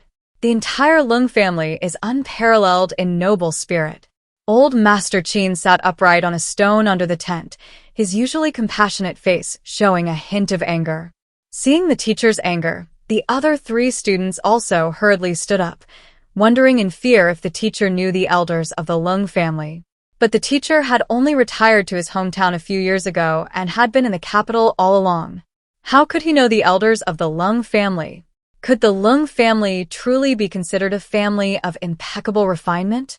He and Kai, as the tent's owner, hurriedly bowed and advised, "Master, please calm your anger. Don't harm your health. Brother Chung, please return to your carriage and rest for a while." This was clearly a veiled attempt to shoo them away. Chung Zijie bowed deeply to the master, his voice filled with worry and regret. "Please forgive my outspokenness, master. Please don't let anger harm your health. I will take my leave now." Slowly retreating, Chung Zijie walked towards his carriage. The master certainly favors Lung Sha. He even turns a blind eye to Lung Zhao's profit-driven merchant behavior. Refined refinement? He thought filthy greed would be a more fitting description. Nuanyuan and her companions were completely unaware of the unpleasant parting over there. They were busy until the two leading bodyguards called for departure, then they quickly packed their belongings and entered the carriage. Their carriage was at the very back, so they had to wait for everyone in the carriages ahead to finish, but there was no rush. Little brother, ladle a large bowl of chilled mung bean soup for each of them. It's inconvenient to drink it on the bumpy road, so I'll put it away while they drink it now, Nuanyuan instructed Lung Yun. She had portioned the mung bean soup into a wooden basin and chilled it on ice before getting out of the carriage, so they could drink the refreshing sweet soup immediately upon boarding. The day was not only hot but also dry, and Nuanyuan had no doubt she would lose a few pounds by the end of the day from sweating so much. She didn't want to make her younger brother do any work, but his hands were shaking uncontrollably, completely unresponsive. Earning money was never easy for her, no matter where she was. Even after rising from a factory worker to a self-employed individual, she couldn't escape the grueling work, and it was even more tiring. Because working for yourself meant you couldn't slack off. Seeing Lung Yun pick up the fifth bowl, Wan quickly added, "Don't bother ladling any for me." "Why?" Lung Yun looked up, her face full of confusion. It was clearly hot, and she was sweating a lot, and besides, didn't her sister-in-law love sweet soups? Wan. With ample supplies, she couldn't afford to be sentimental and act like she was saving water for them. Lung Chun silently moved the medicine box near the corner of the carriage door. He opened the wooden lid, took out a white porcelain bottle, and cut 2 thin strips of gauze with small scissors. When Wan and Lung Yun both looked over. Each of the 4 of them had a bundle containing everyday items piled up at the corner of the carriage, so they wouldn't have to constantly ask when Wan for them, and it would be convenient to use them. Besides her bundle, Lung Chen also carried this medicine box, neatly filled with various medicines. When Wan was particularly interested in these ointments and pills made entirely of traditional Chinese medicine. As a modern person, she had primarily been exposed to Western medicine since childhood, which had always been very effective. Alas, until she grew up, she tragically experienced those few days every month when she was in excruciating pain. Going to the doctor didn't help much. If the pain was really bad, she could only take painkillers. What else could she do? Everyone was treated the same way. After starting work, she stubbornly switched to seeing a traditional Chinese medicine doctor. He said her condition wasn't serious and didn't even prescribe any medicine, just some boiled red dates, longan, ginger, and goji berry water to drink daily, or she could use a thermos if she wanted to avoid the hassle. She went in excitedly and came out looking confused and doubtful. But after drinking it for 2 or 3 months, when Wan announced that the soups and broths were not only delicious, but also effective, she also understood the culinary cultures of different regions. Some loved soup, others loved spicy food. It was all because it suited their bodies and was effective. The concept of food and medicine sharing the same origin, passed down for thousands of years, is undeniable. Now that she could see it for herself, when Nuanyuan couldn't miss it. Looking closely, Lung Chen opened the white porcelain bottle, used a slender bamboo stick to scoop out a black, viscous paste, and evenly spread a thin layer on gauze. "Sister-in-law, stretch out your hand," Lung Chen instructed warmly. "Okay." When Nuanyuan obediently stretched out her hand in front of Lung Chen. Is this an ancient version of a medicated plaster? She initially thought Lung Chen would just apply it directly, but unexpectedly, He pressed it on several spots on her arm before placing the gauze on her wrist. The plaster was sticky and adhered firmly to her skin. It felt cool at first, but after a while, it became slightly warm.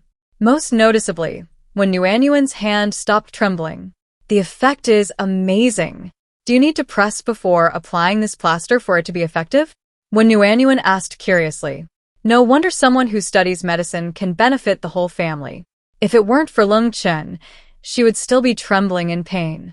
This shows how important it is to have someone who understands basic medical principles when traveling. An irreplaceable sense of security. The acupoints I pressed are to accelerate blood circulation.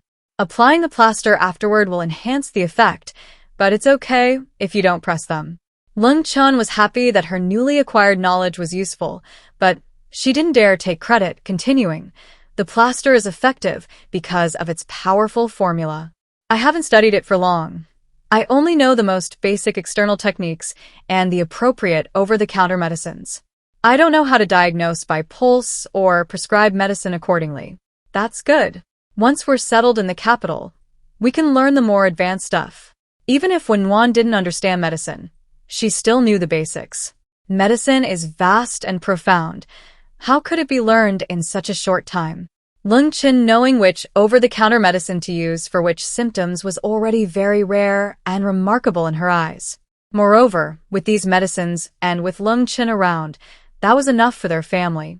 Okay, sure, Lung Chen replied obediently. The old gentleman and manager's son were also going to the capital. He said he could find them at the Rengsintang main store when he arrived, but he didn't want to be an apprentice there anymore. He wanted to learn acupuncture techniques and pharmacology. But it was best not to tell his sister-in-law about this yet. When Nuanyuan's hands stopped hurting and trembling, and she immediately became energetic again. She happily finished her mung bean soup, and the convoy slowly started moving. Having a vehicle significantly improved their quality of life and comfort, especially with ice available. There wasn't much to do in the carriage, so Lung Chen lowered his head and began weaving straw mats, while Wen Nuanyuan and Lung Yin each kept an eye on the disaster victims on both sides of the road. The next stop was Anyang City. According to Lung Zhao's return, they were going into the city to replenish water and might rest there as well. These cities weren't strategic passes or natural strongholds. The land outside the city walls was flat and wide, so there was generally no need to enter the city. They could simply go around it. Those who need to attack cities do so either because they can't avoid them or because they're primarily after resources and land, and capturing a city is the only way to assert sovereignty. When Nuanyuan used to think that you had to pass through the city, wondering if it wasn't possible to bypass it from the outside in flat areas. Now she knows that it's possible to bypass cities unless they're naturally fortified. I saw the water the master brought. The long, thin water that was only 5 or 6/10 full to prevent it from spilling on the road. With the 4 water bags, it should be enough for 4 people to drink and use for 2 or 3 days if they're careful. The others should be able to carry about the same amount of water. Lung Yin watched the carriage enter the city, turned around, and chatted with her sister-in-law. The carriage carried more food and water, but with more people, the consumption was also greater. If it were any of them, they would never touch the water in the water tank without knowing if there would be a water source. Even if they had drunk water before setting off that morning, they would only dare to take a small sip from the water in their water bags. Drinking freely in large gulps was out of the question. Their current freedom to drink whenever they wanted was entirely thanks to their sister-in-law. But I saw them drinking quite heartily at noon. Except for Hing-Sai's family, the others didn't seem to be saving water. When Nuanyuan was surprised to hear this. She hadn't expected that Hing-Kai, the wealthiest and carrying the most supplies, would be the most frugal. It's only the first day of their journey. It's normal that they don't know how to conserve water. Besides, once they're in the city, they all have money and can buy the water they need. Money is useful everywhere. Lung Yin shook his head solemnly. Along the way, I made a rough observation. The villages flanking the official road are nearly empty, and in the city, 9 out of 10 shops are shuttered. Sister-in-law, I fear the drought in Anyang City is even more severe than in Tongcheng, he continued, his voice heavy with concern. The number of people fleeing both from the villages and the city has increased significantly. Nuan listened to her young brother-in-law, noting that fewer large groups were fleeing toward Anyang. I only hope the others only need to replenish their water and don't have other urgent needs, she murmured. They had stored enough water to maintain the team's stability. In a pinch, they could even sell a little to earn some silver. After all, if the rest of the families couldn't make it to Rujo, her own family would struggle to reach the destination alone. They needed the safety of the group, and if others had silver but no water, a fair trade was only logical. The carriage wandered through the desolate streets for a long time before finally slowing to a halt. Lung Sha pulled back the curtain. It's evening now, and the heat has broken. Do you want to come down for some air? Nuan straightened her hat, the light gauze veiling her face. Are we moving into an inn? No, Lung Sha said, stepping out first and reaching back to help her down. Most houses are dry, and we haven't found a single inn still open. We need to find a water source. Lung Yun followed them down, while Lung Tian stayed behind to guard the horses. Inside the carriage, Lung Chun was busy weaving straw mattresses, and the dumplings their pet remained curled up in the back, dead to the world. The three of them walked toward a rice shop that was still partially open. With the dumplings on guard, they felt safe leaving the carriage for a moment. Up ahead, Hiankai and Cheng Zijia were already badgering the shop assistant. No water. There isn't a drop anywhere. The assistant snapped, waving them away like annoying flies. How can you lie? Cheng Zijia demanded, his face reddening. If there's no water, how is anyone here still alive? How I live is none of your business, the man retorted. Why should I tell you? Don't you know how precious water is? You've got a lot of nerve asking for a free handout. The insult stung. Cheng Ziji's face turned the color of pig liver, his fists clenching in rage. Before a fight could break out, the shopkeeper emerged, drawn by the shouting. Hiankai quickly stepped in to smooth things over. A misunderstanding, truly. We just need to find water. Please, shopkeeper, if you have any information. He discreetly pressed a piece of silver into the man's hand. Through her veil, Nuan couldn't see the exact amount, but judging by the shopkeeper's reaction, it was substantial. Asterisk, middlemen really do make the most money. Asterisk, she thought dryly. The shopkeeper looked at the silver, unimpressed, until Hiankai reluctantly added another coin. Finally, the man spoke. There's a mountain 10 miles south. There's a spring in the mountain stream. Go there. With that, he and his assistant retreated inside and bolted the wooden door. Inside the courtyard, the assistant whispered, Shopkeeper, we know that spring is dry. Why lie? What if they come back for revenge? You're a fool, the shopkeeper chuckled, pocketing the silver.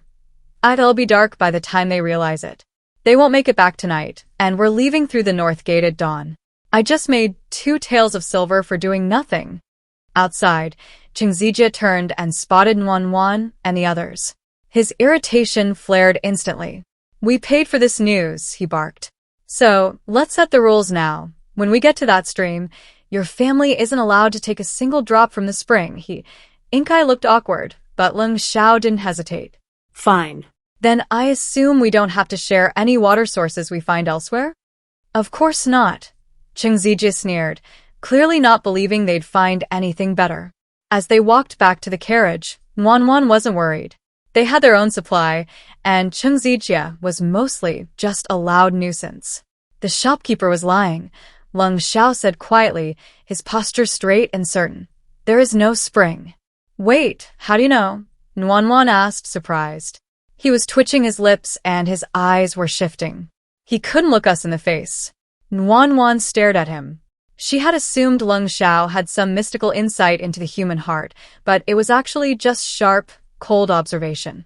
Suddenly, a wave of panic hit her. Asterisk, wait. I've lied to him before. Asterisk, she thought back to their interactions, wondering if he had seen right through her acting. Asterisk, don't panic. Asterisk, she told herself. Asterisk, Eve watched enough dramas to know how to keep a straight face. Life is just a play, and it all comes down to the performance. You've got this. Asterisk. By the time they reached the foot of the mountain, the sun was dipping below the horizon. The group decided to camp on a flat stretch of land. It was too late to head back to the city, and they hoped to catch the morning spring water before starting their journey. Lung Sha and Nuan agreed to the plan.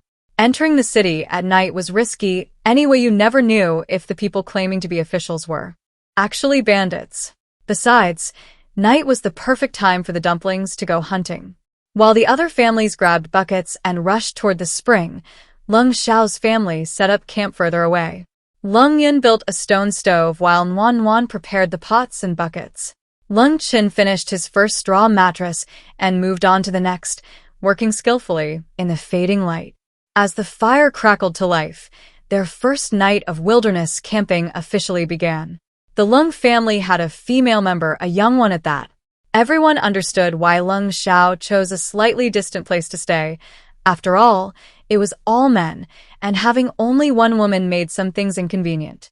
Over there were servants and guards. Chores like fetching water, gathering firewood, and cooking were done, while several students sat on stones, chatting animatedly.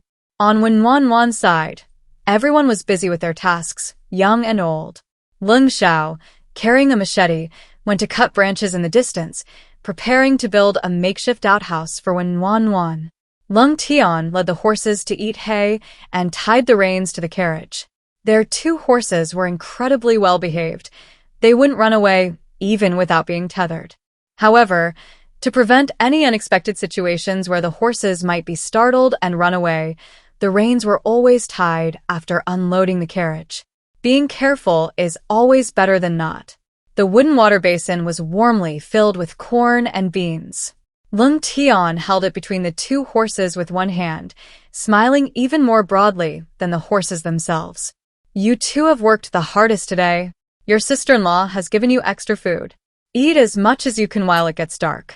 While it was only right to give extra feed to horses that had been pulling heavily laden carts all day, for the Lung family considered poor by others and whose carriages required money to buy horses, feeding their horses corn, which required money, was clearly abnormal. Eating it secretly was quite nice. The 2 horses were delighted to see the water and corn, neighing and nuzzling each other's foreheads. Lung Tian couldn't help but feel that his 2 horses were getting along a little too well. Shouldn't they be happy to share their treats with him, the one feeding them? They were only concerned with the other horse. Lung Tian felt utterly defeated and decided to channel his grief and anger into strength. They all rushed to Lung Zhao's side to work. On the small, flat plot of land, the sizzling sounds of cooking echoed from each household. When traveling long distances, cured meat and dried rations are essential. Nuan had worried that bringing out cured meat would be too conspicuous, but now she realized she was overthinking it. This group, except for their own family, consisted entirely of high-end residents of Tongcheng. Aside from the limited fresh meat and vegetables they carried, which couldn't be stored, they had plenty of cured meat and dried goods. Especially Hingxai's family.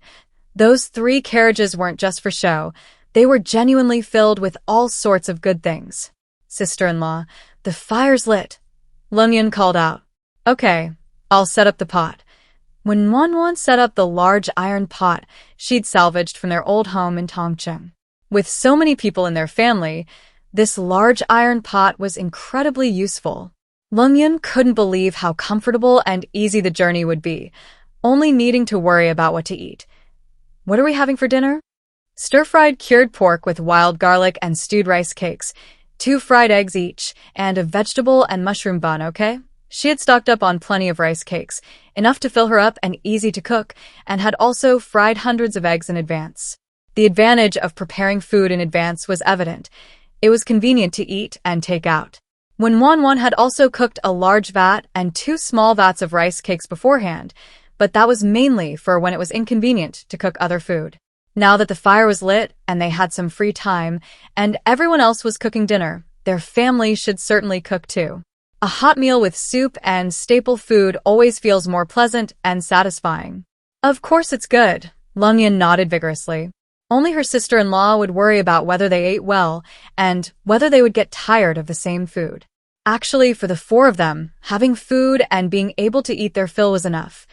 How could they get tired of it? The poached eggs and the vegetable and mushroom buns must be eaten first, and don't let anyone find out. Lung Yun nodded vigorously. I know, don't worry, sister-in-law. After cooking, when Nuanyuan took out 5 wooden basins, yes, basins. No need to keep adding more, and no need to worry about them overflowing. Lung Sha and Lung Tian had big appetites, so they filled theirs to about 7 or 8 tenths full. Lung Yun and Lung Chen filled theirs to 4 or 5 tenths full, when Nuanyuan's was also filled to 4 or 5 tenths full, with more soup in it. After serving, 2 poached eggs were buried in each basin, and they were placed on a straw mat to cool. After scrubbing the large iron pot clean, a handful of black tea was added, along with sugar, and stir-fried until golden brown and bubbly. Water was poured in, and it was kept boiling. Just before it was done, fresh milk was added. Yay! Milk tea was ready. Lung Chen especially loved this homemade milk tea, so when Nuanyuan had prepared it in advance for him and his younger brother to drink while keeping watch that night. After the 5 of them had eaten their fill, Lung Chen was left alone to finish making straw mats by the stove fire, while the other 4 carried 2 wooden buckets and basins to go out and find water. They had to go out to find water, otherwise, how would they have an excuse to get water? The people sent out to find water hadn't returned yet. When Nuanyuan followed Lung Shao in another direction so that if they found water, it wouldn't be Cheng Zijia's problem. The moon was bright, the stars were few, and everything was pitch black. Tang Tuan jumped down without anyone noticing and followed them silently. Lung Tian muttered, Tang Tuan works hard, having to go out to find food every day. Tang Tuan must have been lying in the carriage all day, needing some fresh air. Once it's full, it can last 5 or 6 days without needing to eat, when Nuanyuan casually remarked, Wow, sister-in-law, how do you know everything? Lung Tian exclaimed in amazement, when Nuanyuan felt embarrassed. She couldn't very well say that everyone who'd been to the zoo and listened to the guide knew, so she changed the subject, asking, Lung Shao, where are we going? Those people can't see them anymore. Filling up the water tank and taking it back would save them some walking, wouldn't it? Big brother is heading towards the shady side of this mountain, Lung Yun answered quickly. Soon as she finished speaking, she felt her brother give her a sharp look. Was it too dark and he was seeing things? Wasn't her brother usually reluctant to answer questions? Why was it sharp instead of grateful? Lung Yun anxiously speculated. Nuanyuan looked up into Lung Zhao's deep eyes. We have water. Why are we looking for a shady spot? To earn money. This time no one answered. Lung Zhao's eyes were as still as water. Nuanyuan seemed to understand, but after a day in the carriage, it was quite novel for the 4 of them and the big cat to be out in the wild like this. So she stopped asking and skipped along beside Lung Shao. After walking for a while and turning a corner, Lung Shao squatted down in a patch of thick grass, moved a large rock, and found the soil inside damp. Lung Shao stepped back and Lung Tian, carrying a small hoe, began digging with one hand. Nuanyuan almost laughed. Why was it always her eldest brother who did the heavy lifting in this family, and why did he seem to enjoy it so much? What a peculiar combination. All right. When the pit was about the size of a small vat, Lung Shao spoke up to stop them. When Nuanyuan saw that a tiny amount of water was seeping from the pit, very slowly, but there was definitely water. Let's go back, Lung Shao said. Huh? Aren't we waiting for this water? When Nuanyuan didn't understand, asking blankly. This water will only seep into a small basin in an hour. We have water. We don't need to wait. This can be sold for silver. When Nuanyuan said, Oh, and followed him back, thinking that Lung Shao, who could venture deep into the mountains, had quite strong survival skills in the wild. Tang Tuan had already gone up the mountain to play while they were digging the hole. The 4 of them, returning beaming with basins and buckets full of water, formed a stark contrast to the others who had returned dejectedly carrying empty buckets. Lung Shao carried a basin of water to Master Qin. The master didn't mention money, but instead gave Lung Shao a pure wolf hair short-tipped small calligraphy brush. When Nuanyuan had been to bookstores before and knew that in this dynasty, writing brushes, ink, paper, and inkstones were all valuable items. This Master Qin was too upright, afraid of taking advantage of his students, returning such an expensive gift for a basin of water. Following Lung Sha were not only He and Kai and the others, but even Cheng Zijie shamelessly approached with an air of familiarity. Cheng Zijie was now regretting it terribly. Especially since he was going to sleep on the floor, he realized that the straw mat could be used for insulation in the carriage during the day, for shade at midday, and for sleeping on the floor at night. There were now 7 of them in total.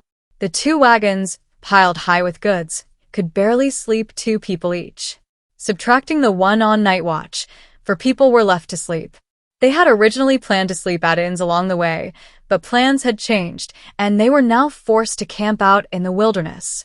Leaving aside the snake, insect, rodent, and mosquito bites, they needed a place to cushion the muddy, rocky, and overgrown path. His silk robes could be removed for sun protection, but the thin layer was useless as a mat. And that wasn't the worst part. The worst part was that they didn't have enough water and hadn't found any. Ignoring their earlier unpleasantness, Cheng Zijie asked with a smile, "Brother Lung, this water is very clear. Where did you find it?" Lung Sha didn't even look up. "Not from a mountain stream." "I do know that, haha." Cheng Zijie wished he could take back what he'd said at the rice shop.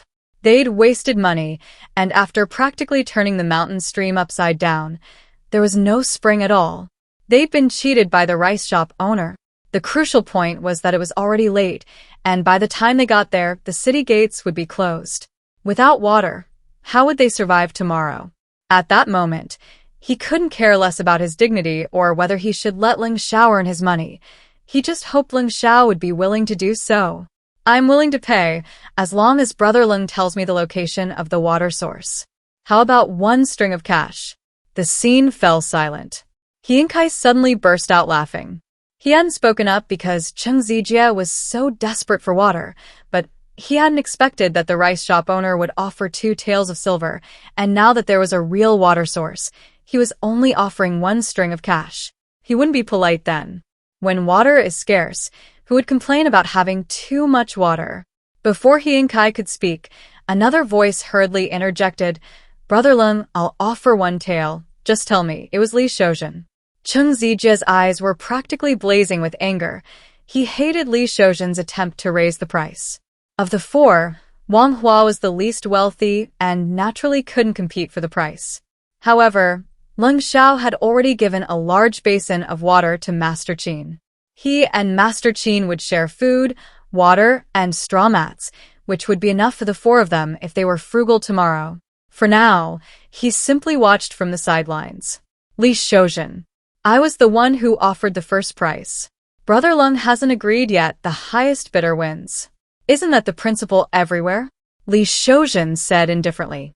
Cheng Zijie took a deep breath. "Then I'll offer 2 taels. I'll offer 3 taels.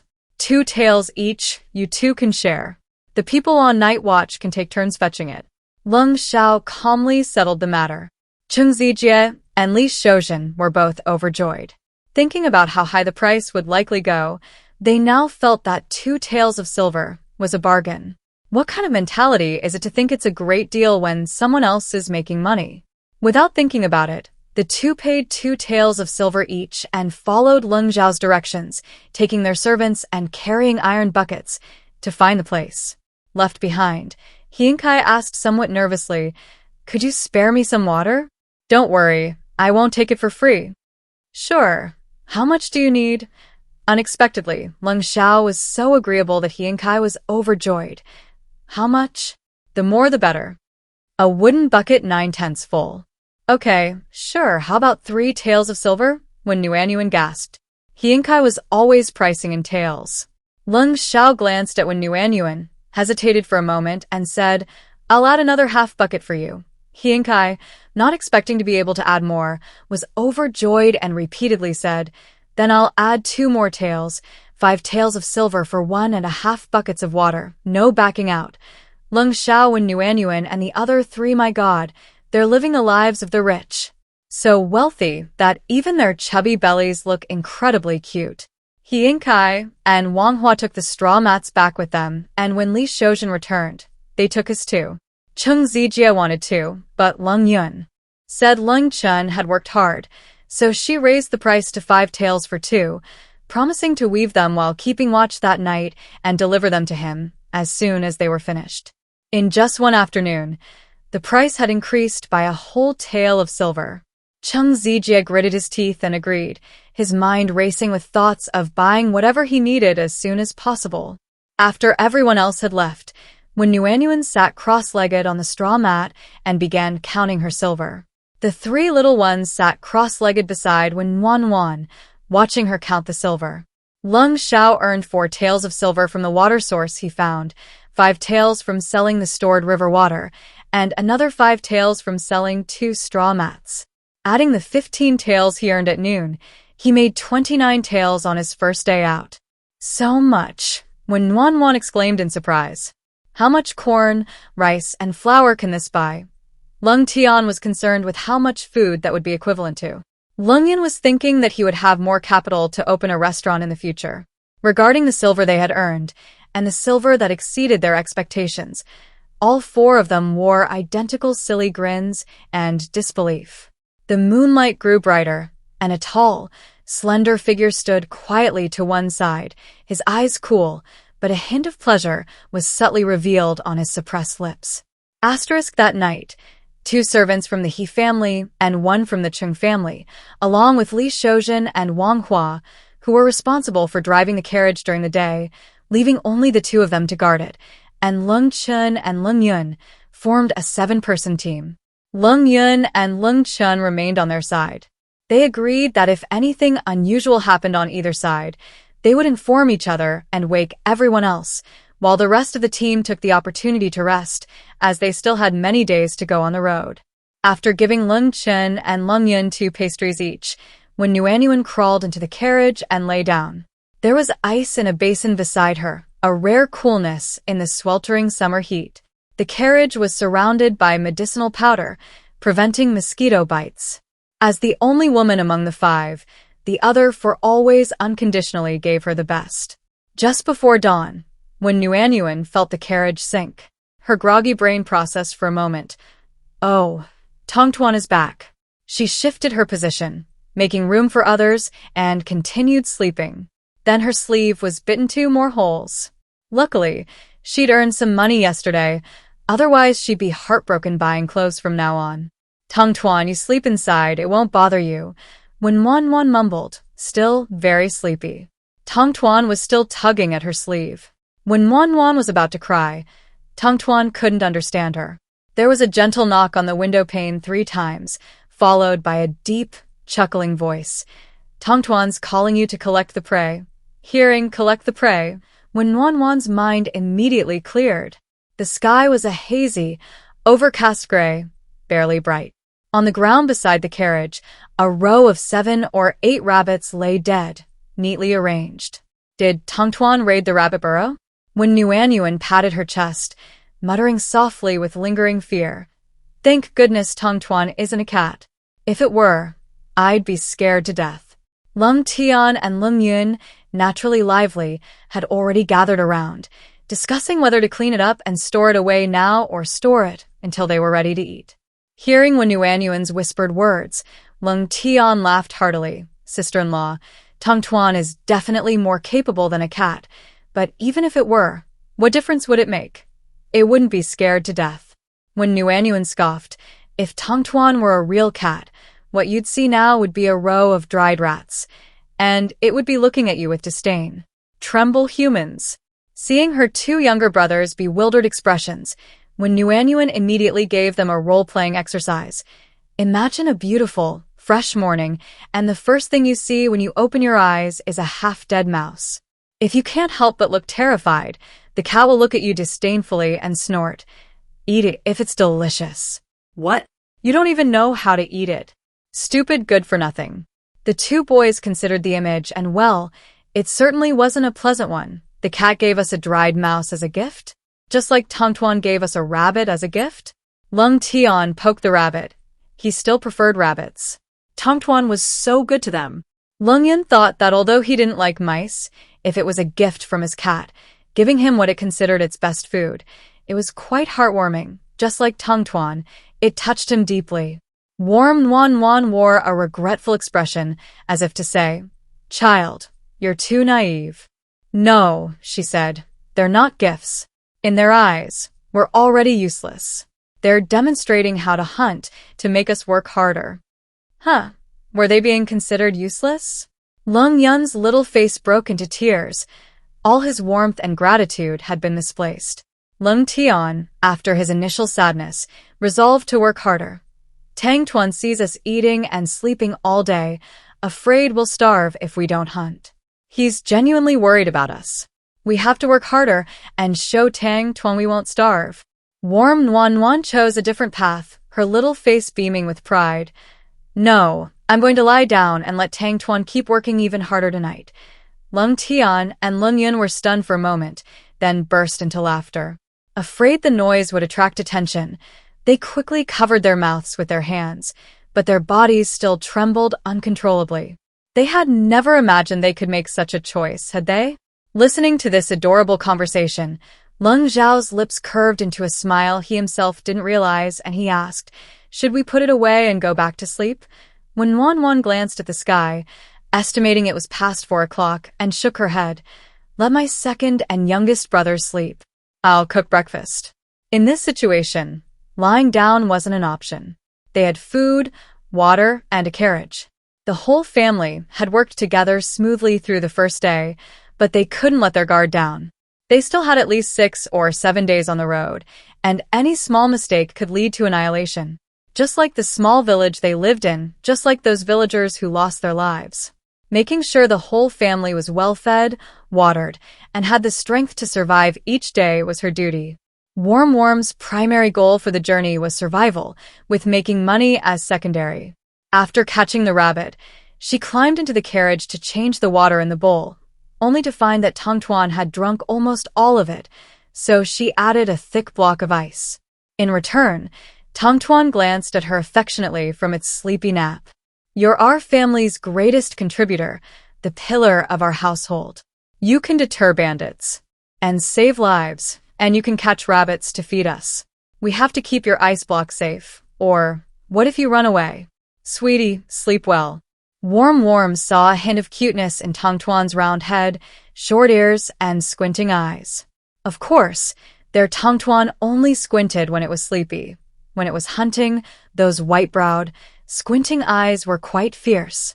Tang Tuan seemed to agree with some of the words, let out 2 soft whimpers, and lay down to sleep. Nuan quietly withdrew, happily thinking how easy it was to raise Tang Tuan, a type of rabbit. All she needed were ice and water, and ice was the last thing she lacked.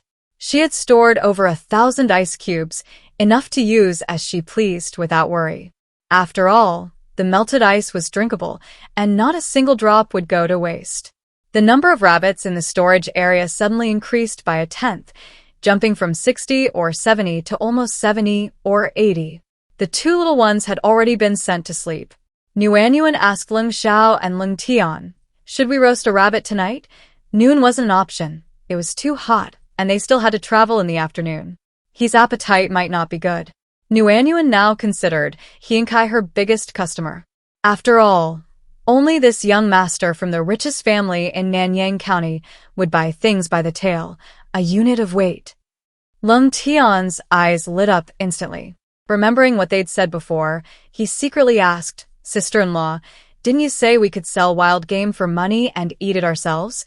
When one secretly replied, "Brother, how can we sell it if we don't roast it? We can't just take them one by one and ask around. Cooked food is worth more than raw food." "We can roast it now," Lung Sha said. "Can you eat roasted meat in the morning?" When Wan turned to Lung Sha, asking. She felt that breakfast would be something like porridge and steamed buns, or pancakes with soy milk. "Are you asking if brother can eat it?" When Wan turned to look at Lung Tian nodded vigorously. "Of course I can. Why can't I eat roasted meat?" "Sister-in-law, you wrapped the leftover roasted pork belly from the night before in pancakes, and we ate it with gusto." "Okay." When Wan remembered. She had a bowl of porridge with it that time, and she ate it with gusto too. "It's still early. Should we roast a rabbit?" "Roast 2. Lung Sha decided lightly.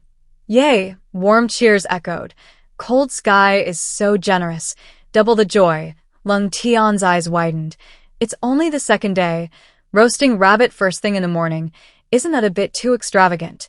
He thought his sister-in-law was already being very generous, but his older brother was even more so. I think so too, but eating and drinking well is really fun. Today was another great start. Hinkai felt that everything was going wrong on his first day out. The heat, the sun, and the bumpy ride were bad enough, but he was also cheated out of 2 taels of silver for water in town. The money was a small matter, but the mood was a big problem. Finally, he solved the water problem, thinking he could finally rest and get a good night's sleep, but he was surrounded by buzzing mosquitoes everywhere.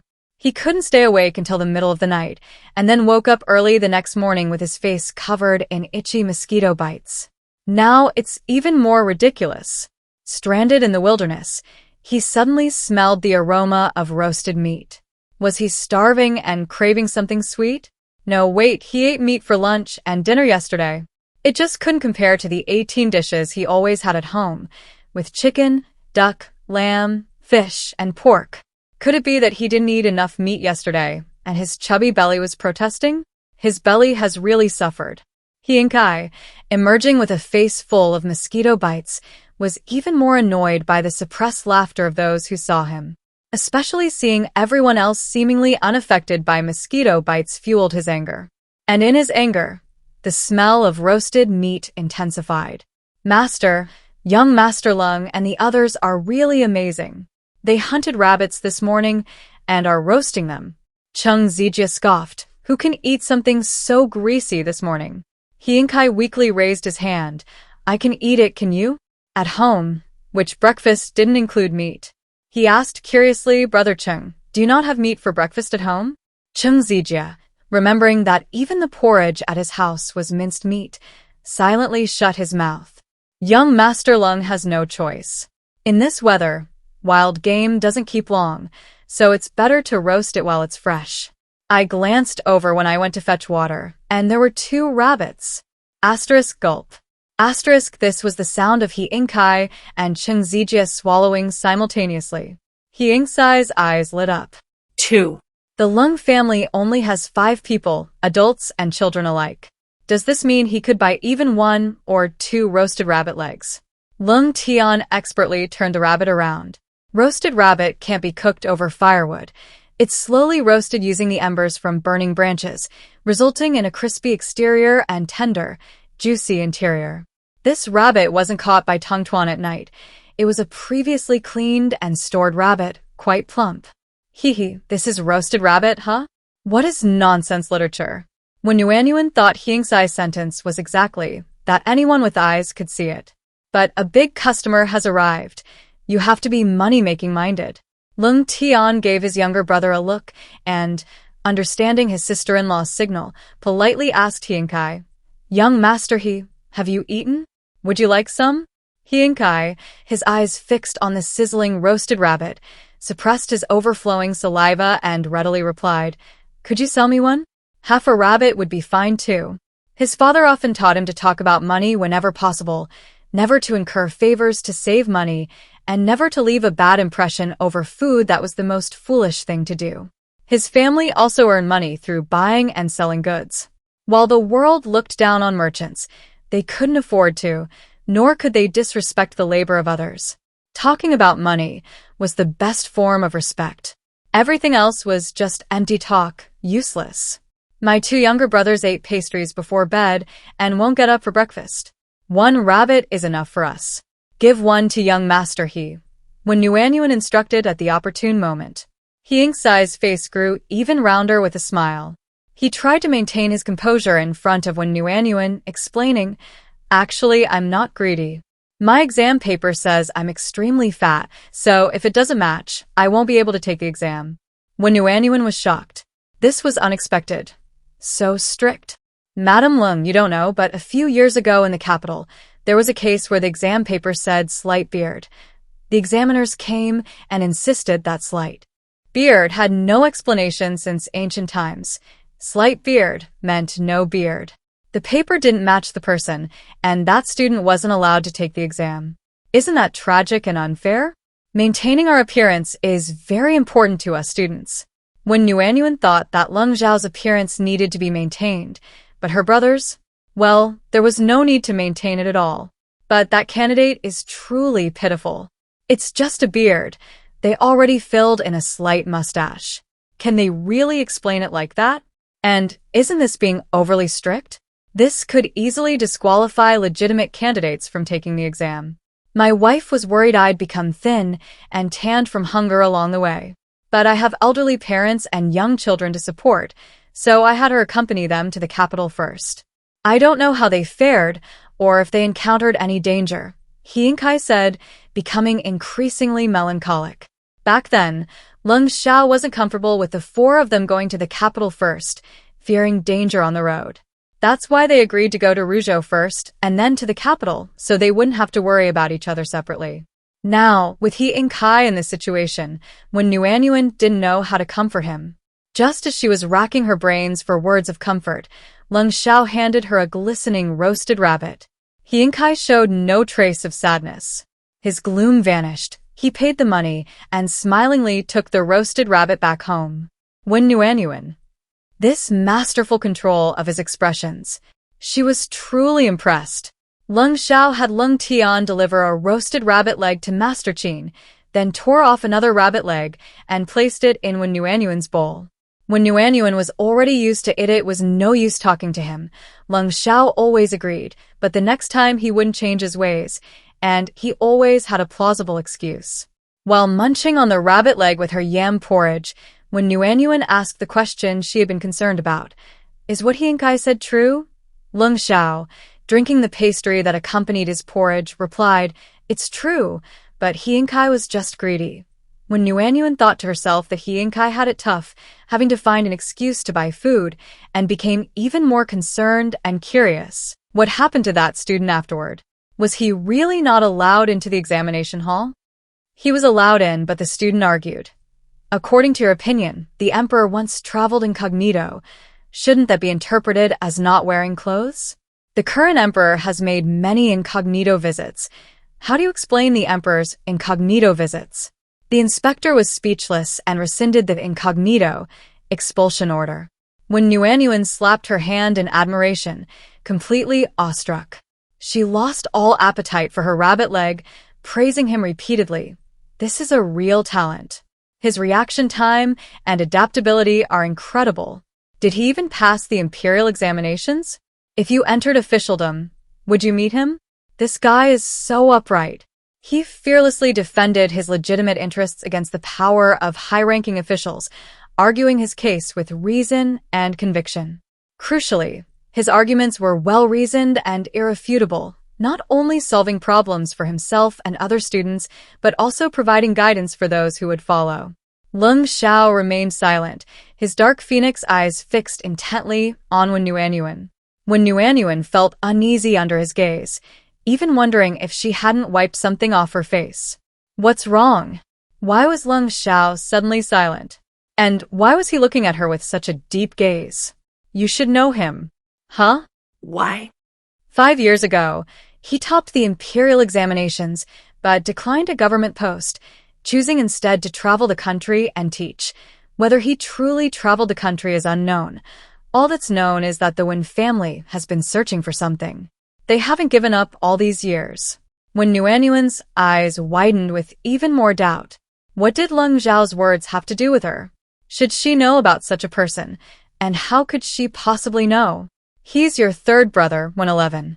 Warmth and gentleness filled her mind like fireworks, exploding dramatically before fading into a blank. After a long, long time, she murmured, but I'm not warmth. She was warmth and gentleman. A question she had always avoided flooded warmth and gentleman's mind. How would she face the original owner's parents and brothers in the capital? These characters, who barely appeared in the original book, now seemed clear, vivid, and unavoidable, becoming an integral part of her future life. And she had no face to face them. Lung Zhao's phoenix eyes were deep and unfathomable, his tone certain. You are and you will always be. Nuanyuan smiled helplessly. She understood everything Lung Shao said. In Lung Zhao's eyes, she was Nuanyuan now, and she would always be Nuanyuan. To him, There was no difference, because he didn't care whether it was her or the original owner. It was merely a matter of comfort on the journey. To the three little ones, there wasn't much difference either, because they hadn't developed a bond with the original owner yet, and accepting her after she transmigrated and was kind to them was normal. But the Wen family was different. The original owner was their daughter, their sister, who would want to switch people. Whether good or bad, they wouldn't want to switch. The Wen family, a family of integrity who only relied on their stipends and didn't seek any personal gain, were willing to give 500 taels of silver as a dowry. Their love for their daughter was undeniable. As the original owner's strict and upright parents and brothers, Nuan, who had transmigrated without any reason after the original owner's hunger strike and subsequent soul change, asked for nothing more than that they wouldn't put her on the fire to exorcise her after discovering the switch. She had been enjoying a peaceful escape, eating porridge and roasted rabbit legs, but now, thinking reaching the capital would be the end of her ordeal, she suddenly realized it was just the beginning. She was wrong. Today wasn't a good start. It was a nightmare. What kind of human suffering was this?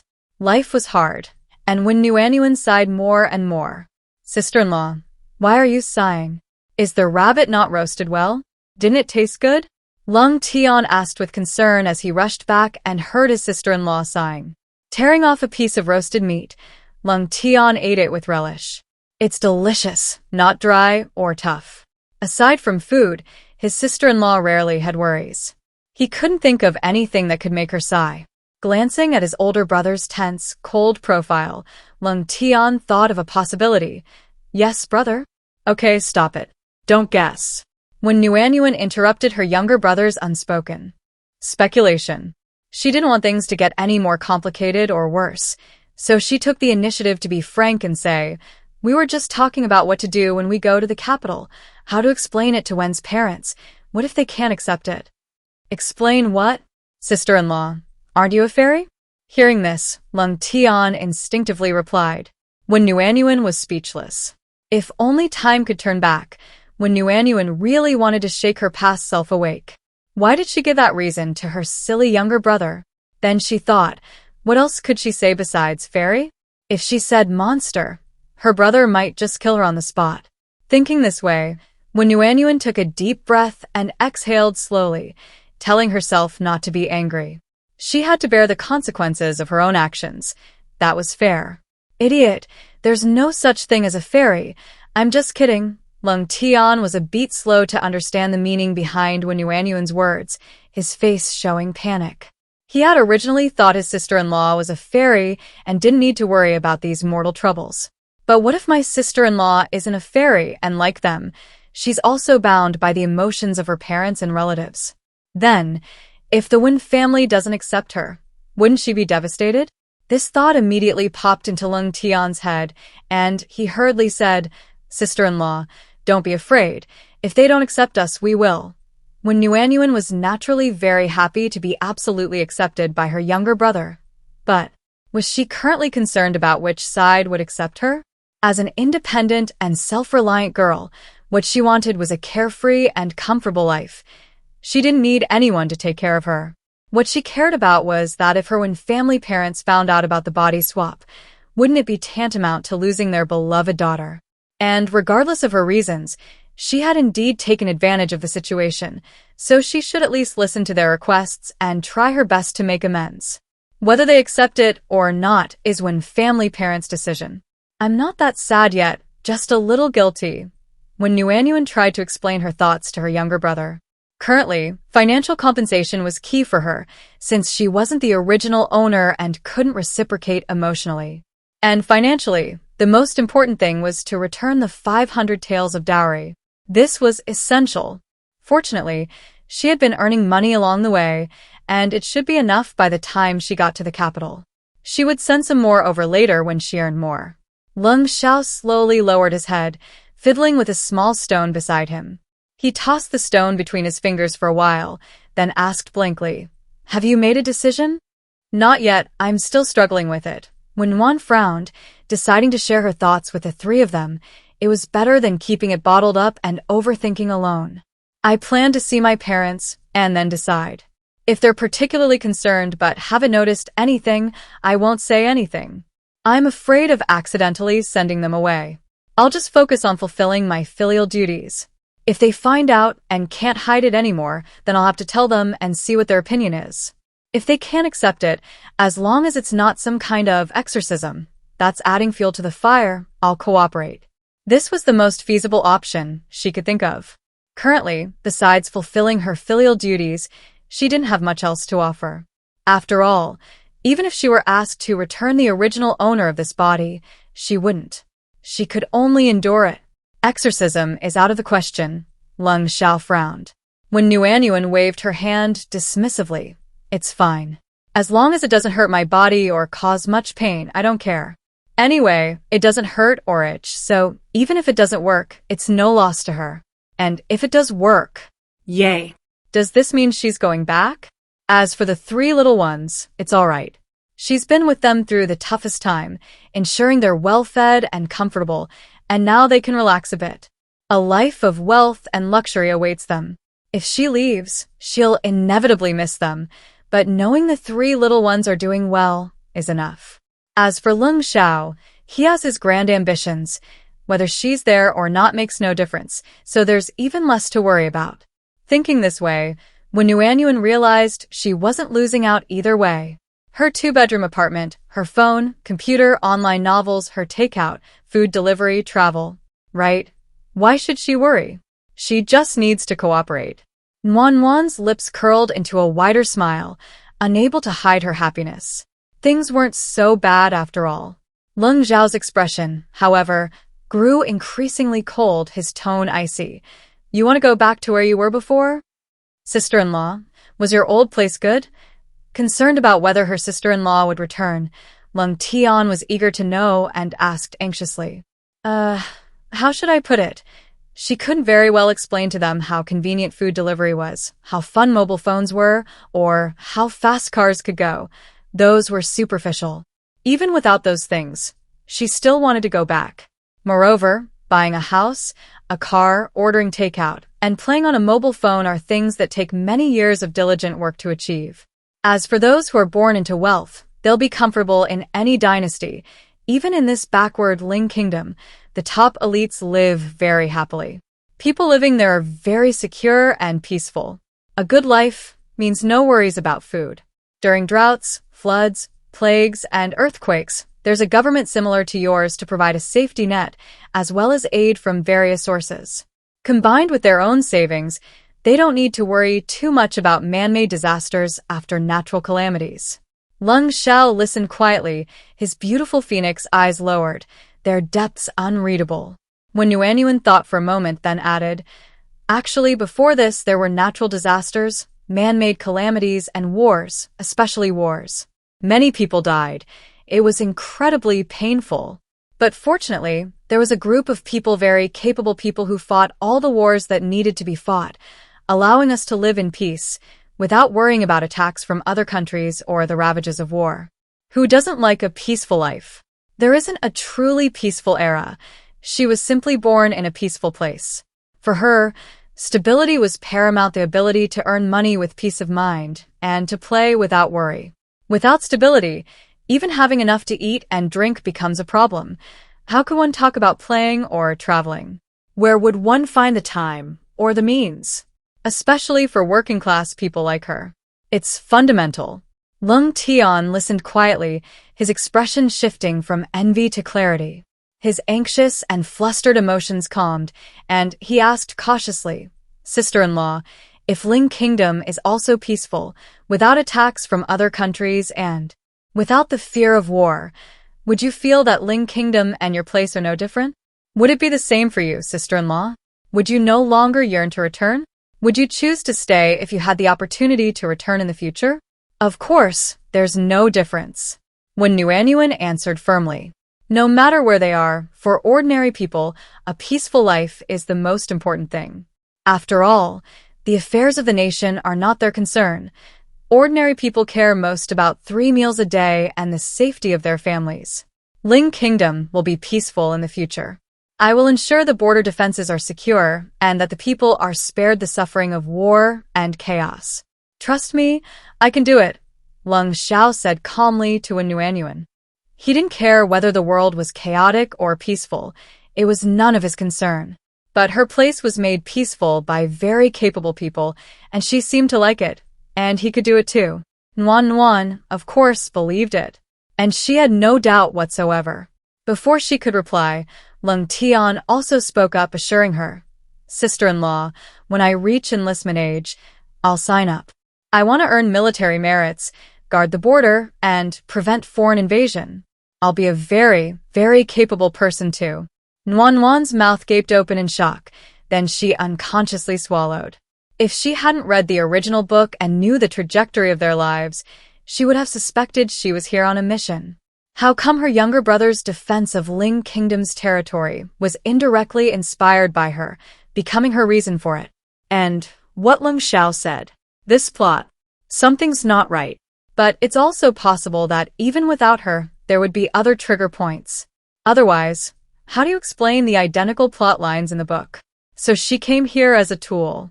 As a mere tool. When Nuanyuan felt perfectly at ease, her only thought being to survive until the plot got on track, then leave without a trace.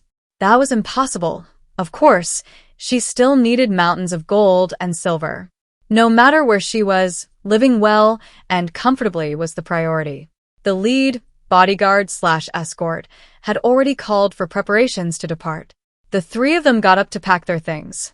When Nuanyuan sensed the tense atmosphere, especially since Lung Sha and Lung Tian, who usually had enormous appetites, were unusually quiet, they hadn't even finished 2 pastries.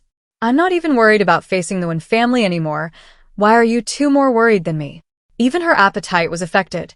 This was something when Nuanyuan couldn't understand. Don't they know that for someone who only eats, eating is the most important thing? When you're in a good mood, eat.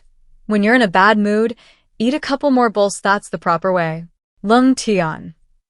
Is that what he's worried about? Lung Sha glanced at Wen Nuanyuan silently, without saying a word. Wen Nuanyuan was confused by their stares, but Lung Tian looked like he was about to cry, and Lung Sha was as cold as an unmelting block of ice. Neither of them answered her, so she could only climb into the carriage. Originally, when Nuanyuan had prepared to curl up behind the curtain, thinking there wouldn't be enough space for the 2 little ones to sleep. But the 2 little ones were sleeping so close together, taking up very little space, leaving a small gap on the left side. When Nuanyuan sat by the window, looking at the 2 little ones, only thinking of her younger brother's almost crying expression, and the one who was as cold as ice. A silent sigh. Even if she had the chance to go back, could she really go back so easily? The carriage clattered into Anyang City again, mainly because Cheng Zijie insisted. He was determined to get back the 2 taels of silver and report the rice shop owner to the authorities. When Nuanyuan didn't know whether to praise his strong sense of legal rights or criticize him for not understanding the situation. He, Li, and Wang couldn't persuade him. Lung Sha, with a gloomy face, didn't even bother to try and persuade him. So, they went into the city again, even though they didn't originally need to. When Nuanyuan thought it was no wonder Lung Sha had said that if everything went smoothly, they could reach Rujo in 7 or 8 days. Cheng Zijie's unexpected circumstances were part of that unfortunate part. There are always such unsociable people in a group. When Nuanyuan told herself, she had to get used to it. Anyway, there's nothing she can do about it. As expected, Cheng Zijie didn't find the rice shop owner. Muttering and cursing, he boarded the carriage. This roundabout route had wasted 2 hours. Luckily, we transmigrated into the Lung family. If we'd run into someone like Cheng Zijie, it would have been truly tragic. A grown man, completely oblivious to the urgency of the situation. Normally, it's normal to seek justice after being cheated, but in this situation, it's just a lesson learned, especially since it involved the whole group wasting time. Sister-in-law, what's so tragic? Why do my older brothers seem so strange after I woke up? Lung Chen blinked, assuming it was because she was still half asleep. Lung Yin nodded quietly. Yeah, my older brother seems colder than before. And why isn't my usually carefree second brother saying anything? Is it because Cheng Zijie took such a detour that he's upset? Sort of. When Nuanyuan mumbled, not intending to recount their earlier conversation. Even the usually composed Lung Sha and the simple-minded Dadi were affected by their moods, so it was best not to tell the two little ones. Their primary task was to gain weight. Gaining weight was the least they could do to respect food. They were delayed in the morning, and since the drought in Anyang was more severe than in Tongcheng, the families decided to rest for about half an hour at noon before setting off, hoping to reach Rujo as early as possible. To avoid being seen by others, the five of them ate lunch in shifts in the carriage. When Wanwan noticed that Lung Shao and Lung Tian still didn't have much of an appetite, so she ladled out a lot of ginseng chicken soup for them to replenish their energy. They slept outdoors again that night. This continued for several days. Along the way, the two, bodyguards/escorts, didn't stop at deserted cities and villages, instead choosing desolate, flat, and open places as their lodgings. When Wanwan thought this was quite good, it saved them from being trapped like turtles in a jar. If bandits came, they could see them early, allowing them to prepare in advance whether to run or fight. Lung Shao was also very measured, controlling the amount of game and water with extreme precision, always just enough, but slightly lacking. Several times, when Wanwan tried to approach him and talk, but he would shrink back sheepishly under her intense, phoenix-like gaze. On the afternoon of the fifth day, things took a turn for the better. Even with the drought and being on the road, the five of them, with plenty of food and water and a horse-drawn carriage for transportation, were doing quite well. Except for Lung Zhao's somewhat cold face these past few days. Although that handsome face, flawless from every angle, remained as indifferent and expressionless as ever, he still did everything he could, driving the carriage, setting up tents, cutting branches, building makeshift latrines, finding water, selling wild game, and earning money. But when one could still sense from Lung Zhao's increasingly pursed lips and the growing chill emanating from him that he was still angry, and in fact, his anger was intensifying. Even over the smallest things she didn't even know about, Lung Shao had remained silent and stern these past few days, always gazing at her intently with his deep, beautiful phoenix eyes.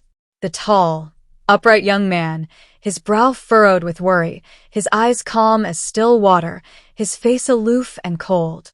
At times like this, when Yuanyuan couldn't help but sigh, being good-looking is really an advantage. Even when someone's angry, even without saying a word or looking at you, you can still see the hurt in their delicate, angry face, making you wonder if you've done something wrong. And then you reflect on what you did wrong. Someone had told her before, "What's the use of being pretty? You can't eat it." When Yuanyuan really wanted to show them Lung Zhao's face, it could not only be eaten, but it could make you eat several bowls more.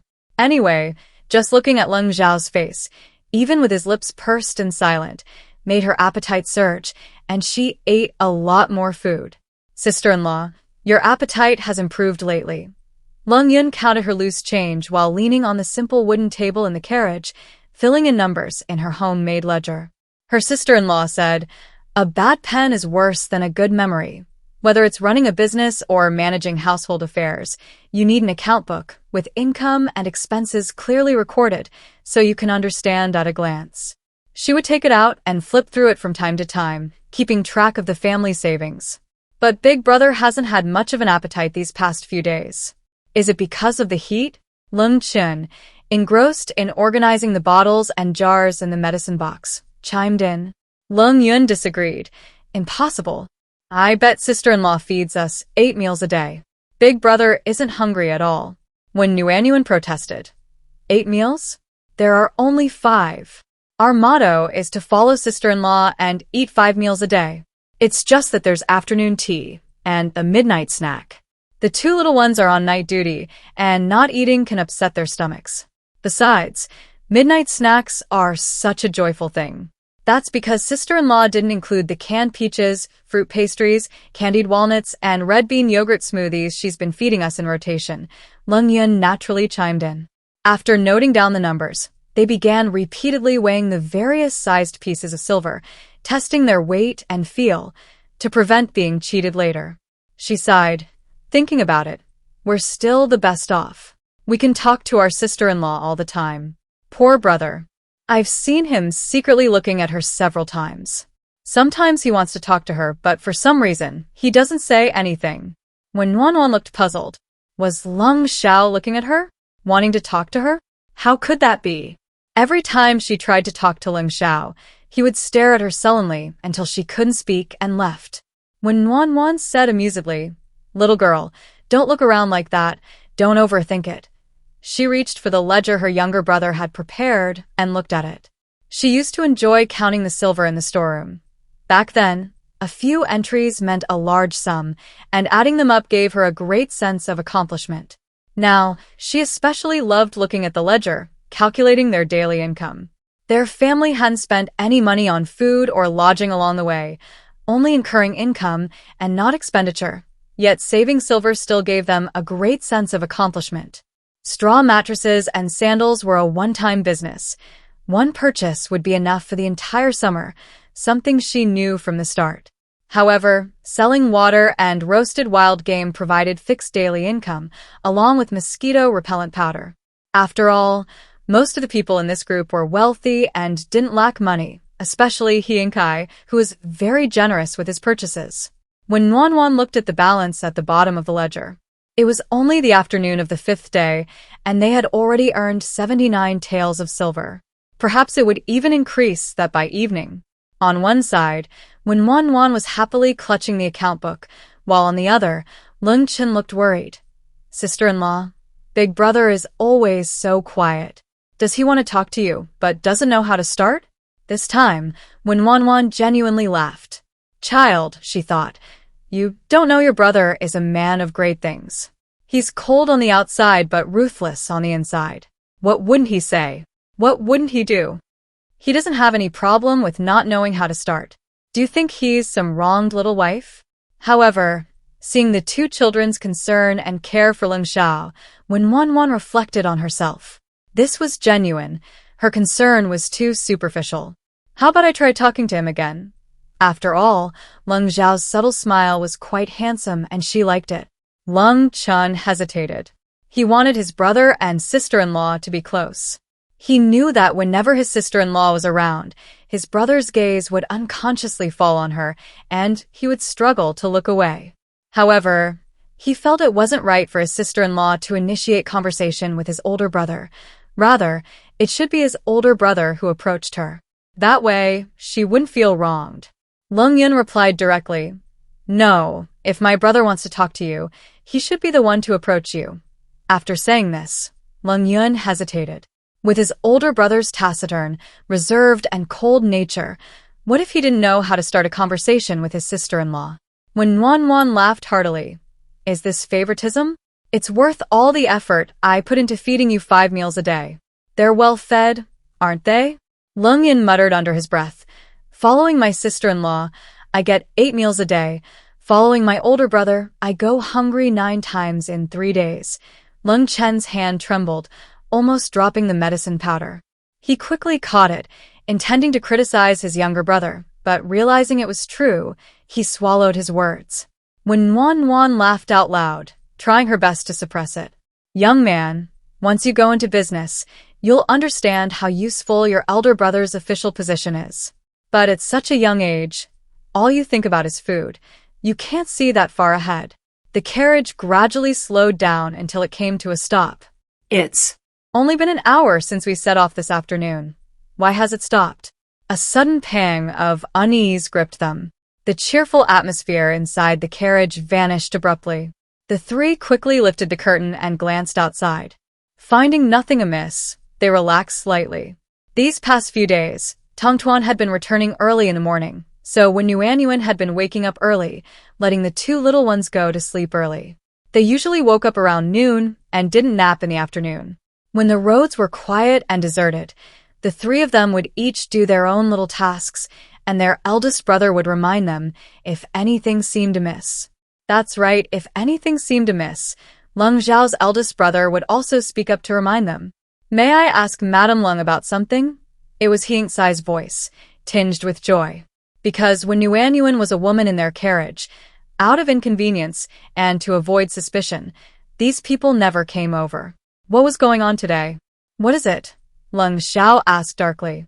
Kai had originally only thought Lung Sha was a bit aloof, but today, he seemed to be more than just aloof. His eyes were sinister and cold, gleaming with a chilling light that sent shivers down one's spine. What was wrong? Had he been provoked?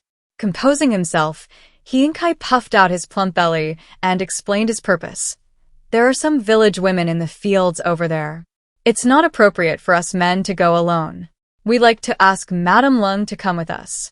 When Nguyen, who was inside the carriage, had been wondering what she needed to do. Hearing this, she realized that she was indeed needed. Lung Sha poked his head in, his expression calm, and said in a seemingly indifferent tone, "Do you want to go or not? If you don't want to, I'll refuse." No need. It's just to go and ask some questions. Everyone else had come to her for help, and she was the only woman in the group. If she didn't go, no one else could go. Her family had fared quite well on the journey, adapting quite well, but the other families were different. Although it was worlds apart from those walking, pulling carts, and pushing wheelbarrows on the road, they were still wealthy young men. The bumpy, hot, and scorching journey, the lack of food and sleep, and the daily worries about water and potential attacks from refugees filled them with fear. Now, finally seeing a patch of green amidst the withered leaves of the journey, and then seeing people and smoke rising from chimneys, she felt a surge of warmth and hope, her joy almost like rain after a long drought.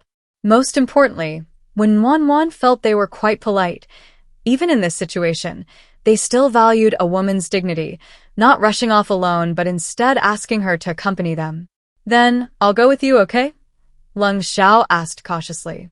When Nguyen hadn't expected Lung Sha to offer so readily, and paused for a moment before replying, "Sure," Lung Sha stood beside the carriage, expertly extending his arm, and when Nguyen helped him down. Looking up, she saw Hee-chung, Li Wang, and the other three standing by the roadside, waiting for them. They were all excited, eager to hear what was happening in Xining County.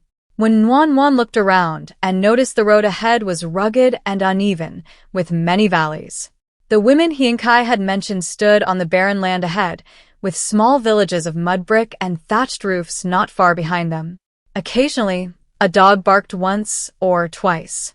The area had previously been so arid that even people lacked water to drink, let alone extra water for dogs. The current scene clearly indicated that the drought wasn't very severe. The four people bowed upon seeing when Nguyen arrive, saying, "Thank you for your trouble, Madame Lung." When Nguyen smiled and nodded, and the group walked towards the village women.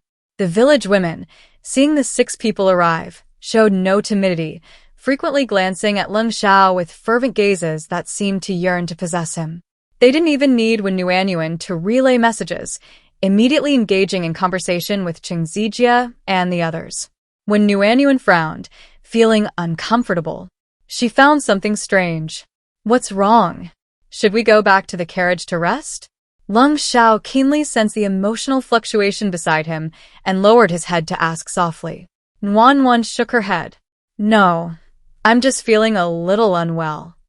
"Haha, Madame Lung, you've made a mistake," Kai, being an experienced person, joked after hearing this. Cheng Zijia also joined in, teasing, "It's all right. The local customs here are more open than in Tongcheng. Brother Lung is handsome. Madame Lung doesn't need to take it to heart." "That's right. Madame Lung should be magnanimous," Li Shoujin reminded her. When Nguyen was speechless. Seeing Lung Zhao's slightly shocked face, she quickly explained, "Don't listen to their nonsense." "I didn't. I just found it a little strange. Since they say it's because of the open-mindedness of the local people, then it's normal." A fleeting look of disappointment crossed Lung Zhao's face. "Rini Village, where we live, is just ahead. If you gentlemen don't mind, you can come in for a cup of tea and also give your horses some hay and water," a slightly older, rather beautiful woman continued. This was undoubtedly a tremendous blessing for people who had come all this way without water. Hee-chung and the other 3 were overjoyed. After thanking her repeatedly, they returned to their carriage, ready to share this good news with everyone. Cheng Zijia kept praising, "The people here are not only open-minded, but also incredibly kind. Seeing us travel worn from a drought-stricken area, They even offered to give us water without charging us. Li Shoujin added, I never imagined that the women of this remote village would value money more like dirt than scholars. My apologies for not respecting them. This was a veiled criticism of Lung Sha selling water, and everyone present understood. He Kai and Wang Hua quickly laughed it off. When Nuanyuan had harbored doubts and wanted to offer some advice, but now she couldn't voice them, she would certainly be seen as worried about Lung Shao not earning enough money. Lung Zhao's eyes darkened, and he whispered to the person beside him, We're not going in. When Nuanyuan nodded in understanding, she would just privately remind He and Kai, Old Master Qin, and Wang Hua later, she wouldn't bother with the Cheng and Li families. Those two had already made up their minds, saying it wouldn't change their minds and would only invite ridicule. Why invite trouble? After the four returned, they happily recounted their experiences. The others were equally delighted, except for two bodyguards who frowned deeply and raised objections. We heard Rujo was also affected by the disaster, just not as severely as ours. This place isn't even close to Rujo yet. Surely it's not yet at the point of having sufficient water? How could they be giving water to both people and horses? What's wrong with that? Some people are just kind and simple.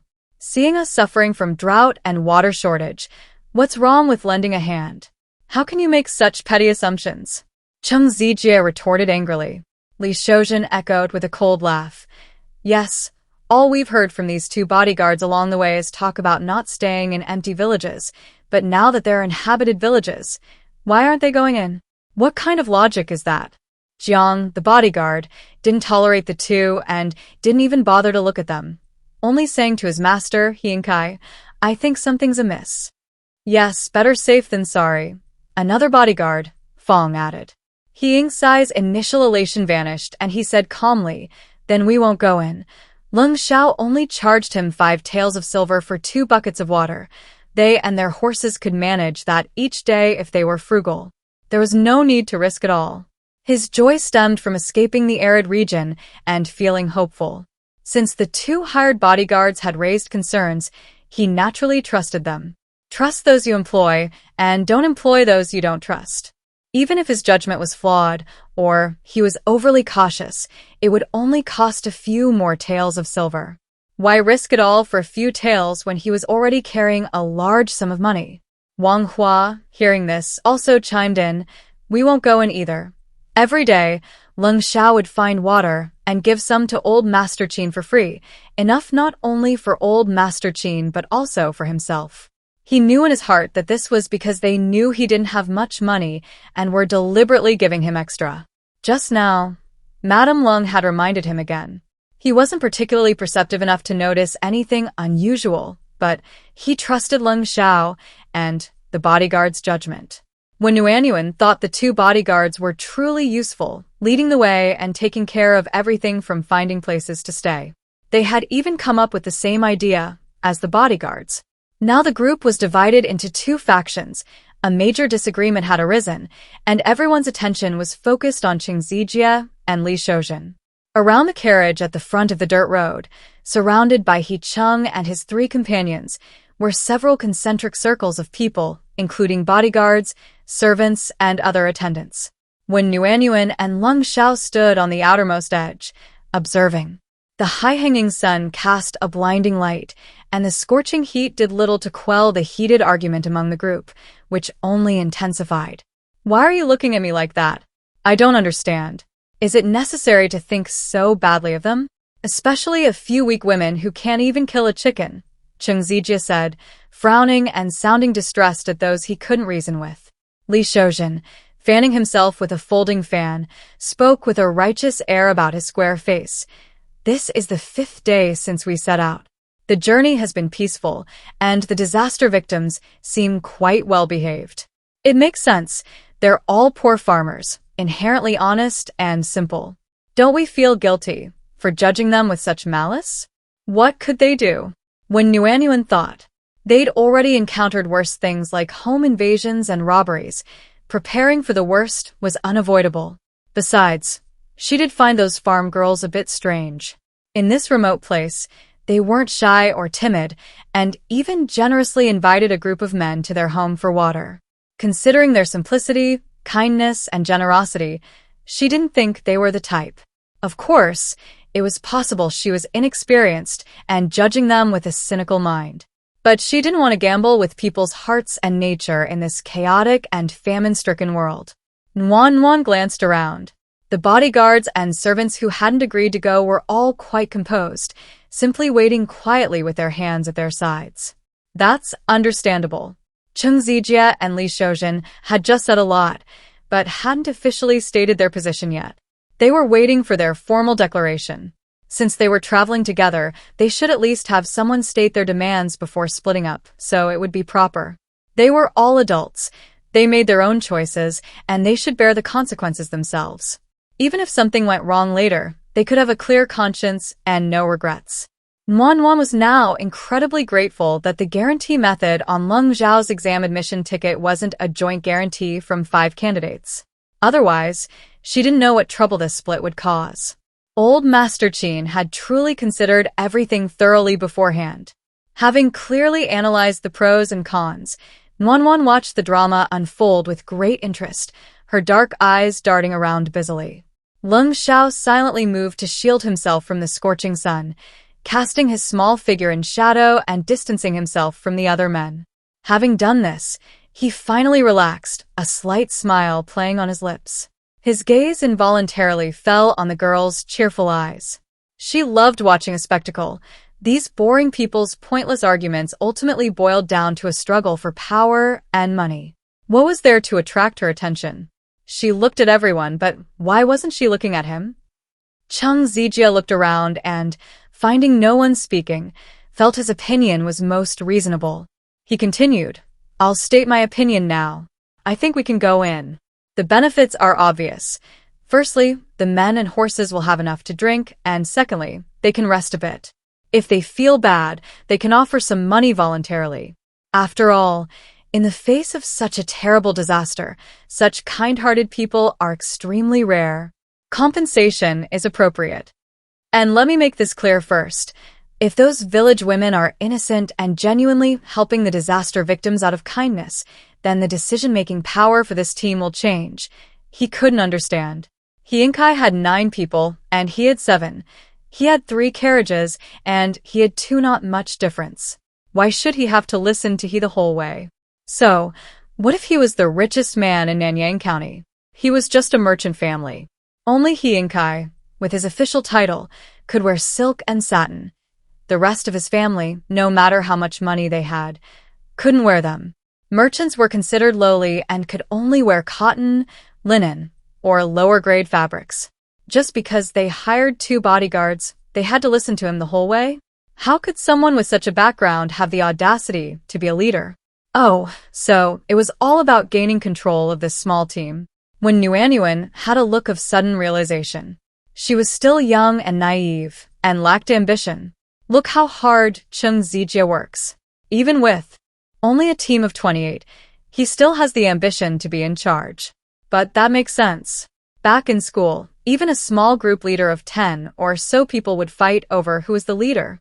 Now, in an office with only 6 or 7 people, people still fight over who's number 1, 2, 3, 4, 5. Wherever there are people, there's struggle. There's always a small group who want to be the boss and have everyone obey them. However, Cheng Zijie's vision is too narrow. Look at Lung Sha. He never fights for these petty powers because it's useless. Once you enter officialdom, he'll ask if you've ever been the leader of a 28-person team. And even if you did, it would only last 2 or 3 months. What's the point? These past few days, we haven't been eating or sleeping well. The water we drink is expensive and dirty. Don't you want to drink clean well water? Don't you want to sleep peacefully on a flat bed? Now that such a good thing is right in front of you, don't you feel it's a huge loss to give it up just because you're unjustly suspicious of others? Li Shaoxin's words were very persuasive. As soon as he finished speaking, he and Cheng Zijie's group were clearly tempted, whispering among themselves. When Nuan nodded, understanding. The previous group was after power, this one was after money. Previously, every day when they arrived at their lodging, Lung Sha would go out to find a water source. What she found, she would sell to Cheng and Li, while the water given to old Master Qin and sold to he was stored river water. Actually, this was because their two families had a refrigerator storing water, so not only did they not need the water from the source, but the Qin, Wang, and he families also didn't need to fight over it. If everyone relies solely on the water source Lung Sha finds, forget about its cleanliness or the amount of silver. The most crucial question is whether there will be enough water for so many people and so many horses, and who will get it. They've truly never experienced the harsh realities of drought. Countless famine victims are dying of thirst and starvation outside, and theft, robbery, assault, and murder are rampant. Instead of paying attention and analyzing the situation, they've managed to survive 5 days without incident thanks to the experienced escorts, and now they're already thinking about power struggles. Oh, and someone's jealous of the silver they're making. If they're so capable, they should find their own water source. If they find it, they won't have to pay for their own water, and they can even make money selling it to others. Why can't they find it themselves, and why don't they want to pay for it just to give it to you for free? They don't even see how many miles Lung Sha walks and how many brain cells he uses every day searching for water. Warmly was happily venting her frustrations when she looked up and met a pair of deep, dark eyes. She swallowed nervously. Why are you looking at me like that? It was exactly what she was thinking. She'd just been comparing herself to Lung Sha, and he'd caught her red-handed. She unconsciously explained, "Although I was comparing myself to you in my mind, don't worry, it's all about the good aspects. Don't overthink it. These people can't compare to you." Lung Zhao's gaze had already shifted elsewhere. Hearing Warmly's words, he simply gave a soft, His profile was gentle and refined, the previous icy coldness gone, replaced by a soft, melting warmth. Warmly breathed a sigh of relief. Finally, he was back to normal. "You're not angry with me anymore?" When Nuanyuan, no longer paying attention to the situation, subtly nudged Lung Zhao's arm and asked quietly. Lung Sha pursed his thin lips, a hint of helplessness in his voice. "I'm not angry with you. I'm just in a bad mood." Especially when she didn't want to talk to him. She had clearly intended to talk to him, so why did she fall silent the moment he looked at her, and even retreat after a while? Was he really that unattractive? She was very kind and normal to her 3 younger brothers, feeding them, teaching them accounts, chatting and laughing easily and happily. Why was she speechless when it came to him? Was it that she didn't want to talk to him, or was she unwilling to talk to him? Every time she thought of this, her heart grew increasingly uneasy. "Isn't your bad mood caused by being angry with me?" When Nuanyuan whispered to Lung Sha beside her. Over there, the servants had started arguing back and forth, and the scene became somewhat chaotic. Manhwa thought it was quite nice that the two of them were quietly chatting at the back, separated by a dozen or so noisy people.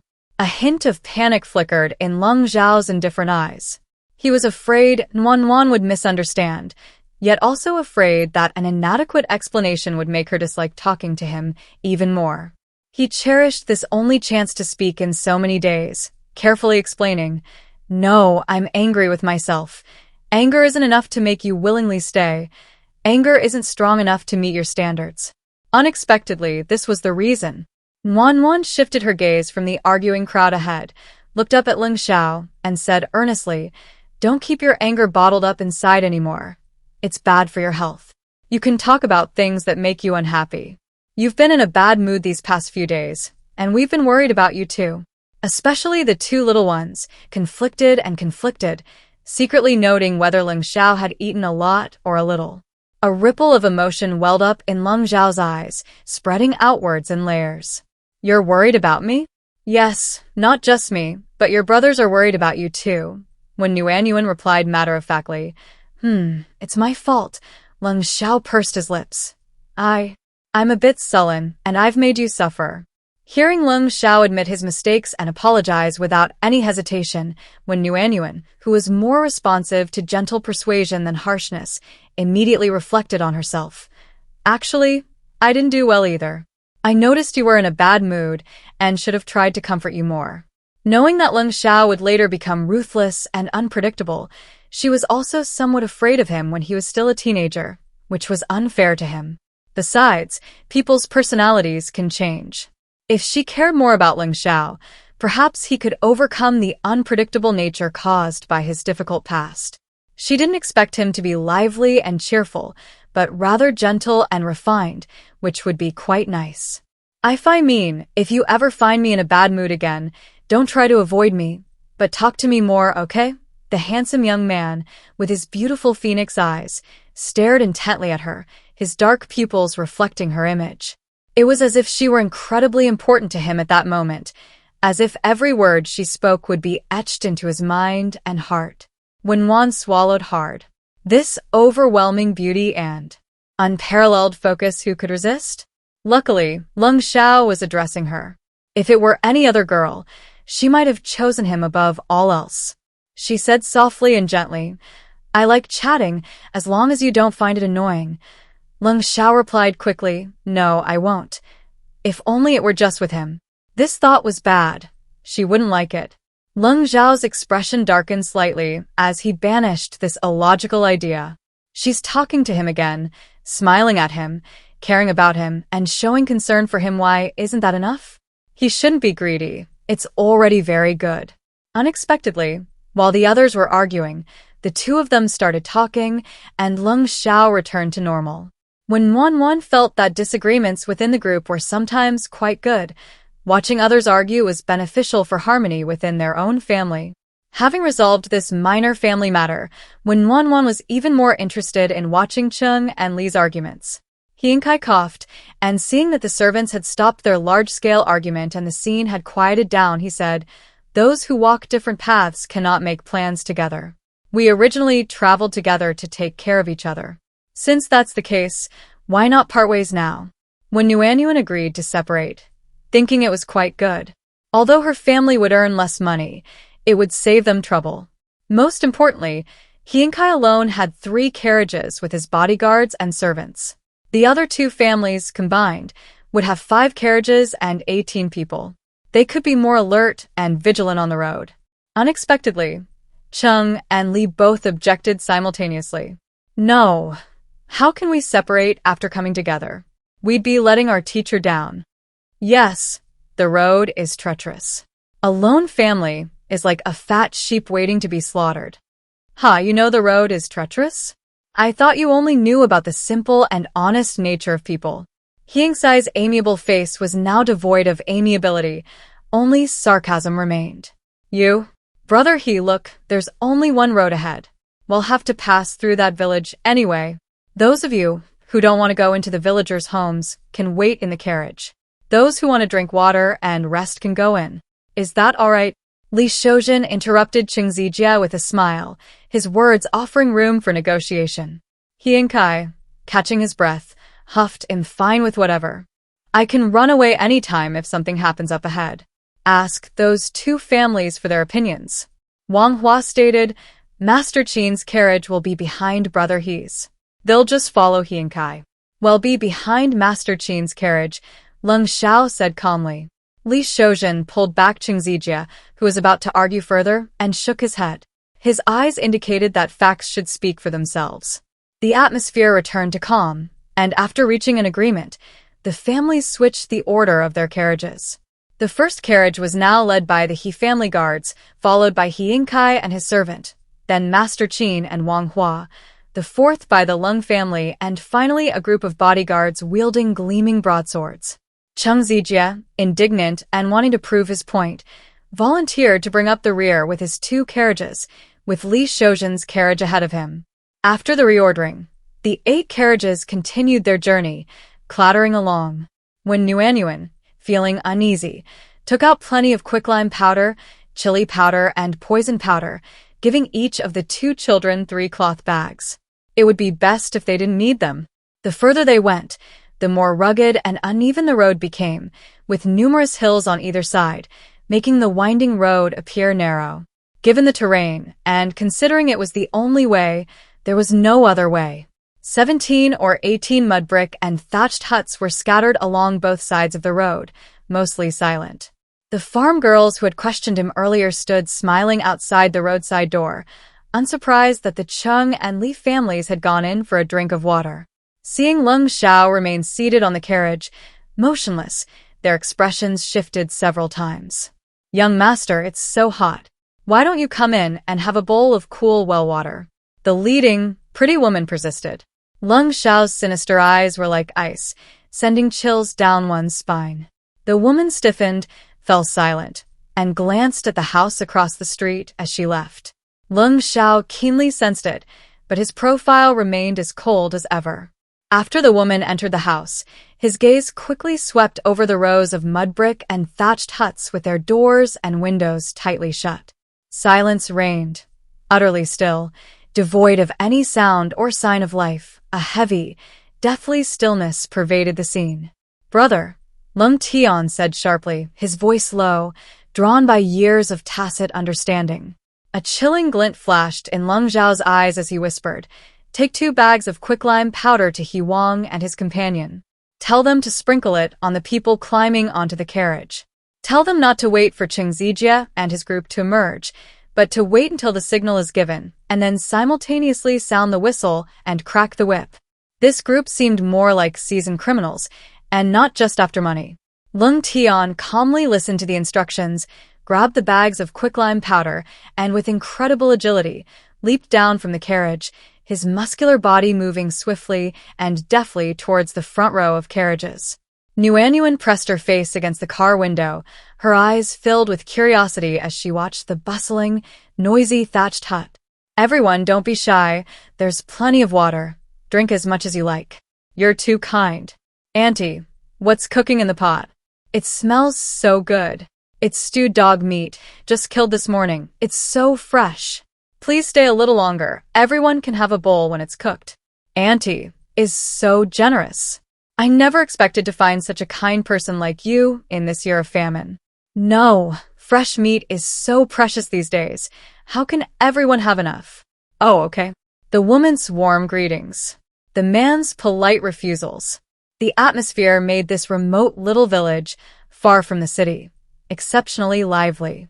When Cheng Zijie comes out later, there will be plenty to brag about and ridicule.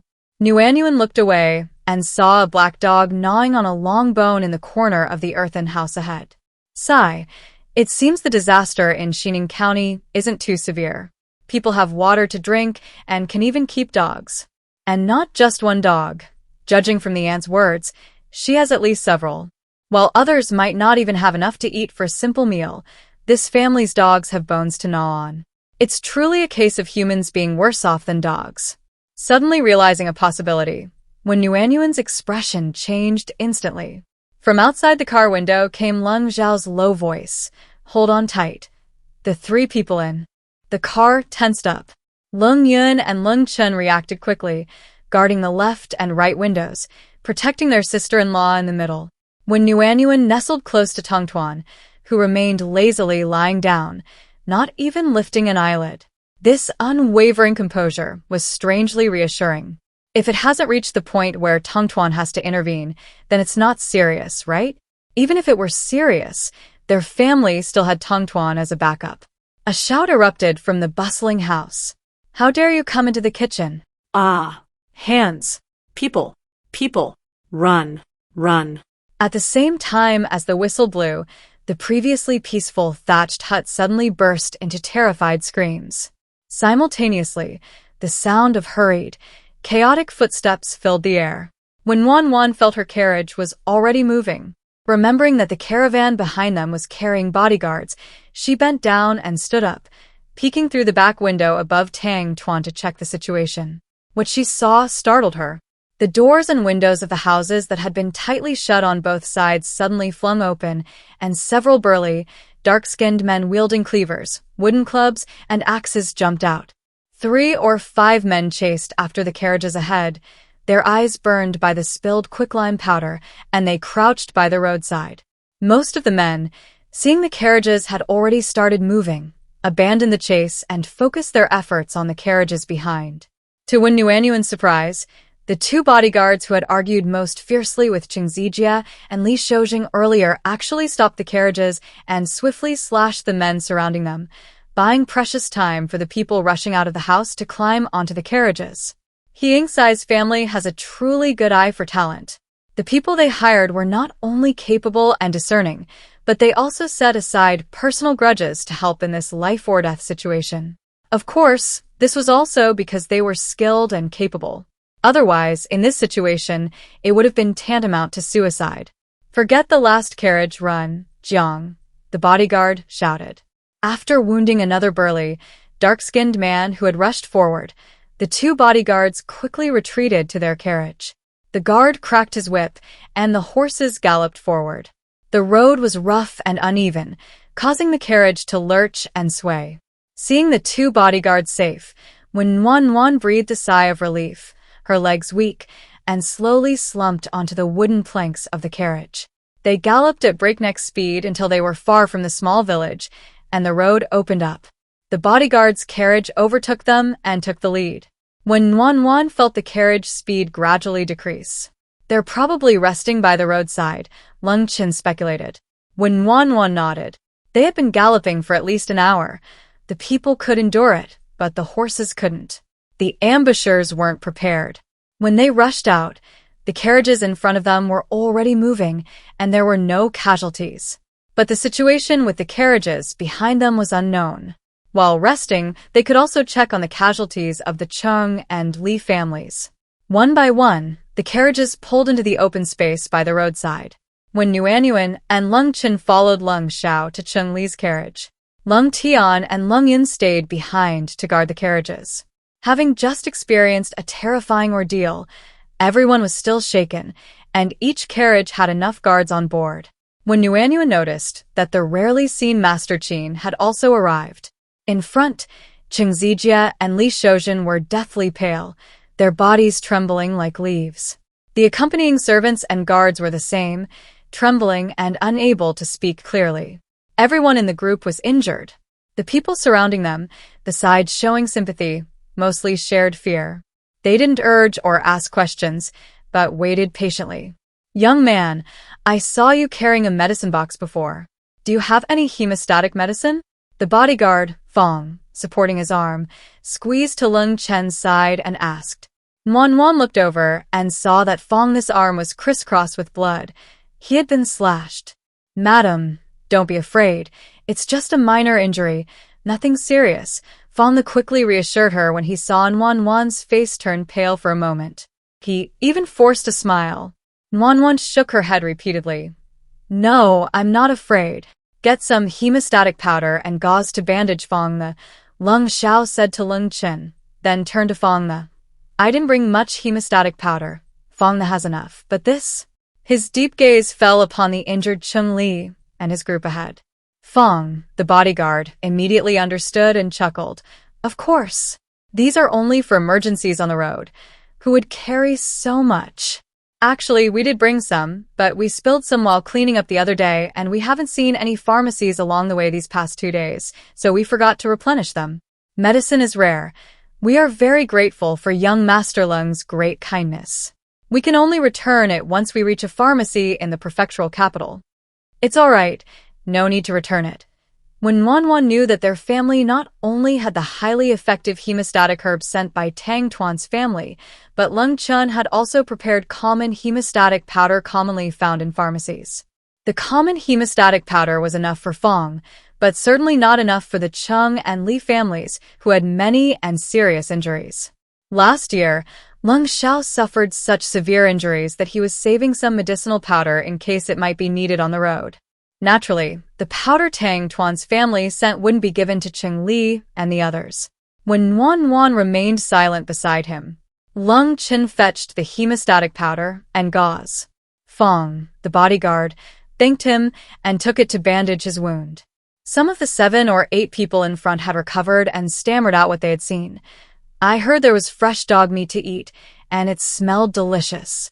I was a little tempted, so I secretly slipped into the kitchen to have a piece first. But who knew that when I opened the pot lid, inside there was an uncooked hand." The servant's face grew paler and paler, tears streaming down his cheeks, his lips trembling as he couldn't continue.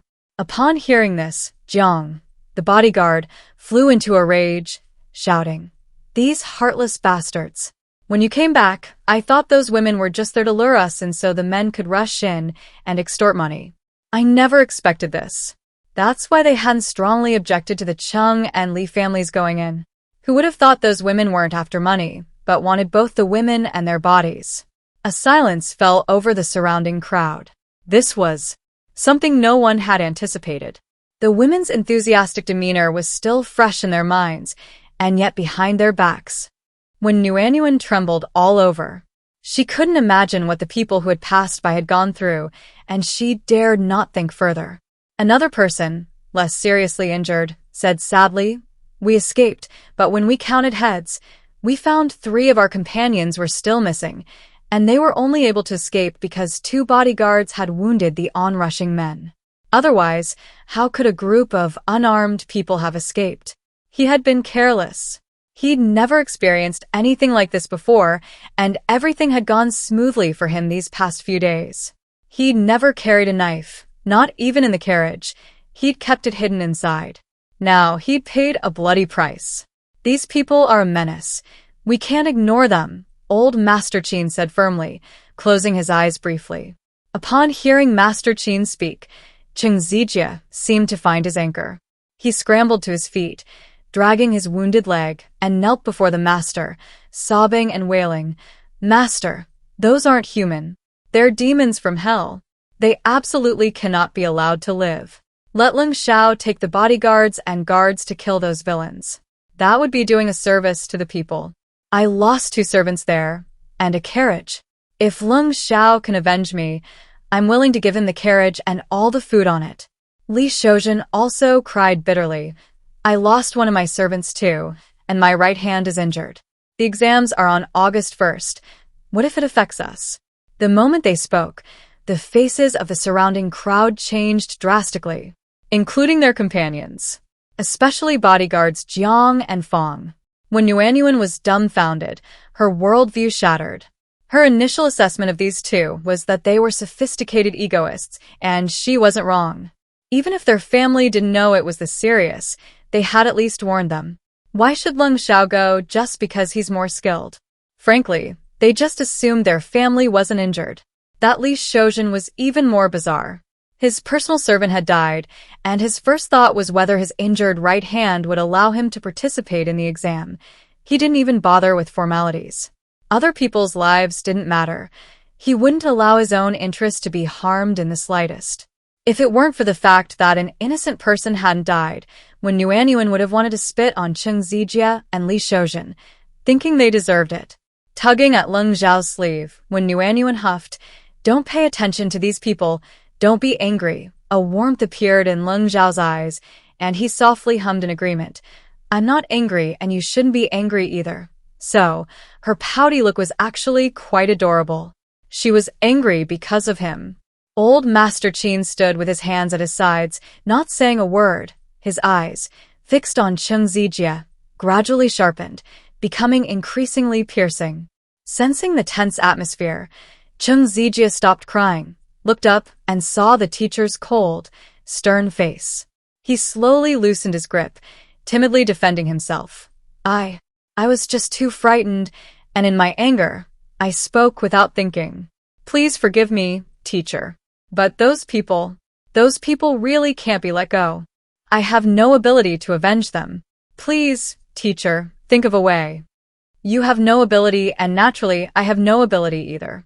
We study the classics and enter officialdom so that we can benefit the people and be relied upon by them. Now that you've encountered misfortune, your first thought should be to report to the authorities, to rely on the local government, not to seek help from your classmates who are also victims." The old teacher's tone was icy. But what if the government doesn't care? Cheng Zijie persisted. "If the government doesn't care, how can your classmates possibly care?" the old teacher countered. Cheng Zijie opened his mouth, but couldn't utter a word. When Nuanyuan inwardly applauded wildly. She had previously thought the seemingly serious and upright Master Qin was a bookworm, never imagining he was such an eloquent debater. Those who had retired from the capital were indeed different.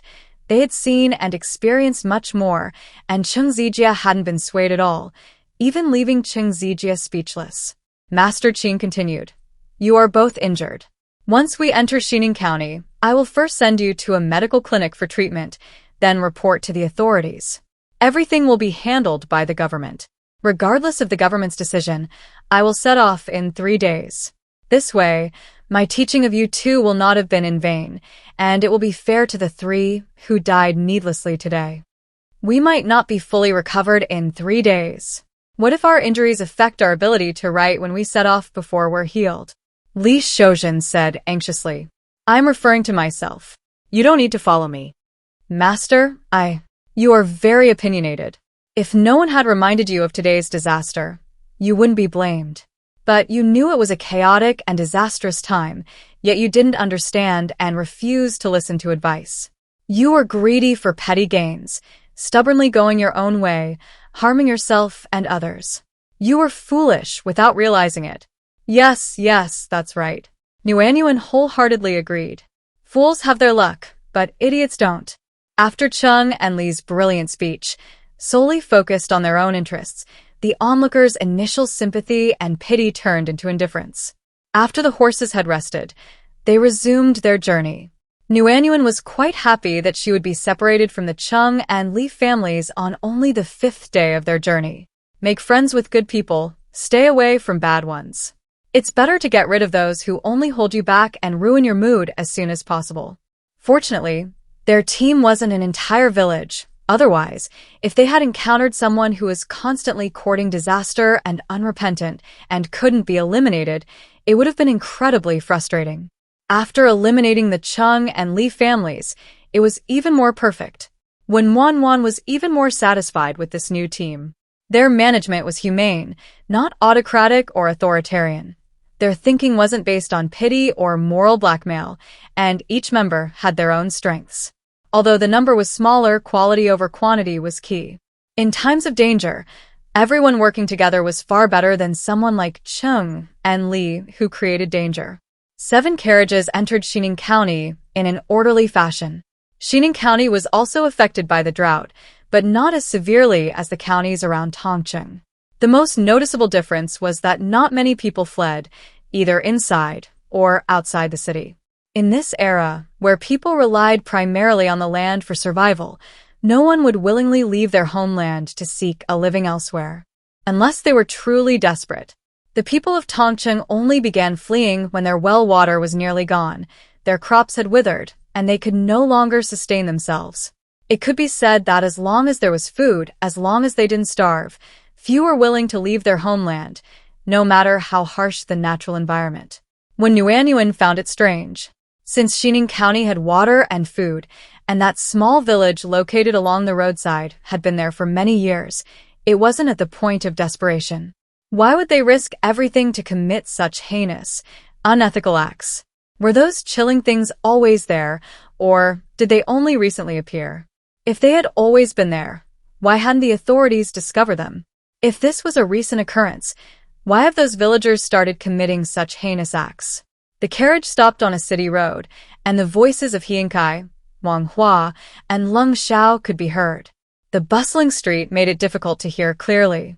When Nuanyuan felt as if a short while had passed before the carriage started moving again, but this time it didn't travel far before stopping again in some quiet place. Lung Tian jumped down from the carriage, shouting with a hearty smile, "Sister-in-law, we're here. Get down. All of you." Hearing that she could get off, when Nuanyuan quickly lifted the curtain and climbed out, nimbly jumping down the carriage while holding onto Lung Zhao's outstretched arm. Actually, aside from being a little unseemly, climbing on and off the carriage was no problem for her, and she was so skilled that she wouldn't twist her ankle, but Lung Sha didn't seem to think so, insisting that she use his arm for support. Scholars still value their image. After all, she now holds the title of Lady Lung Sha, and her every move and word represents his reputation. It's understandable that he'd be particular. When Nuanyuan stopped and surveyed her temporary lodging, 2 narrow, blue brick houses, and a tiny courtyard. The owners must have moved away some time ago. Everything was empty. The courtyard was extremely quiet, likely not near the bustling main street, but enclosed by a wall, forming a secluded little world with excellent privacy. This courtyard was perfect for their family. He and Kai and the master stayed at the inn up ahead. Since they had so many people, only one room was left. My elder brother said that with female relatives in our family, one room wasn't convenient, so he gave the waiter a tip to lead us to this empty courtyard, Lung Tian explained with a smile. The three understood that even if the inn had plenty of rooms, their elder brother would have found another reason to refuse. Their family truly couldn't stay at an inn. Lung Chun and Lung Yun were also observing.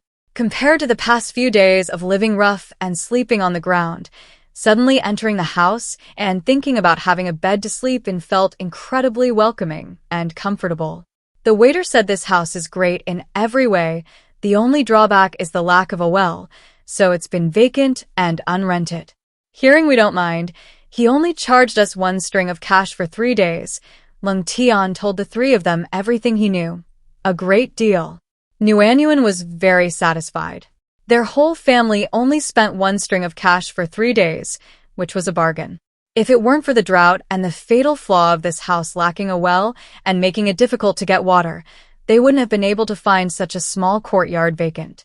Conversely, if they didn't have water, even if this small courtyard was cheap, they would have had to rent a more expensive house that provided running water. It's truly rare to find cheap and suitable accommodation while traveling. Seeing the girls smiling as she went in and out, Lung Sha felt relieved. He instructed his 3 younger brothers, "I'm going out for a bit. Lock the gate to the courtyard and don't let anyone open it." When Nuanyuan, who had already inspected the house, skipped over. Hearing Lung Zhao's words, she asked, "To the government office?" Afraid of worrying her, Lung Sha said softly, "Yes, Master Qin said to report it to the authorities as soon as possible. If the authorities act quickly, they can get there before dark. If they can arrest those people in one fell swoop, those who needlessly lost their lives can rest in peace, and it will also benefit those who pass by later."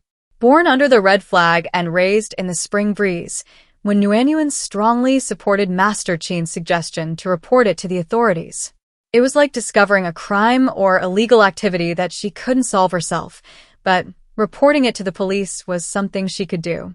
Her only worry was whether the officials and yamen runners of Xining County would act quickly. After all, it was a thankless task with no reward. Moreover, Xining County was also a disaster area.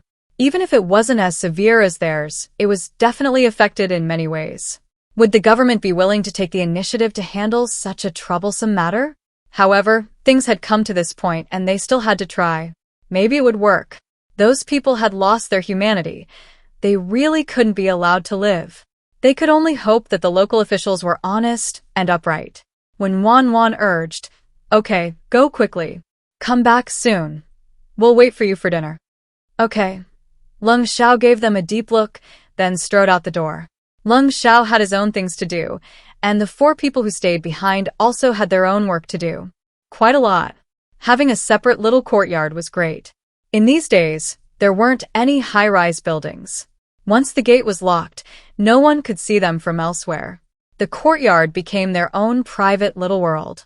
Lung Tian unloaded the carriage and let the 2 horses graze on hay and corn and drink water in a corner of the courtyard. Nuanyuan moved the ice blocks to the main room, and Tongtuan followed, settling into sleep. The lesson learned was that Tongtuan would go wherever there was icy, a testament to the humble nature of someone who hates the heat. The 2 brick houses comprised a main room, 2 smaller rooms, and a kitchen, each room quite small. Nuanyuan had already checked the kitchen.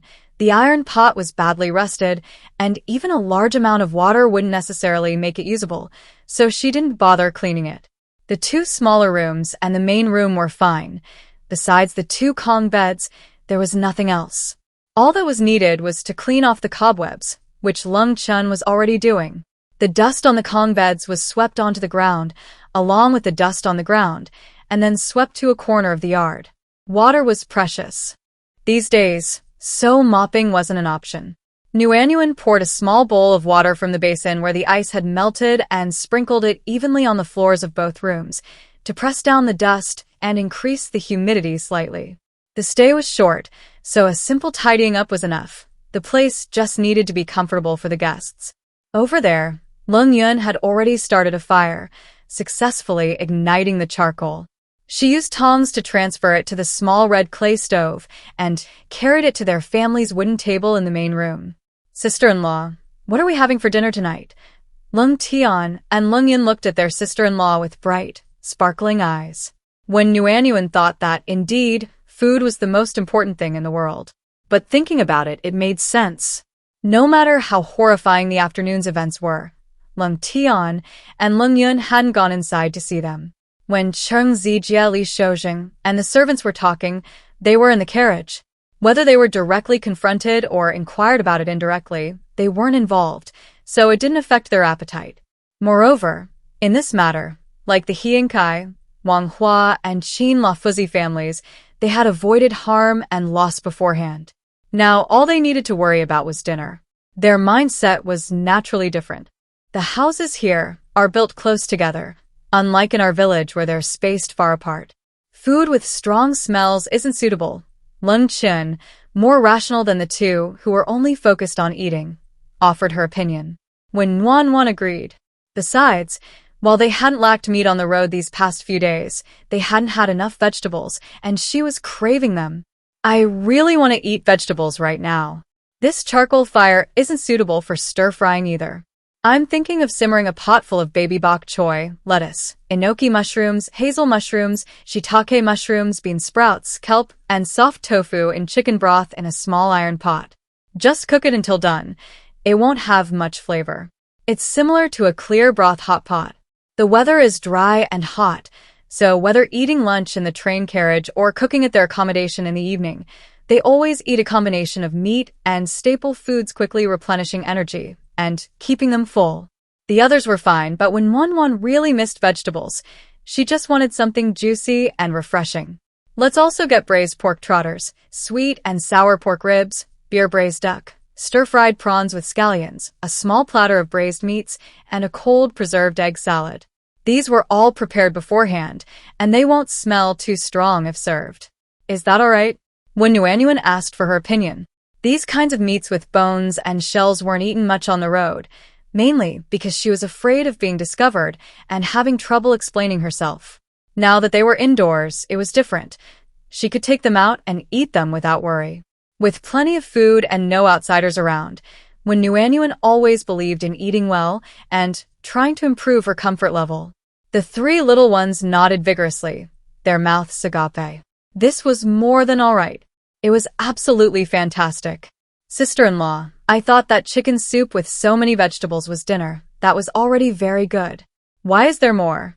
Lung Yun was so surprised she almost stammered. This food is too good. You three are all growing. Eating only vegetables won't do. Since there are so many of you, I'll scoop out smaller portions of each dish so you can try more different flavors and avoid waste. Since arriving here, when Won has been extremely careful about food waste, always making sure to finish every meal, either a large portion or a small amount. Okay, the three little ones naturally agreed. It was still early, the vegetables would cook easily, and the other food was readily available, so when Won wasn't in a hurry, she first boiled water in a small iron pot to brew white tea and let it cool. This was Lung Zhao's favorite, and it would be ready for him when he returned. Lung Sha had a mild palate, even preferring the light flavor of white tea. When Won herself preferred sweet and sour fruit teas, herbal teas, or strong milk teas. However, her hometown was famous for its white tea, and every year when the new tea came out, her family always had enough to entertain relatives and friends visiting from her hometown. Her exceptionally high-quality white tea, by sheer coincidence, was meant for Lung Sha. She boiled a pot of water again in the small iron pot, and this time, when Nuanyuan directly added the dried dandelions, boiling until the water changed color before pouring it into a large porcelain basin to cool. Although it was a little bitter, dandelion water, with its cooling and detoxifying properties, was perfect for the dry, hot summer days. One shouldn't only eat sweets. A little bitterness is good for the body too. She also took out some canned bayberries. Bayberries have pits, making them inconvenient to eat on the road. They'd been eating canned peaches and mandarins the whole way. These next few days would be a good change. Won took out snacks, nuts, candies, and other treats one by one, quickly filling the small table to the brim. Sister-in-law, this is so plentiful. There's enough to eat. Lung Yun said, her mouth watering at the sight of all the delicious food. Nuan hummed in agreement, gently saying, "If you want some, I've put it on the table so it's easy for you to take." She only took out heat-resistant items that wouldn't spoil easily, and ice was placed in the main room and the 2 bedrooms to keep them cool so they wouldn't spoil quickly. The sky gradually darkened, and the blanched vegetables had been cooled for quite some time. Lung Sha hadn't returned yet. Not only were the impatient Lung Tian and the lively Lung Yun restless, pacing back and forth in the courtyard like headless flies, but even the usually reserved Lung Chin showed anxiety on his face. Nuan was also a little worried. Xining County still had water. Things shouldn't be too chaotic, right? The night deepened, and the moon rose. Around 8 o'clock, Nuan finally heard hurried footsteps outside the courtyard. A knock sounded at the door, and the 4 of them finally relaxed. Lung Zhao's hair was slightly disheveled, clearly from rushing back in haste. Relieved, Nuan smiled sweetly. "Come in quickly, let's eat first." Lung Sha nodded gently, and Lung Tian closed the courtyard gate and bolted it. The food was already cold, perfect for the sweltering summer heat, so there was no need to reheat it. Nuan added rice and took out large steamed buns. It was already past 8, and the 5 of them, suddenly relieved, were starving and ate heartily. Only after they had eaten and drunk tea did Nuan ask softly with curiosity, "Why are you back so late? Has the government decided to send someone?" As she asked the last question, Nuan became nervous, hoping that heaven would bless the officials of Xining County to send someone to arrest him. The 3 children all looked nervously at their eldest brother. Lung Sha nodded, answering the question the 4 were concerned about first. "The officials of Xining County have agreed to send yamen runners." The 4 cheered simultaneously. "That's wonderful." When Nuan asked again, since they agreed, "Why are they so late?" She thought they disagreed or something had happened. They initially disagreed, but the old teacher wouldn't give up and kept trying to persuade them. "So, how did the old teacher Qin finally convince them?" Lung Tian quickly pressed. The other 3 simultaneously thought of the Tongqing officials' indifferent approach to bandits. It wasn't as simple as the straightforward Lung Tian had imagined. "You persuaded them?" when Nuan asked with a confident smile. "The male lead's rule applies. Among those sent, only the male lead can solve the problem, no matter how difficult or unbelievable." She was just curious how Lung Sha had convinced them. His status as a top scholar was definitely not as high as the old teacher Qin's. They wouldn't give face to Master Qin, and they certainly wouldn't give him face either, to do these lucrative and dangerous jobs. Lung Zhao's gaze was filled with admiration, and his mood rose accordingly. He didn't say much, just mentioned that the abandoned carriage and the 3 servants had a total of 200 taels of silver notes, 300 taels of silver, a whole carriage full of white flour and rice, plus 2 horses. The official immediately agreed to send yamen runners to arrest them and prevent their escape. The teacher was worried and waited until all the constables had gathered, and they had left the city before the gates closed before returning, which is why it's so late now. When Nuan listened, dumbfounded, and had to admire Lung Zhao's ability to grasp the key points. He struck at the heart of the matter. Lung Sha had firmly grasped the official's fatal flaw. They wouldn't act without personal gain. If she had this kind of mind, she wouldn't have to worry about not being able to answer questions during exams. And she wouldn't have to worry about relationships with her superiors and colleagues at work. Whether we can catch them or not, we'll know tomorrow. When Nuan had thought that after days of traveling, enduring wind and rain, and living in fear and uncertainty, she would finally be able to sleep in a long, lazy morning, from night till morning, and from morning till night, now that she was back in her room. However, she woke up just as dawn broke. Not only was she awake, but she couldn't fall back asleep no matter what. Sigh, she really was like a wild boar that couldn't eat fine food. She couldn't even enjoy this rare moment of comfort. Resignedly, she got up, quickly washed and tidied herself, and opened the door to find another room open. Inside, it was clear that all 4 members of the Lung family were gone. On the wooden table in the main room sat a large wooden basin filled with steaming white porridge. Next to it, on a long wooden table, sat a large porcelain basin containing boiled dandelion water and a small iron kettle filled with tea. The 2 large water vats that had been in the main room last night were gone. When Nuanyuan went outside and found they had been moved to the eaves. Sister-in-law, Lung Tian, holding a wooden stick, was digging a hole at the corner of the wall when he saw his sister-in-law emerge first, calling out happily and cheerfully. Lung Yun, who was squatting on the ground tending to 3 small red clay stoves, heard the sound and looked up with a bright smile. Sister-in-law, Wen Wan nodded in response, first asking Lung Tian, "Little brother, what are you doing?" "Oh, making a temporary stable for the 2 horses. It's too hot, so I'm using straw mats to create a shelter from the sun." Lung Tian gestured a suitable spot, put down the stick, picked up a small hoe, and started digging. "Where did you find this stick?" "There are trees everywhere in the city. I just picked one of similar length and cut it down." "Well, he must have gotten up very early." Turning to Lung Yun, she asked, "Little brother, did you make all the porridge and tea yourself?" "Yes, I was worried it would be too hot with 3 stoves in the main room, so I lit one under the eaves. One cooks the porridge, and the other boils water for teats quick." Lung Yun answered, then retorted, "Sister-in-law, why didn't you sleep in a little longer? What are you doing up so early? We're leaving again in a couple of days, and you won't be able to sleep in anymore." When Wan wanted to say, "Big brother, you've already cooked the porridge and I'm only just getting up? And you call that getting up so early?" However, the 3 little ones had different standards for themselves and for her. The double standard was very obvious. Saying it wouldn't help. They'd do it again next time. So she changed her question and asked, "Where did the other 2 go?" Lung Sha and Lung Qin weren't home. The house and yard were small, the kind you could see at a glance, and you could hear any sound. What were they doing out so early? "My eldest brother took my 3rd brother to the inn where Master Qin is staying. They must be discussing when to go to the government office to inquire about yesterday's progress. My 3rd brother didn't want to return the hemostatic powder he gave to escort Fong. He wanted to go to the pharmacy to replenish it.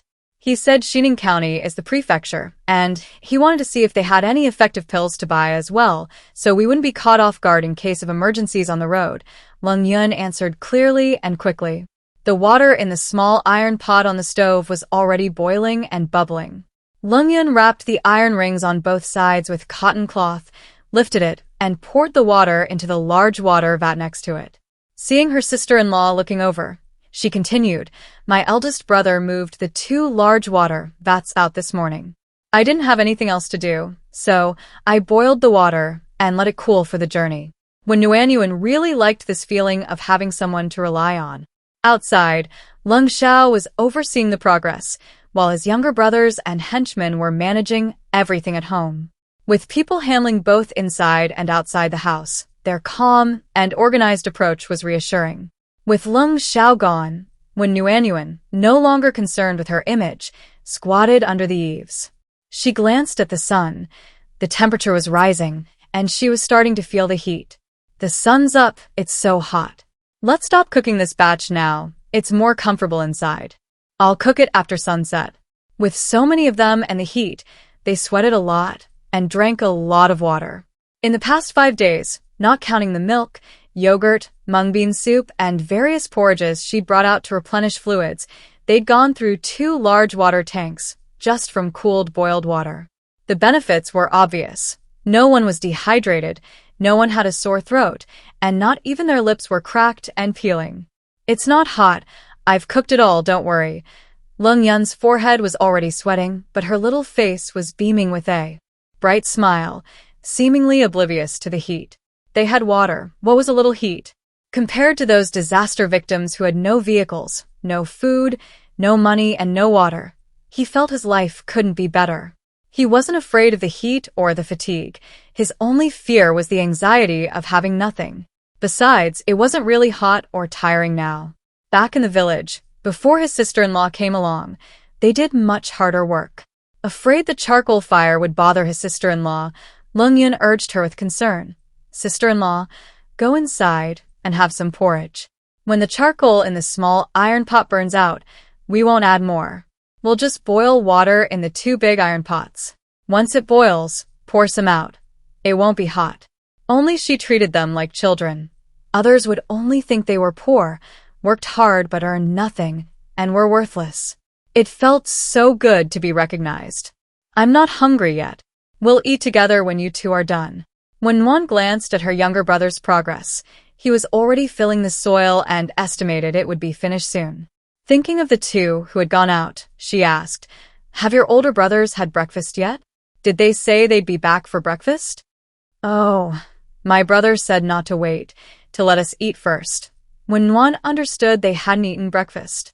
However, she had placed some biscuits and pastries on the small table to keep them full. If they were out for a long time, Lung Sha and Lung Chen would bring some with them so they wouldn't go hungry. She had already explained to the four of them the basic knowledge that going hungry can easily cause stomach aches, and they followed it well. Seeing that her younger brother had finished setting up the straw mat and that the water in her younger brother's iron pot was still untouched, when Wan stood up and went into the main room. She scooped out a plate of cold shepherd's purse salad, a dish of kimchi, and 3 Korean-style soy-braised eggs, and then ladled white porridge from the large wooden basin into bowls. After she finished, Lung Tian washed the mud off his hands and wiped away his sweat, then Lung Yun followed him in. The 3 were happily slurping their porridge when Lung Shao and Lung Chen arrived home just in time. Lung Yun stood up to serve them porridge. When Yuan added 2 soy-braised eggs, these eggs were juicy and salty, perfectly complementing the plain porridge and reciso delicious. The family leisurely ate breakfast and chatted. When Yuan felt that while Lung Shao was quite particular about some things, he was completely indifferent to others. For example, the rule of not speaking while eating or sleeping. She didn't know if Lung Shao cared about not speaking while sleeping, but he certainly didn't care about not speaking while eating. At the dinner table, when the family chatted and laughed, he would quietly listen, rarely interjecting, but he would answer questions carefully. "Brother, what time did you set for the yamen?" Lung Tian was the most impatient of the 5, always the first to ask. "The yamen shouldn't be open yet, right? I wonder if those bandits have been caught." Lung Shao had already put down his chopsticks, and his gaze fell on the person beside him, who was slurping down their porridge. Hearing the question, he said calmly, "No need to go." Seeing the person looking up with curious, watery eyes, he patiently explained, "I secretly gave an official 2 taels of silver yesterday, telling him to come directly to his and if he had any news, and that he would be richly rewarded. That official just came and said that as soon as the city gates opened this morning, the officials who went there took the group into jail for interrogation. Actually, they had already interrogated them on the spot last night after the arrests, and were just waiting for the city gates to open so they could go back to jail to sign the papers. They will be paraded through the streets at noon, and we can watch from the roadside. He hasn't found out the specific reasons yet, and will come back before noon to explain in detail." Upon hearing that they had been caught, all 4 of them breathed a sigh of relief. A villain whose mind had become so twisted would be terrifying anywhere if he hadn't been caught. "Brother, can we go see the parade?" Lung Yun asked excitedly. Lung Zhao's sharp gaze swept over him. Lung Yun flinched under that look, a deep sense of self-reproach washing over him. In this sweltering heat, with people already restless due to the drought, there would surely be huge crowds lining the streets to watch the parade. Why had he even thought of joining in the fun? How inconsiderate of him. Instead of helping his sister-in-law and brother, he only caused trouble. When Yuan waited a while but didn't hear Lung Zhao's reply to her younger brother, so she looked at Lung Shao beside her again and said, "I want to go see too. Can I go? I also want to hear what the people from the yamen have to say. Is that okay?" Lung Shao heard the obedience in her soft, sweet voice and unconsciously lowered his voice. "Sure, it's hot outside. Just wear a veiled hat." Turning to her 3 younger brothers, she said, "Those who want to go, let's go together. Lung Yun?" "Okay." Lung Tian? "Okay, I want to go." Lung Chen? "Sure." Having reached an agreement, the 5 of them waited for the water in the large iron pot to boil, poured it into the water vat, extinguished the charcoal fire, locked the courtyard gate, and then headed together to the inn where he and Kai was staying. They arrived in about 10 minutes. It wasn't far. The front building of the inn, facing the street, served as the reception hall, while the back had a ring of rooms surrounding a large courtyard. When Yuan thought the structure resembled a traditional courtyard house. Because they were women, it was naturally inappropriate to enter any of the rooms in the back. Fortunately, one room remained vacant, and the official from the yamen could conveniently explain everything in detail there when he arrived. The waiter served tea to everyone in the room, but didn't leave. Instead, he leaned against the doorframe, listening intently, preparing to boast to his neighbors later. He Inkai, as the one who paid the money, politely greeted, "Officer Guar, everyone's here. Please speak." This is truly appalling. Officer Guo frowned deeply, his face filled with disbelief. He then looked around and said heavily, "Actually, everyone in the government already knows. It's no longer a secret. During the parade, the yamen runners will publicly announce the evil deeds of these wicked people." Seeing the group staring at him even more expectantly, he mustered his courage and coughed a few times, saying, "Those people aren't even from that village. They're not even from Xining County. That's why our magistrate is willing to parade them through the streets. If the people of Xining County had committed such heinous acts, they might blame their officials for mismanagement and incompetence. They might even have secretly killed them without telling anyone. But it's not the same with the people of Xining County. Not only do they not have to hide it, but they also have to make a big fuss about it, letting everyone know that Xining County is suffering because of the disaster. Secondly, they can use this as a warning to others, showing those who might try to take advantage of the situation the consequences of their evil deeds." When Nuanyuan's face tightened upon hearing this. What about the original villagers? Did they flee? He Inkai wrung his hands anxiously, wishing that Officer Guo could finish the story in one breath, and hurriedly asked, "Where are they from? How did they end up in that remote little village in Xining County? What about the original villagers?" A barrage of questions rained down on him, but Guo, the constable, remained unperturbed. His voice trembled as he replied, "This is something Eve never heard of before. I'm terrified. Young Master He, please don't be alarmed. I'll explain step by step. Those thugs were originally from Anyang City. They weren't law-abiding citizens. They were the lowest of the low, the most shameful of the lowly professions: prostitutes, brothels, pimps, and thugs. Because of the severe drought there, they figured the capital was too crowded with high-ranking officials and nobles, and they wouldn't dare go there. The wealthy lands of Jiangnan, with their abundant rice and fish, wouldn't accept people of their lowly status, so they decided to go through Xining County to Rujo. When they reached that small village, they were parched and starving. The villagers, kind and simple, gave them water and food. Who knew these people? These people. At this point, Guo's eyes suddenly reddened, tears welling up, and he choked up, unable to continue. The large house was packed with people, yet at this moment, it was so quiet you could hear a pin drop. Those who had experienced that perilous situation, as well as the waiter who had only wanted to go out and boast, all held their breath, not daring to even breathe loudly, for fear of disturbing the peace. When Nuanyuan bit her lip, even though she had already guessed the fate of the original villagers, hearing the truth still weighed heavily on her heart. Lung Sha gently placed his hand on the shoulder of the girl beside him and patted her softly. When Nuanyuan's veil shifted, indicating that she understood. Guo, the constable in the middle, composed himself and continued in a hoarse voice, "After committing these atrocities, this group didn't leave. Instead, they thought they could use this water delivery and sheltering tactic to fleece a few more victims. They didn't dare touch the large villages where entire populations had fled.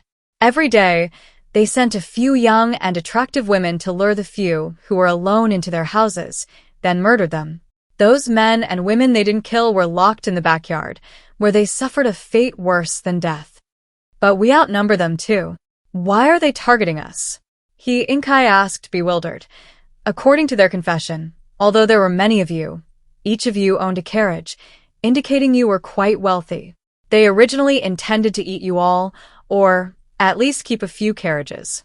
What they didn't expect was that you had noticed beforehand, and one of the people who entered the house broke the rules and went into the kitchen, resulting in them only managing to acquire one carriage." When Nuanyuan felt a wave of fear. Luckily, they had noticed something amiss, and thankfully, these villains couldn't pretend to be kind and honest farmers. Otherwise, the consequences would have been unimaginable. On the road, there's absolutely no room for the slightest mistake or negligence. The others were also drenched in cold sweat. If the two bodyguards hadn't sensed something amiss and refused to go in, if Madame Lung hadn't repeatedly reminded them, and if they hadn't followed the right master, would they have faced the same fate as the Chung and Li families? They thought that even if you went into the city to report to the authorities, the government wouldn't rush to arrest you that very night, so they just packed their things, got a good night's sleep, and prepared to leave early this morning. At this point, Officer Gua's brow relaxed slightly, and his tone became lighter. Fortunately, young Master Lung persuaded their lord to leave that very night. Otherwise, this group would have only committed even more heinous crimes if they had fled elsewhere. With the villains captured, everyone present felt a sense of relief. Wang Hua asked, "Then, what happened to my classmates' 3 servants?" The leader, a woman, said they were ugly, so she killed them all. When Wan recalled the women's eyes, filled with lust for Lung Sha, and combined with what the constable Gua had said about locking handsome men and women in the backyard, she realized it wasn't her imagination. Those women genuinely coveted Lung Sha. How shameless. When Wan said sullenly, "Remember to be careful when you're out and about in the future. Girls aren't safe outside, and neither are handsome boys. Especially a uniquely handsome young man like Lung Sha. Sister-in-law, why did you only tell my eldest brother to be careful? Why didn't you tell me to be careful too?" Lung Tian wasn't trying to win favor. He was genuinely curious and confused. Among them, the eldest brother was clearly the strongest in terms of combat skills. He could go into the deep mountains alone to gather ginseng and hunt, and he wasn't afraid to face a pack of wolves. Those people were just insignificant scum. His eldest brother hadn't taken them seriously at all. Shouldn't his sister-in-law be reminding him and his 2 younger brothers? Why was she reminding his eldest brother? Was his sister-in-law sure she wasn't wrong? Yes, his sister-in-law was right about one thing. She really came for his eldest brother. She treated him differently. After his younger brother asked, when Wan realized where she had gone. Wrong. These days, although handsome boys aren't safe, at least they still have their lives, especially someone like Lung Sha. They might even be treated like royalty. But it's different for ugly boys. The officials said it was an instant death. But when Wan turned to look at her burly, dark-skinned, and rugged younger brother, she couldn't bring herself to say a word of worry. These past few days, her younger brother and Lung Xiao had both been wearing straw hats while traveling, but Lung Xiao's skin was fair, and after being exposed to the sun these past few days, it had peeled, making him even fairer. This was probably the legendary fair-skinned Lung, the most handsome guy in the crowd. Envy welled up in Wan's eyes. But her younger brother was the complete opposite. His natural tan had turned a glossy, shiny black after these days of sun exposure, a truly radiant black. Actually, aside from being a bit tanned, her younger brother was quite handsome. While he couldn't compare to the other 3 members of the Lung family, he was definitely above average in a crowd. But his muscular build and imposing, fierce aura were undeniable. Thick eyebrows, sharp eyes, a muscular physique like a tank. That's a dynamic description. A static description would be like a mountain. Even thugs would avoid someone like that. Why would anyone bother with him? It's not like they're asking for trouble. Everyone knows to pick on the weak, right? Who's blind enough to mess with granite? Brother, you be careful, and everyone else will be safe. Nuanyuan didn't know who to worry about, and after a long pause, only managed to say this. The 2 little ones pursed their lips, holding back their questions. Lung Tian wanted to ask more, but his older brother's gaze held a subtle warning. Right, this wasn't the right occasion to ask. The constable in the middle, Gua, had already stood up, cupped his hands in greeting, and said, "You are all scholars traveling to Rujo for the imperial examinations. Please be careful on your journey." Then he declined the silver he and Kai offered, nodded to everyone in the room, and strode away. The waiter followed Officer Gui out, quietly closing the door behind him, leaving the people inside to discuss the follow-up matters. Silence fell over the room. Hearing and experiencing firsthand are vastly different, especially given the heinous nature of the incident, which shattered their worldview. They were all filled with lingering fear they had almost become someone else's food. They had only been away for a few days. They had never encountered anything like this before, let alone even heard of it. The dangers of the drought were far more terrifying than all the dangers they had experienced combined. The journey from Xining County to Rujo wasn't far, only 2 or 3 days, but besides Rujo, their group also needed to reach the capital. The results would be released on the 15th of August. Regardless of whether they passed or failed, everyone had to pack their bags and head to the capital. The journey from Tongqing to Rujo takes 6 or 7 days if all goes smoothly, but even with favorable conditions, the trip from Rujo to the capital takes 1 or 2 months. The longer the journey continues, the less food and money the disaster victims have left, and the greater the risk of trouble. As the official said, this group has many people and carts, clearly wealthy, like easy prey. He Yingxi's face was full of worry. He sighed, "Tell me, what do you think about Qing Zijie and Li Shoujin traveling together?" Let me state my position first.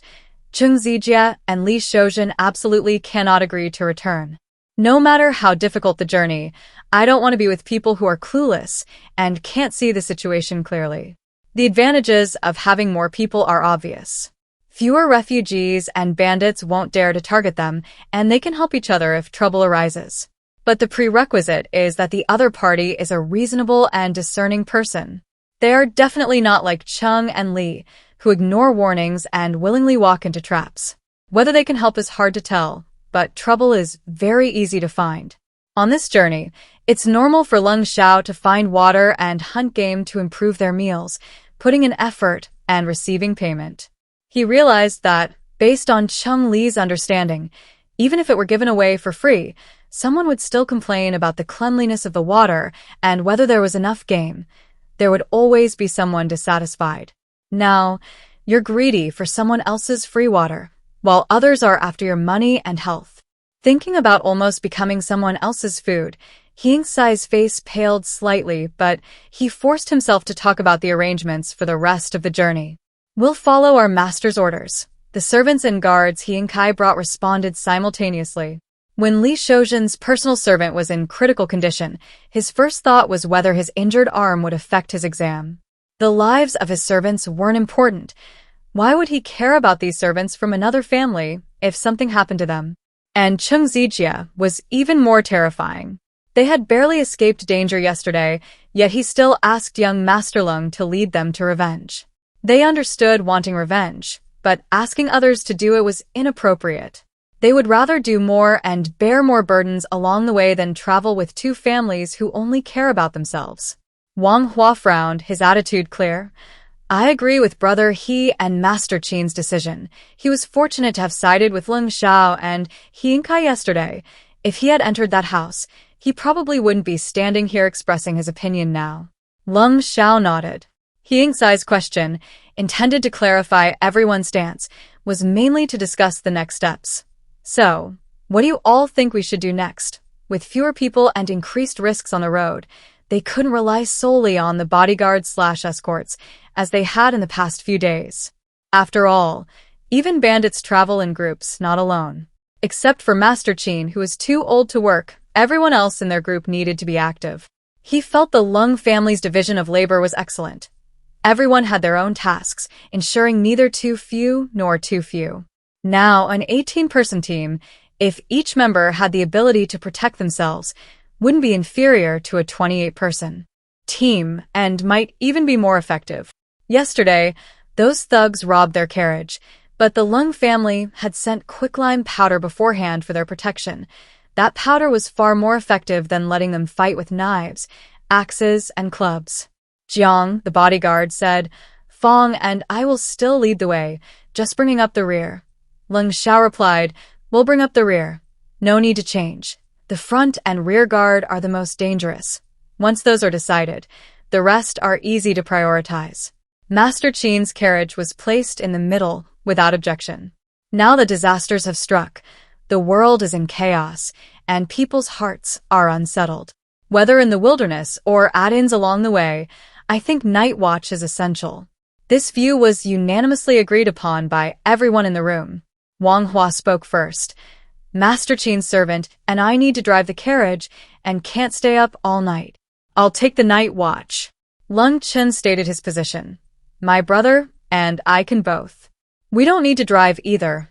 We can take the night watch, He Ying's two servants hurriedly said. The main purpose of night watch is to promptly wake everyone up to respond if anything unusual is discovered. With fewer people, there's a risk of them dozing off or being secretly restrained. 5 people are enough to handle the situation. He Ying nodded, his tone grave. The longer the drought lasts, the more dangerous it will become. 5 men on watch are enough, but they absolutely cannot sneak off to sleep like before. You know, they might die in their sleep. He then gave his 2 servants a meaningful look. Manhwa immediately understood that He Ying was using this opportunity to reprimand his 2 servants. He might have noticed the servants secretly sleeping before, but at the time he didn't think it was dangerous and let them sleep. Now, however, things were different, and he dared not be careless. He Ying deliberately mentioned the Chung and Li families to incite public outrage and fear, mainly to warn his men to work diligently and not be as lazy as they had been on the road. Having subordinates volunteer and act proactively is completely different from simply following orders. Master, I think our defenses are too weak. I saw sharpened wooden splinters on the straw mat covering the Lung family's carriage. No wonder no one dared to raid their carriage yesterday. Our attack is also terrible. We don't have time to practice with sticks now, but lime powder and the like are still useful. Just throw it out. It's very effective at subduing the enemy. After discussing it, the result was that each family copied the Lung family's methods, learning them perfectly. Nuanyuan thought this was quite good. At least each family's defensive capabilities and fighting strength had increased, and they could all be used if they encountered danger on the road. With everyone united, the team was easier to lead and more reassuring. The sound of gongs and drums outside immediately alerted everyone that the parade had begun, and they all rushed to the street to watch. The midday sun was the hottest of the day, and the menacing or vicious prisoners on the wooden prison carts were a far cry from their glamorous selves the day before. They were like fish out of water, struggling to breathe as they lay on the carts. Every so often, the bailiffs would recount the crimes the prisoners had committed. The crowds that had initially gathered to watch the spectacle suddenly became savage. Instead of vegetables or rotten eggs, they picked up stones from the roadside and threw them, cursing as they did so. Amidst the scorching sun and the sounds of cursing and smashing, Nuanyuan felt at that moment that disregarding human rights for such people was actually quite good. Those kind villagers who helped them were utterly innocent. How could they do such a thing? They were born human, yet they didn't deserve to be human. Following the long procession, some people continued to cry and smash things. When Nuanyuan couldn't see clearly through her veil, "It's Zheng Zijie and Li Shouxin servants," Lung Sha whispered, leaning closer. No wonder. Losing their companions and being overly frightened, their behavior is understandable. But if the servants are here, Chung and Li shouldn't be far away. Brother Lung, a warm, familiar voice called out. Well, what I thought of came true. And since Zheng Zijie and Li Shouxin came together, it wasn't a coincidence. They must have been deliberately invited. We heard the villains from yesterday had been caught when we went to the clinic to change our bandages, so we rushed over to find you. Li Shouxin, his hand bandaged, walked towards them, saying as he went, "The magistrate of Xining Prefecture is really quick, it's gratifying." When Nuanyuan thought to herself that it wasn't the magistrate's efficiency, but rather Lung Zhao's attempt to persuade them with promises of profit. Seeing that the 3 remained silent and didn't ask why they had come, Chung and Li exchanged a glance and had no choice but to speak first. "Brother Lung, I was ungrateful before and offended you greatly. Rest assured, I will never mention the money again."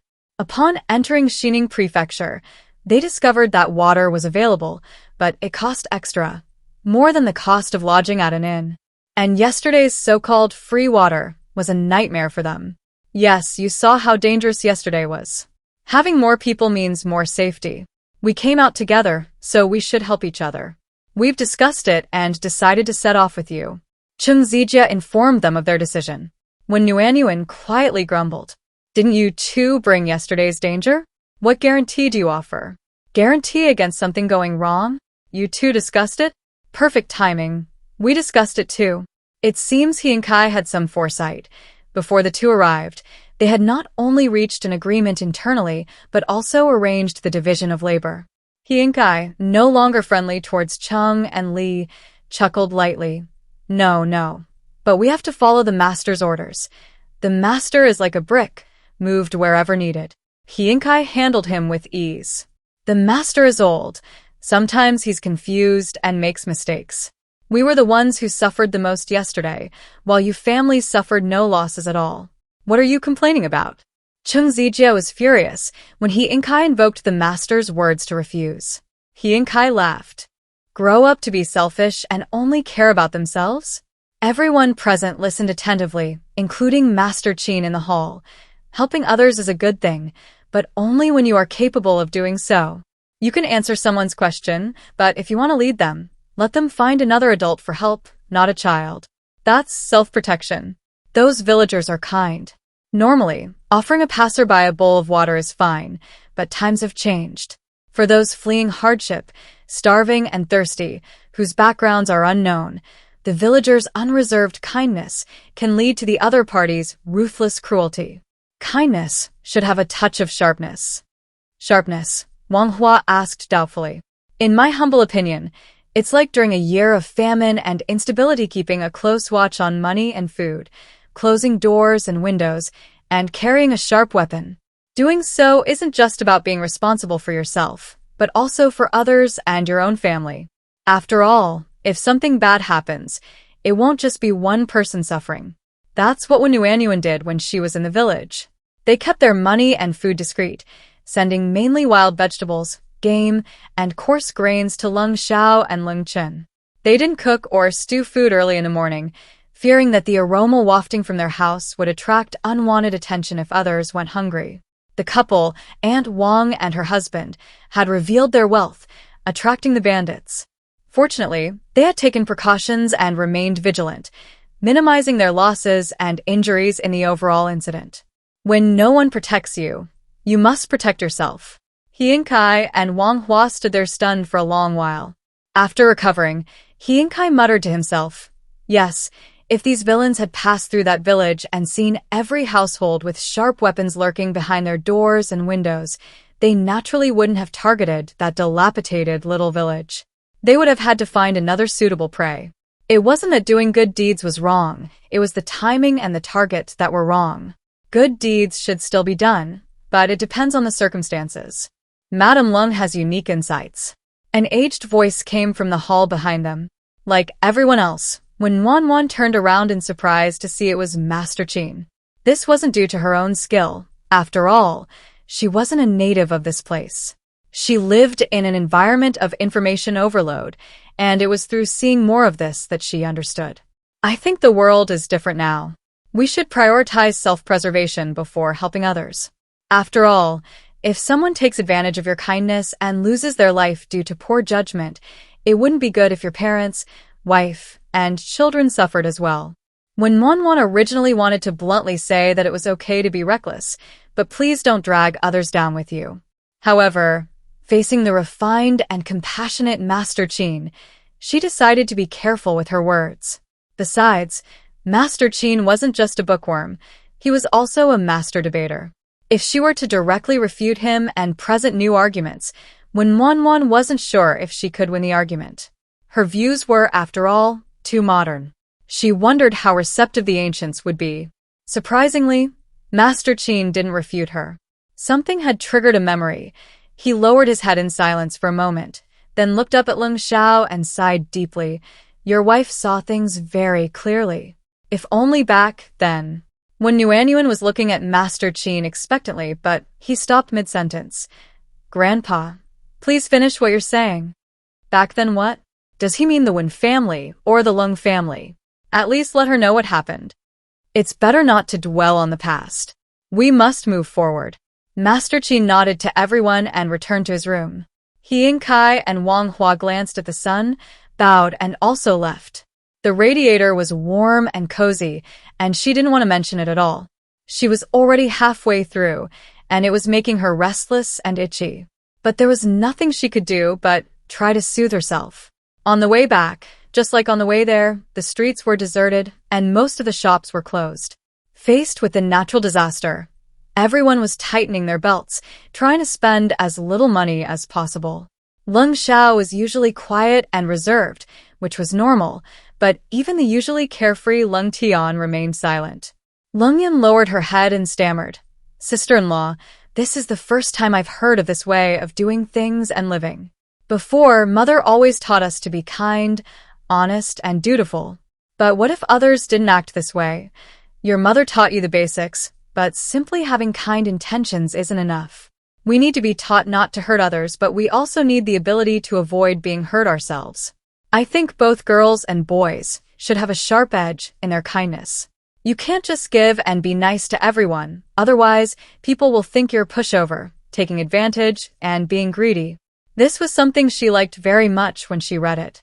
It's been so long that she can't remember the specifics, but words like this, once they've been read and internalized, will never be forgotten. She always pondered it deeply in her heart 1,000 times over. As for the old Master Qin's praise of her insightful observations, when Nuanyuan knew she didn't deserve it. It wasn't that she was insightful, it was because she had read many books, and those were the viewpoints summarized by insightful people which she could learn from. She was born in a good era. If she lived in this dynasty, where would she have seen such powerful ideas, and how could she have received such praise from the knowledgeable old Master Qin?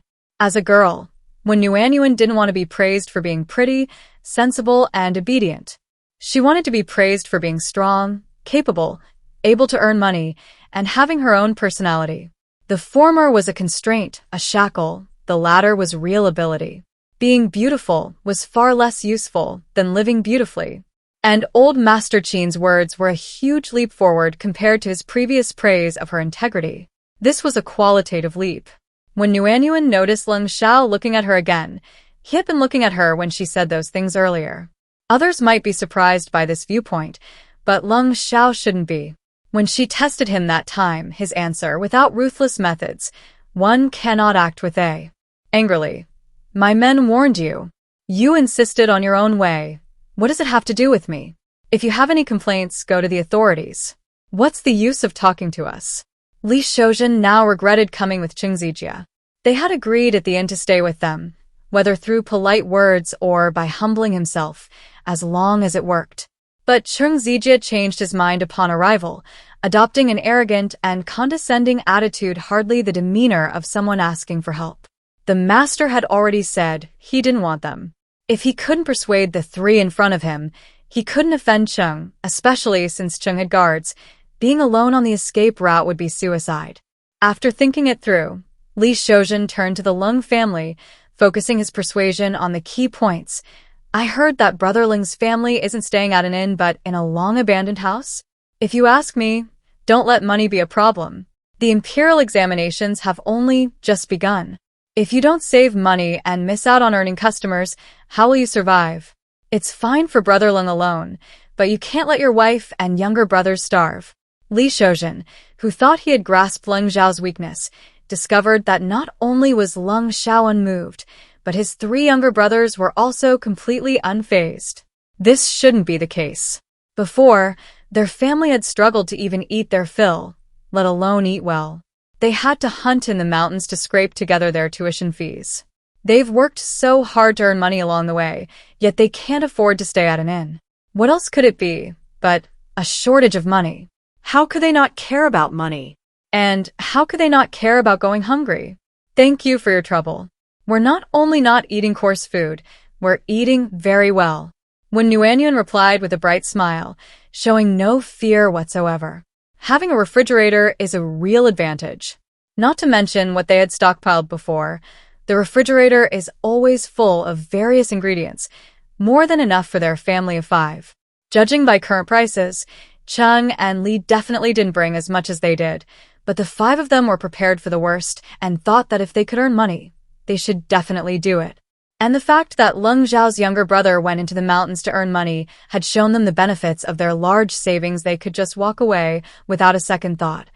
They'd earn money if they wanted and quit immediately if they didn't. Chung Zijie retorted. Are you three really going to be so ruthless? Don't blame me for not showing any brotherhood when I try to climb the social ladder again after I pass the high school entrance exam. What brotherhood do we have? Lung Sha retorted sharply, emphasizing the word brotherhood. He Yingkai and Wang Hua burst out laughing. Lung Shaoqing was really hitting their nerves. You. Chung Zijie stormed off, a rage escaping his sleeve. Li Shoujin sighed and followed him. Sigh. Lung Shaoqing stormed off after just one sentence. When Nuanyuan thought, his fighting spirit is too weak. It's good that Chung and Li are here. With everything resolved, they can rest peacefully for a couple of days and then head to Rujo again. After Chung Zijie and Li Shoujin left, the thugs who had been paraded through the streets slowly moved away. The sun was too hot, making the ground scorch with waves of heat, and the crowds on both sides of the road gradually retreated into their houses. Although the innocent victims could not be brought back to life, they, as a group, felt a sense of satisfaction at witnessing the villains being caught and suffering the consequences of their crimes. The servants and guards who had been watching had also returned to their houses, leaving only He Yingkai, Wang Hua, and the Lung family standing under the eaves. He Yingkai's round eyes turned away from the receding prison van, filled with mixed emotions. I thought as long as I wasn't greedy and didn't take advantage of others, I'd be safe. I never imagined I couldn't even do good deeds anymore. Wang Hua looked puzzled. Why do you say that? Think about it, the villagers who took in these wicked people were just being kind. They thought doing good deeds would bring good fortune, but instead of good fortune, they couldn't escape the annihilation of their village. It's so frustrating and disheartening. Do you think we can still do good deeds? He Yingkai said indignantly. Warmth. She knows the answer to this question. She used to see news reports about this all the time. When she was young, she was taught to help old ladies cross the street, do good deeds anonymously, and save lives. But as she grew up, all she saw were reports of good deeds going unrewarded, of people being extorted after helping others. Like others, she began to wonder if she could no longer do good deeds. Was it enough to just mind her own business? Putting herself in her grandmother's shoes, she felt she would also want someone to help her up if her grandmother fell. Later, her grandmother said that there are good and bad people in every era. Helping others is a good thing, but you should take care of yourself while doing so. Her grandmother was just an elderly woman from the countryside, yet she possessed great wisdom. She thought, yes, before helping someone who has fallen, make sure there are security cameras around or go with a few others. Most people are kind and good, but if you encounter someone trying to extort you, you have the ability to protect yourself. Preventing the bad guys from succeeding is the best way to fight back. It's not that good deeds go unrewarded, it's just that the world has changed. In these times of disaster and chaos, people's hearts are no longer what they used to be. Kindness is good, but the prerequisite for kindness must be the ability to protect oneself. What is self-protection? How can one protect oneself? He Yingkai asked with great interest, having never heard this term before. Wang Hua also looked at Wen Nuanyuan. From behind the eaves in the hall, the aged figure of Master Qin strode in. Nuanyuan, unable to use the technical jargon, could only offer a simple example. Like when you teach your children, if someone asks for directions and doesn't know how to get there, shouldn't you help them? But what if they're a kidnapper? Yet, if you teach your children not to help others, wouldn't you feel guilty, worried that they'll grow up to be selfish and only care about themselves? Everyone present listened attentively, including Master Qin in the hall. Helping others is a good thing, but only when you are capable of doing so. You can answer someone's question, but if you want to lead them, let them find another adult for help, not a child. That's self-protection. Those villagers are kind. Normally, offering a passerby a bowl of water is fine, but times have changed. For those fleeing hardship, starving and thirsty, whose backgrounds are unknown, the villagers' unreserved kindness can lead to the other party's ruthless cruelty. Kindness should have a touch of sharpness. Sharpness, Wang Hua asked doubtfully. In my humble opinion, it's like during a year of famine and instability keeping a close watch on money and food, closing doors and windows, and carrying a sharp weapon. Doing so isn't just about being responsible for yourself, but also for others and your own family. After all, if something bad happens, it won't just be one person suffering. That's what Wanuanyuan did when she was in the village. They kept their money and food discreet, sending mainly wild vegetables, game, and coarse grains to Lung Sha and Lung Chen. They didn't cook or stew food early in the morning, fearing that the aroma wafting from their house would attract unwanted attention if others went hungry. The couple, Aunt Wang and her husband, had revealed their wealth, attracting the bandits. Fortunately, they had taken precautions and remained vigilant, minimizing their losses and injuries in the overall incident. When no one protects you, you must protect yourself. He Yingkai and Wang Hua stood there stunned for a long while. After recovering, He Yingkai muttered to himself, "Yes, if these villains had passed through that village and seen every household with sharp weapons lurking behind their doors and windows, they naturally wouldn't have targeted that dilapidated little village. They would have had to find another suitable prey." It wasn't that doing good deeds was wrong, it was the timing and the target that were wrong. Good deeds should still be done, but it depends on the circumstances. Madame Lung has unique insights. An aged voice came from the hall behind them. Like everyone else, when Wan turned around in surprise to see it was Master Qin. This wasn't due to her own skill. After all, she wasn't a native of this place.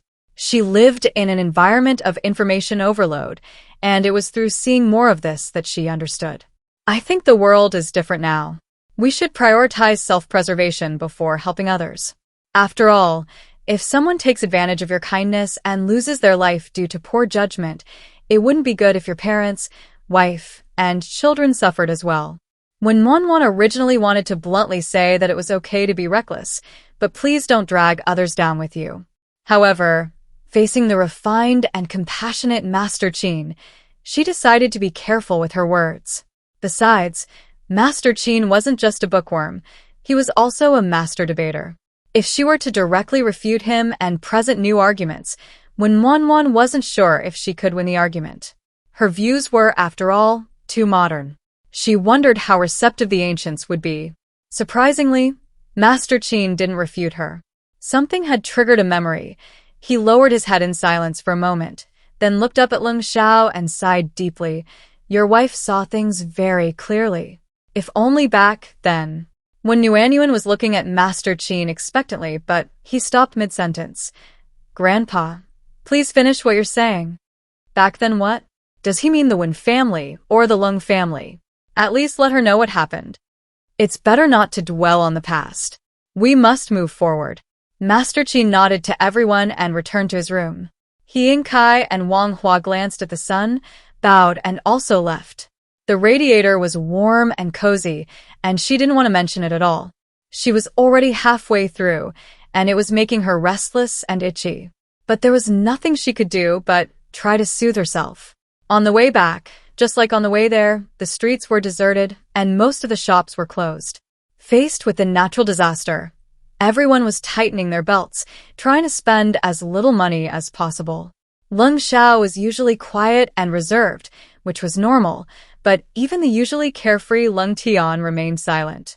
Lung Yan lowered her head and stammered, "Sister-in-law, this is the first time I've heard of this way of doing things and living. Before, Mother always taught us to be kind, honest, and dutiful. But what if others didn't act this way? Your mother taught you the basics, but simply having kind intentions isn't enough. We need to be taught not to hurt others, but we also need the ability to avoid being hurt ourselves. I think both girls and boys should have a sharp edge in their kindness. You can't just give and be nice to everyone, otherwise people will think you're a pushover, taking advantage, and being greedy." This was something she liked very much when she read it. It's been so long that she can't remember the specifics, but words like this, once they've been read and internalized, will never be forgotten. She always pondered it deeply in her heart 1,000 times over. As for the old Master Qin's praise of her insightful observations, when Nuanyuan knew she didn't deserve it. It wasn't that she was insightful, it was because she had read many books, and those were the viewpoints summarized by insightful people which she could learn from. She was born in a good era. If she lived in this dynasty, where would she have seen such powerful ideas, and how could she have received such praise from the knowledgeable old Master Qin? As a girl, when Yuanyuan didn't want to be praised for being pretty, sensible, and obedient. She wanted to be praised for being strong, capable, able to earn money, and having her own personality. The former was a constraint, a shackle. The latter was real ability. Being beautiful was far less useful than living beautifully. And old Master Qin's words were a huge leap forward compared to his previous praise of her integrity. This was a qualitative leap. When Yuanyuan noticed Lung Sha looking at her again, he had been looking at her when she said those things earlier. Others might be surprised by this viewpoint, but Lung Sha shouldn't be. When she tested him that time, his answer, without ruthless methods, one cannot act with a compassionate heart, perfectly aligned with her belief. They had always acted this way. He had figured it out himself, while she had lazily built her conclusions by standing on the shoulders of giants. Why are you looking at me like that? You said it very well. Of course, when Yuanyuan was extremely proud. Although she had little experience, she had read many books and novels, and her theoretical knowledge was quite extensive. If I had more experience like you, I could be even more capable. When Yuanyuan was slightly embarrassed, trying to be modest. I don't want you to go through what I went through. Under the scorching sun, the boy looked forlorn, his demeanor aloof, his tone light, but filled with deep concern. At that moment, when Yuanyuan's heart suddenly ached, she hurriedly changed the subject. Little brother, why haven't you said anything? Lung Tian said dejectedly.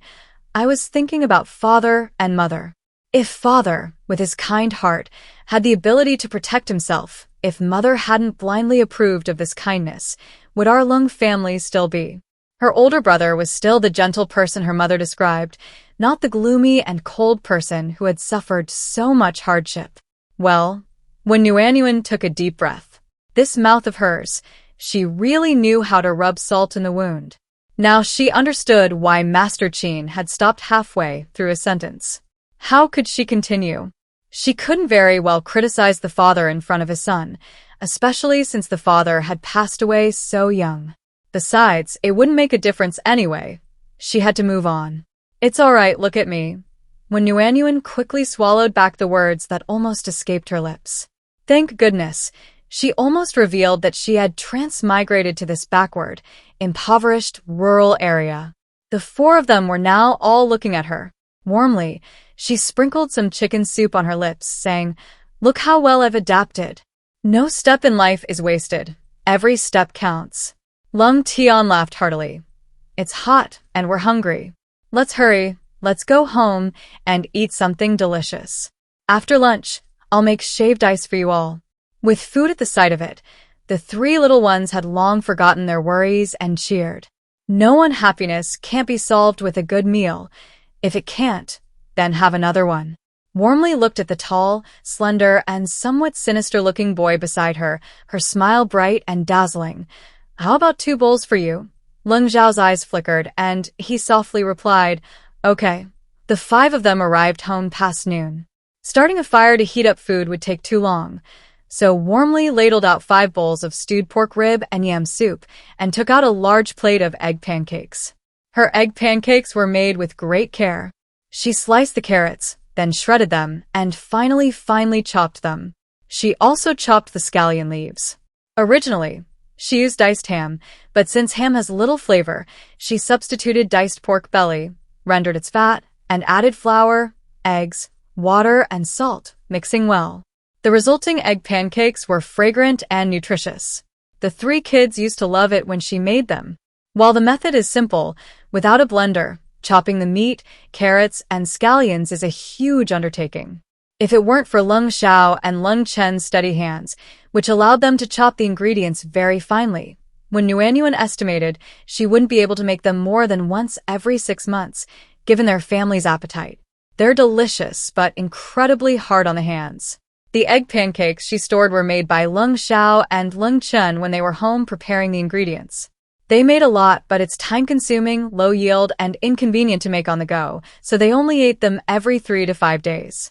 When the 3 kids saw that it was egg pancakes, 2 cheered, while the other smiled quietly. It feels so good to have meat buried in the bowl, Lung Yun said. picking up a piece of egg pancake, rolling it up, and eating it as she spoke. Lung Tian, gnawing on a rib, nodded vigorously. Yes, I almost laughed when Li Shoujin mocked us for eating coarse food, but I held it in. I originally wanted to let him know how well we were eating, but then I thought, why should I let him know? It's so comfortable for our family to enjoy good food and drink behind closed doors. Lung Yun smiled brightly and continued, Isn't this what your sister-in-law always says? Develop stealthily, don't be reckless. Increase your strength without others noticing, become powerful. When Nuanyuan chimed in, now it's about food, later it's about money. Don't let outsiders know your true strength. Don't put yourselves in danger. Just like after she started working, besides a few close friends, she never talked about how much money she earned or how much savings she had, whether relatives or colleagues. Because friends are people you can choose. If someone's character and values are different, you can't get along and you can actively remove them. But relatives and colleagues are things you can't choose or avoid. There are often people among them who resent others' success and laugh at others' failures. Knowing this only adds to your distress. So she chooses to play it safe, always underreporting her earnings. After all, being laughed at is better than being hated. She's very easygoing and doesn't care about these things. Most importantly, it avoids many people asking her for money. Nuanyuan always wanted to pass on her valuable lessons to the three little ones, especially the eldest and youngest. She knew that in the future, their wealth and status would be the envy of others, so keeping a low profile was always a good idea. We understand. We can't have the mentality and behavior of someone who's suddenly rich, Lung Chin summarized. Nuanyuan was very satisfied with the three little ones. After all, even though Li Shoujin had openly mocked them, the three of them remained calm, neither arguing nor mentioning the food, showing remarkable composure. They were only 10 years old and already so composed. At 10, she would have wanted to announce to everyone around her if she bought a bag of spicy strips, then share most of it. Wah! Nuanyuan suddenly realized that all her experience was accumulated through hard-earned lessons. The clown was herself. How tragic. After lunch, everyone went about their own business. Lung Sha was organizing his writing implements. A few days ago, he had delivered water and wild game to Master Qin. Master Qin hadn't mentioned money, but had reciprocated with several fine-looking brushes and instance items Lung Sha could use for his exams. Lung Tian scooped some water and sharpened his wood-chopping knife, kitchen knife, and axe in the main room. He sharpened all his tools until they gleamed every few days. Lung Chin carefully traced the acupoints and meridians in a medical book, referring to the diagrams of human anatomy. He was truly diligent and eager to learn. Finally, his younger brother was learning arithmetic and bookkeeping from her. When Nuanyuan sighed, in this dynasty, having the ability to protect oneself wasn't easy. For them, this was a kind of rest. How could they truly lie low? Lying flat is out of the question. When Nuanyuan wants to be a rolled-up flower, all rolled up. She doesn't rely on physical labor for a living. She wants to rely on her brain, and the kind that gets better with age. Her second brother's studies are the most suitable. When Nuanyuan leaned closer to look at the medical book spread out in front of her second brother. The difference between it and a book of incomprehensible text is that one has words and the other doesn't. The common point is that she can't understand either. How to put it? Studying medicine is good, but her abilities are limited. How many brain cells would that take? The key is, she doesn't have many brain cells to burn. She can't afford to go bald. Sigh, a premature endeavor. Making a living with one's brain isn't easy either. The sound of her eldest brother sharpening a knife echoed in her ears, making Nuanyuan's teeth ache. Other families enjoy incense burning, tea tasting, music playing, and dancing. Her family is just the tooth-grinding sound of a knife sharpening. The difference is too great. When Nuanyuan couldn't stand it anymore and waved her hand, smiling, "Little brother, take a break. Come make some shaved ice." In the sweltering summer, the allure of icy food is like the comfort of a warm bed on a winter morning. No one can resist. Upon hearing about the icy treat, Lung Tian and Lung Yun, being the biggest and most gluttonous of the bunch, didn't disappoint when Nuanyuan, eagerly putting down what they were doing and coming over. Sister-in-law, I'll shave it. Lung Tian, being strong, automatically took on any physically demanding task. Without an ice shaver, when Nuanyuan opted for a more traditional method, she crushed small pieces of yogurt and fresh milk frozen in oil paper bags during the winter into small pieces with a rolling pin, poured them into a bowl, and topped them with diced yellow peaches. This was her and the three little ones' favorite flavor. Large blocks of frozen boiled water were shaved into 2 bowls of fine, misty shaved ice, topped with sweet red bean paste. This was Lung Zhao's. His taste differed from the other 4's. With readily available ingredients and efficient workers, the fruit and red bean shaved ice was ready in minutes. Outside, the sun blazed and the heat was intense. Inside, ice cooled the air with a gentle breeze, and with the refreshing shaved ice, what more could one ask for? Oh, I forgot about one person. The one who could never be measured by normal standards. When one quickly finished her portion, then, carrying 2 bowls of red bean shaved ice, pushed open Lung Zhao's door. The young man was tall and slender, dressed in ordinary black clothes. His features were unusually refined. Even sitting casually in a chair, he gave off an aura of being high above, unattainable, like the bright moon. Scattered rays of the blazing sunlight streamed in through the window, not illuminating his entire face. He remained hidden in the flickering light, his expression inscrutable, his long, slender fingers tapping absently on the wooden tabletop. Being surrounded by it, one felt an overwhelming sense of threat, yet the person present seemed detached from everything. Cold, eerie, and unfathomable. When those lonely, sinister eyes turned to the lively figure who entered through the door, their brows relaxed, gradually softening into a smile that penetrated deep into their eyes, like a spring breeze rippling across water. The solitary boy was no longer lifeless, no longer as cold as a blade. The sinister and violent aura surrounding him vanished instantly. Did I disturb your studies? With a student preparing for the imperial examinations at home, this was of utmost importance, so when one asked cautiously, Lung Sha stood up, his tall figure conveying his presence. He first took the bowl from Nuanyuan and placed it on the long wooden table before softly saying, Next time, just call me out. When Nuanyuan swallowed hard. Others might have 2 faces, but Lung Sha was 1,000 faces in 1,000 different ways. The change was too fast. She almost thought it was her imagination. But she was considered a veteran of this family, someone who had successfully infiltrated the inner circle and become a core member, right? Look at her current treatment. As long as she didn't do anything reckless and stayed within her bounds, she anticipated a bright future. When Nuanyuan thoughtfully placed a bowl of shaved ice on the ice blocks in the room to prevent it from melting too quickly, she happily picked up another bowl, a smile spreading across her face. Lung Sha, I made this especially for you. Try it, do you like it? The ice blocks for the boiled water were frozen by her younger brother, and the shaved ice was freshly shaved by her older brother. The part she made was probably just a spoonful of red bean paste. But this didn't stop her from taking credit. Thick-skinned. That's how confident she was. Lung Zhao's attention fell on the special part. She made it especially for him? A glint of light appeared in his eyes, and he asked casually, They don't have any? When Nuanyuan answered naturally, Yes, they have a different kind. This red bean one is only available to you. Plain water smoothies are tasteless. Given the availability of yogurt and fresh milk smoothies, none of the 4 of them particularly liked this kind. When Nuanyuan didn't quite understand Lung Zhao's preference for plain water, but even so, she respected it. The future high-ranking prime minister, so what if his tastes are a little unusual?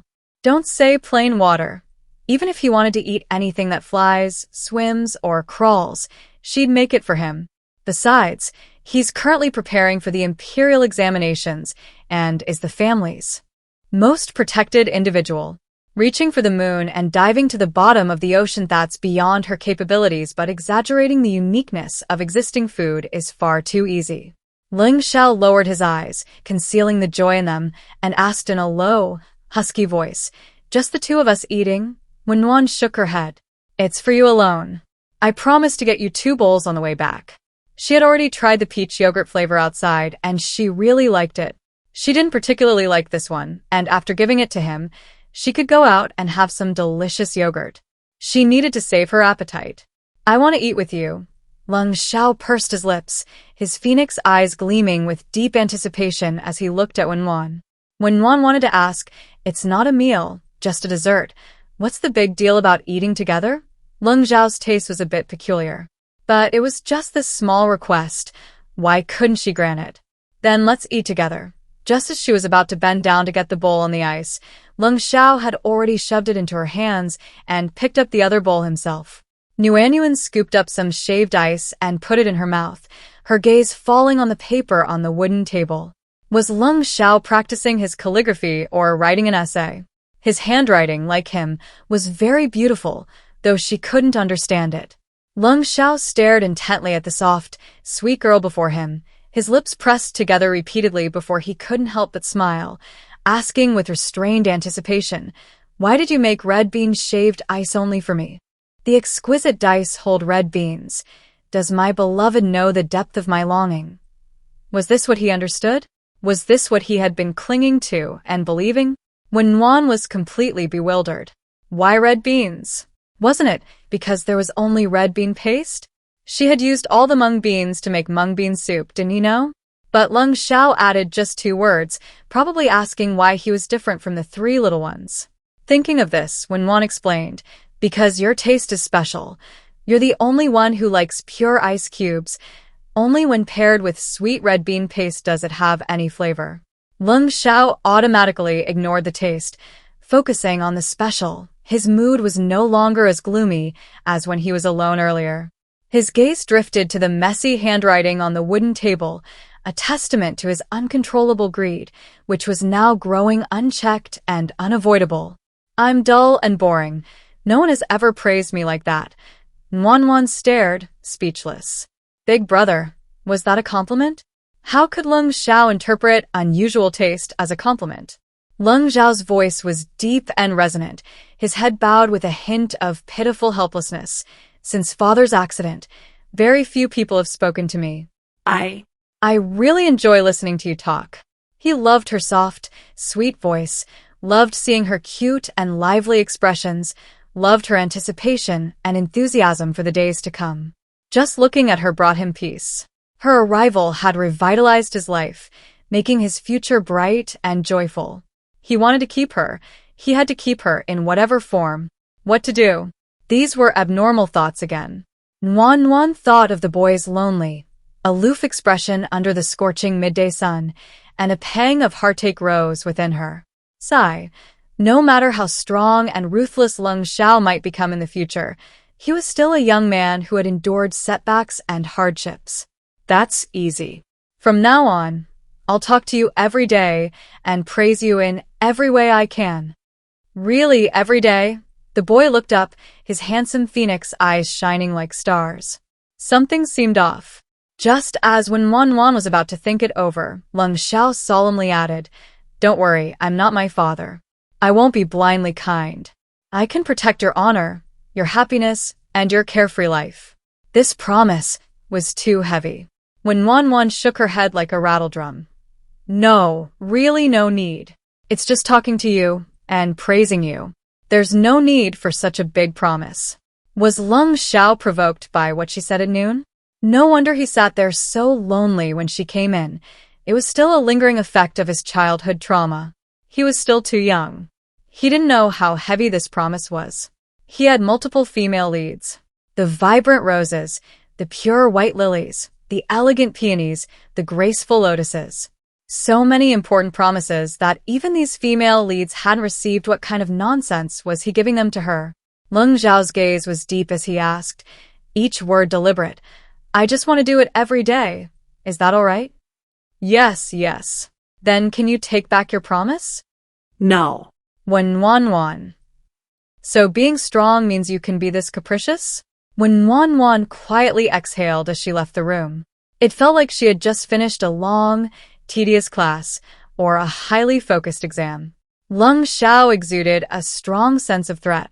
He made her feel immense pressure without her even realizing it. She felt unconsciously on edge when facing Lung Sha, unlike how relaxed and comfortable she was with the three little ones. Fortunately, Lung Sha was becoming more approachable, even talking to her about the past. Did this mean he considered her one of his own? This was progressing well.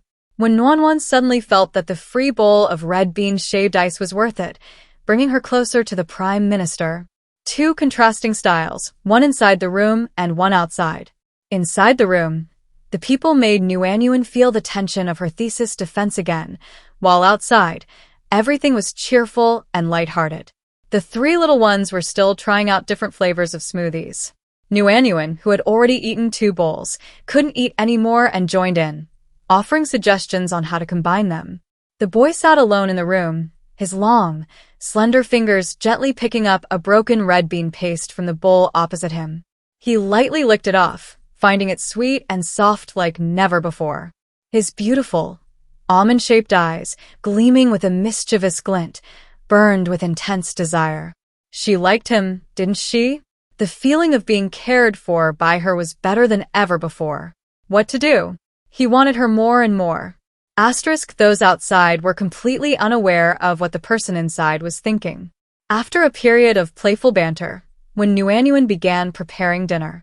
She had pork rib soup for lunch, and for dinner, she used chicken broth as a base for a noodle soup, adding hazelnut mushrooms, shiitake mushrooms, and bok choy, then adding eggs and flour dumplings to boil. The dumplings were firmer and chewier than noodles, with a rich wheat flavor. The 4 members of the Lung family were carnivores, so when Nuanwan ladled out another plate of braised chicken, garlic ribs, and pig's trotters with soybean jelly, and dinner was simply settled.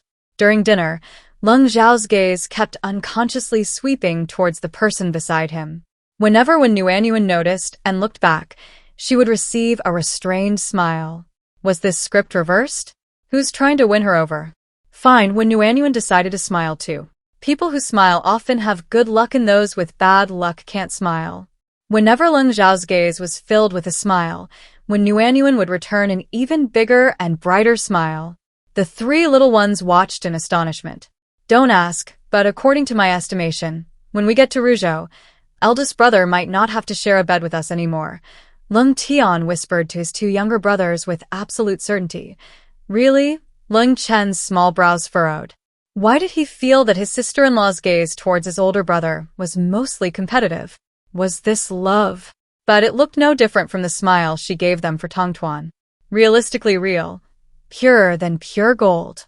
It's normal that you 2 are too young to understand. I'm 3 years older than you both. It's like height and strength. A 3-year difference is huge. Besides, I personally heard my sister-in-law say she came for my older brother. Look at him now. He's finally seen the light. Will they be far behind? Lung Tian used his greatest experience, analyzing with effort and confidence. That's wonderful, Lung Yun cheered softly. Although he couldn't see the difference, his second brother was 3 years older than them. He should understand much more, right? Lung Chen's brows didn't relax. He couldn't see any affection in his sister-in-law's gaze. Could it be that he was too young to see it? The 2 little ones, not wanting to say anything unlucky, silently swallowed their doubts. They'd arrived in Rujo, so their eldest brother wouldn't be sharing a Kong with them anymore. So fast, that's great. While the 3 little ones were excited and eager, when Nuanwan felt her face was about to freeze from smiling. What's wrong with Lung Sha? He keeps staring and staring. Can't he just stop? Was the heart-to-heart talk this effective? Forget it. She didn't want to be a steamed bun anymore. It's too tiring. When Nuanwan put down her chopsticks and stood up, her expression light. I'm going to wash up first. It's not convenient to use water on the road, so you should all take a good bath and wash your hair these next couple of days. Having a plentiful water source is great. Food and drink are plentiful, and even bathing and washing hair are possible. The only problem is that it's inconvenient to get water on the streets due to the crowds, so she quickly wipes herself down at the makeshift toilets, surrounded by cold air each time. Mainly, she's worried about sweating too much and getting sweat spots. These past few days, they've been using water melted from ice blocks. The stored river water, aside from being sold to Hiankai and given to old Master Qin, has remained largely untouched. After the start of autumn, the weather will gradually cool down, and the ice blocks won't be needed then. While it's still warm, the ice blocks can both cool them down and provide a win-win situation. It feels wonderful not to lack water during a drought. On June 19th, the city gates of Xining County had just opened, and a group of people lined up to leave the city. Lung Sha had already discussed the next leg of the journey with He Inkai and Wang Hua. To prevent any unforeseen circumstances and to reach Rujo as soon as possible to settle down and study, the two bodyguards suggested minimizing stops along the way, except for necessary rest periods for the horses, and trying to enter Rujo before the city gates closed on the 20th. Those who passed the prefectural examination became jiren, qualified for future official positions, and would likely become officials of varying ranks. When Yuanyuan had studied Fanjin's success in the jiren examination during her studies and knew its importance, she never imagined it would be the Ling Kingdom's prefectural examination. No wonder this group of people valued it so much. Those of them who could participate in the prefectural examination all held the status of Shiozai, a lower-level scholar, and even if they didn't become officials, they still enjoyed many privileges. When Wanwan transmigrated, the Lung family had already lost all their land. She didn't care about the tax exemptions, but she'd heard that even constables couldn't beat criminals, and any attempt at torture required reporting to the provincial government. A few days ago, when she went to the prefectural government, she was told they didn't have to kneel before officials. When Wanwan thought this was a combination of prestigeno need to kneel in substance tax exemptions and the inability to easily suppress charges. No wonder everyone, from wealthy families to the poor, wanted to send their children to school. To rise above others, one had to participate in the imperial examinations. It was the most direct and effective way to change social class in this dynasty. These past few days, when Wanwan had felt the differential treatment even more acutely, their carriage hadn't encountered any deliberate harassment or inspections on their journey in and out of cities. Summer days are long, the sun sets late, and it was already getting dark. It wasn't suitable to continue traveling, so the two bodyguards found an open space by a nearby lake as their lodging for the night. The closer we get to Rujo, the less severe the drought becomes. Yes, there's more greenery along the roads. The rivers and lakes don't have much water, but at least there is. It's much better than the parched riverbeds and cracked land in Tongcheng. There are very few refugees on the road. They're probably just going to see relatives. That's right. Rujo has also been affected by the drought. With little rain, those without close relatives here shouldn't go to the capital. At least it's near the imperial city, right under the emperor's nose. They'll surely be taken care of. If they go elsewhere and the local officials don't accept the refugees, they'll just be waiting to die. The streamlined group, with water in the nearby lakes, felt less worried and gathered in small groups to work and chat. The Lung family's carriage remained a distance away, as usual. The others had gotten used to it. We'll reach Rujo tomorrow, and Yuanyuan is quite excited. Rujo was equivalent to the provincial capital of Zhongzhou. What should have been a few hours' journey took them a full 7 days, even after deducting 3 days of rest in Xining County. The poor transportation was unavoidable. Thankfully, they had a carriage. Without it, relying solely on their own 2 feet, they would have taken an unknown amount of time. After dinner, He Inkai and Wang Hua came to Lung Sha again to discuss scholarship. The moonlight was bright. Lung Sha, He Inkai, and Wang Hua sat together on a warm straw mat. The 3 little ones, having nothing else to do, sat on another straw mat and listened. The first exam is on the 4 books, the second on 5-character 8-line poems, and the third on the 5 classics and policy questions. In Xining County, he and Wang discussed the first few with you, brother. Now we're discussing the policy questions, Lung Chen quietly explained, afraid his sister-in-law wouldn't understand. Before, when Wanwan only knew about the 4 books and 5 classics and the 8-legged essay, thinking the exams only tested that kind of knowledge, requiring rote memorization. But after coming here, she realized there was a lot more to learn, and scholars had to study an immense amount. The policy question the 3 were discussing now required not only memorization but also thoughtful consideration of solutions for national governance in various political and economic aspects. After listening for a while, Wan felt it was more like a combination of essay writing and interview questions in a civil service exam. Wan had only one thought after listening. So difficult. Scholars in ancient times had it tough. This was no easy feat. The scope and depth of knowledge required were both vast and profound. The first exam could be solved by rote memorization, but the second and third exams probably wouldn't be enough. They also needed to use their brains to write poems, essays, and strategies. The imperial examinations weren't like the college entrance exams she originally understood. They were more like civil service exams, since passing meant a secure job. The exams progressed from county to city to province to national level, making it extremely difficult, and the cycle only lasted 3 years. No wonder passing the imperial examination at the lowest level brings such preferential treatment and respect. The number of successful candidates is too small. Wan's gaze fell on the straight-backed young man in front of her. The young man, bathed in moonlight, exuded a cool and aloof aura, like the perpetual snow on a mountaintop, his deep voice calmly and methodically answering each question, casual yet composed. Unlike the middle-aged, overweight Hiankai who curled up in a ball, and unlike Wang Hua's overly thin physique, Lung Sha was just right the kind who looked slim in clothes but had a muscular build underneath, quite pleasing to the eye. The future female lead is in for a treat. Listening to the three discuss strategies and methods, Wan felt as if she were back in the days before her job interview when she enrolled in a training course. She never imagined she'd have to listen to this kind of thing in ancient times. She listened with constant yawning, utterly bored. As if sensing something, Lung Sha turned and softly instructed, just a little longer. He, Inkai, and Wang Hua, assuming when Yuanyuan was waiting for Lung Sha to fall asleep, awkwardly got up to take their leave. Wang Hua smiled and cupped his hands to Yuanyuan, saying, "We got so engrossed in our conversation that we forgot the time.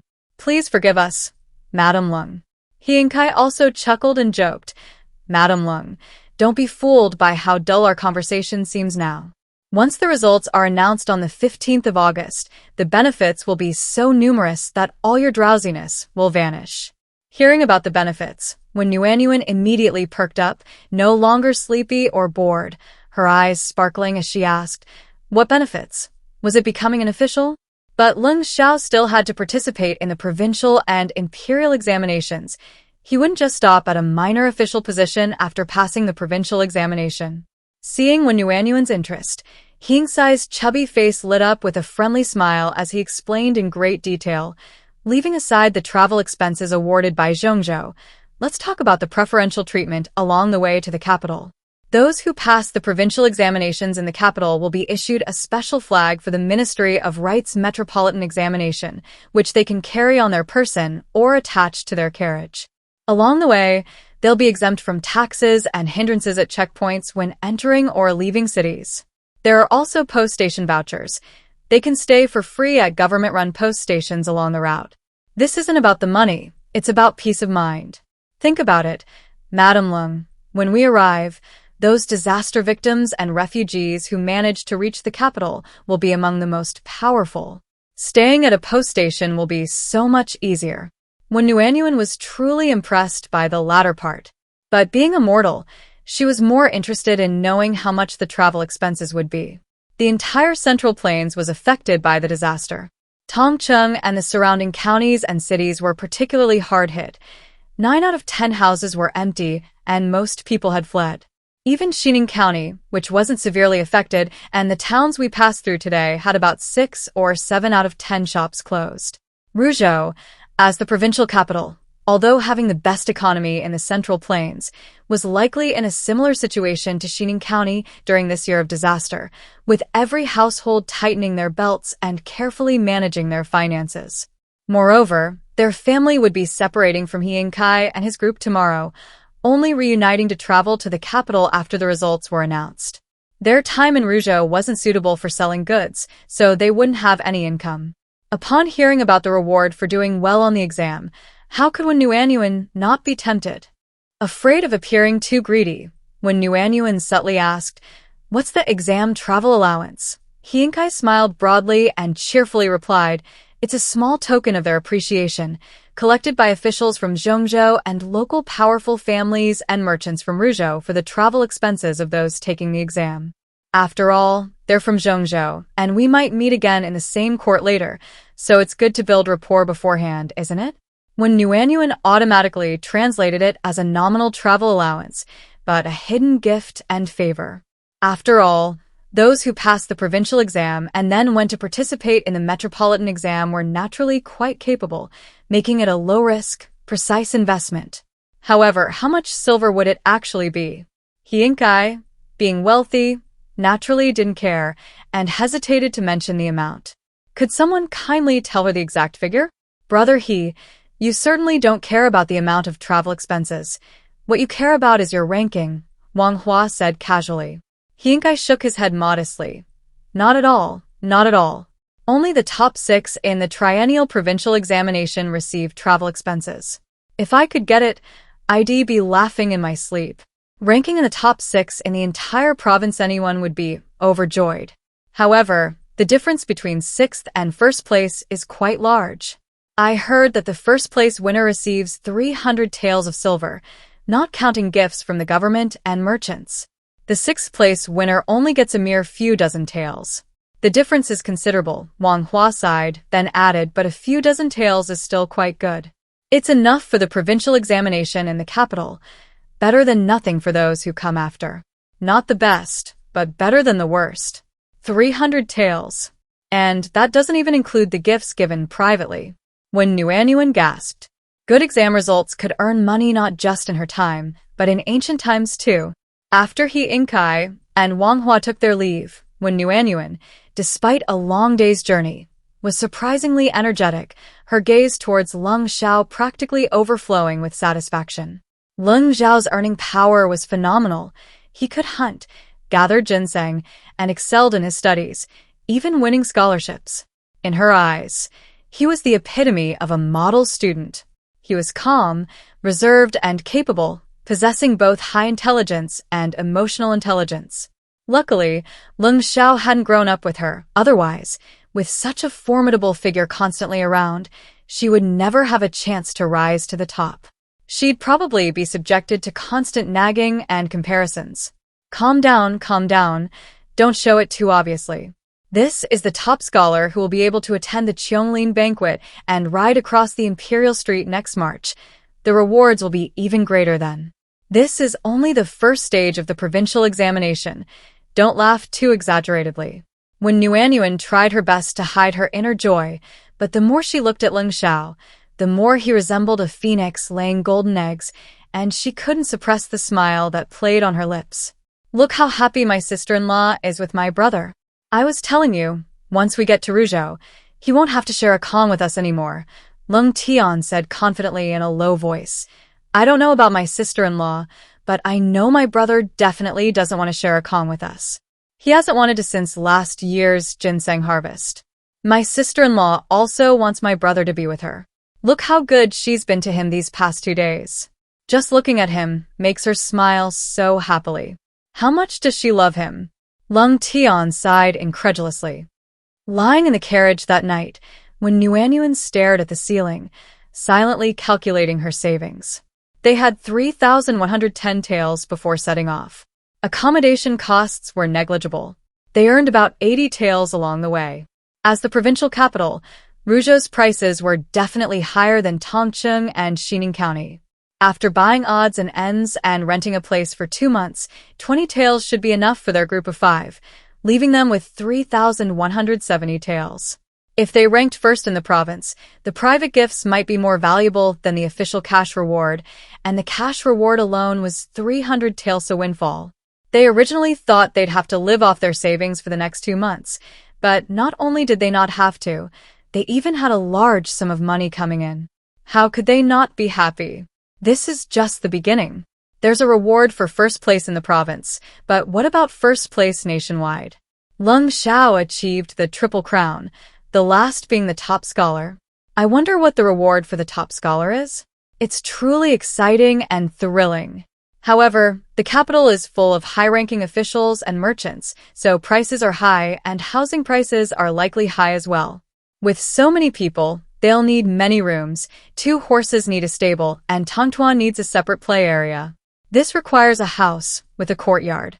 She also wants a pond in the backyard to raise fish, water chestnuts, lotus roots, and other crops. That would be equivalent to a detached villa in the capital.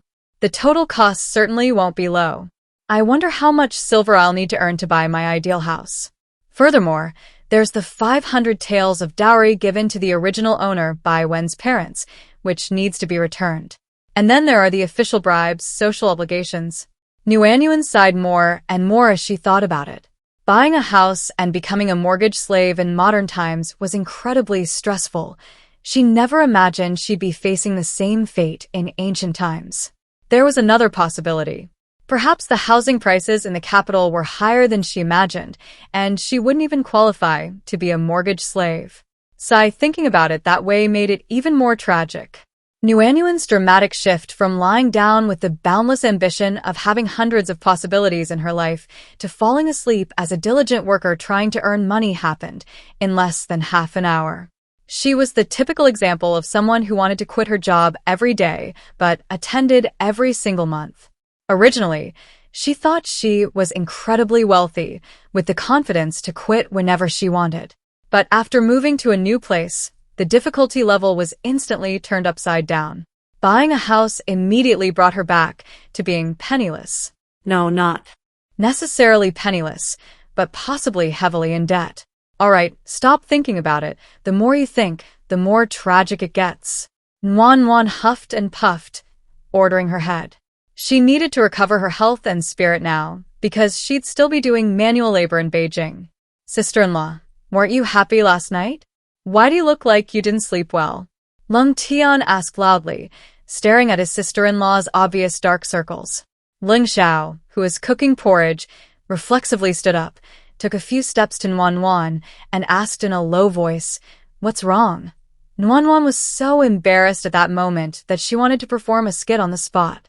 Seeing Lung Zhao's sharp brows furrowed, his delicate face unusually cold, and a worried glint in his clear, moon-like eyes, Nuan felt a pang of concern. But she hadn't slept well. Sister-in-law, what's wrong? Lung Chun and Lung Yun also came closer, their small faces full of worry. Nuan felt there was nothing more to say. She might as well just die on the spot and call it a day. Don't ask. The only answer is I didn't sleep well. Let's go. When Nuanyuan said irritably. Lung Tian's rugged face was full of confusion. Sister-in-law, weren't you happy before you went to bed? Lung Chen guessed. Because of the mosquitoes? Lung Yun, based on Lung Tian's previous conclusion, reasonably guessed.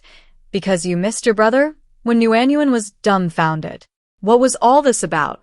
She wanted to ask her little brother how he connected her insomnia with her insomnia because she missed Lung Sha. Was there even the slightest connection between the two? This kid's thinking was so wild. If she hadn't been completely innocent, she would definitely have felt guilty after being asked this. When Nuanyuan only panicked for a moment before immediately regaining her composure. She had subtly and overtly hinted at everything she needed to say and do. Her attitude was crystal clear. Besides, Lung Sha was a complete workaholic, completely focused on his career. The description of him as ruthless and emotionless was spot on. Moreover, he was meticulous, observant, and had exceptional comprehension skills. She didn't need to repeat herself. He already understood everything perfectly. What did she have to be afraid of? What did she have to worry about? When Nuanyuan tilted her head to look at Lung Sha and asked reassuredly, I've made myself perfectly clear. You understand what I mean, right? She naturally wouldn't take a child's casual remark to heart, let alone take it seriously. Lung Sha, thinking of the red bean smoothie that was exclusively his, smiled knowingly and replied, yes, seeing that Lung Sha didn't seem annoyed, when Nuanyuan felt relieved. Being with a smart person was so simple. In matters of the heart, the worst thing is to be delusional, hurting both parties. Fortunately, she was self-aware and never coveted what wasn't hers. Actually, thinking about it, she had it really tough. With Lung Sha, she only occasionally indulged in a little self-praise, showering him with compliments on his stunning good looks. She had absolutely no other impure thoughts. Another day to praise herself feeling great. Lung Zhao's thin lips slowly curved into a barely perceptible smile as he admonished, "Don't overthink things in the future." When Wan also wanted to and sighed, "I know, but I just can't help thinking about it." She was just born to worry. She knew it was useless, but she just couldn't stop thinking about it. To put it nicely, it's called being prepared. To put it bluntly, it's just worrying unnecessarily. It's all right now, it's just thinking. Before, when she bought a house, she not only thought about it but also looked everywhere. This is nothing. Lung Sha felt a strange warmth welling up in his heart, but seeing Wan's listless sigh, a pang of pain shot through him. It'll be better once we get to Rujo and find a place to live. No need to rush. Able to see her whenever she wants. She won't be unable to sleep because of worrying. Originally, he thought a house was just a place to live. Good or bad wasn't that important, but after she came along, suddenly 1,000 expectations arose. Their shared home, a home with her. After when Yuan entered the carriage, Lung Sha, as always, remained aloof and indifferent. "Don't say this in front of your sister-in-law again." The three nodded in agreement. The eldest brother only forbade them to say it in front of their sister-in-law. Was he afraid of embarrassing her? The eldest brother was so thoughtful. The group was expected to arrive in Rujo today, just before the city gates closed, but everyone knew the importance of arriving early. After all, there were many things waiting after entering the city. Finding accommodation, moving luggage, settling people in, countless trivial matters. As soon as it was light, the group, having hastily eaten breakfast, quickly packed their belongings and set off without stopping towards Rujo. They entered the city around 3 or 4 in the afternoon. The three people in the carriage lifted a corner of the curtain and silently observed the situation in Rujo. The situation was better than in Xining County, where most shops were closed. Although there were few pedestrians on the roads, fortunately, only a few shops were closed. Perhaps because it was far from Tongcheng, the damage was less severe. "Sister-in-law, let's go to the examination hall first and find a place to rest nearby," Lung Tian said, poking his head in to let the three in the carriage know they were bored. When Yuan nodded in understanding, she understood the principle of choosing the nearest examination venue, especially in this inconveniently located area. Staying nearby meant they wouldn't have to worry about wind, rain, ice, or snow on the day of the exam. They could just walk. Although Rujo wouldn't experience the aforementioned problems now, proximity was always a good thing. The exam officially started on August 1st. They had arrived on June 20th, making them among the early arrivals. He Inkai, being wealthy, booked a decent-looking inn, where Qin Lafuzi and Wang Huan naturally stayed as well. Lung Sha asked the waiter and found a place specializing in house rentals, intending to rent a private house. This time, he would be staying for 2 months, and it was crucial for his exams, unlike his short 3-day break in Xining County.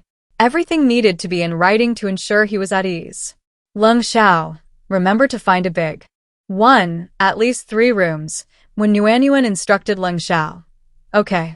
Sister-in-law, what do you need 3 rooms for?" Lung Chen asked casually, and when Yuan replied without thinking, "Your eldest brother is taking exams. It'll be too crowded for him to stay with you."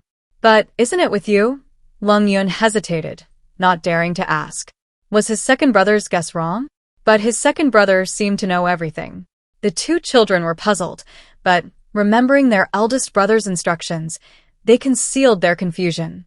In the end, they rented a house 2 streets away from the examination hall. The 3 brick houses, along with east and west wing rooms and a spacious courtyard, were considered large in Rujo, and naturally, the rent was not cheap. 3 taels of silver for 2 months' rent. Having learned from their previous experience cleaning in Xining County, the 5 of them worked with ease and efficiency. Rujo was short of water, but fortunately, the well in the courtyard could draw 2 or 3 buckets a day, and with their stored water, they had more than enough for their needs for food, drink, and washing. Days without money always fly by. As August approached, the 4 of them felt the increasing tension of the exams. The most obvious change was that He Inkai and Wang Hua, who used to come to debate current events with Lung Sha every few days, hadn't come for the past 10 days or so.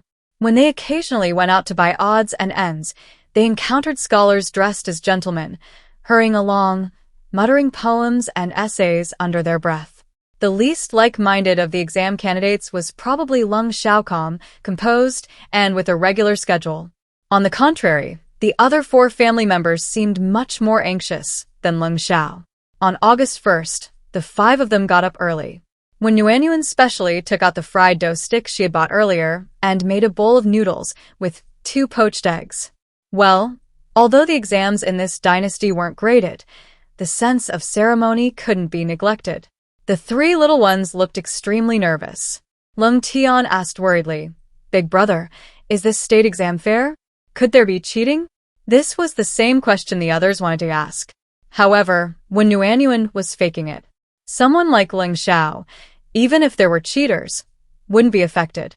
It's not like only one student is being admitted.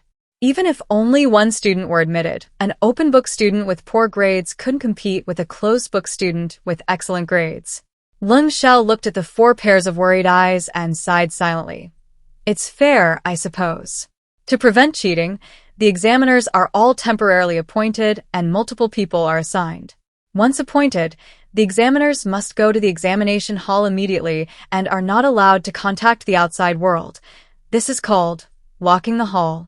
After arriving at the examination hall, the candidates must take their assigned seats and, like the examiners, cannot leave. The exam papers must be anonymized, copied, and graded by multiple people. With such a process, if someone still cheats, it's not something the students can control. At the very least, cabinet officials would need to be involved. Otherwise, it wouldn't just be cheating, it would be a case of malfeasance. Lung Chen frowned, questioning, what if high-ranking officials were involved? What couldn't they do? On a large scale, His Majesty won't tolerate it, Lung Sha replied nonchalantly. Why? It's normal that His Majesty doesn't know. Lung Sha lowered his eyes, saying calmly, the scholars are the swords in His Majesty's hand, the sharp blades he uses against powerful families and nobles. If the imperial examinations are manipulated at will, are those selected still His Majesty's swords? Such an act of handing the hilt to his subjects is something that emperors throughout history have never tolerated. When Yuanyuan was the first to realize that the imperial examinations were meant to break the notion that the upper ranks have no poor families and the lower ranks have no noble families, aiming to maintain imperial power and weaken powerful families. If a large-scale malfeasance were to occur, the selected people would only be loyal to those manipulating the examinations. How could they be loyal to His Majesty? No wonder the investigation is so strict and the punishment for cheating is so severe. It's not about protecting the students' interests. The root cause is protecting the emperor's power. The intricacies of power and intrigue in ancient times are far deeper and broader than she had ever seen. After Lung Zhao's explanation, the 3 children felt relieved. After all 3 exams were over, He and Kai and Wang Hua came every day, partly because they were anxiously waiting for the results to be released on the 15th, and partly because they were the only 3 acquaintances in Rujo. Oh, there are a few others. The other day I ran into Wang Shijin and Cheng Zijia, and Li Shoujin were there too. The 3 of them got together again and came to us specifically to say they were going to the capital together. What does it matter to me whether they're traveling together or not? They only came to tell me because they think Wang Shijin has the protection of the Yamen runners, making the journey safer, He and Kai said indignantly. Wang Hua sighed, recalling the smug expressions on the 3 men's faces. They mentioned Wang Shijin's residence in the capital, intentionally or unintentionally. He always claimed to be indifferent to money when we were classmates. How come he's so different in private? When Yuanyuan secretly glanced at Lung Sha, whose expression remained aloof and indifferent, revealing no emotion. He probably didn't care much. After He and Kai and Wang Hua left, they closed the courtyard gate. Lung Zhao's gaze was deep and unfathomable. After a long silence, he asked in a low, hoarse voice, when we get to the capital, what kind of house do you want to buy? At the mention of a house, when Yuanyuan immediately perked up. A big one? A big yard with a pond in the front so we can raise fish and eat fresh fish anytime, plant lotus roots, and in the fall we can make lotus root powder and lotus seeds too. The lotus leaves can be dried and used to make teats, a win-win situation. We can also grow several kinds of aquatic products. There are so many benefits to having a pond. In the backyard, we'll dig a vegetable garden, growing some vegetables that don't need much care, and plant some fruit trees around it, mainly to enjoy the pleasure of picking them. After saying this, she looked at Lung Zhao's thoughtful profile and quickly added, "I'm just thinking about it. House prices in the capital are definitely high. My requirements are almost equivalent to a villa. Don't even mention not being able to afford it when we first go to the capital.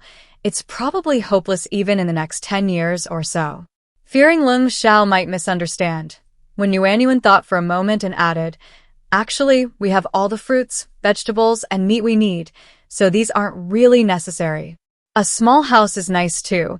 It's inexpensive and easy to maintain." She used to think a yard was for growing flowers and raising pets, but after being stuck at home for months, she realized nothing felt as reassuring as growing vegetables and raising chickens and ducks. Luckily, she had a refrigerator. Every day, she had 2 chickens and a duck, with eggs, preserved eggs, pork, and beef filling the refrigerator, saving her the hassle of raising chickens and ducks, raising pigs, and growing vegetables. It was already very good. She wanted a large yard, more for the experience. Lung Sha smiled, pondering, whether it's necessary or not doesn't depend on money, but on whether you want it. She liked the villa. Well, that wasn't difficult. He could definitely provide what she wanted. When Yuanyuan. That makes so much sense. She needed to work hard to earn money. Everything she wanted was expensive. However, she hadn't been idle during this time. She had already compiled the recipe proportions for the braised dishes and thought of several other flavors. She just needed to survey preferences in the capital before making final adjustments. While she wasn't particularly skilled in other areas, she was very confident in Chinese culinary culture. Asterisk the excitement on the day the results were announced exceeded when Yuanyuan's expectations. Early in the morning, Hinkai sent a servant to knock on the door and summon her to the examination hall. When Yuanyuan glanced at the sun, wondering in confusion if it was already 6 o'clock. Could they post the results so early? The officials probably weren't even awake yet. Unable to fall back asleep after being woken up, she simply got up, quickly ate breakfast, and the whole family took advantage of the morning coolness to rush to the entrance of the examination hall, waiting for the results to be posted. It was already mid-August, early autumn had arrived, and even with the lingering heat of late summer, the mornings and evenings were gradually becoming cooler. Once they received the flag for the Ministry of Rights examination, their group would set off for the capital as soon as possible. Rujo and the capital were both in the north, and even if the journey went smoothly, it would take 1 or 2 months. Snow began to fall in early October, and the temperatures in the north could easily drop to tens of degrees below zero. It could truly freeze one to death. She and the 2 children were all right. They could lay out thick quilts in the carriage and keep warm with hand warmers. But it was different for Lung Sha and his younger brother. Driving in the biting wind would undoubtedly be bone-chillingly cold. Young Master He and young Master Wang are ahead, and Master Qin has arrived too. Lung Tian was the first to see them and turned to greet the 4. When Wan looked over, Master Qin stood quietly waiting by the alleyway on the outskirts of the crowd, while Hinkai, Wang Hua, and their servants were squeezed into the crowd. The area in front of the list of successful candidates was packed with candidates, their relatives, and servants, more than 100 people in total. Wang Shijin and Cheng Zijie are here too. Lung Yun's face darkened when she saw Wang Shijin. Wan didn't mind. Although she hadn't performed to her full potential that day, the results were surprisingly good, and now Wang Shijin was avoiding her, so she wasn't annoyed. However, thinking about how those people had always been verbally abusive and harsh towards Lung Sha, she couldn't feel at ease. "Go wait for news from the tutor," Lung Sha said. "Okay." They waited until the sun was high in the sky before the official, holding a pale yellow paper, slowly appeared amidst the expectant gazes of the crowd. A thunderous roar erupted from the crowd, an unprecedented surge of enthusiasm.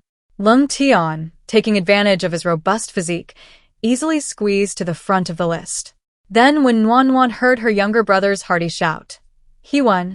He won! Big brother won! Number 1!" Even knowing the result, Hearing it in person still filled Wen with uncontrollable excitement. Great. The autumn imperial examinations are over. Time to go to the capital.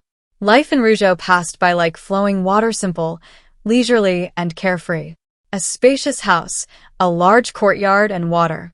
Water meant that people wouldn't fight over it. From the drought-stricken and turbulent Tongcheng to the peaceful Rujo, life returned to how it was back home at the foot of the mountain. A united family, without arguing or shirking responsibility for chores. Abundant savings and ample food meant that, even living in a rented place far from home, I felt secure. After the results were announced, this temporary residence was overflowing with people every day. From sunrise to sunset, the spacious house and large courtyard were packed with a throng of people. There were servants sent by Rujo officials of all ranks and wealthy families, students from all over central China taking the imperial examinations, and local people from the surrounding areas who came to watch the spectacle, hoping to make friends, visit, and share in the joy. Lung Sha was invited early this morning to the Deer Cry banquet, supposedly a special event for those who had passed the imperial examinations and were traveling to the capital. As the top-ranking candidate, Lung Sha could decline all other invitations, but this was the one he needed to attend in person. Outside, Lung Tian, Lung Chen, and Lung Yun were mainly responsible for greeting and entertaining. As the wife, Wen had been doing well these past few days, just staying in her room. She took the opportunity to unpack gift boxes. Unpacking and unpacking, it felt like a combination of express delivery and blind boxes. Wenwan's smile never faded. As dusk approached, "Sister-in-law," Lung Yun said, bringing an oil lamp into the room, worried that his sister-in-law's eyes would be strained by the dim light while unpacking the gift boxes. Every time Wenwan saw the tiny, flickering candlelight, swaying precariously as if about to die, she felt like crying. "All right, stop being so dramatic. We'll have electricity and stuff, you know. With this drought, as long as we have food, drink, and no chaos, that's enough. What are you thinking?" Warm Nuanyuan, who had mentally prepared herself, suddenly remembered Lung Zhao's drinking capacity. Her heart skipped a beat. Hopefully, she hadn't been tricked into giving her fingerprints or anything. The people attending the banquet were all high-ranking. They wouldn't do something so tasteless, would they? Her voice, tinged with panic, unconsciously asked, "Did your second brother go to pick up your eldest brother?" "He went a long time ago. Second brother's been feeling really uncomfortable entertaining people these past few days. He finally got some fresh air, and he ran like a madman." Lung Yun put down the oil lamp and helped unwrap the cloth covering the gift box. After hearing this, Wen muttered, "I wonder if drinking is mandatory at this banquet." Hearing her sister-in-law's soft voice, Lung Yun raised her small face and speculated, "We're leaving tomorrow, so Big Brother probably won't drink, right? Some occasions are beyond your control. You can't just refuse to drink if you want to." Wen knew this all too well. Isn't it said that no feast is complete without wine, especially at banquets hosted by high-ranking leaders? Not drinking when toasted is considered rude and disrespectful, and there's a whole host of excuses to follow. Sometimes, it's too much trouble, so she'd rather just drink. She could only hope that the wine in this era didn't have a purification process and wasn't too strong, so it wouldn't be as good as her homemade plum wine. Then, Lung Sha wouldn't get drunk, right? Oh no. When Wen remembered another tragic thing.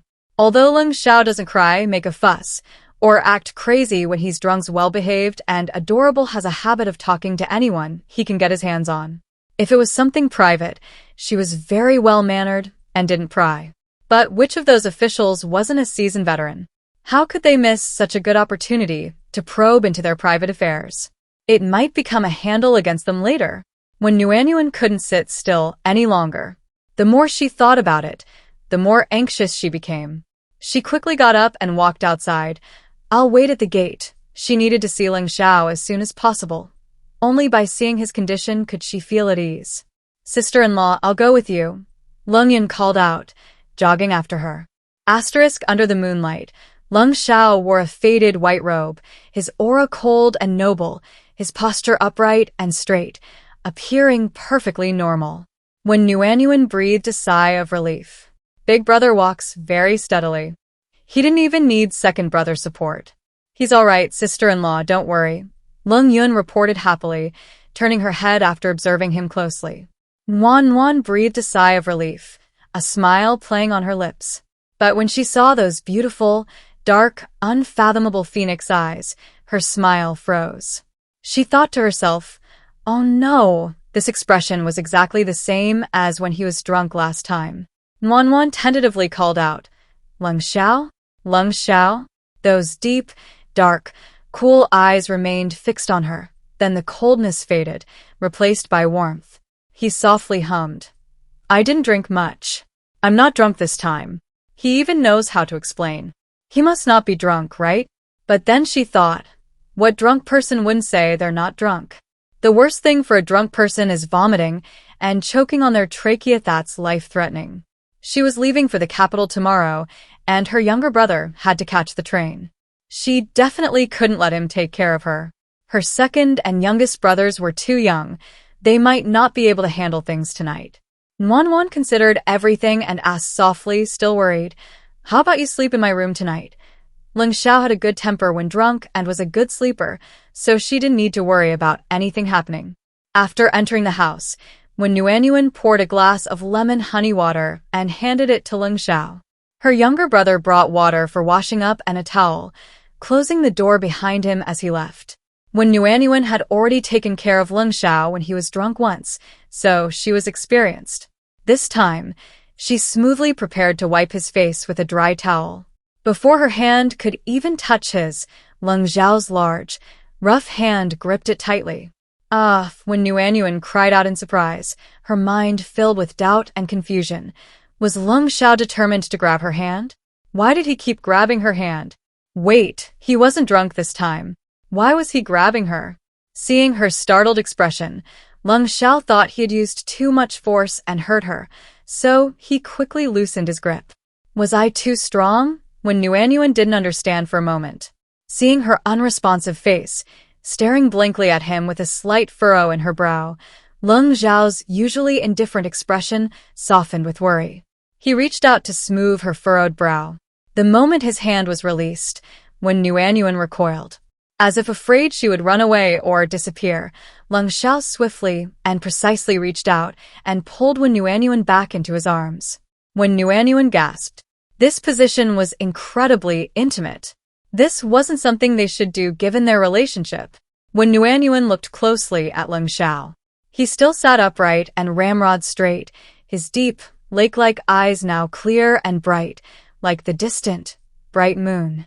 At this moment, Lung Sha showed no unusual reaction other than holding her in his arms. While it was uncertain who was getting the better deal or who was at a disadvantage, what kind of behavior was this hugging? Even without prior dating experience, when Nuan knew this gesture was so intimate that only lovers would do it. Let go first. No, I like it. Lung Sha, you've been drinking, this isn't right. I'm here with you now. If it were anyone else, would you just hug them like that? If it weren't a girl but a guy, would you hug him like this? When Nuan earnestly advised, Lung Zhao's face darkened, a sinister aura swirling between his brows. After a long while, he sighed resignedly. I only like holding you. A bold thought flashed through her mind. Nuan held her breath and asked, Lung Sha, do you know who I am? Who do you like to hold? I like to hold you, Nuan. Lung Sha said Nuan, not Wan. He definitely wasn't drunk. Nuan was shocked and terrified. She considered him family, a brother, her boss, a partner, and he actually wanted to sleep with her. Wasn't her role much more important than sleeping with him? After a moment of stunned silence, Nuan struggled desperately. What was going on? She needed to figure it out. Lung Sha was clearly flustered. Seeing her struggling recklessly, afraid of hurting her, he slowly released her. His dark eyes became even more clear-headed, and he asked tremulously, You don't like it? His expression was a mixture of confusion and grievance. Nuan's mind was a complete mess. What did Lung Sha mean? How could she like it? Could she possibly like it? She has her grandmother, electricity, a cell phone, and internet. She's even thinking about living a good life, and maybe going back someday. Even if she can't go back, realistically speaking, is she suitable for Lung Sha? No, absolutely not. Having received over 20 years of modern education, she absolutely cannot accept polygamy, neither in thought nor in action. No matter how high Lung Zhao's position or how powerful he is, she doesn't want to share a husband with other women. Even if she were the legal wife, she doesn't believe she could raise another woman's child with her husband as her own. No, let alone raise them as her own. She can't even imagine it should divorce him in a heartbeat. But is that possible in this dynasty? With Lung Zhao's future power, there are obsequious officials sending him all sorts of charming and alluring women, the emperor bestowing upon him beautiful and elegant ladies of various kinds, and a whole host of stunning beauties influenced by his personal charm. Which one could she refuse? Which one could she possibly refuse? Returning to the most practical question, what if she gave birth to a daughter? As a child, she lived with her grandmother in the countryside. She witnessed families with only daughters being spat on, their own grandmothers wielding knives and threatening to kill off their families, forcing their sons and daughters-in-law to have grandsons.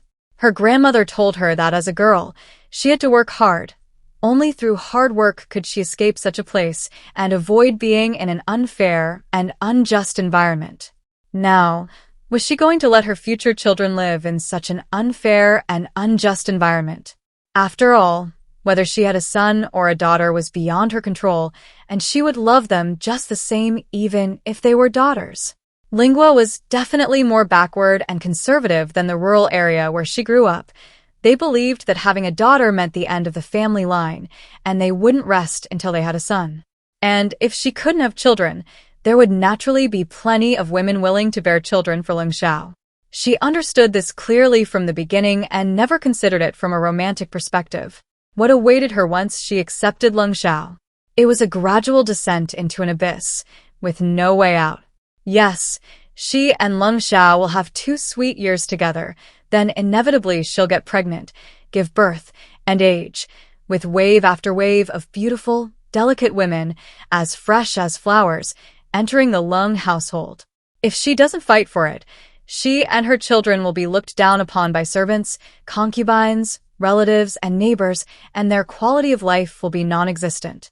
If she does fight for it, won't she end up like the original owner? With a vicious mind and ruthless methods, becoming the very thing she hated most. The key is she has another way out. She can earn money and live a good life through her own abilities. Why should she use her looks to compete for a man's meager favor? Deep affection is fleeting. Only practical skills win hearts. Isn't it better for her to focus on making money? After quickly analyzing the situation, when Wanwan looked at Lung Sha and reiterated, word by word, "You think I'd like you? I don't like you at all." Lung Zhao's clear, dark phoenix eyes flickered with anxiety. "You don't like me?" "No. Didn't I make it very clear to you before? What caused this misunderstanding?" When Wanwan breathed a brief sigh of relief, at least Lung Sha had misunderstood. At the same time, she quickly reflected on herself. Had she said or done anything that caused Lung Sha to misunderstand? Wah! She'd been building up his favorability for almost a year. How could she remember? Did she go wrong in building up his favorability? The drawbacks of not having a system were showing, and there was no warning. Now, how is she going to handle this awkward situation? Everyone says a married girl has no home. Not only is she married, but she's not even her original spouse. Her parents aren't her parents, and her husband isn't her husband. What kind of situation is this? The 3 little ones are very nice, and she has a deep affection for them. But if her relationship with Lung Sha is purely professional, they can get along like family. However, if she and Lung Sha become entangled and end up as a bitter couple, how can she maintain contact with the 3 little ones? I don't know what I did that made you misunderstand, but don't worry, I'll leave once we get to the capital. Let's not see each other again. When Wanwan sighed, even with this powerful backer, she couldn't cling to him anymore. Originally, she could accept Lung Zhao's offer to treat the original owner as an older brother. But if Lung Sha had other intentions and she couldn't reciprocate, clinging to him like a brother would seem like playing dumb. She couldn't keep him hanging on. Life might be tough, but she could manage. Lung Xiaoming's bright, Moon-like phoenix eyes dimmed, returning to a deathly silence. He staggered to his feet, his hand twitching at his side, but ultimately, he didn't dare reach out again. I didn't do well. I don't want to do it again. His life was already shrouded in darkness, devoid of any joy. He only wanted her to stay by his side.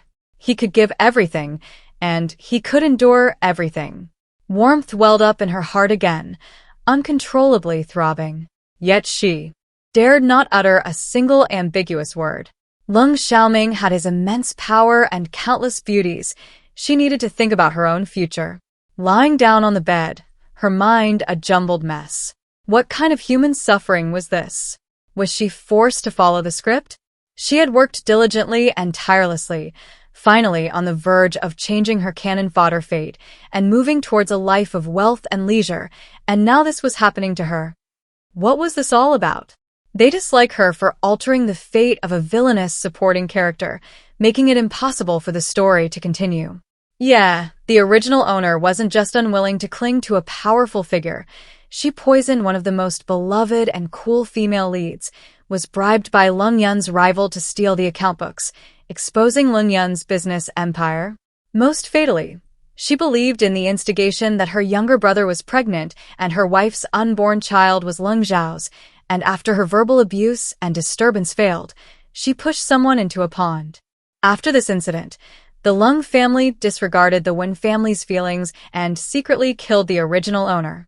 Now that the original owner is her, who will do all the poisoning, account book theft, and pushing the pregnant woman into the water? When Nuanyuan was on the verge of tears, couldn't they just let her have a few days of peace? Why give her this awful romantic storyline? Even if they had to, couldn't they at least give her something easier? Although she enjoys reading, she doesn't want to spend her life in palace intrigue and domestic power struggles, this messy competition among women. Can't they broaden their perspective? Wouldn't it be better to let her focus on her career? Having not slept a wink, Nuanyuan appeared before the three little ones with enormous dark circles under her eyes. The three little ones looked like they wanted to ask but dared not. Nuanyuan, no need to ask. This time, I was thinking of your eldest brother. Really? In the early morning of late August in Rujo, a gentle breeze wafted into the main room, carrying a hint of dew and creating a uniquely refreshing and pleasant atmosphere. In the quietest room at the back of the main brick house, the worn wooden door creaked open. Lung Tian, Lung Chen, and Lung Yun, their faces beaming with joy, turned to look at the sound, but their smiles froze. Strange. Wasn't their eldest brother in the same room with their sister-in-law last night? How come he's come out of his own room? But that wasn't the problem. Lung Tian excitedly called out, "Big brother, sister-in-law." Lung Sha glanced at Lung Tian with a cold, inscrutable look, his phoenix eyes carrying a warning. Lung Tian suddenly stopped. What's wrong with his eldest brother? His sister-in-law said she missed him all night, and he wasn't happy or excited. Not only was he not happy, but he was also cold, indifferent, and distant. She was overjoyed when her younger brother guessed what she'd heard that morning upon entering Rujo. But why was she so different today, leaving Rujo? Now, this situation, did her older brother and sister-in-law have a fight? Even the usually oblivious Lung Tian noticed Lung Zhao's downcast expression, a loss of his usual composure and indifference, and secretly glanced at his two younger brothers. Lung Yun and Lung Chen slowly shook their heads, eyes downcast, seemingly non-existent. Belatedly realizing the awkward atmosphere, Lung Tian suppressed his joy, shrinking his bulky frame to try and disappear. When Nuanyuan's lips trembled a few times, unsure of what to say first. This was so awkward, so very awkward. Now that things were this awkward, what was she going to do on the long journey to the capital? But all the characters and plot points she knew were in the capital. To live a decent life, she had to go to the capital to develop her career. Besides, she was also her caretaker and mobile storage room. She couldn't just irresponsibly abandon everything. But Lung Zhao's condition was more serious than she had anticipated. You three go out first. Lung Sha looked at his three younger brothers, his eyes sharp, his voice hoarse beyond belief. Okay. Lung Chen responded tactfully, then looked up at Lung Tian. Second brother. Let's hitch the horses to the carriage. I already hitched them this morning. Lung Tian stammered instinctively. Lung Yun and Lung Chan exchanged a glance, then quickly stepped forward in perfect unison, each supporting their second brother on either side, and swiftly retreated, closing the main room door behind them. As soon as he finished speaking, Lung Tian realized what was happening. He was also helped out and asked worriedly, "What do the three of us do now? Help or eavesdrop?" "Second brother, I agree with you eavesdropping." Lung Yun was also worried about the situation inside. He himself would never dare to eavesdrop on his eldest brother's conversation, but if his second brother was willing to risk his life to do so, he would wholeheartedly agree. Lung Tian shook his head resolutely. "I wouldn't dare. I'm afraid my older brother will find out." His biggest fear in the world was his older brother, more than a ghost. From childhood to adulthood, everything he did to his older brother had come at a terrible price, never lessened just because he was the younger brother. His cold heart was matched with an iron fist. He wouldn't do it even if it meant death. However, what about sister-in-law? "My brother looks terrible. Will they start arguing?" Given how slow my brother is, taking forever to speak, it's hard to say whole win an argument. Lung Yun was confident. His brother's usual approach was to remain silent if it didn't concern him. Over the years, had developed a quiet nature. He wasn't sure his sister-in-law would lose, given her rapid-fire speech. Lung Chen disagreed. Is the focus now on who wins and who loses? Isn't it? If sister-in-law wins the argument, nothing will happen, but if brother wins, we might lose her.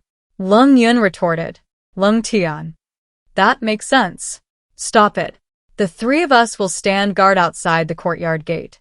We can't let the messengers sent by young master he disturb brother and sister-in-law's explanation. Lung Chen's small brows furrowed. No matter what, things had escalated to the point of arguing. It was definitely serious. Brother and sister-in-law were fine last night. How come everything changed so drastically after just one night's sleep? Can big brother explain things to sister-in-law?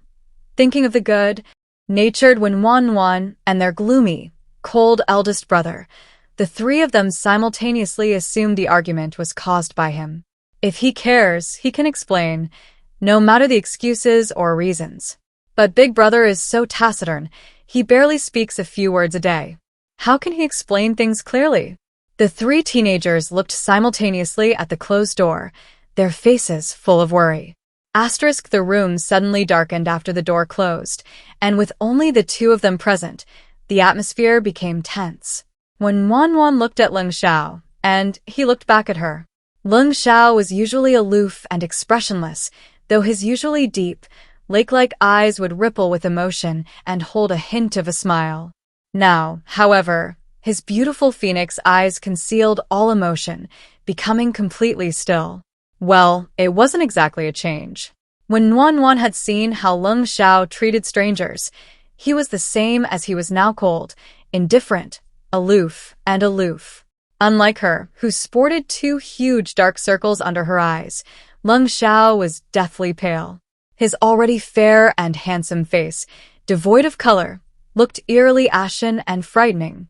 His beautifully shaped lips, which hadn't cracked or peeled even under the scorching sun in the dry weather, were now pale, dry, and cracked overnight, with bright red veins oozing out. It was supposed to be the most pleasant and comfortable morning, but when Wan felt a chill emanating from the boy, as if he were encased in ice. Was this a competition to see who was the most miserable? Compared to Lung Sha, her dark circles seemed insignificant. How could Lung Sha have made himself look like this in just one night? For a moment, when Yuan wavered, her heart pounding as she desperately tried to steady herself, telling herself that a short, sharp pain was better than a long, drawn-out one, and that matters of the heart shouldn't be tainted by pity or sympathy. Lung Zhao's tall figure remained still, not pressing forward to put pressure on her. Instead, he paused, then spoke in a low, hoarse voice. When the Lung family suffered their misfortune, I was not even 10 years old. Over the years, from the capital to Tongcheng, I've seen countless scornful looks, mockery, and difficulties. I thought that was all there was to humanity. You have food and money. You could have chosen to leave this family that burdens you in every way. But you kindly stay to help us, and now I selfishly and greedily desire what doesn't belong to me. When Nguyen had never imagined Lung Sha would say this. Last night, she had imagined more than a dozen different scenarios for her interaction with Lung Sha today. What's lacking is questioning, relentless questioning, probing, and sarcastic remarks. What's good is simply traveling together for practical reasons, keeping quiet about last night's events or having a frank discussion, only to part ways once they reach the capital. In Wenwanwan's imagination, a ruthless and powerful minister would never have softly lamented his childhood hardships or expressed gratitude for her kindness. This pitiful and helpless Lung Sha left Wenwanwan at a loss for how to deal with him. She wasn't afraid of his arguments, but how should she respond now? Am I despicable and worthless? Always insatiable, deluding myself with unworthy thoughts, Lung Sha said, his voice low and bitterly self-deprecating. He was shrouded in deep loneliness and despair. No.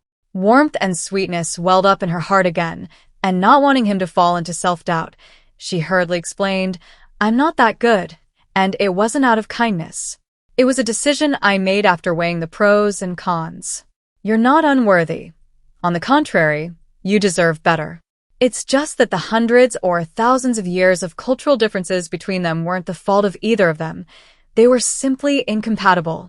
Her mind was crystal clear, and she could analyze all the pros and cons.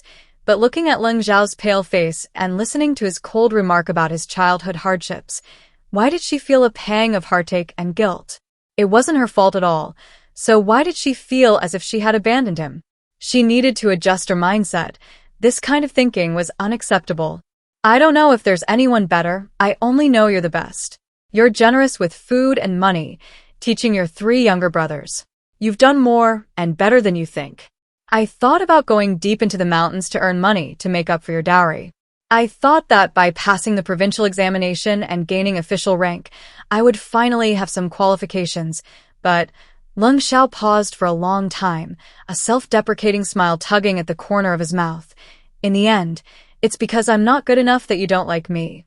When Nguyen, who couldn't stand praise more than anything in her life, thought, oh no, this is developing into mutual flattery. But what could she do? She loved this feeling of being praised and recognized. It was as if she was the only one in heaven and earth who was good and important to Lung Sha. Damn it, her damned vanity. When Nguyen. Okay, it's her fault. It felt like she didn't know what was good for her. This awful feeling was unbearable. In her mind, this omnipotent young man deserved everything the world had to offer, a cool, aloof, and noble young man. She couldn't bear anyone criticizing him, not even him. When Nguyen sighed, all the sarcasm and accusations vanished. She hadn't rejected him because he was bad or unworthy. Now, seeing him softly and mournfully uttering these self-deprecating words, how could she ignore him? She looked directly at Lung Sha and said earnestly, if I said you were too good, I wouldn't dare to like you. Lung Sha looked up at her, his eyes questioning. When Nguyen carefully listed, a position of supreme power, unparalleled influence, boundless wealth, and a harem of wives and concubines. The Lung family only has one person in their lifetime. There will never be a harem of wives and concubines. Lung Sha quickly picked out the key point from her words. She always felt happy when she saw money. If it wasn't because of the first 3 things she wouldn't dare to do, then it must be the last one. Nguyen's mouth gaped open in shock. What did he mean by only one person in a lifetime? But the original book clearly stated, her hands, hanging by her sides, clenched tightly in suppressed emotion. She couldn't help but lean closer, her voice trembling as she asked, no concubines, only you. Could you try? Nguyen, still reeling from her shock, paused, stunned by Lung Zhao's words. What? Try first. If I'm good, you'll take me. If I'm not, you won't. Okay? Nguyen sensed a deep humility in this seemingly forceful offer. Lung Sha looked at the girl deep in thought, pursed his lips, and asked softly, obediently, and ingratiatingly, it's just a trial. If you think I did anything wrong, Tell me and I'll change, okay? Having said this much, when Wanwan felt that refusing would be ungrateful. Are you sure? Was he really so sure it had to be her? But when Wanwan didn't think she had anything particularly good about her. By ancient standards, she wasn't reserved, gentle, or particularly kind-hearted. Besides, she was a chatterbox. What did he like about her? I'm sure. Is that okay? When Wanwan truly hadn't expected the usually composed and restrained Lung Sha to be so cautious, even considering potential problems. She had no objection. Okay. The way things unfolded was completely different from what Wanwan had anticipated. She didn't understand. Last night and just now, she had been so adamant that she and Lung Sha weren't suitable. How could she have changed her mind in just an hour or two? And accepted it so readily without any coercion. Fine, let's just say she's bewitched. Anyway, if things don't go well, we can break up, as Lung Sha said. There are too many amicable breakups. It's perfectly normal. Wait, didn't you say last night you didn't want it anymore? When Wanwan suddenly remembered what he had said last night, Lung Sha pursed his lips and gave a very soft, low, I can't stop thinking about it. In fact, I thought about it all night. The thought that she might like someone else, that she belonged to someone else. How could he let go? He couldn't let go, and no matter what it took, he would keep her by his side. When Wanwan didn't expect Lung Sha to speak so bluntly, she looked up at him. It was still the morning breeze, but Lung Sha seemed like a completely different person compared to before. The gloomy, cold, and aloof demeanor had faded. Color had returned to her face, no longer the frighteningly pale white.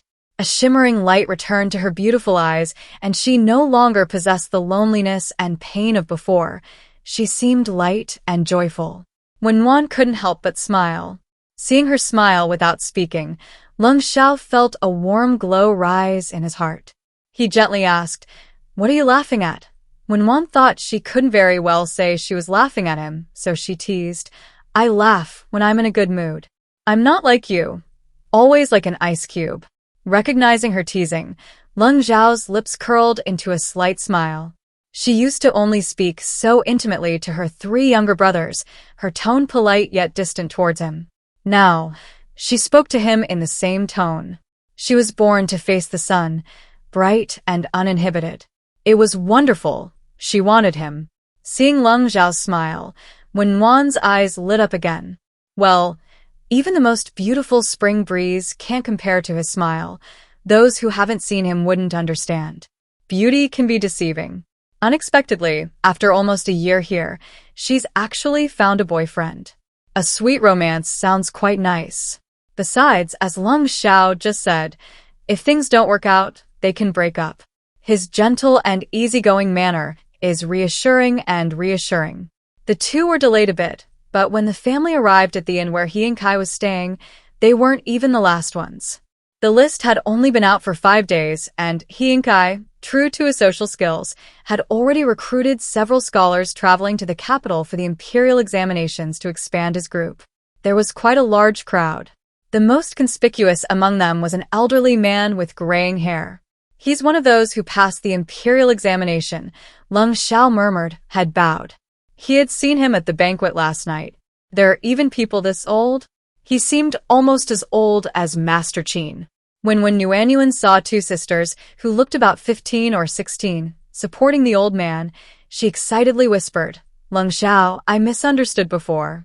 I always thought daughters in this dynasty had no status. But look, for such an important event as going to the capital for the imperial examination, this old man is even bringing his daughters with him. How wonderful!" Lung Sha remained silent, pursing his lips. He and Kai, Wang Hua, and Qin Lafuzi's families had already traveled to the capital. They, however, chose to accompany Lung Sha, as being together as a family meant they wouldn't have to worry about danger if they were separated. But Rujo wasn't suffering from the same drought as Tongcheng, so there was no need for the entire family to flee. By taking his 2 daughters with him on his way to the capital for the imperial examinations, when Yuanyuan, by both ancient and modern standards, thought this elderly man who had passed the exams at such an advanced age was quite responsible towards his family. She even lingered to look at the 2 sisters for a while.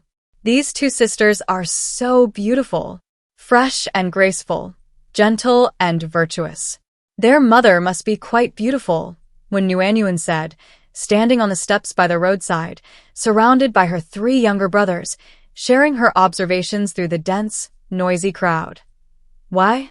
Lung Tian usually didn't think before asking questions. He only bothered to think when no one asked or when he couldn't get a direct answer. Lung Yin quickly answered, because their father isn't good-looking. Look at this scholar fan. Not only is he old, but he's also ugly. In fact, his ugliness has nothing to do with age. Even when he was young, his features weren't exactly handsome. He continued, and he has a bad temperament, a bloated figure, puffy eyelids, huge eye bag. She looks even older than old Master Qin. Lung Qin disagreed with his younger brother, comparing the unattractive scholar fan to old Master Qin, arguing, old Master Qin wasn't just good-looking. Even at his retirement age, he was still full of energy. And look at him, he's learned and refined, very elegant. To pass the imperial examination, Scholar Fan must also belong to the type of person who is learned and cultured, Wen Nuanyuan said. She wasn't being argumentative, but she felt her younger brother's argument was weak and needed a stronger reason. Sister-in-law, don't let Qin Laosher's current position as a teacher at the small Tianhong Academy in Tongqing fool you. He used to be a member of the Hanlin Academy. No one could enter the Grand Secretariat without being a Hanlin scholar, and no one could enter the Hanlin Academy without passing the imperial examinations. Even if Qin Laosher wasn't qualified for the Grand Secretariat, he was still a Jinsher. He wouldn't have returned to his hometown of Tongqing if he weren't old and wanting to return to his roots. Next February's spring imperial examinations, maybe that Fanjuran can advance even further. No, Lung Chun answered firmly. The other three all looked at Lung Chen. When Nuanyuan asked in surprise, second brother, when did you learn to read faces? Lung Yun was delighted.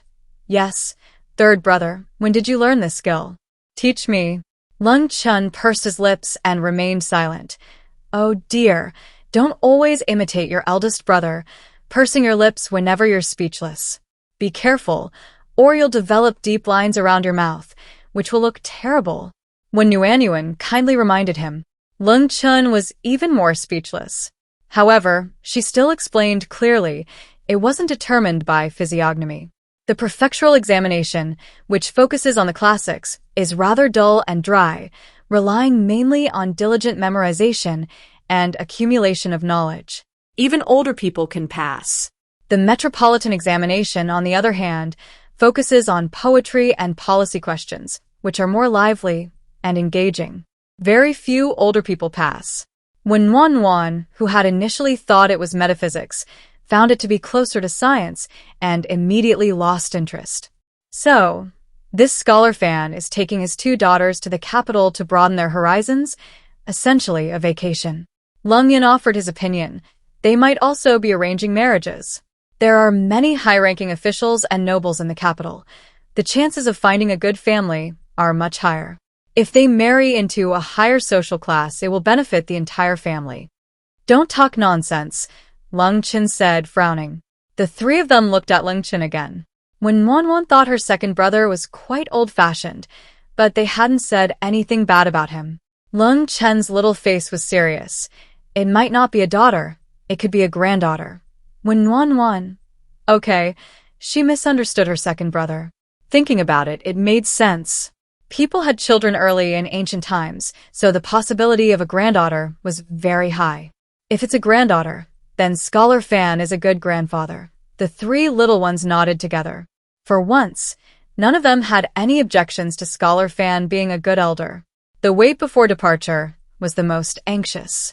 Mainly because there was nothing to do, they could only wait, and wait idly. The sun had already risen, bringing heat. When Wan had looked at the group of people in front of her several times. There was nothing special about them, really nothing to see. She was so bored that she was almost ready to squat in the corner picking at pebbles. How much longer until they set off? So boring, so boring. When Nuanyuan's gaze fell on a student reading by the wall. He wore a long, light green robe and a square-brimmed hat. His features were clean and gentle. His attire was that of a scholar, exuding a strong scholarly era quintessential image of a frail, scholarly man. Completely different from Lung Zhao's style. When Yuanyuan then looked at Lung Sha, who was surrounded by a crowd. To outsiders, Lung Zhao's features were sharp and stern. Having changed out of his scholarly robe for his journey to the capital, he was the only one among the scholars wearing short black clothes. He truly didn't care about reputation or strange looks. Practicality was all that mattered. He lacked scholarly air. Instead, he possessed a chilling, ruthless aura. Frail? That was completely incompatible with Lung Shao, the one who slew the Wolf King. Sigh. Before today, how could she have imagined that such a somber and aloof person could appear so helpless and pitiful? The three children, equally bored and curious about what had happened to the two in the house that morning, exchanged glances before the most impatient of them, Lung Tian, finally spoke up. Sister-in-law, did you and Big Brother have a fight last night? How did you make up? How do you know you made up? They might still be sulking, when Wan replied vaguely, not wanting to tell the truth. She and Lung Shao were only testing their compatibility. Since leaving that morning, they hadn't shown any affection in front of the three children. In fact, before they could even exchange two words, Lung Shao had been ushered to the front by He and Kai to discuss the carriage arrangement and today's itinerary. When Wan's gaze unconsciously fell on Lung Shao in the crowd, the young man was handsome, tall and slender, shining like a dazzling diamond in the crowd. The people surrounding him were all smiles, seemingly deferring to Lung Zhao's every whim. Before he achieved official rank, he encountered people like Wang Shijin, who harbored ill intentions and wanted to see him humiliated, and Qing Zijie and Li Shoujin, who feared he was poor and would take advantage of him.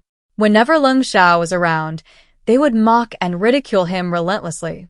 Now, Lung Shao has achieved the top rank in the imperial examination through his own abilities, and with official rank behind him, everyone he encounters is polite and courteous. The mockery has vanished, replaced by smiles. Reality, it's always been the same throughout history. A healthy glow is invigorating, and today, Lung Zhao's deep, dark eyes rippled with emotion. Even without sleep all night, he showed no signs of fatigue, remaining as clear as the bright moon and as elegant as a jade tree. Anyone with eyes can see it. When the door first opened, Brother was terrifying, like a demon crawling out of the ground, shrouded in boundless despair, on the verge of collapse. But look at him now. Though still expressionless and aloof, his eyes are smiling. He's like he's come back to life. Such an obvious difference. And you're still asking us how we know? If it weren't for the need to maintain a professional image in public, Lung Yun would have loved to shout out his astonishment. Wan thought her younger brother was exaggerating. Isn't your older brother's good complexion because he topped the exam? And everyone's flattering him? Lung Yun, of course, disagreed. How could that be? The only thing that can affect older brother's mood is you, sister-in-law. I only managed to collect all 4 of older brother's expressions when he's with you. Collect all of them? It's not like summoning a dragon. Wan silently complained. Sister-in-law, before older brother comes back, quickly tell us how you made up? Did you take the initiative to make up, or did you clarify the misunderstanding? Did older brother give you a hard time? Every time I made a mistake, older brother's face was so cold and gloomy, it was terrifying. One of the 2 nightmares I had most when I was a child was older brother's face. Wan. Lung Zhao's face is flawless from every angle. He could be a male lead template from any angle. She couldn't imagine how someone with such a face could have nightmares. She'd probably have a wet dream. Lung Tian, speaking frankly based on his years of experience, said, He definitely gave me a hard time. I've known my brother's methods for ages. First, he'll be stern. Second, he'll intimidate. Third, he'll take action. I have no doubt that my brother would never lay a hand on my sister-in-law, but a hard time combined with intimidation. I think he might. How can you be so sure your brother wouldn't lay a hand on me? When Yuanyuan teased. What? My brother laid a hand on you? The 3 little ones exclaimed in shock. A group of people nearby cast curious glances. When Yuanyuan, no longer daring to tease, quickly waved her hands. Just kidding. The three little ones recovered from their shock, their faces showing an "I knew it" expression. The most perceptive Lung Sha recalled the contrast. My eldest brother only cared about keeping us from starving. He didn't care much about our clothes, food, or sustenance. But he was different with my sister-in-law.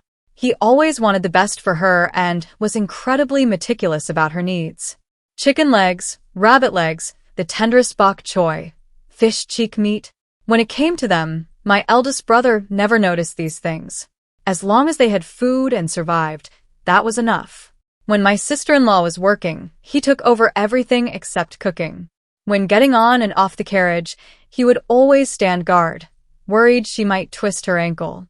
But if he or his younger brother were to twist their ankles, they would only receive a slight frown and a cold, concerned glance. When Wan thought about it and agreed.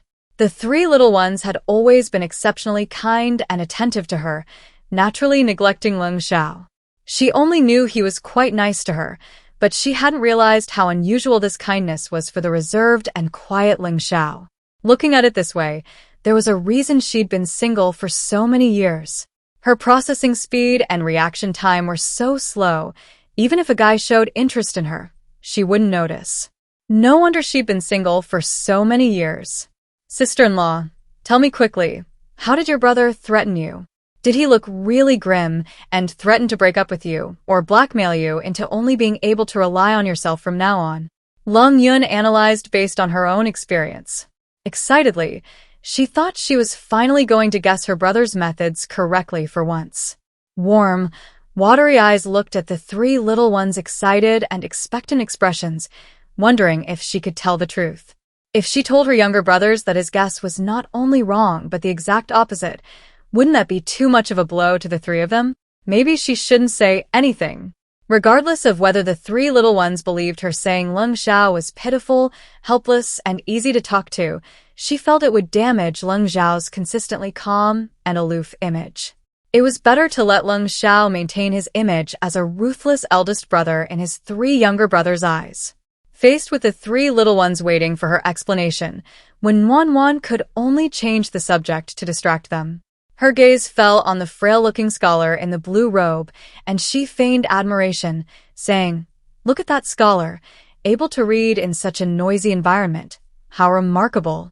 And he seems even younger than your eldest brother." It's already quite an achievement for Lung Sha to pass the provincial examination, but this scholar, younger than him, also passed. Next spring, he'll be a jinshi, a successful candidate in the highest imperial examinations. His future is truly promising. Isn't he amazing? As soon as she finished speaking, she saw the three little ones' expressions become indescribably varied. Was this scholar really that indescribable? Wan truly didn't understand. Since we're free now, why don't you tell me? I suddenly realized he's not bad-looking either. He might not be as handsome as Lung Sha, but how many people have Lung Xiao's looks? You can't compare him to Lung Sha. Compared to ordinary people, this scholar is quite good-looking. A low, husky, and chilling voice sounded behind her.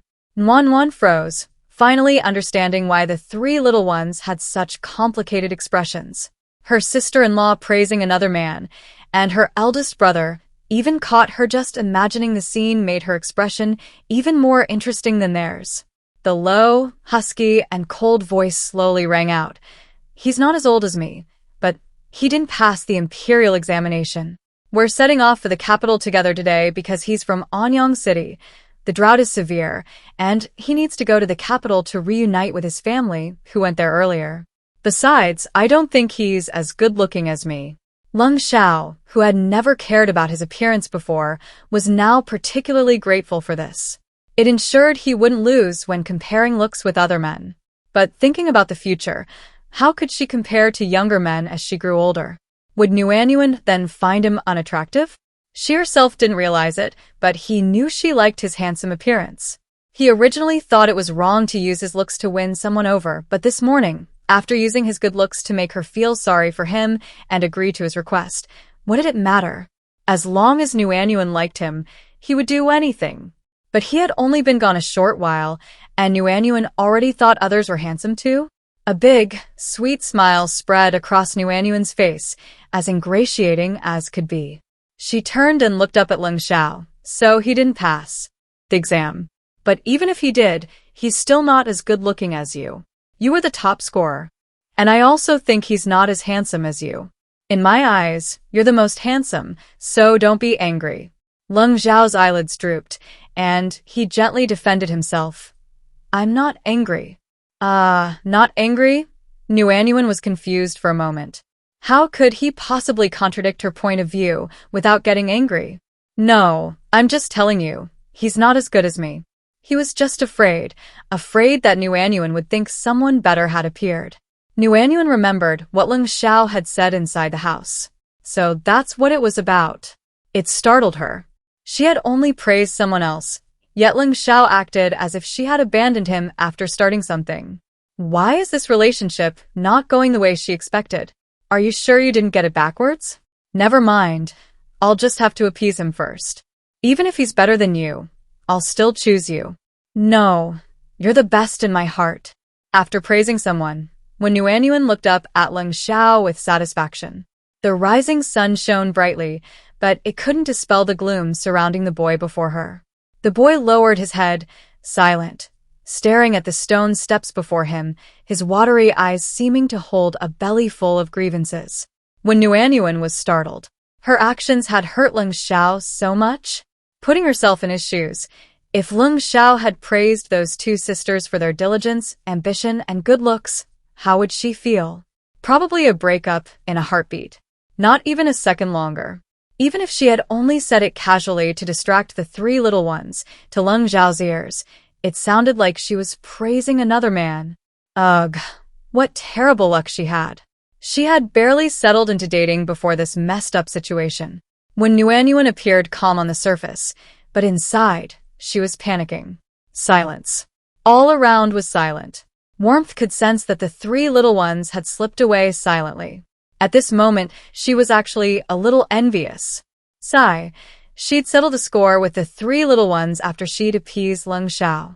She could clearly see Lung Sha coming, yet he didn't warn her. Now, what was she supposed to do?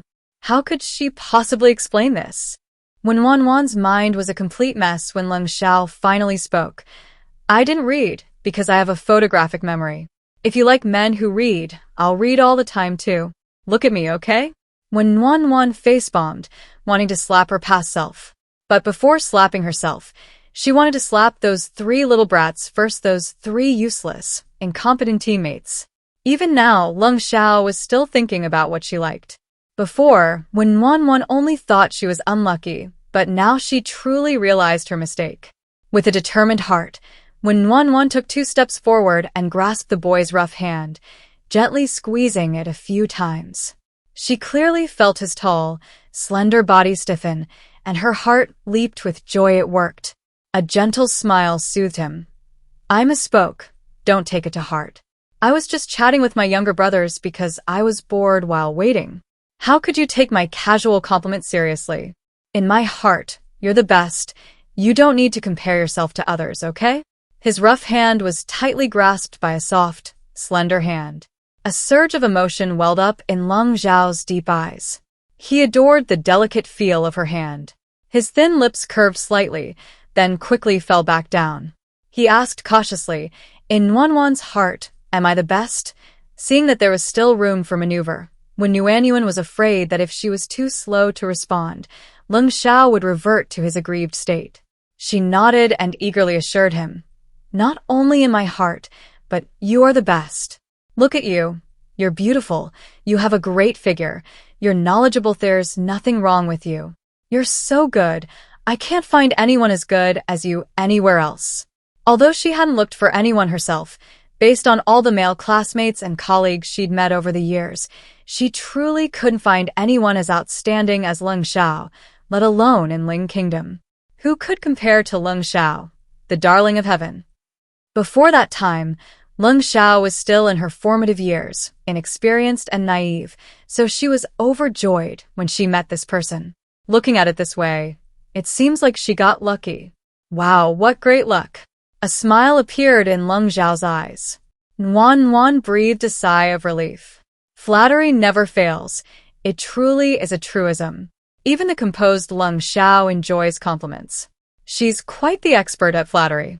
The only downside is that she's never been in a relationship before, has no experience, no comparison to draw upon, and can't analyze anything. She has to improvise entirely. Fortunately, Lung Sha isn't too difficult. Then, Nuan, try to look at other men less often in the future, okay? The boy's voice was low and tender, carrying a soft pleading and coaxing tone. Nuan felt a little embarrassed. She was just casually complimenting him.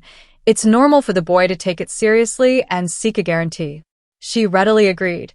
Okay, anyway, I love looking at you the most. Before agreeing to Lung Zhao's request, she thought the meeting would be incredibly awkward. What would she do on the way to the capital? Now, the awkwardness isn't so bad, but there are still quite a few extra, messy things to deal with.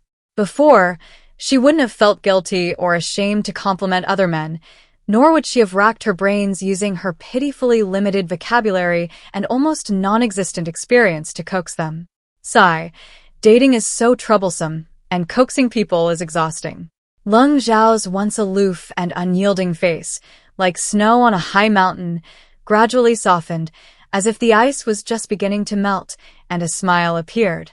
The chilling aura was gone, the coldness was gone, and even the sinister aura surrounding him dissipated. The boy in the sunlight was dazzlingly handsome, breathtakingly so.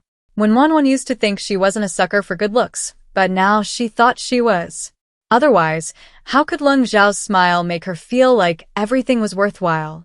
Before, she thought dating was troublesome and coaxing people was exhausting, but now, looking at Lung Zhao's smile, where was the trouble or exhaustion? She was fine again. Greetings, Brother Lung. The hard-won warm and gentle atmosphere was interrupted.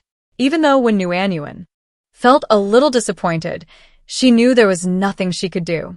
Amidst the chaos of preparing to leave, Lung Zhao's status had skyrocketed after topping the exam. Now, everyone consulted him on everything they did, showing him immense respect and importance. Fortunately, she had only squeezed Lung Zhao's hand. She hadn't done anything more outrageous. She quickly released him the moment the voice rang out, so he probably hadn't been seen. But even if he had, did a modern person like her care about such strange looks? The soft, delicate touch on his hand disappeared, and Lung Zhao's eyes darkened. Hiding his disappointment, he turned and shielded the small figure behind him, his clear gaze sweeping towards the source of the voice. Cheng Zijia, swept by that clear gaze, involuntarily shivered. Why did he feel a chilling aura under the blazing sun? It must be his imagination. Lung Sha had only topped the list in the exam. How could he possibly transform from a quiet, unassuming boy who tolerated bullying and harassment into a powerful figure in such a short time? It was simply a matter of needing his help, and the change in position caused a psychological gap. Don't be afraid. Show your former confidence. Thinking this, Cheng Zijia straightened his back, suppressing his fear, and met Lung Zhao's gaze directly. Lung Shao, Brother Wang, Brother Li, and I came here today to discuss something with you. Lung Zhao's eyes were icy, his tall figure completely blocking the small boy's view, and he didn't respond to Cheng Zijia's words. Cheng Zijia had never been so humiliated before, and anger was already showing on his face. However, he remembered that Lung Shao now held official rank and was no longer the poor boy who had been bullied by everyone. Besides, they had a mission to complete today, and they couldn't afford to offend him. Swallowing the surging anger in his heart, he stood aside without saying a word.